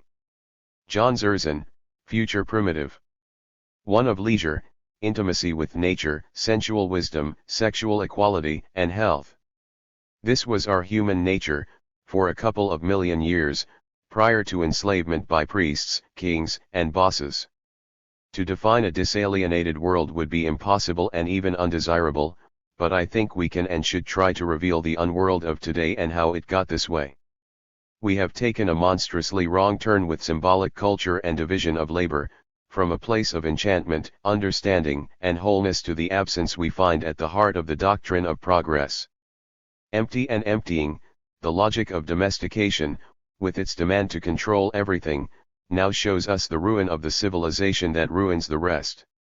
Assuming the inferiority of nature enables the domination of cultural systems that soon will make the very earth uninhabitable. Postmodernism says to us that a society without power relations can only be an abstraction, Foucault, 1982. This is a lie unless we accept the death of nature and renounce what once was and what we can find again. Turnbull spoke of the intimacy between beauty people and the forest, dancing almost as if making love to the forest. In the bosom of a life of equals that is no abstraction, that struggles to endure, they were dancing with the forest, dancing with the moon. -221. News from Nowhere, 1995. William Morris. He went up a paved path between the roses, and straight into a very pretty room, panelled and carved, and as clean as a new pin, but the chief ornament of which was a young woman, light-haired and grey-eyed, but with her face and hands and bare feet tanned quite brown with the sun. Though she was very lightly clad, that was clearly from choice, not from poverty, though these were the first cottage dwellers I had come across, for her gown was of silk, and on her wrists were bracelets that seemed to me of great value. She was lying on a sheepskin near the window, but jumped up as soon as we entered, and when she saw the guests behind the old man, she clapped her hands and cried out with pleasure, and when she got us into the middle of the room, fairly danced round us in delight of our company. "What," said the old man, "you are pleased, are you, Ellen?" The girl danced up to him and threw her arms round him, and said, "Yes, I am, and so ought you to be, grandfather." "Well, well, I am," said he, "as much as I can be pleased. Guests, please be seated." This seemed rather strange to us, stranger, I suspect, to my friends than to me, but Dick took the opportunity of both the host and his granddaughter being out of the room to say to me, softly, "A grumbler, there are a few of them still. Once upon a time, I am told, they were quite a nuisance." The old man came in as he spoke and sat down beside us with a sigh, which, indeed, seemed fetched up as if he wanted us to take notice of it, but just then the girl came in with the victuals, and the carle missed his mark, what between our hunger generally and that I was pretty busy watching the granddaughter moving about as beautiful as a picture. Everything to eat and drink, though it was somewhat different to what we had had in London, was better than good, but the old man eyed rather sulkily the chief dish on the table, on which lay a leash of fine perch, and said, "-222. Perch. I am sorry we can't do better for you, guests. The time was when we might have had a good piece of salmon up from London for you, but the times have grown mean and petty." "Yes, but you might have had it now," said the girl, giggling, "if you had known that they were coming." "It's our fault for not bringing it with us, neighbors," said Dick, good-humoredly. "But if the times have grown petty, at any rate the perch haven't. That fellow in the middle there must have weighed a good 2 pounds when he was showing his dark stripes and red fins to the minnows yonder. And as to the salmon, why, neighbor, my friend here, who comes from the outlands, was quite surprised yesterday morning when I told him we had plenty of salmon at Hammersmith. I am sure I have heard nothing of the times worsening." He looked a little uncomfortable. And the old man, turning to me, said very courteously, "Well, sir, I am happy to see a man from over the water, but I really must appeal to you to say whether on the whole you are not better off in your country, where I suppose, from what our guest says, you are brisker and more alive, because you have not wholly got rid of competition. You see, I have read not a few books of the past days, and certainly they are much more alive than those which are written now, and good sound unlimited competition was the condition under which they were written. If we didn't know that from the record of history, we should know it from the books themselves. There is a spirit of adventure in them, and signs of a capacity to extract good out of evil which our literature quite lacks now, and I cannot help thinking that our moralists and historians exaggerate hugely the unhappiness of the past days, in which such splendid works of imagination and intellect were produced." Clara listened to him with restless eyes, as if she were excited and pleased. Dick knitted his brow and looked still more uncomfortable, but said nothing. Indeed, the old man gradually, as he warmed to his subject, dropped his sneering manner, and both spoke and looked very seriously. But the girl broke out before I could deliver myself of the answer I was framing. "Books, books, always books, grandfather. When will you understand that after all it is the world we live in which interests us, the world of which we are a part, and which we can never love too much? Look," she said, throwing open the casement wider and showing us the white light sparkling between the black shadows of the moonlit. -223. Garden, through which ran a little shiver of the summer night wind. "Look, these are our books in these days, and these," she said, stepping lightly up to the two lovers and laying a hand on each of their shoulders, "and the guest there, with his oversea knowledge and experience, yes, and even you, grandfather," a smile ran over her face as she spoke, "with all your grumbling and wishing yourself back again in the good old days in which, as far as I can make out, a harmless and lazy old man like you would either have pretty nearly starved, or have had to pay soldiers and people to take the folks' victuals and clothes and houses away from them by force.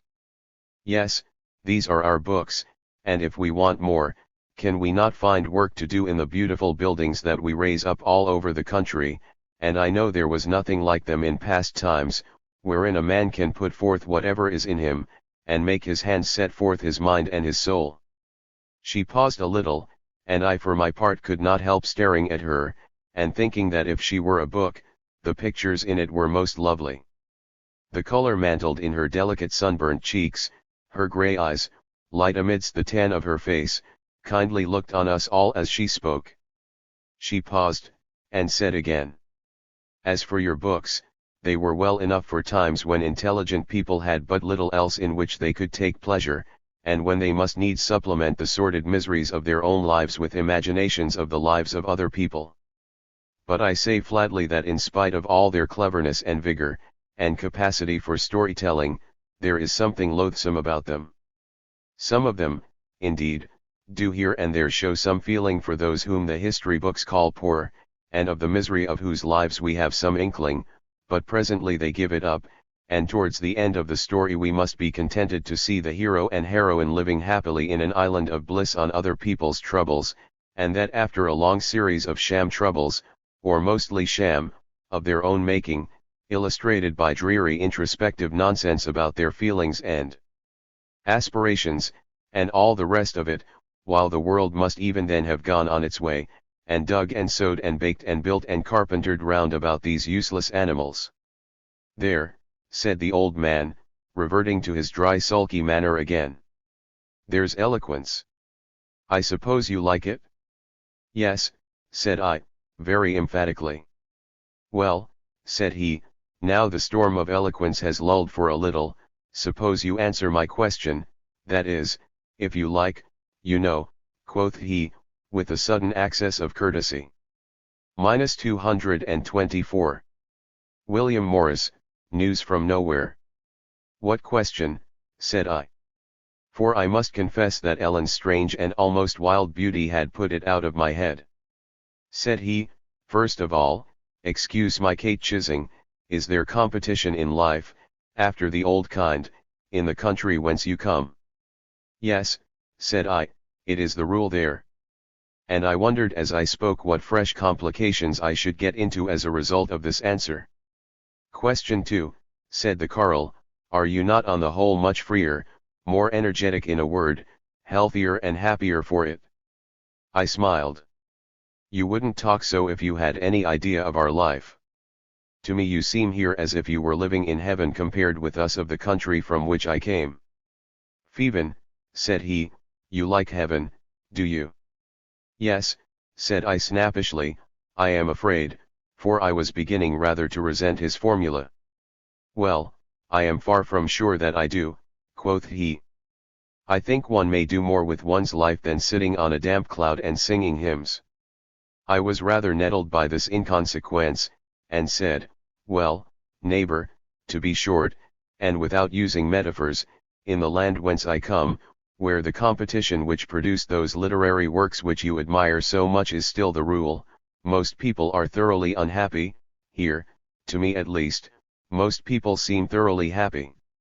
"No offense, guest, no offense," said he, "but let me ask you, you like that, do you?" His formula, put with such obstinate persistence, made us all laugh heartily, and even the old man joined in the laughter on the sly. However, he was by no means beaten, and said presently, "From all I can hear, I should judge that a young woman so beautiful as my dear Ellen yonder would have been a lady, as they called it in the old time, and wouldn't have had to wear a few rags of silk as she does now, or to have browned herself in the sun as she has to do now. What do you say to that, Et?" Here Clara, who had been pretty much silent hitherto, struck in and said, "Well, really, I don't think that you would have mended matters, or that they want mending. Don't you see that she is dressed deliciously for this beautiful weather? And as for the sunburning of your hayfields, why, I hope to pick up some of that for myself when we get a little higher up the river. Look if I don't need a little sun on my pasty white skin." -225. And she stripped up the sleeve from her arm and laid it beside Ellen's, who was now sitting next her. To say the truth, it was rather amusing to me to see Clara putting herself forward as a town-bred fine lady, for she was as well-knit and clean-skinned a girl as might be met with anywhere at the best.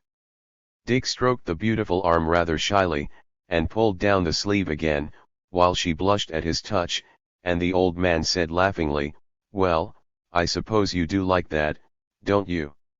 Ellen kissed her new friend, and we all sat silent for a little, till she broke out into a sweet shrill song, and held us all entranced with the wonder of her clear voice, and the old grumbler sat looking at her lovingly. The other young people sang also in due time, and then Ellen showed us to our beds in small cottage chambers, fragrant and clean as the ideal of the old pastoral poets, and the pleasure of the evening quite extinguished my fear of the last night, that I should wake up in the old miserable world of worn-out pleasures, and hopes that were half fears. All along, though those friends were so real to me, I had been feeling as if I had no business amongst them, as though the time would come when they would reject me, and say, as Ellen's last mournful look seemed to say, "No, it will not do, you cannot be of us, you belong so entirely to the unhappiness of the past that our happiness even would weary you. Go back again, now you have seen us, and your outward eyes have learned that in spite of all the infallible maxims of your day there is yet a time of rest in store for the world, when mastery has changed into fellowship but not before. Go back again, then, and while you live you will see all round you people engaged in making others live lives which are not their own, while they themselves care nothing for their own real lives, men who hate life though they fear death. Go back and be the happier for having seen us, for having added a little hope to your struggle. Go on living while you may, striving, with whatsoever pain and labor needs must be, to build up little by little the new day of fellowship, and rest, and happiness. Yes, surely. And if others can see it as I have seen it, then it may be called a vision rather than a dream. -226. Feral Revolution. Feral Fawn. When I was a very young child, my life was filled with intense pleasure and a vital energy that caused me to feel what I experienced to the full. I was the center of this marvelous, playful existence and felt no need to rely on anything but my own living experience to fulfill me. I felt intensely, I experienced intensely, my life was a festival of passion and pleasure. My disappointments and sorrows were also intense. I was born a free, wild being in the midst of a society based upon domestication. There was no way that I could escape being domesticated myself. Civilization will not tolerate what is wild in its midst. But I never forgot the intensity that life could be. I never forgot the vital energy that had surged through me. My existence since I first began to notice that this vitality was being drained away has been a warfare between the needs of civilized survival and the need to break loose and experience the full intensity of life unbound. I want to experience this vital energy again. I want to know the free-spirited wildness of my unrepressed desires realizing themselves in festive play. I want to smash down every wall that stands between me and the intense, passionate life of untamed freedom that I want. The sum of these walls is everything we call civilization, everything that comes between us and the direct, participatory experience of the wild world. Around us has grown a web of domination, a web of mediation that limits our experience, defining the boundaries of acceptable production and consumption. Domesticating authority takes many forms, some of which are difficult to recognize. Government, capital, and religion are some of the more obvious faces of authority. But technology, work, language with its conceptual limits, the ingrained habits of etiquette and propriety, these too are domesticating authorities which transform us from wild, playful, unruly animals into tamed, bored, unhappy producers and consumers. These things work in -227. Us insidiously, limiting our imaginations, usurping our desires, suppressing our lived experience. And it is the world created by these authorities, the civilized world, in which we live. If my dream of a life filled with intense pleasure and wild adventure is to be realized, the world must be radically transformed, civilization must fall before expanding wilderness, authority must fall before the energy of our wild freedom. There must be, for want of a better word, a revolution. But a revolution that can break down civilization and restore the vital energy of untamed desire cannot be like any revolution of the past. All revolutions to date have centered around power, its use, and redistribution. They have not sought to eradicate the social institutions that domesticate, at best they have only sought to eradicate the power relationships within those institutions. So revolutionaries of the past have aimed their attacks at the centers of power, seeking to overthrow it. Focused on power, they were blind to the insidious forces of domination that encompass our daily existence, and so, when successful at overthrowing the powers that be, they ended up recreating them. To avoid this, we need to focus not on power, but on our desire to go wild, to experience life to the full, to know intense pleasure and wild adventure. As we attempt to realize this desire, we confront the real forces of domination, the forces that we face every moment of every day. These forces have no single center that can be overthrown. They are a web that binds us. So rather than trying to overthrow the powers that be, we want to undermine domination as we confront it every day, helping the already collapsing civilization to break down more quickly, and as it falls, the centers of power will fall with it. Previous revolutionaries have only explored the well-mapped territories of power. I want to explore and adventure in the unmapped, and unmappable, territories of wild freedom.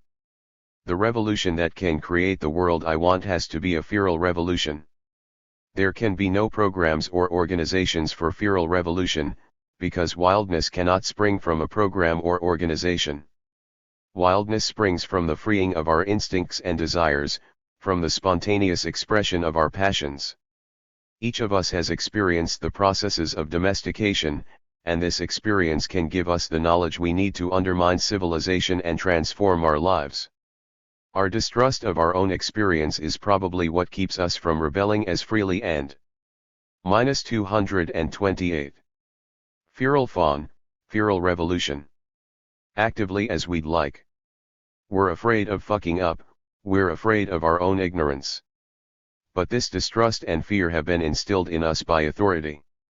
It keeps us from really growing and learning. It makes us easy targets for any authority that is ready to fill us. To set up revolutionary programs is to play on this fear and distrust, to reinforce the need to be told what to do. No attempt to go feral can be successful when based on such programs. We need to learn to trust and act upon our own feelings and experiences, if we are ever to be free. So I offer no programs. What I will share is some thoughts on ways to explore.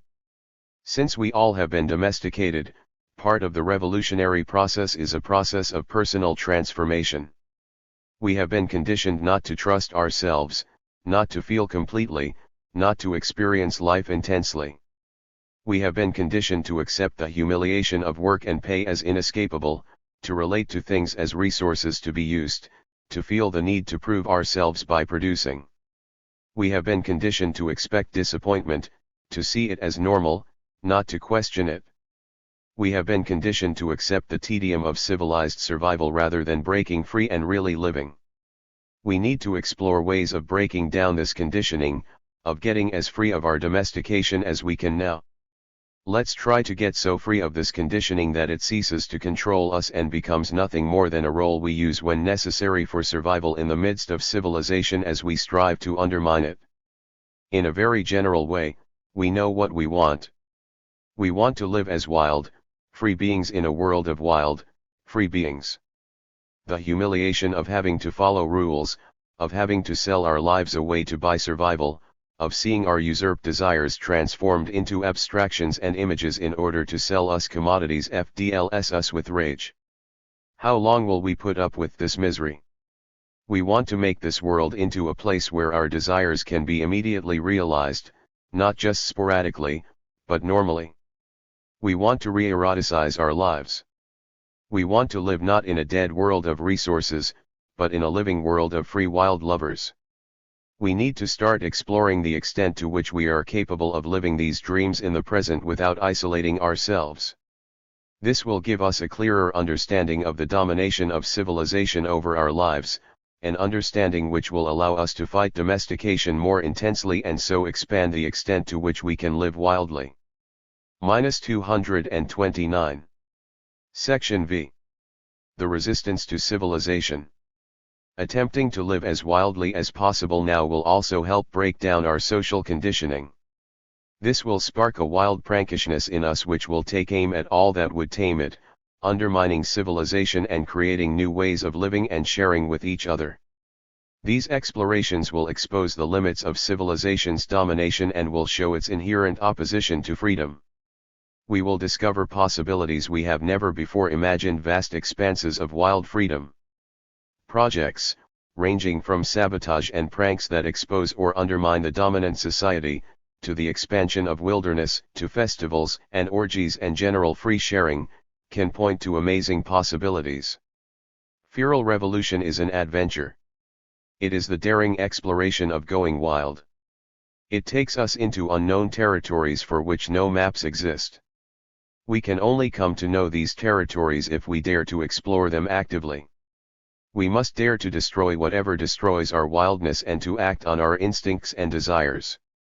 We must dare to trust in ourselves, our experiences and our passions. Then we will not let ourselves be chained or penned in. We will not allow ourselves to be tamed. Our feral energy will rip civilization to shreds and create a life of wild freedom and intense pleasure. -230. Don't eat your revolution. Make it. 1995. On November 7 all the Stalinists gathered on Oktyabrskaya Square in Moscow under the still-standing huge Lenin. Later they headed to Red Square, followed by some small groups of Trotskyists and even some anarchists who successfully created an illusion that young people were with them. While the latter's red and black banners and dull papers were surely unable to destroy the traditional way of celebrating the October Revolution Day, the assault came from where nobody expected it. As the demonstrators were going down their route they inevitably confronted a small group of some vocal revolutionaries who were standing on the side of the road under the banner of primitive communism, made of fake red fur, who were fearlessly banging their big drum. As the crowd passed by them and tried to find out what they wanted to say, the atmosphere was getting more and more tense.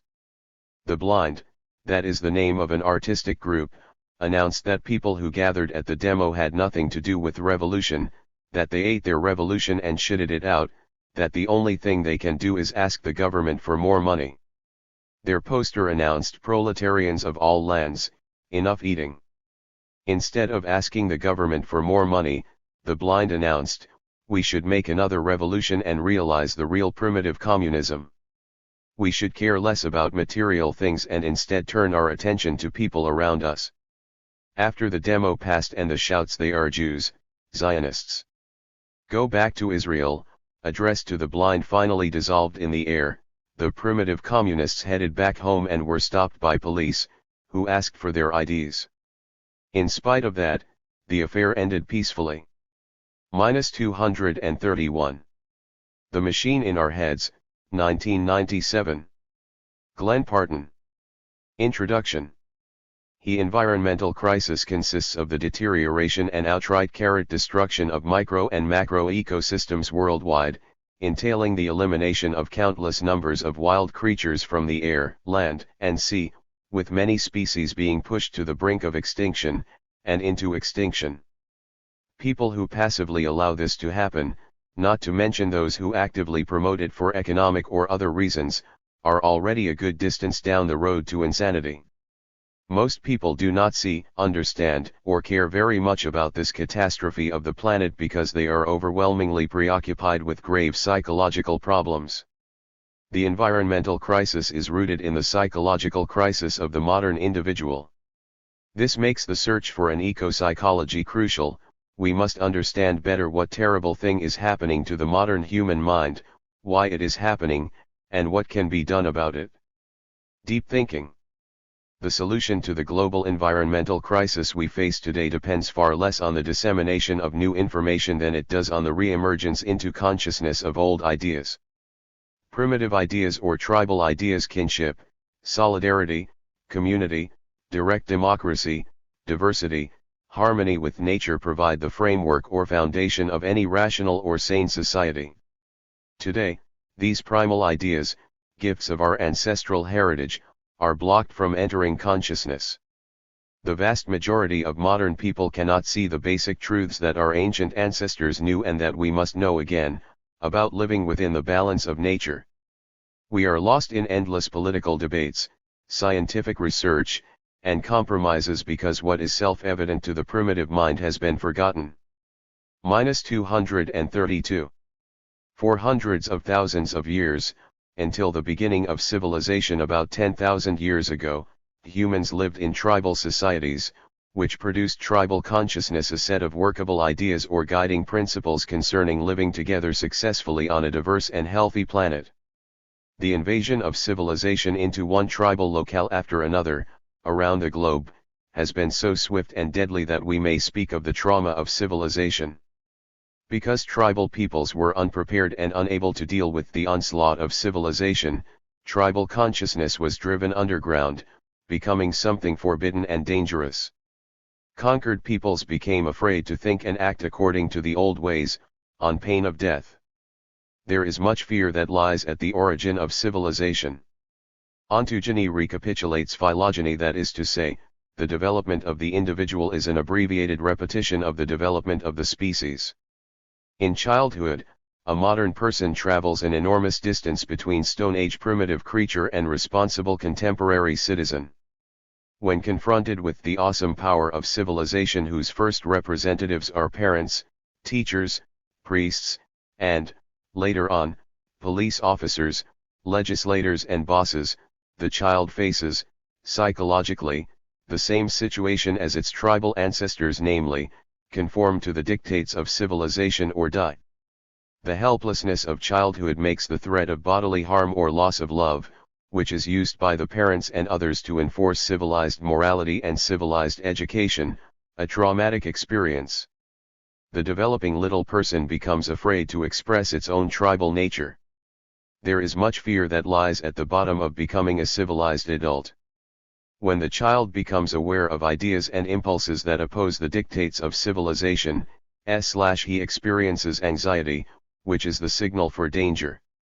It is not the insights and urges themselves that the child fears, but rather the reaction to them on the part of those in charge. Since the child cannot escape from those who control its life, he runs away from dangerous thoughts and feelings. In other words, the child institutes repression of its primitive self. Tribal ideas are now isolated, cut off from awareness, and unable to properly influence the future course of events. The trauma or inescapable terror of civilization is responsible for the derangement of reason. That inner dialogue in the human mind that is the hallmark of self-consciousness has ceased, because the depth dimension of reflective thought, which is the primitive mind, has been silenced. Modern people no longer hear their own. 233. Primal voice, and without interaction between new ideas and old ideas, the demands of the individual and the demands of the tribe, and species, there is no deep thinking. On the contrary, when reason is cut off at the roots, it becomes shallow, unable to determine what is of true value in life. The passage of tribal ideas from the oldest and deepest layer of the mind into individual consciousness is part of the natural, normal functioning of the human mind. Deep thinking is not the result of education, it is innate, our birthright as Homo sapiens. What civilization has done is to disrupt the free flow of ideas in the human mind by shutting down the primitive mind through traumatic socialization. In such a situation, cut off from the time-tested and proven ideas of prehistory, reason becomes one-dimensional, and is unable to solve the problems of modern life. No amount of new information can replace tribal wisdom, which provides the foundation for any good and decent life. None of what has been said here denies the concept of progress, but it means that genuine progress is the outcome of deep mental dialogue in which new ideas are accepted or rejected by reference to that great complex of old ideas that have been perfected and passed down from one generation to the next generation over many millennia. In other words, genuine progress builds on basic truth.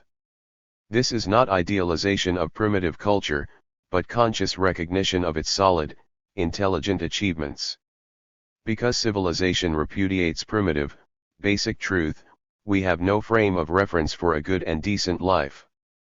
What we call progress in the modern world is the aimless and reckless rampage of lost individuals. When one is lost, it is necessary to go back to the place where one had one's bearings, and start anew from there. The false self. We have internalized our masters, which is a well-known psychological response to trauma. When faced with overwhelming terror, the human mind splits, with part of itself modeling itself after the oppressor. This is an act of appeasement. Look, the mind says in effect, I am like you, so do not harm me.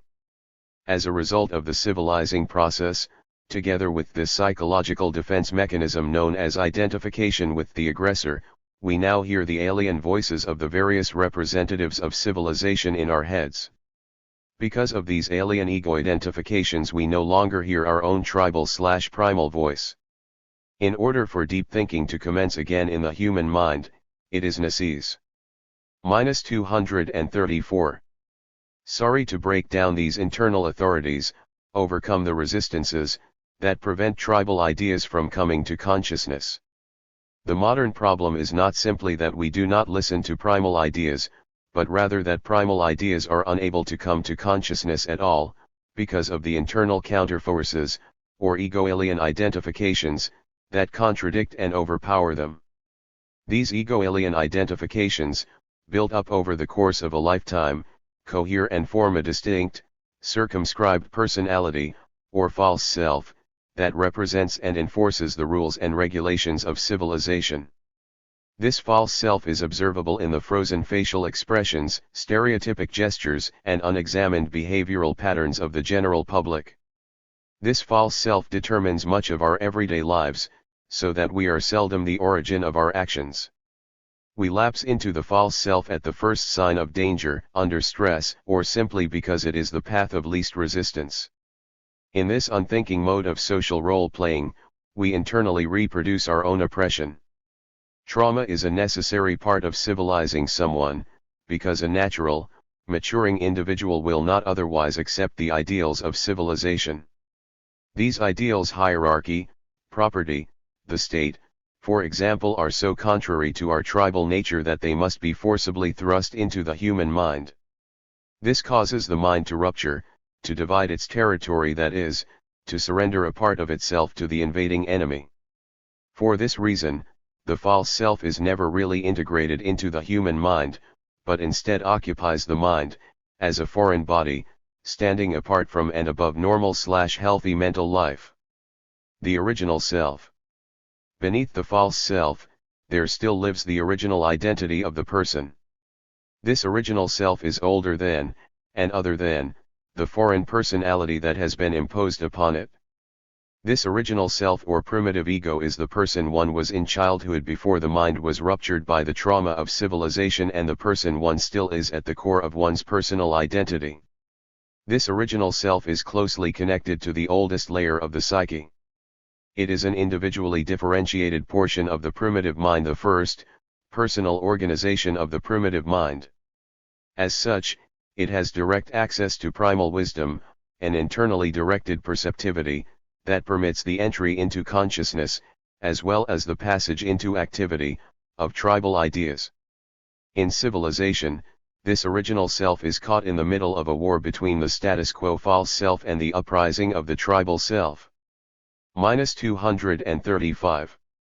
Even when an individual succeeds in holding its own personal identity, refusing to slip into the false self, the primal voice may remain unheard, smothered by the false self. As a distinct, circumscribed personality, the false self achieves a counter-will of its own that is always operational in the sick mind, at least in terms of repressing tribal ideas. Tribal ideas threaten civilization, so they cannot pass through the censorship of the false self, which functions specifically to ward off all serious challenges to civilization.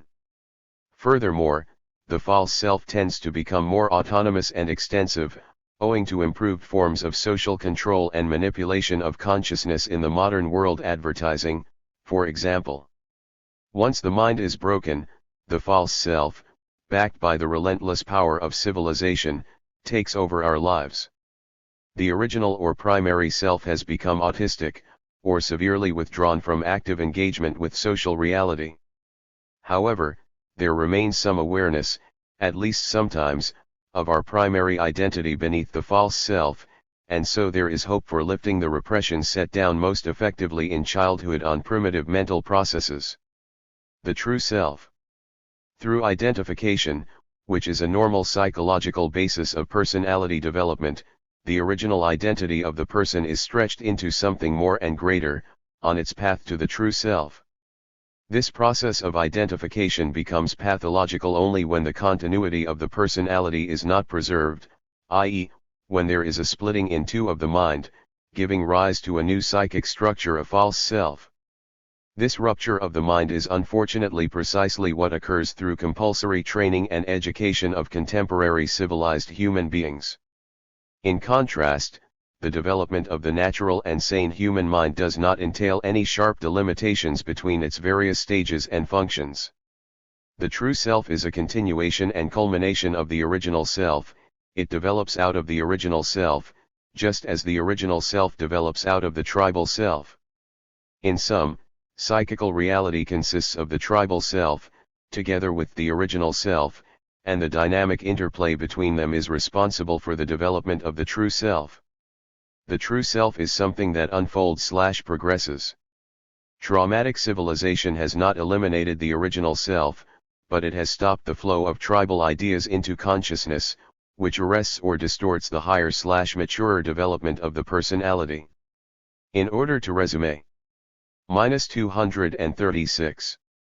Deep thinking in the human mind, so that we can become our true self, it is necessary to push back and ultimately dissolve civilization, internally and externally. The message. The sadness of the modern age is that the public needs to be reminded of unchangeable human needs. This truth is not something to be imposed upon them, but something to be evoked within them. The fact is that people do not feel satisfied in the roles assigned to them by civilization. There is a widespread feeling that one's true identity or potential is not being fulfilled, but unfortunately there is no awareness of the tribal self except among a small minority of individuals. Once the message of a tribal self is reintroduced into public consciousness, it may lie dormant in the minds of individuals for a long time, but it is never entirely forgotten again, as it was in childhood. This message is the catalyst for an intellectual awakening among the population, accompanied by the feeling that something old and familiar has been uncovered. The power of this message to move an individual is due to the psychological fact that, although repression shuts down deep thinking, tribal ideas continue to push for entrance into consciousness. The mind seeks always to integrate all its ideas into one comprehensible whole. Whatever is part of the repressed unconscious is trying to penetrate into consciousness. When an individual gets the idea of a tribal self from an external source, via the message, it takes hold deep down. The message appeals to the conscious mind, tugs at it, rings true because it touches and stirs the repressed truth that is striving to break into awareness. For this reason, the triumph of civilization over the tribal self is never secure, so there must be a constant bombardment of lies and distortions from the representatives of civilization. Whether or not an individual awakens to the message of a tribal self depends on the mental condition of one's personal life. Crisis can open a person to ideas that would otherwise be shunned or rejected. A desperate or confused person seeking help may accept the notion of a tribal self intellectually, because it makes sense of one's life history, but this is not yet to grasp tribal ideas from within, the result of deep mental dialogue. Intellectual awareness of one's tribal self, via the message, is the first prerequisite of a sane person, but it is not enough, not the same thing as hearing one's own primal voice. Each individual must validate or prove, for itself, the message or theory of a tribal self. -237. The journey outward. What is required in order to hear one's own primal voice and resume deep thinking is a journey outward by the original self, which is a matter of fighting to live according to fundamental ideas that one recognizes as good and right, a tribal ideal. This is the path of a warrior because civilization without, laws, institutions, and technologies, and within, the false self, is organized against it. It takes inner resolve and courage to go against civilization, outwardly or inwardly. The path of a tribal warrior in the modern world has nothing to do with picking up a spear or wearing a loincloth, rather, it involves committing to, and standing up for the great ideas of prehistory, face-to-face democracy, rivers and streams as drinking places, respect for wildlife, etc.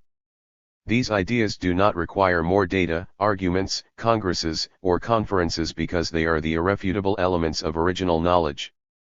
The warrior stands on the unshakable foundation of basic truth, and the vicious lies of civilization that the earth is property, or that the common good results from each person maximizing its own self-interest, for example, are dismissed as the meaningless babble of the ignorant.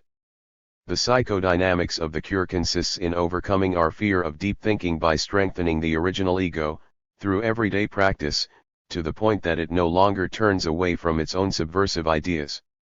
We are afraid to think deeply or critically, due to the horror of the past.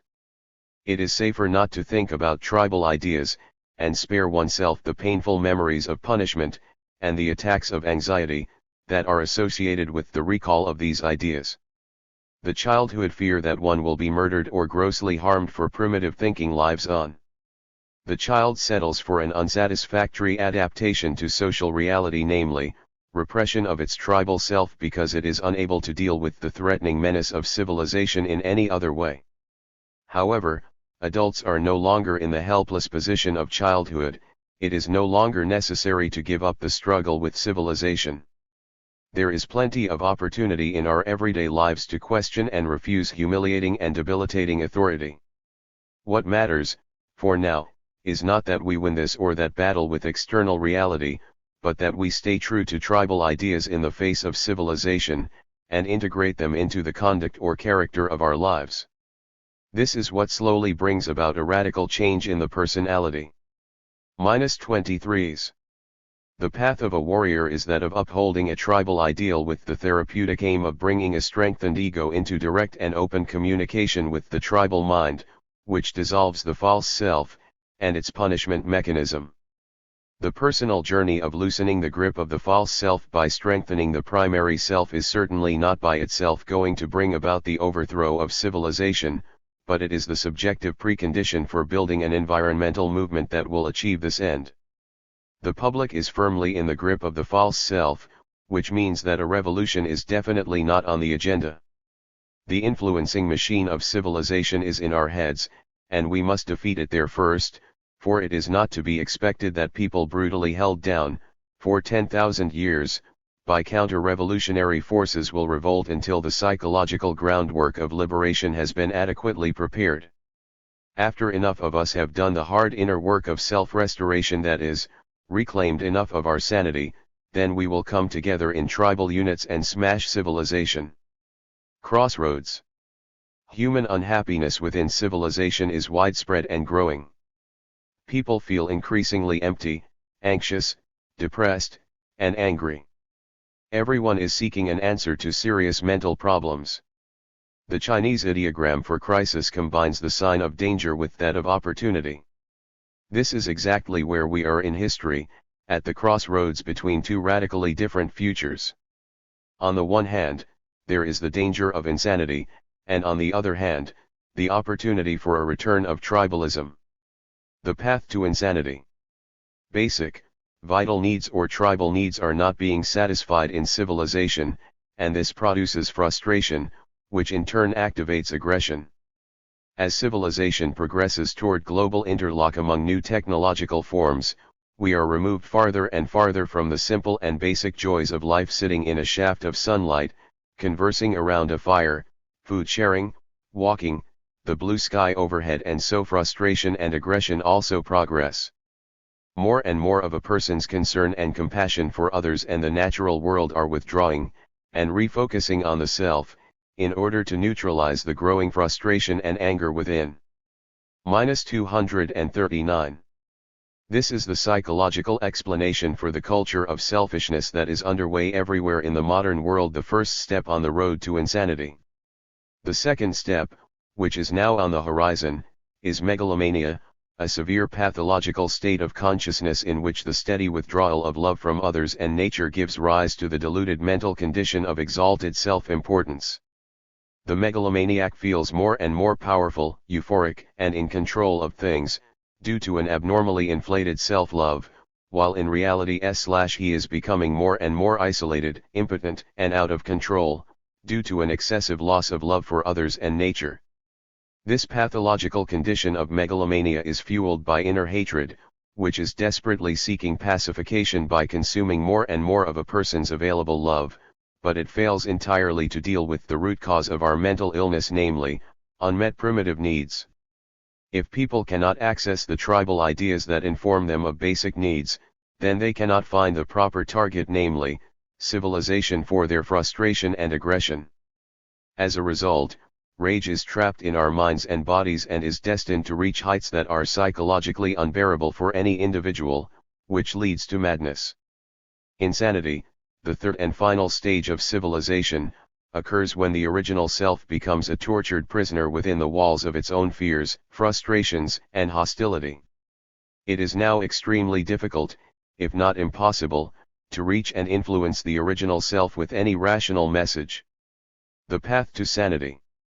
Civilization has enslaved us in the chains of dependency, isolation, and artificiality.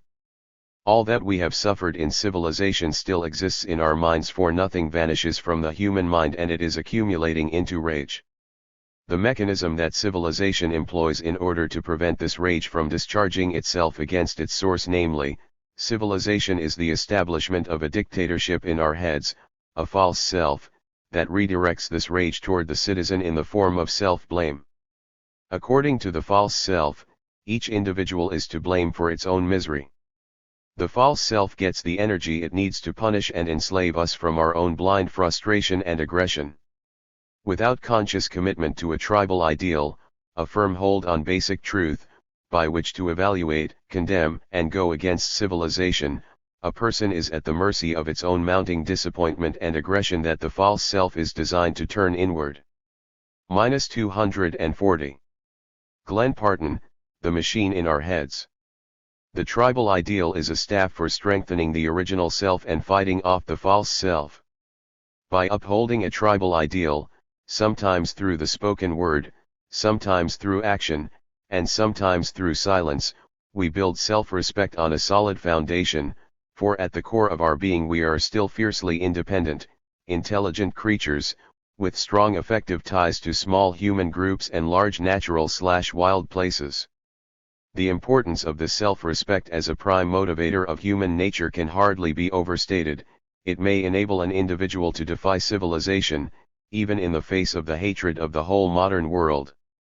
When an individual acquires fundamental self-respect, then he will be made a fool no longer, and all the blows of civilization are nothing but the battle scars of a proud warrior. Civilization is powerless against it, because a person who has reclaimed fundamental self-respect cares nothing about the laws and standards of civilization. This self-respect leads to genuine self-love, the second and decisive step on the path to sanity, for self-love, and happiness in large measure, consists in becoming one's own ideal again, as in childhood. This self-love eventually overflows and becomes love for others and for external nature.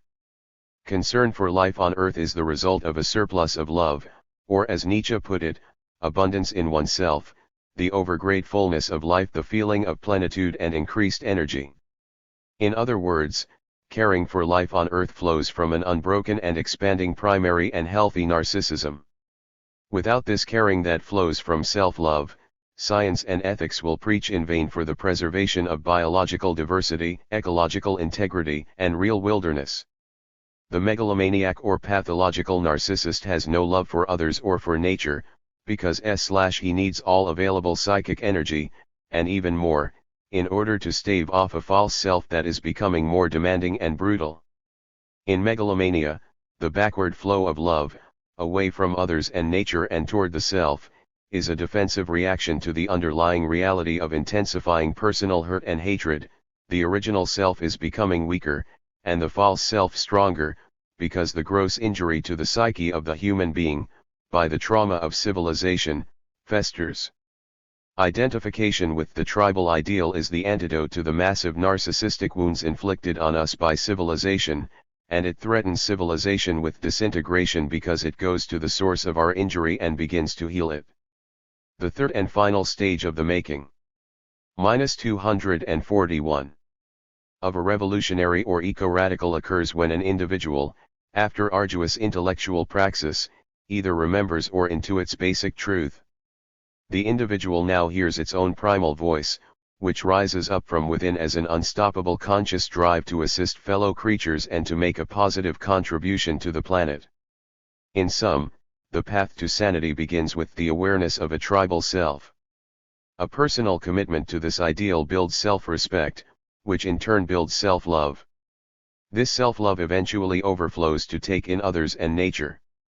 At last, individuals are psychologically secure and strong enough to enter into cooperative associations with one another in favor of a mass movement aimed at re-establishing small human villages, embedded in a healthy/wild landscape. Conclusion. When the final crisis of civilization comes in the 21st century, the present system will do whatever is necessary to perpetuate itself. People who are in the stranglehold of the false self will support whatever the system does, including the exploitation and destruction of national parks, designated wilderness areas, and the Wildlands Project, whatever it achieves. Unless people possess an assured, sane psychological core, everything else is in jeopardy. The personal pursuit of sanity is, or will shortly become, the overriding issue for the vast majority of people, and toward this end, each person, isolated and fearful in modern society, must be armed with an ideal or vision of what he would like to be and should be. There is nothing better to offer people than a tribal ideal. It is, then, up to each person to do the difficult psychological work of personal liberation that must precede real change. This personal task of healing the mind can be and must be accomplished, to a decisive point, in modern-day circumstances. -242. Revolt of the Bats, 1995. Alan K. Ropp. North America, Turtle Island, taken by invaders who wage war on the world. May ants, may abalone, otters, wolves, and elk rise and pull away their giving from the robot nations. Gary Snyder. Mother Earth, her whales. He animals are fighting back. By tooth and claw, by wing and paw, they are waging a war against civilized tyranny and destruction. Sympathetic humans are burning down farm and for ranch equipment, demolishing butcher shops, and trying to stop rodeos, circuses, and other forms of entertainment.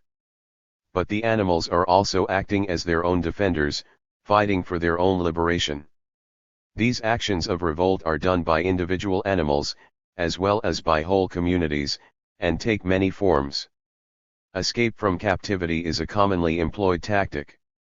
Here I would like to remember and salute the orangutan who escaped from his prison cell at the Kansas City Zoo in June 1990 by unscrewing 4 large bolts, the West African Cape clawless otter who, in December 1991, pushed her way through the wired cage at the Portland Zoological Incarceration Facilities, an alligator who climbed a high ramp at a Seattle science exhibition in October 1991 and vanished for several hours, the elephant at the Louisville Zoo who escaped in June 1994, the sea otter.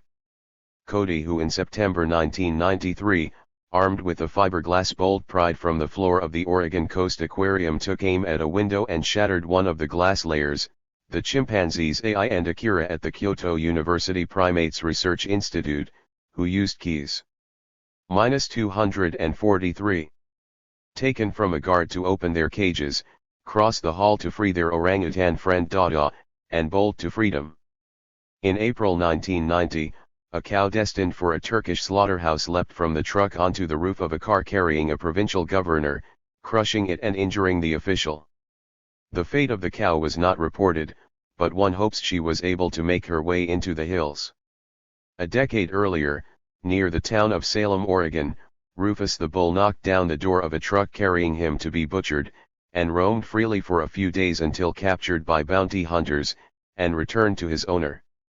And in Cairo, Egypt, In June 1993, during the Muslim Eid al-Adha, Feast of Sacrifice, a bull escaped upon catching a glimpse of the butcher's knife. The animal chased its would-be slaughterer up to his third-floor apartment, wrecking furniture and forcing him to hide in the bedroom. Some of the animals were recaptured and returned to their prisons, but the otter, who was last seen crossing the roadway between the Portland Zoo and the Oregon Museum of Science and Industry, making her way into the nearby forests, is a true inspiration, and hopefully a harbinger of many more daring dashes. Sometimes free animals are in a strategic position to resist greed and profit. In 1991, a bald eagle blocked plans for a $3 million road expansion project in Central Oregon by nesting near Highway 20. An eagle standing in the way of motorized mania is a beautiful sight to behold. There are animals who carry the battle a step further, like the wren, nesting in a Washington, D.C. traffic light, who swoop down to attack business people. Other birds commit suicide by entering military plane engines and decommissioning them. In a show of solidarity for a fellow animal, the mule Ruthie kicked her rider, Idaho Governor Cecil Andrus, during a hunting trip, as he was loading a murdered elk onto her. Andrus suffered a broken nose and deep lacerations.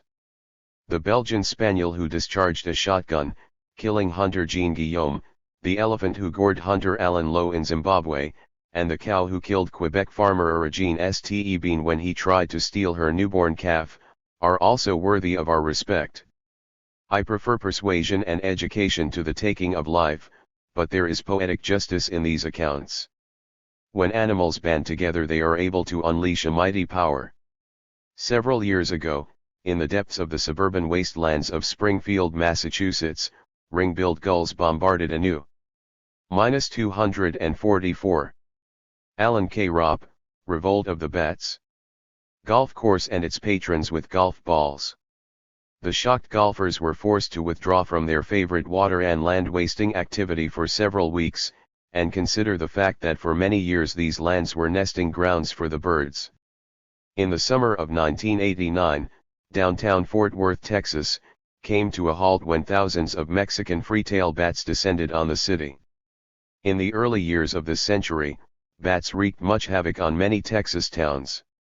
In Austin, bats invaded the courthouse and Capitol building, flying through court sessions, stopping trials, and nesting in the dark and cool buildings.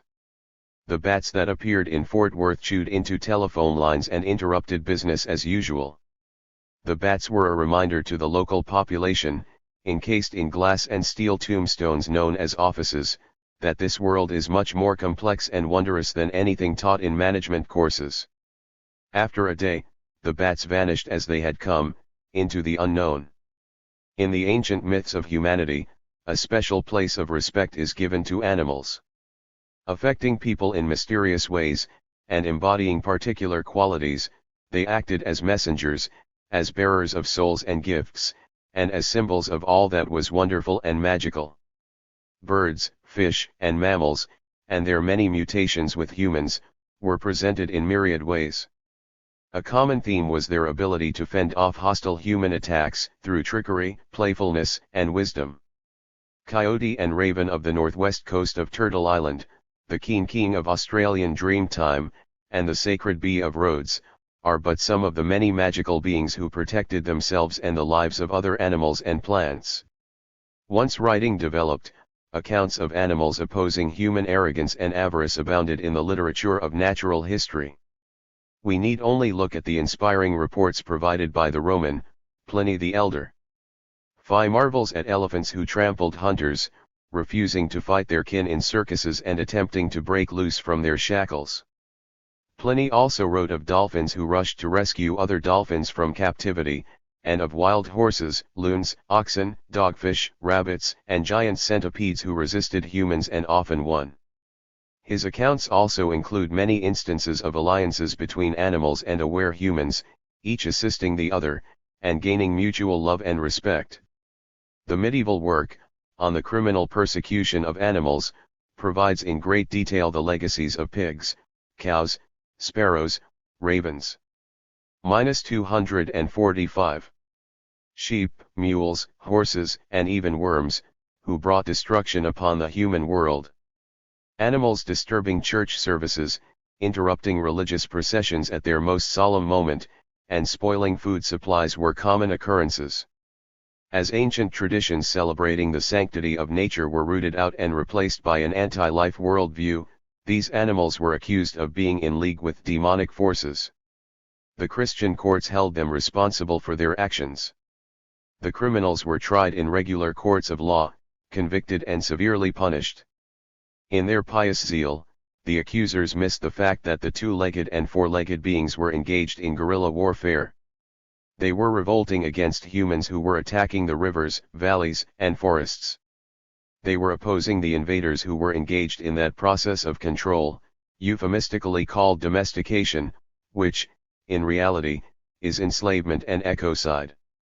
We are now living in the age of rationality and science, where well-meaning people feel no shame blurting out clichés like finding the balance between the environment and economic interests, or managing wildlife, as if wilderness was a commodity to profit from, control and manipulate. The destruction of the wild, out there, and in our own souls, proceeds at an ever-maddening pace. Let us hope that acts of self-defense and resistance by animals, fish, birds, and their human brothers and sisters increases.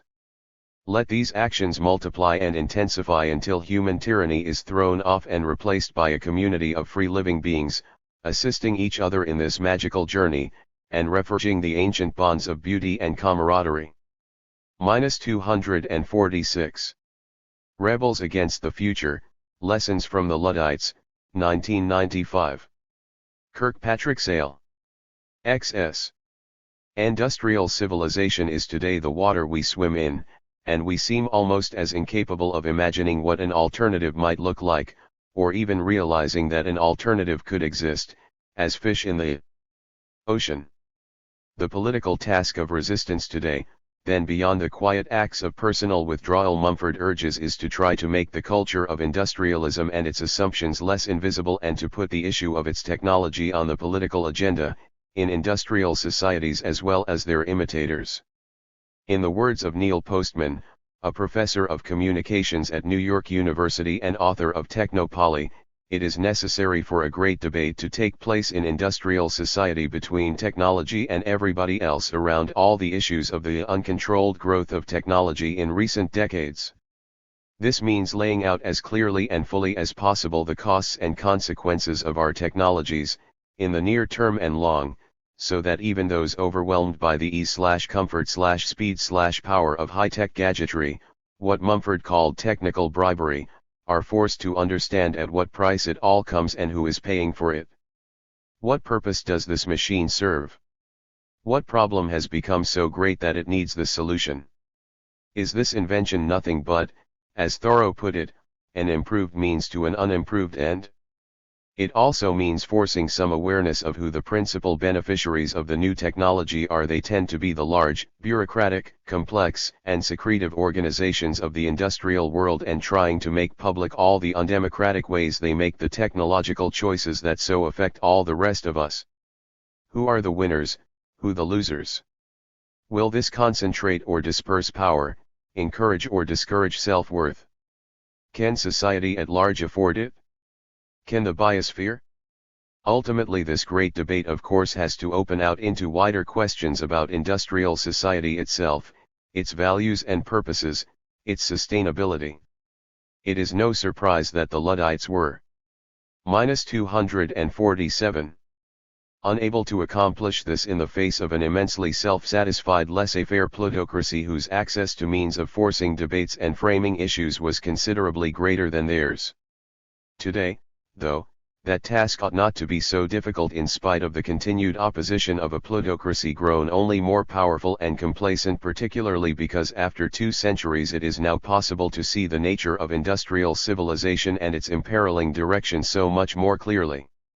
Certain home truths are beginning to be understood, at least in most industrial societies, by increasing numbers of people. Some of the fish at least not only seem to be seeing the water but realizing it is polluted. Industrialism, built upon machines designed to exploit and produce for human betterment alone, is on a collision course with the biosphere. Industrial societies, which have shown themselves capable of creating material abundance for a few and material improvement for many, are nonetheless shot through with inequality, injustice, instability, and incivility, deficiencies that seem to increase rather than decrease with technical advancement. Industrialism does not stand superior, on any level other than physical comfort and power and a problematic longevity of life, to many other societies in the long range of the human experiment, particularly those, morally based and earth-regarding, that did serve the kind of apprenticeship to nature that Herbert Reed saw as the proper precondition to technology. Say what you will about such tribal societies, the record shows that they were, and in some places still are, units of great cohesion and sodality, of harmony and regularity, devoid for the most part of crime or addiction or enemy or poverty or suicide, with comparatively few needs and those satisfied with a minimum of drudgery, putting in on average maybe 4 hours a day per person on tasks of hunting and gathering and cultivating, the rest of the time devoted to song and dance and ritual, and sex and eating and stories and games. No, they did not have the power of 500 servants at the flick of a switch or turn of a key, but then they did not have atomic bombs and death camps, toxic wastes, traffic jams, strip mining, organized crime, psychosurgery, advertising, unemployment or genocide. To propose, in the midst of the great debate, that such societies are exemplary, instructive if not imitable, is not to make a romanticized search for the primitive. It is rather to acknowledge that the tribal mode of existence, precisely because it is nature. 248. Based, is consonant with the true, underlying needs of the human creature, and that we denigrate that mode and deny those needs to our loss and disfigurement. It is to suggest that certain valuable things have been left behind as we have sped headlong down the tracks of industrial progress, and that it behooves us, in a public and spirited way, to wonder about what we have gained from it all and reflect upon what we have lost.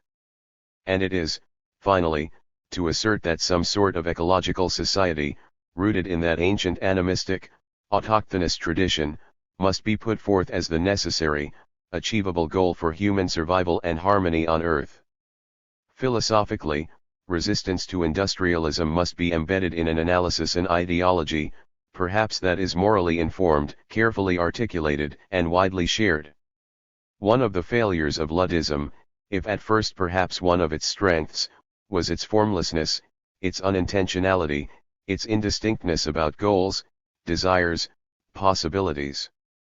Movements acting out of rage and outrage are often that way, of course, and for a while there is power and momentum in those alone. For durability, however, they are not enough. They do not sustain a commitment that lasts through the adversities of repression and trials, they do not forge a solidarity that prevents the infiltration of spies and stooges, they do not engender strategies and tactics that adapt to shifting conditions and adversaries, and they do not develop analyses that make clear the nature of the enemy and the alternatives to put in its place. Now it would be difficult to think that Neo-Luddite resistance, whatever form it takes, would be able to overcome all those difficulties, particularly on a national or international scale. Commitment and solidarity are mostly products of face-to-face, day-to-day interactions, unities of purpose that come from unities of place. But if it is to be anything more than sporadic and martyristic, resistance could learn from the Luddite experience at least how important it is to work out some common analysis that is morally clear about the problematic present and the desirable future, and the common strategies that stem from it. All the elements of such an analysis, it seems to me, are in existence, scattered and still needing refinement, perhaps, but there, in Mumford and Schumacher and Wendell Berry and Jerry Mander and the Chellis Glendinning Manifesto, in the writing of the Earth Firsters and the Biooriginalists and Deep Ecologists, in the lessons and models of the Amish and the Iroquois, in the wisdom of tribal elders and the legacy of tribal experience everywhere, in the work of 249. Section V. The resistance to civilization. The long line of dissenters from progress and naysayers to technology. I think we might even be able to identify some essentials of that analysis, such as industrialism, The ethos encapsulating the values and technologies of Western civilization, is seriously endangering stable social and environmental existence on this planet, to which must be opposed the values and techniques of an organic ethos that seeks to preserve the integrity, stability, and harmony of the biotic community, and the human community within it. Anthropocentrism, and its expression in both humanism and monotheism, is the ruling principle of that civilization, as to which must be opposed the principle of biocentrism and the spiritual identification of the human with all living species and systems. Globalism, and its economic and military expression, is the guiding strategy of that civilization, to which must be opposed the strategy of localism, based upon the empowerment of the coherent by-origin and the small community. Industrial capitalism, as an economy built upon the exploitation and degradation of the earth, is the productive and distributive enterprise of that civilization, to which must be opposed the practices of an ecological and sustainable economy built upon accommodation and commitment to the earth and following principles of conservation, stability, self-sufficiency, and cooperation. A movement of resistance starting with just those principles as the sinews of analysis would at least have a firm and uncompromising ground on which to stand and a clear and inspirational vision of where to go. If nothing else, it would be able to live up to the task that George Grant, the Canadian philosopher, has set this way: the darkness which envelopes the Western world because of its long dedication to the overcoming of chance, by which he means the triumph of the scientific mind and its industrial constructs, is just a fact. The job of thought in our time is to bring into the light that darkness as darkness. And at its best, it might bring into the light the dawn that is the alternative. If the edifice of industrial civilization does not eventually crumble as a result of a determined resistance within its very walls, it seems certain to crumble of its own accumulated excesses and instabilities within not more than a few decades, perhaps sooner, after which there may be space for alternative societies to arise. The two chief strains pulling this edifice apart, environmental overload and social dislocation, are both the necessary and -250. Kirkpatrick Sale, Rebels Against the Future. Inescapable results of an industrial civilization. In some sense, to be sure, they are the results of any civilization. The record of the last 5,000 years of history clearly suggests that every single preceding civilization has perished, no matter where or how long it has been able to flourish, as a result of its sustained assault on its environment, usually ending in soil loss, flooding, and starvation, and a successive distension of all social strata, usually ending in rebellion, warfare, and dissolution. Civilizations, and the empires that give them shape, may achieve much of use and merit, or so the subsequent civilizations historians would have us believe, but they seem unable to appreciate scale or limits, and in their growth and turgidity cannot maintain balance and continuity within or without.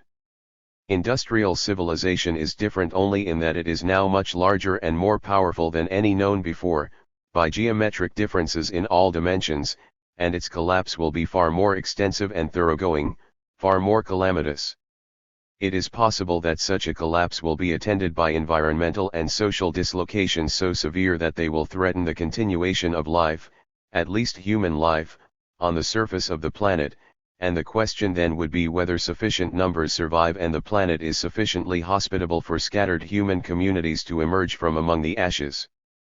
But it is also possible that it will come about more by decay and distension, the gradual erosion of nation-state arrangements made obsolete and unworkable, the disintegration of corporate behemoths unable to comprehend and respond, and thus with the slow resurrection and re-empowerment of small by-origins and coherent communities having control over their own political and economic destinies.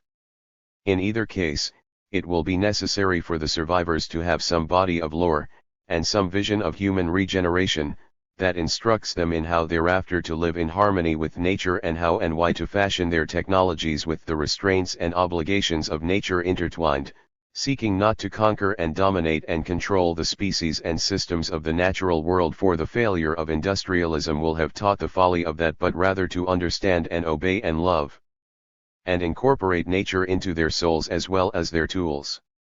It is now the task of the Neo-Luddites, armed with the past, to prepare, to preserve, and to provide that body of lore, that inspiration, for such future generations as may be.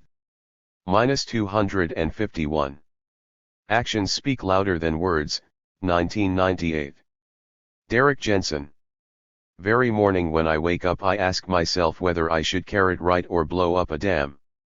I tell myself I should keep writing, though I'm not sure that's right. I've written books and done activism, but it is neither a lack of words nor a lack of activism that is killing salmon here in the Northwest. It's the dams. Anyone who knows anything about salmon knows the dams must go. Anyone who knows anything about politics knows the dams will stay. Scientists study, politicians and business people lie and delay, bureaucrats hold sham public meetings, activists write letters and press releases, and still the salmon die. Sadly enough, I'm not alone in my inability or unwillingness to take action.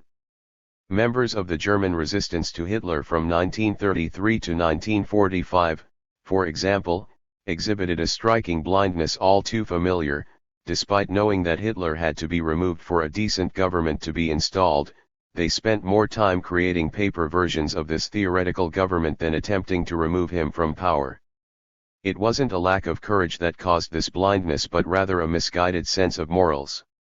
Karl Goerdeler, for instance, though tireless in attempting to create this new government, staunchly opposed assassinating Hitler, believing that if only the two could sit face to face Hitler might relent. We, too, suffer from this blindness and must learn to differentiate between real and false hopes. We must eliminate false hopes, which blind us to real possibilities. Does anyone really believe our protests will cause Weyerhaeuser or other timber transnationals to stop destroying forests? Does anyone really believe the same corporate administrators who say they wish salmon would go extinct so we could just get on with living, Randy Hardy of Bonneville Power Association, will act other than to fulfill their desires? Does anyone really believe a pattern of exploitation as old as our civilization can be halted legislatively, judicially, or through means other than an absolute rejection of the mindset that engineers the exploitation, followed by actions based on that rejection? Does anybody really? 252. Think those who are destroying the world will stop because we ask nicely or because we lock arms peacefully in front of their offices? There can be few who still believe the purpose of government is to protect citizens from the activities of those who would destroy. The opposite is true. Political economist Adam Smith was correct in noting that the primary purpose of government is to protect those who run the economy from the outrage of injured citizens. To expect institutions created by our culture to do other than poison waters, denude hillsides, eliminate alternative ways of living and commit genocide is unforgivably naive. Many German conspirators hesitated to remove Hitler from office because they'd sworn loyalty to him and his government. Their scruples caused more hesitation than their fear. How many of us have yet to root out misguided remnants of a belief in the legitimacy of this government to which, as children, we pledged allegiance? How many of us fail to cross the line into violent resistance because we still believe that, somehow, the system can be reformed? And if we don't believe that, what are we waiting for? As Shakespeare so accurately put it, conscience doth make cowards of us all. It could be argued that by comparing our government to Hitler's I'm overstating my case. I'm not sure salmon would agree, nor lynx, nor the people of Peru, Irian Jaya, Indonesia, or any other place where people pay with their lives for the activities of our culture. If we're to survive, we must recognize that we kill by inaction as surely as by action. We must recognize that, as Hermann Hesse wrote, we kill when we close our eyes to poverty, affliction, or infamy. We kill when, because it is easier, we countenance, or pretend to approve of atrophied social, political, educational, and religious institutions, instead of resolutely combating them. The central and in many ways only question of our time is this: what are sane, appropriate, and effective responses to outrageously destructive behavior? So often, those working to slow the destruction can plainly describe the problems. Who couldn't? The problems are neither subtle nor cognitively challenging. Yet when faced with the emotionally daunting task of fashioning a response to these clearly insoluble problems, we generally suffer a failure of nerve and imagination. Gandhi wrote a letter to Hitler asking him to stop committing atrocities and was mystified that it didn't work. I continue writing letters to the editor of the local corporate newspaper pointing out missed truths and am continually surprised at the next absurdity. -253. Section V. The resistance to civilization. I'm not suggesting a well-targeted program of assassinations would solve all of our problems. If it were that simple, I wouldn't be writing this essay. To assassinate Slade Gorton and Larry Craig, for example, two senators from the Northwest whose work may be charitably described as unremittingly ecocidal, would probably slow the destruction not much more than to write them a letter. Neither unique nor alone, Gorton and Craig are merely tools for enacting ecocide, as surely as are dams, corporations, chainsaws, napalm and nuclear weapons. If someone were to kill them, others would take their places. The ecocidal programs originating specifically from the damaged psyches of Gorton and Craig would die with them, but the shared nature of the impulses within our culture would continue full force, making the replacement as easy as buying a new hoe. Hitler, too, was elected as legally and democratically as Craig and Gorton. Hitler, too, manifested his culture's death urge brilliantly enough to capture the hearts of those who voted him into power and to hold the loyalty of the millions who actively carried out his plans. Hitler, like Craig and Gorton, like George Weyerhaeuser and other CEOs, didn't act alone.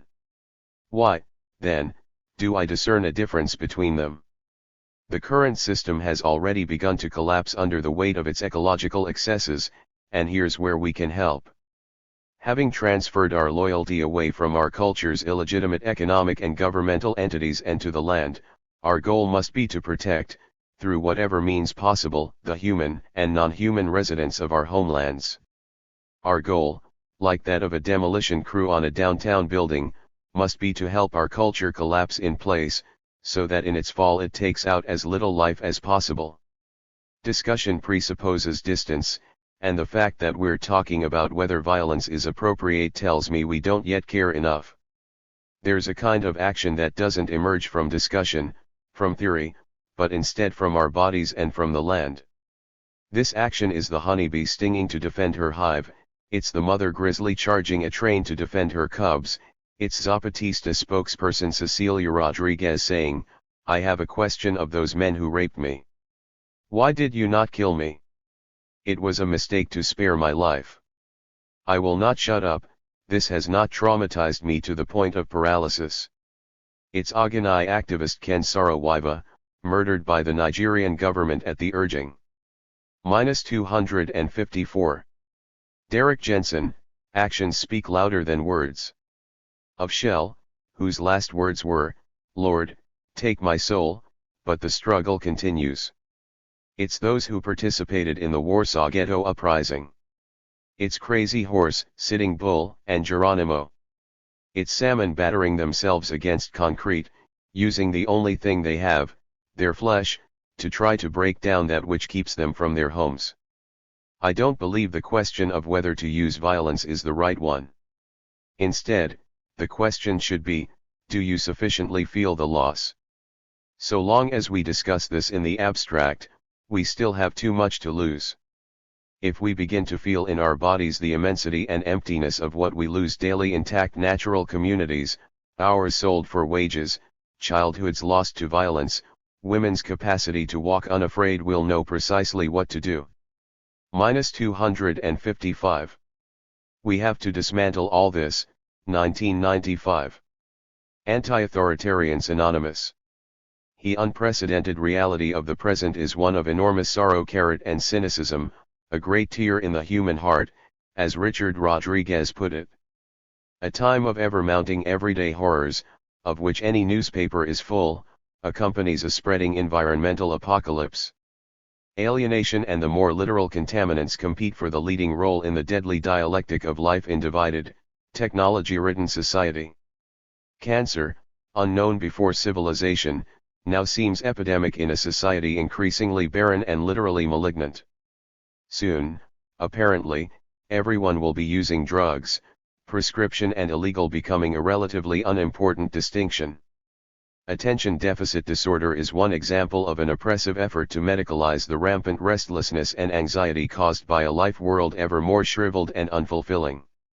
The ruling order will evidently go to any lengths to deny social reality. Its technopsychiatry views human suffering as chiefly biological in nature and genetic in origin. New strains of disease, impervious to industrial medicine, begin to spread globally while fundamentalism, Christian, Judaic, Islamic, is also on the rise, a sign of deeply felt misery and frustration. And here at home New Age spirituality, Adorno's philosophy for dunces, and the countless varieties of healing therapies wear thin in their delusional pointlessness. To assert that we can be whole/enlightened/healed within the present madness amounts to endorsing the madness. The gap between rich and poor is widening markedly in this land of the homeless and the imprisoned. Anger rises and massive denial, cornerstone of the system's survival, is now at least having a troubled sleep. A false world is beginning to get the amount of support it deserves, distrust of public institutions is almost total. But the social landscape seems frozen and the pain of youth is perhaps the greatest of all. It was recently announced, 10/94, that the suicide rate among young men ages 15 to 19 more than doubled between 1985 and 1991. Teen suicide is the response of a growing number who evidently cannot imagine maturity in such a place as this. -256. Anti-authoritarians Anonymous, we have to dismantle all this. The overwhelmingly pervasive culture is a fast food one, bereft of substance or promise. As Dick Hebdige aptly judged, the postmodern is the modern without the hopes and dreams that made modernity bearable. Postmodernism advertises itself as pluralistic, tolerant, and non-dogmatic. In practice it is a superficial, fast-forward, deliberately confused, fragmented, media-obsessed, illiterate, fatalistic, uncritical excrescence, indifferent to questions of origins, agency, history, or causation. It questions nothing of importance and is the perfect expression of a setup that is stupid and dying and wants to take us with it. Our postmodern epoch finds its bottom-line expression in consumerism and technology, which combine in the stupefying force of mass media. Attention-getting, easily digested images and phrases distract one from the fact that this horror show of domination is precisely held together by such entertaining, easily digestible images and phrases. Even the grossest failures of society can be used to try to narcotize its subjects, as with the case of violence, a source of endless diversion. We are titillated by the representation of what at the same time is threatening, suggesting that boredom is an even worse torment than fear. Nature, what is left of it, that is, serves as a bitter reminder of how deformed, nonsensual, and fraudulent is contemporary existence. The death of the natural world and the technological penetration of every sphere of life, what is left of it, proceed with an accelerating impetus. Wired, Mondo 2000, Zippies, Cyber Everything, Virtual Reality, Artificial Intelligence, on and on, up to and including artificial life, the ultimate postmodern science. Meanwhile, however, our post-industrial computer age has resulted in the fact that we are more than ever appendages to the machine, as the 19th century phrase had it. Bureau of Justice Statistics, 7/94, by the way, report that the increasingly computer-surveilled workplace is now the setting for nearly 1 million violent crimes per year, and that the number of murdered bosses has doubled in the past decade.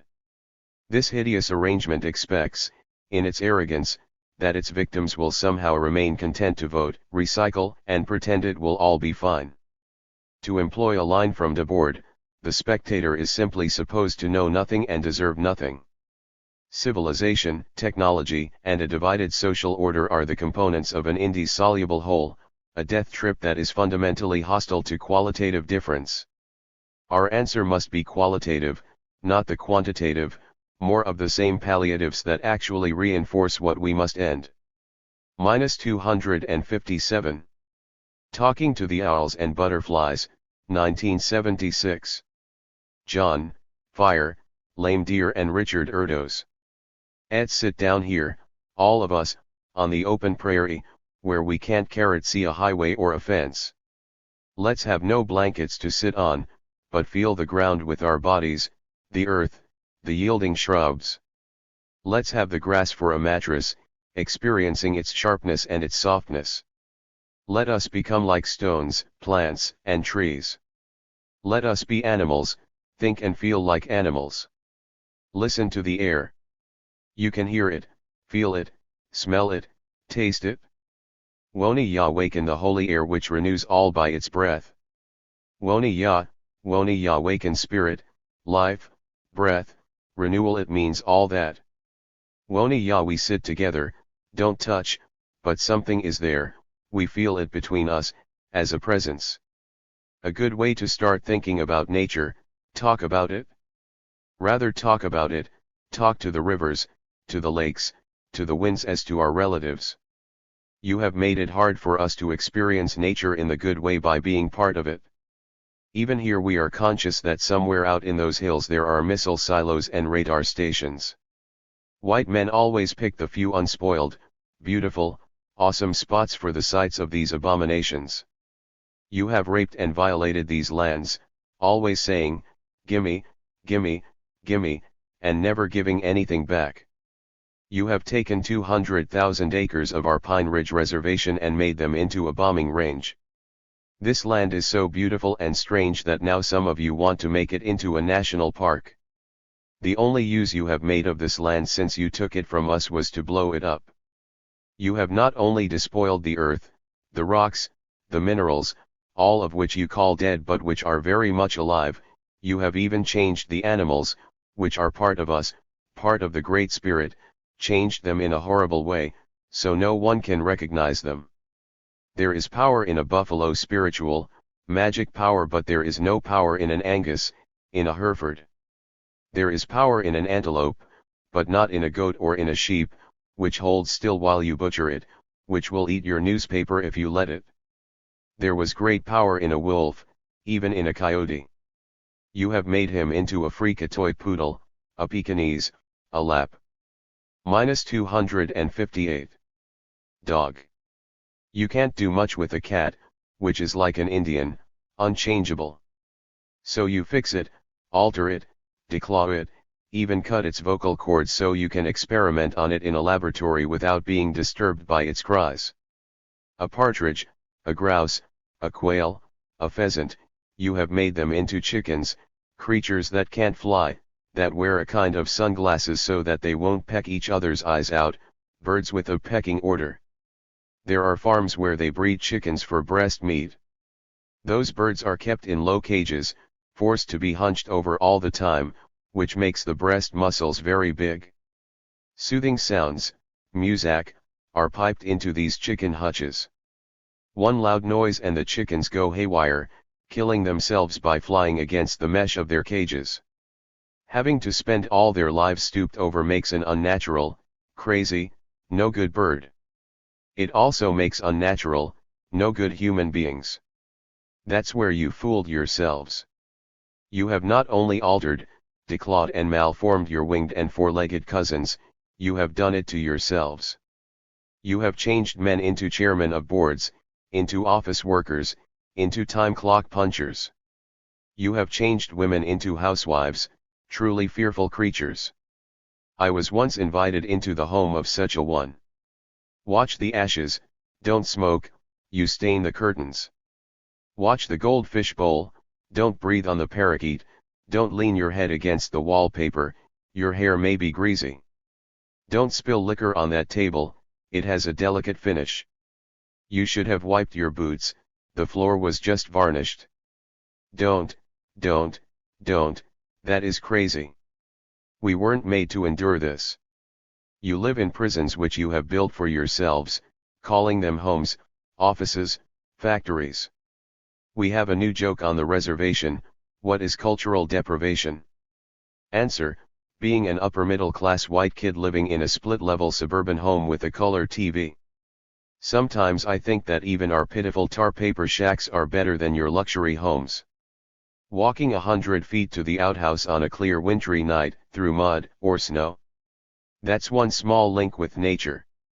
Or in the summer, in the back country, leaving the door of the privy open, taking your time, listening to the humming of the insects, the sun warming your bones through the thin planks of wood. You don't even have that pleasure anymore. Americans want to have everything sanitized. No smells. Not even the good, natural man and woman smell. Take away the smell from under the armpits, from your skin. Rub it out, and then spray. -259. Or dab some non-human odor on yourself, stuff you can spend a lot of money on, $10 an ounce, so you know this has to smell good. Bad breath, intimate female odor spray, I see it. All on TV. Soon you'll breed people without body openings. I think white people are so afraid of the world they created that they don't want to see, feel, smell or hear it. The feeling of rain and snow on your face, being numbed by an icy wind and thawing out before a smoking fire, coming out of a hot sweat bath and plunging into a cold stream, these things make you feel alive, but you don't want them anymore. Living in boxes which shut out the heat of the summer and the chill of the winter, living inside a body that no longer has a scent, hearing the noise from the hi-fi instead of listening to the sounds of nature, watching some actor on TV having a make-believe experience when you no longer experience anything for yourself, eating food without taste that's your way. It's no good. The food you eat, you treat it like your body's, take out all the nature part, the taste, the smell, the roughness, then put the artificial color, the artificial flavor in. Raw liver, raw kidney, that's what we old-fashioned full-bloods like to get our teeth into. In the old days we used to eat the guts of the buffalo, making a contest of it, two fellows getting hold of a long piece of intestines from opposite ends, starting chewing toward the middle, seeing who can get there first, that's eating. Those buffalo guts, full of half-fermented, half-digested grass and herbs, you didn't need any pills and vitamins when you swallowed those. Use the bitterness of gall for flavoring, not refined salt or sugar. Wasna meat, kidney fat, and berries all pounded together, a lump of that sweet wasna kept a man going for a whole day. That was food, that had the power. Not the stuff you give us today, powdered milk, dehydrated eggs, pasteurized butter, chickens that are all drumsticks or all breast, there's no bird left there. You don't want the bird. You don't have the courage to kill, honestly cut off the chicken's head, pluck it and gut it. No, you don't want this anymore. So it all comes in a neat plastic bag, all cut up, ready to eat, with no taste and no guilt.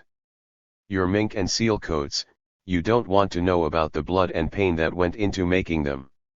Your idea of war: sit in an airplane, way above the clouds, press a button, drop the bombs, and never look below the clouds. That's the odorless, guiltless, sanitized way. When we killed a buffalo, we knew what we were doing. We apologized to his spirit, tried to make him understand why we did it, honoring with a prayer the bones of those who gave their flesh to. -260. John, Fire, Lame Deer and Richard Erdos, talking to the owls and butterflies. Keep us alive, praying for their return, praying for the life of our brothers, the Buffalo Nation, as well as for our own people.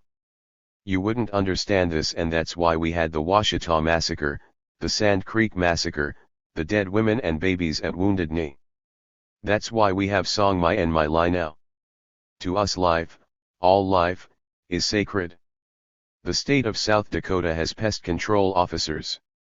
They go up in a plane and shoot coyotes from the air. They keep track of their kills, put them all down in their little books. The stockmen and sheep owners pay them. Coyotes eat mostly rodents, field mice, and such. Only once in a while will they go after a stray lamb. They are our natural garbage men, cleaning up the rotten and stinking things. They make good pets if you give them a chance. But their living could lose a man a few cents, and so the coyotes are killed from the air. They were here before the sheep, but they are in the way, you can't make a profit out of them. More and more animals are dying out. The animals which the Great Spirit put here, they must go. The man-made animals are allowed to stay at least until they are shipped out to be butchered. That terrible arrogance of the white man, making himself something more than God, more than nature, saying, I will let this animal live because it makes money, saying, this animal must go, it brings no income, the space it occupies can be used in a better way. The only good coyote is a dead coyote. They are treating coyotes almost as badly as they used to treat Indians. You are spreading death, buying and selling death. With all your deodorants, you smell of it, but you are afraid of its reality, you don't want to face up to it. You have sanitized death, put it under the rug, robbed it of its honor. But we Indians think a lot about death. I do. Today would be a perfect day to die, not too hot, not too cool. A day to leave something of yourself behind, to let it linger. A day for a lucky man to come to the end of his trail. A happy man with many friends. Other days are not so good. They are for selfish, lonesome men, having a hard time leaving this earth. But for whites every day would be considered a bad one, I guess. 80 years ago our people danced the ghost dance, singing and dancing until they dropped from exhaustion, swooning, fainting, seeing visions. They danced in this way to bring back the dead, to bring back the buffalo. A prophet had told them that through the power of the ghost dance the earth would roll up like a carpet, with all the white man's works, the fences and the mining towns with their whorehouses, the factories and the farms with their -261 stinking, unnatural animals, the railroads and the telegraph poles, the whole works. And underneath this rolled up white man's world we would find again the flowering prairies, unspoiled, with its herds of buffalo and antelope, its clouds of birds, belonging to everyone, enjoyed by all. I guess it was not time for this to happen, but it is coming back, I feel it warming my bones. Not the old ghost dance, not the rolling up, but a new old spirit, not only among Indians but among whites and blacks, too, especially among young people. It is like raindrops making a tiny brook, many brooks making a stream, many streams making one big river, bursting all dams. Us making this book, talking like this, these are some of the raindrops. Listen, I saw this in my mind not long ago. In my vision the electric light will stop sometime. It is used too much for TV and going to the moon. The day is coming when nature will stop the electricity.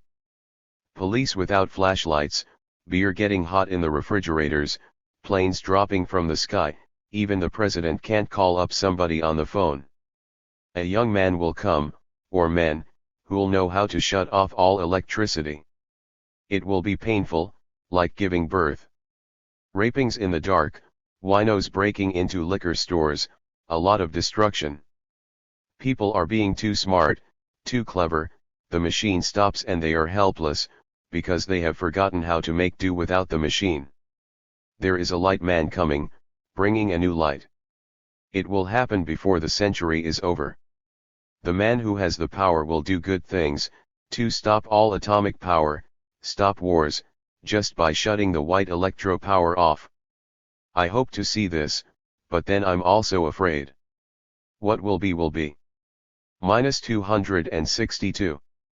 Anarcho-Futurist Manifesto, 1919. Group of Anarcho-Futurists. Ha ha, ho ho. Fly into the streets. All who are still fresh and young and not dehumanized to the streets.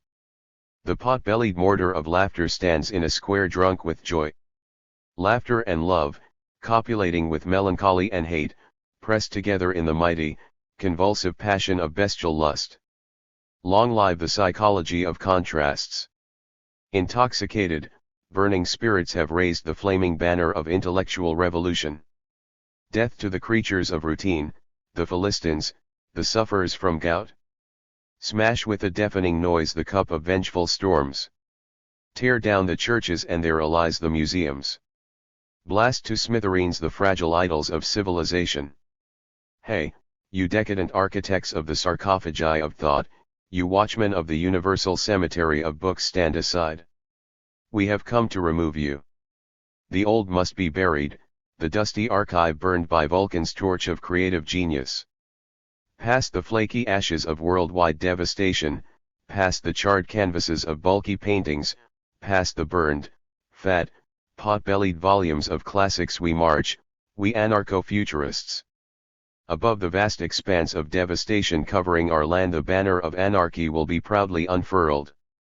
Writing has no value. There is no market for literature. There are no prisons, no limits for subjective creativity. Everything is permitted. Everything is unrestricted. The children of nature receive in joyous ecstasy the chivalrous golden kiss of the sun and the lascivious, naked, fat belly of the earth. The children of nature springing from the black soil kindle the passions of naked, lustful bodies. They press them all in one spawning, pregnant cup. Thousands of arms and legs are welded into a single suffocating exhausted heap. The skin is inflamed by hot, insatiable, gnawing caresses. Teeth sink with hatred into warm succulent lovers' flesh. Wide, staring eyes follow the pregnant, burning dance of lust. Everything is strange, uninhibited, elemental. Convulsions, flesh, life, death, everything. -263. Section V. The resistance to civilization. Such is the poetry of our love. Powerful, immortal, and terrible are we in our love. The north wind rages in the heads of the children of nature. Something frightful has appeared, some vampire of melancholy. Perdition, the world is dying. Catch it? Kill it? No, wait. Frenzied, penetrating cries pierce the air. Wait. Melancholy. Black yawning ulcers of agony cover the pale, terror-stricken face of heaven. The earth trembles with fear beneath the mighty, wrathful blows of its children. Oh, you cursed, loathsome things! They tear at its fat, tender flesh and bury their withered, starving melancholy in the flowing blood and wounds of its body. The world is dying. Ah! Ah! Ah! Cry millions of toxins. Ah! Ah! Ah! Roar the giant cannon of alarm. Destruction. Chaos. Melancholy. The world is dying. Such is the poetry of our melancholy. We are uninhibited. Not for us the wailing sentimentality of the humanists. Rather, we shall create the triumphant intellectual brotherhood of peoples, forged with the iron logic of contradictions, of love and hate. With bared teeth we shall protect our free union, from Africa to the two poles, against any sentimental level of friendship. Everything is ours. Outside us is only death. Raising the black flag of rebellion, we summon all living men who have not been dehumanized, who have not been benumbed by the poisonous breath of civilization. All to the streets. Forward. Destroy. Kill. Only death admits no return. Extinguish the old. Thunder, lightning, the elements all are ours. Forward. Long live the international, intellectual revolution. An open road for the anarcho-futurists, anarcho-hyperboreans, and neonihilists. Death to world civilization. -264. Woman and Nature. The Roaring Inside Her, 1978. Susan Griffin. Pound. He says that woman speaks with nature. That she hears voices from under the earth. That wind blows in her ears and trees whisper to her. That the dead sing through her mouth and the cries of infants are clear to her. But for him this dialogue is over. He says he is not part of this world, that he was set on this world as a stranger. He sets himself apart from woman and nature. And so it is Goldilocks who goes to the home of the three bears, Little Red Riding Hood who converses with the wolf, Dorothy who befriends a lion, Snow White who talks to the birds, Cinderella with mice as her allies, the mermaid who is half fish, Thumbelina courted by a mole. And when we hear in the Navajo chant of the mountain that a grown man sits and smokes with bears and follows directions given to him by squirrels, we are surprised. We had thought only little girls spoke with animals. We are the birds' eggs. Birds' eggs, flowers, butterflies, rabbits, cows, sheep, we are caterpillars, we are leaves of ivy and sprigs of wallflower. We are women. We rise from the wave.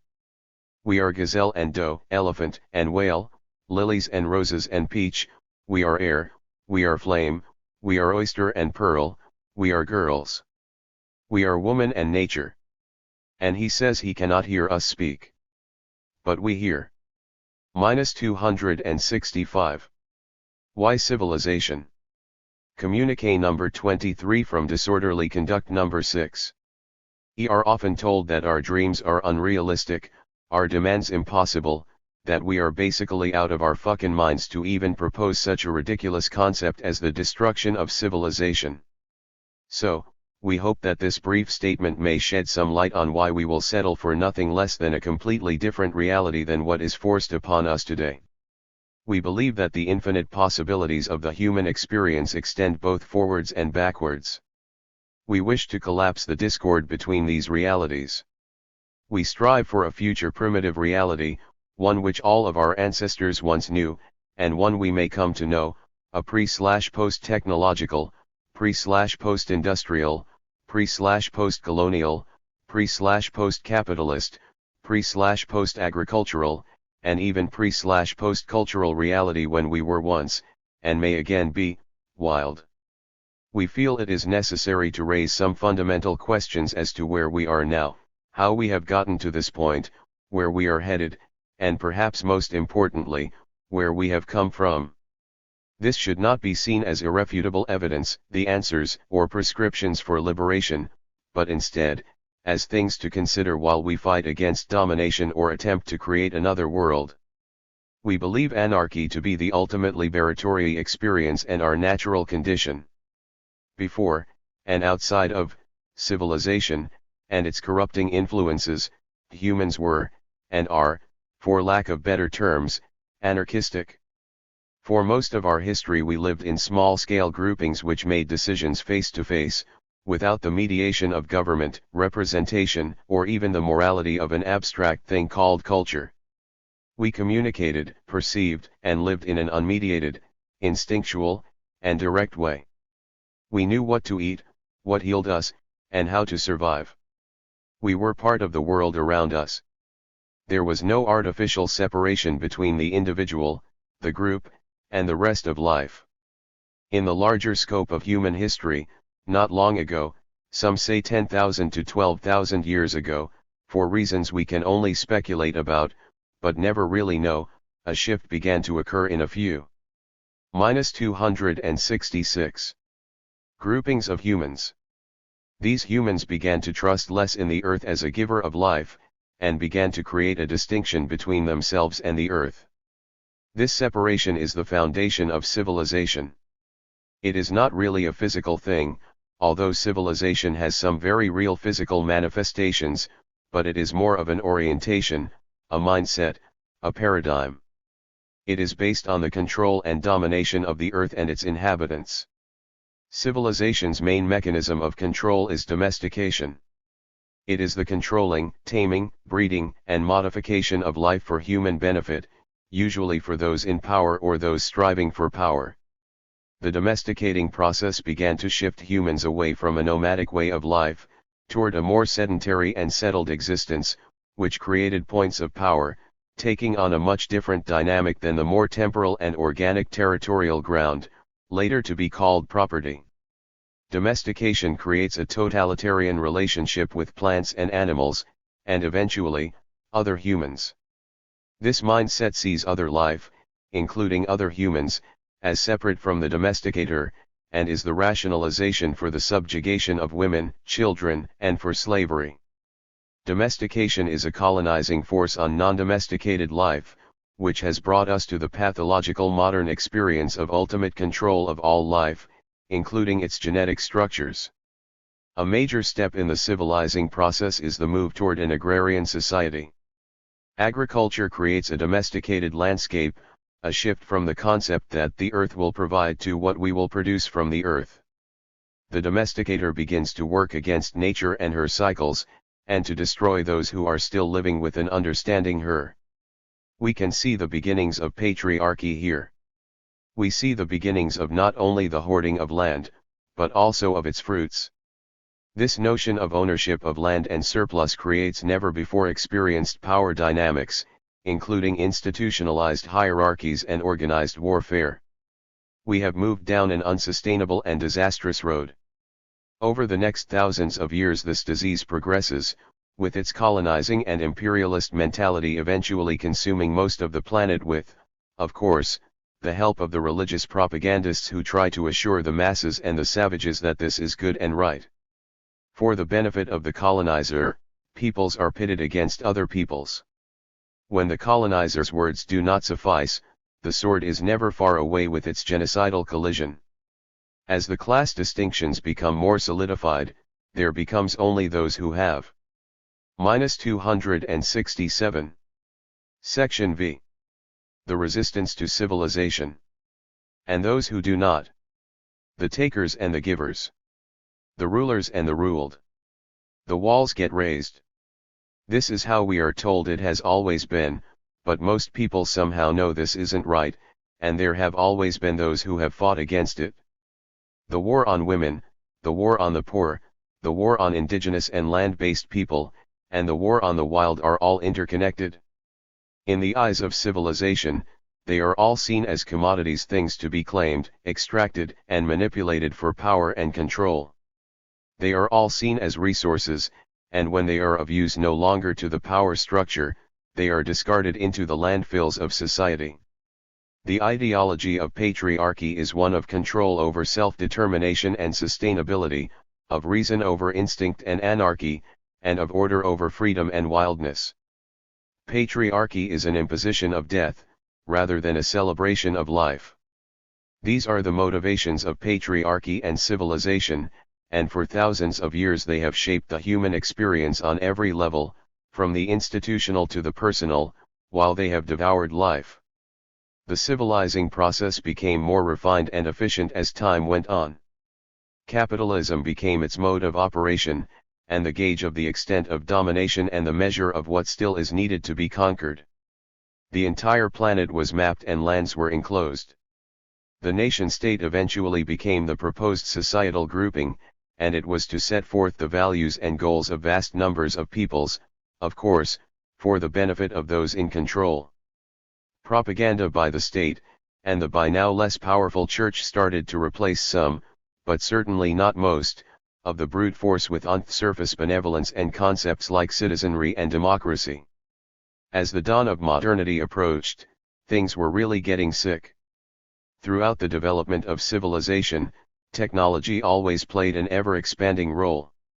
In fact, civilization's progress has always been directly connected to, and determined by, the development of ever more complex, efficient, and innovative technologies.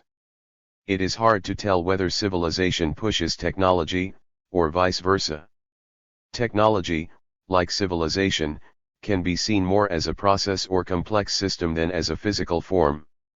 It inherently involves division of labor, resource extraction, and exploitation by power, those with the technology. The interface with, and result of, technology is always an alienated, mediated, and heavily loaded reality.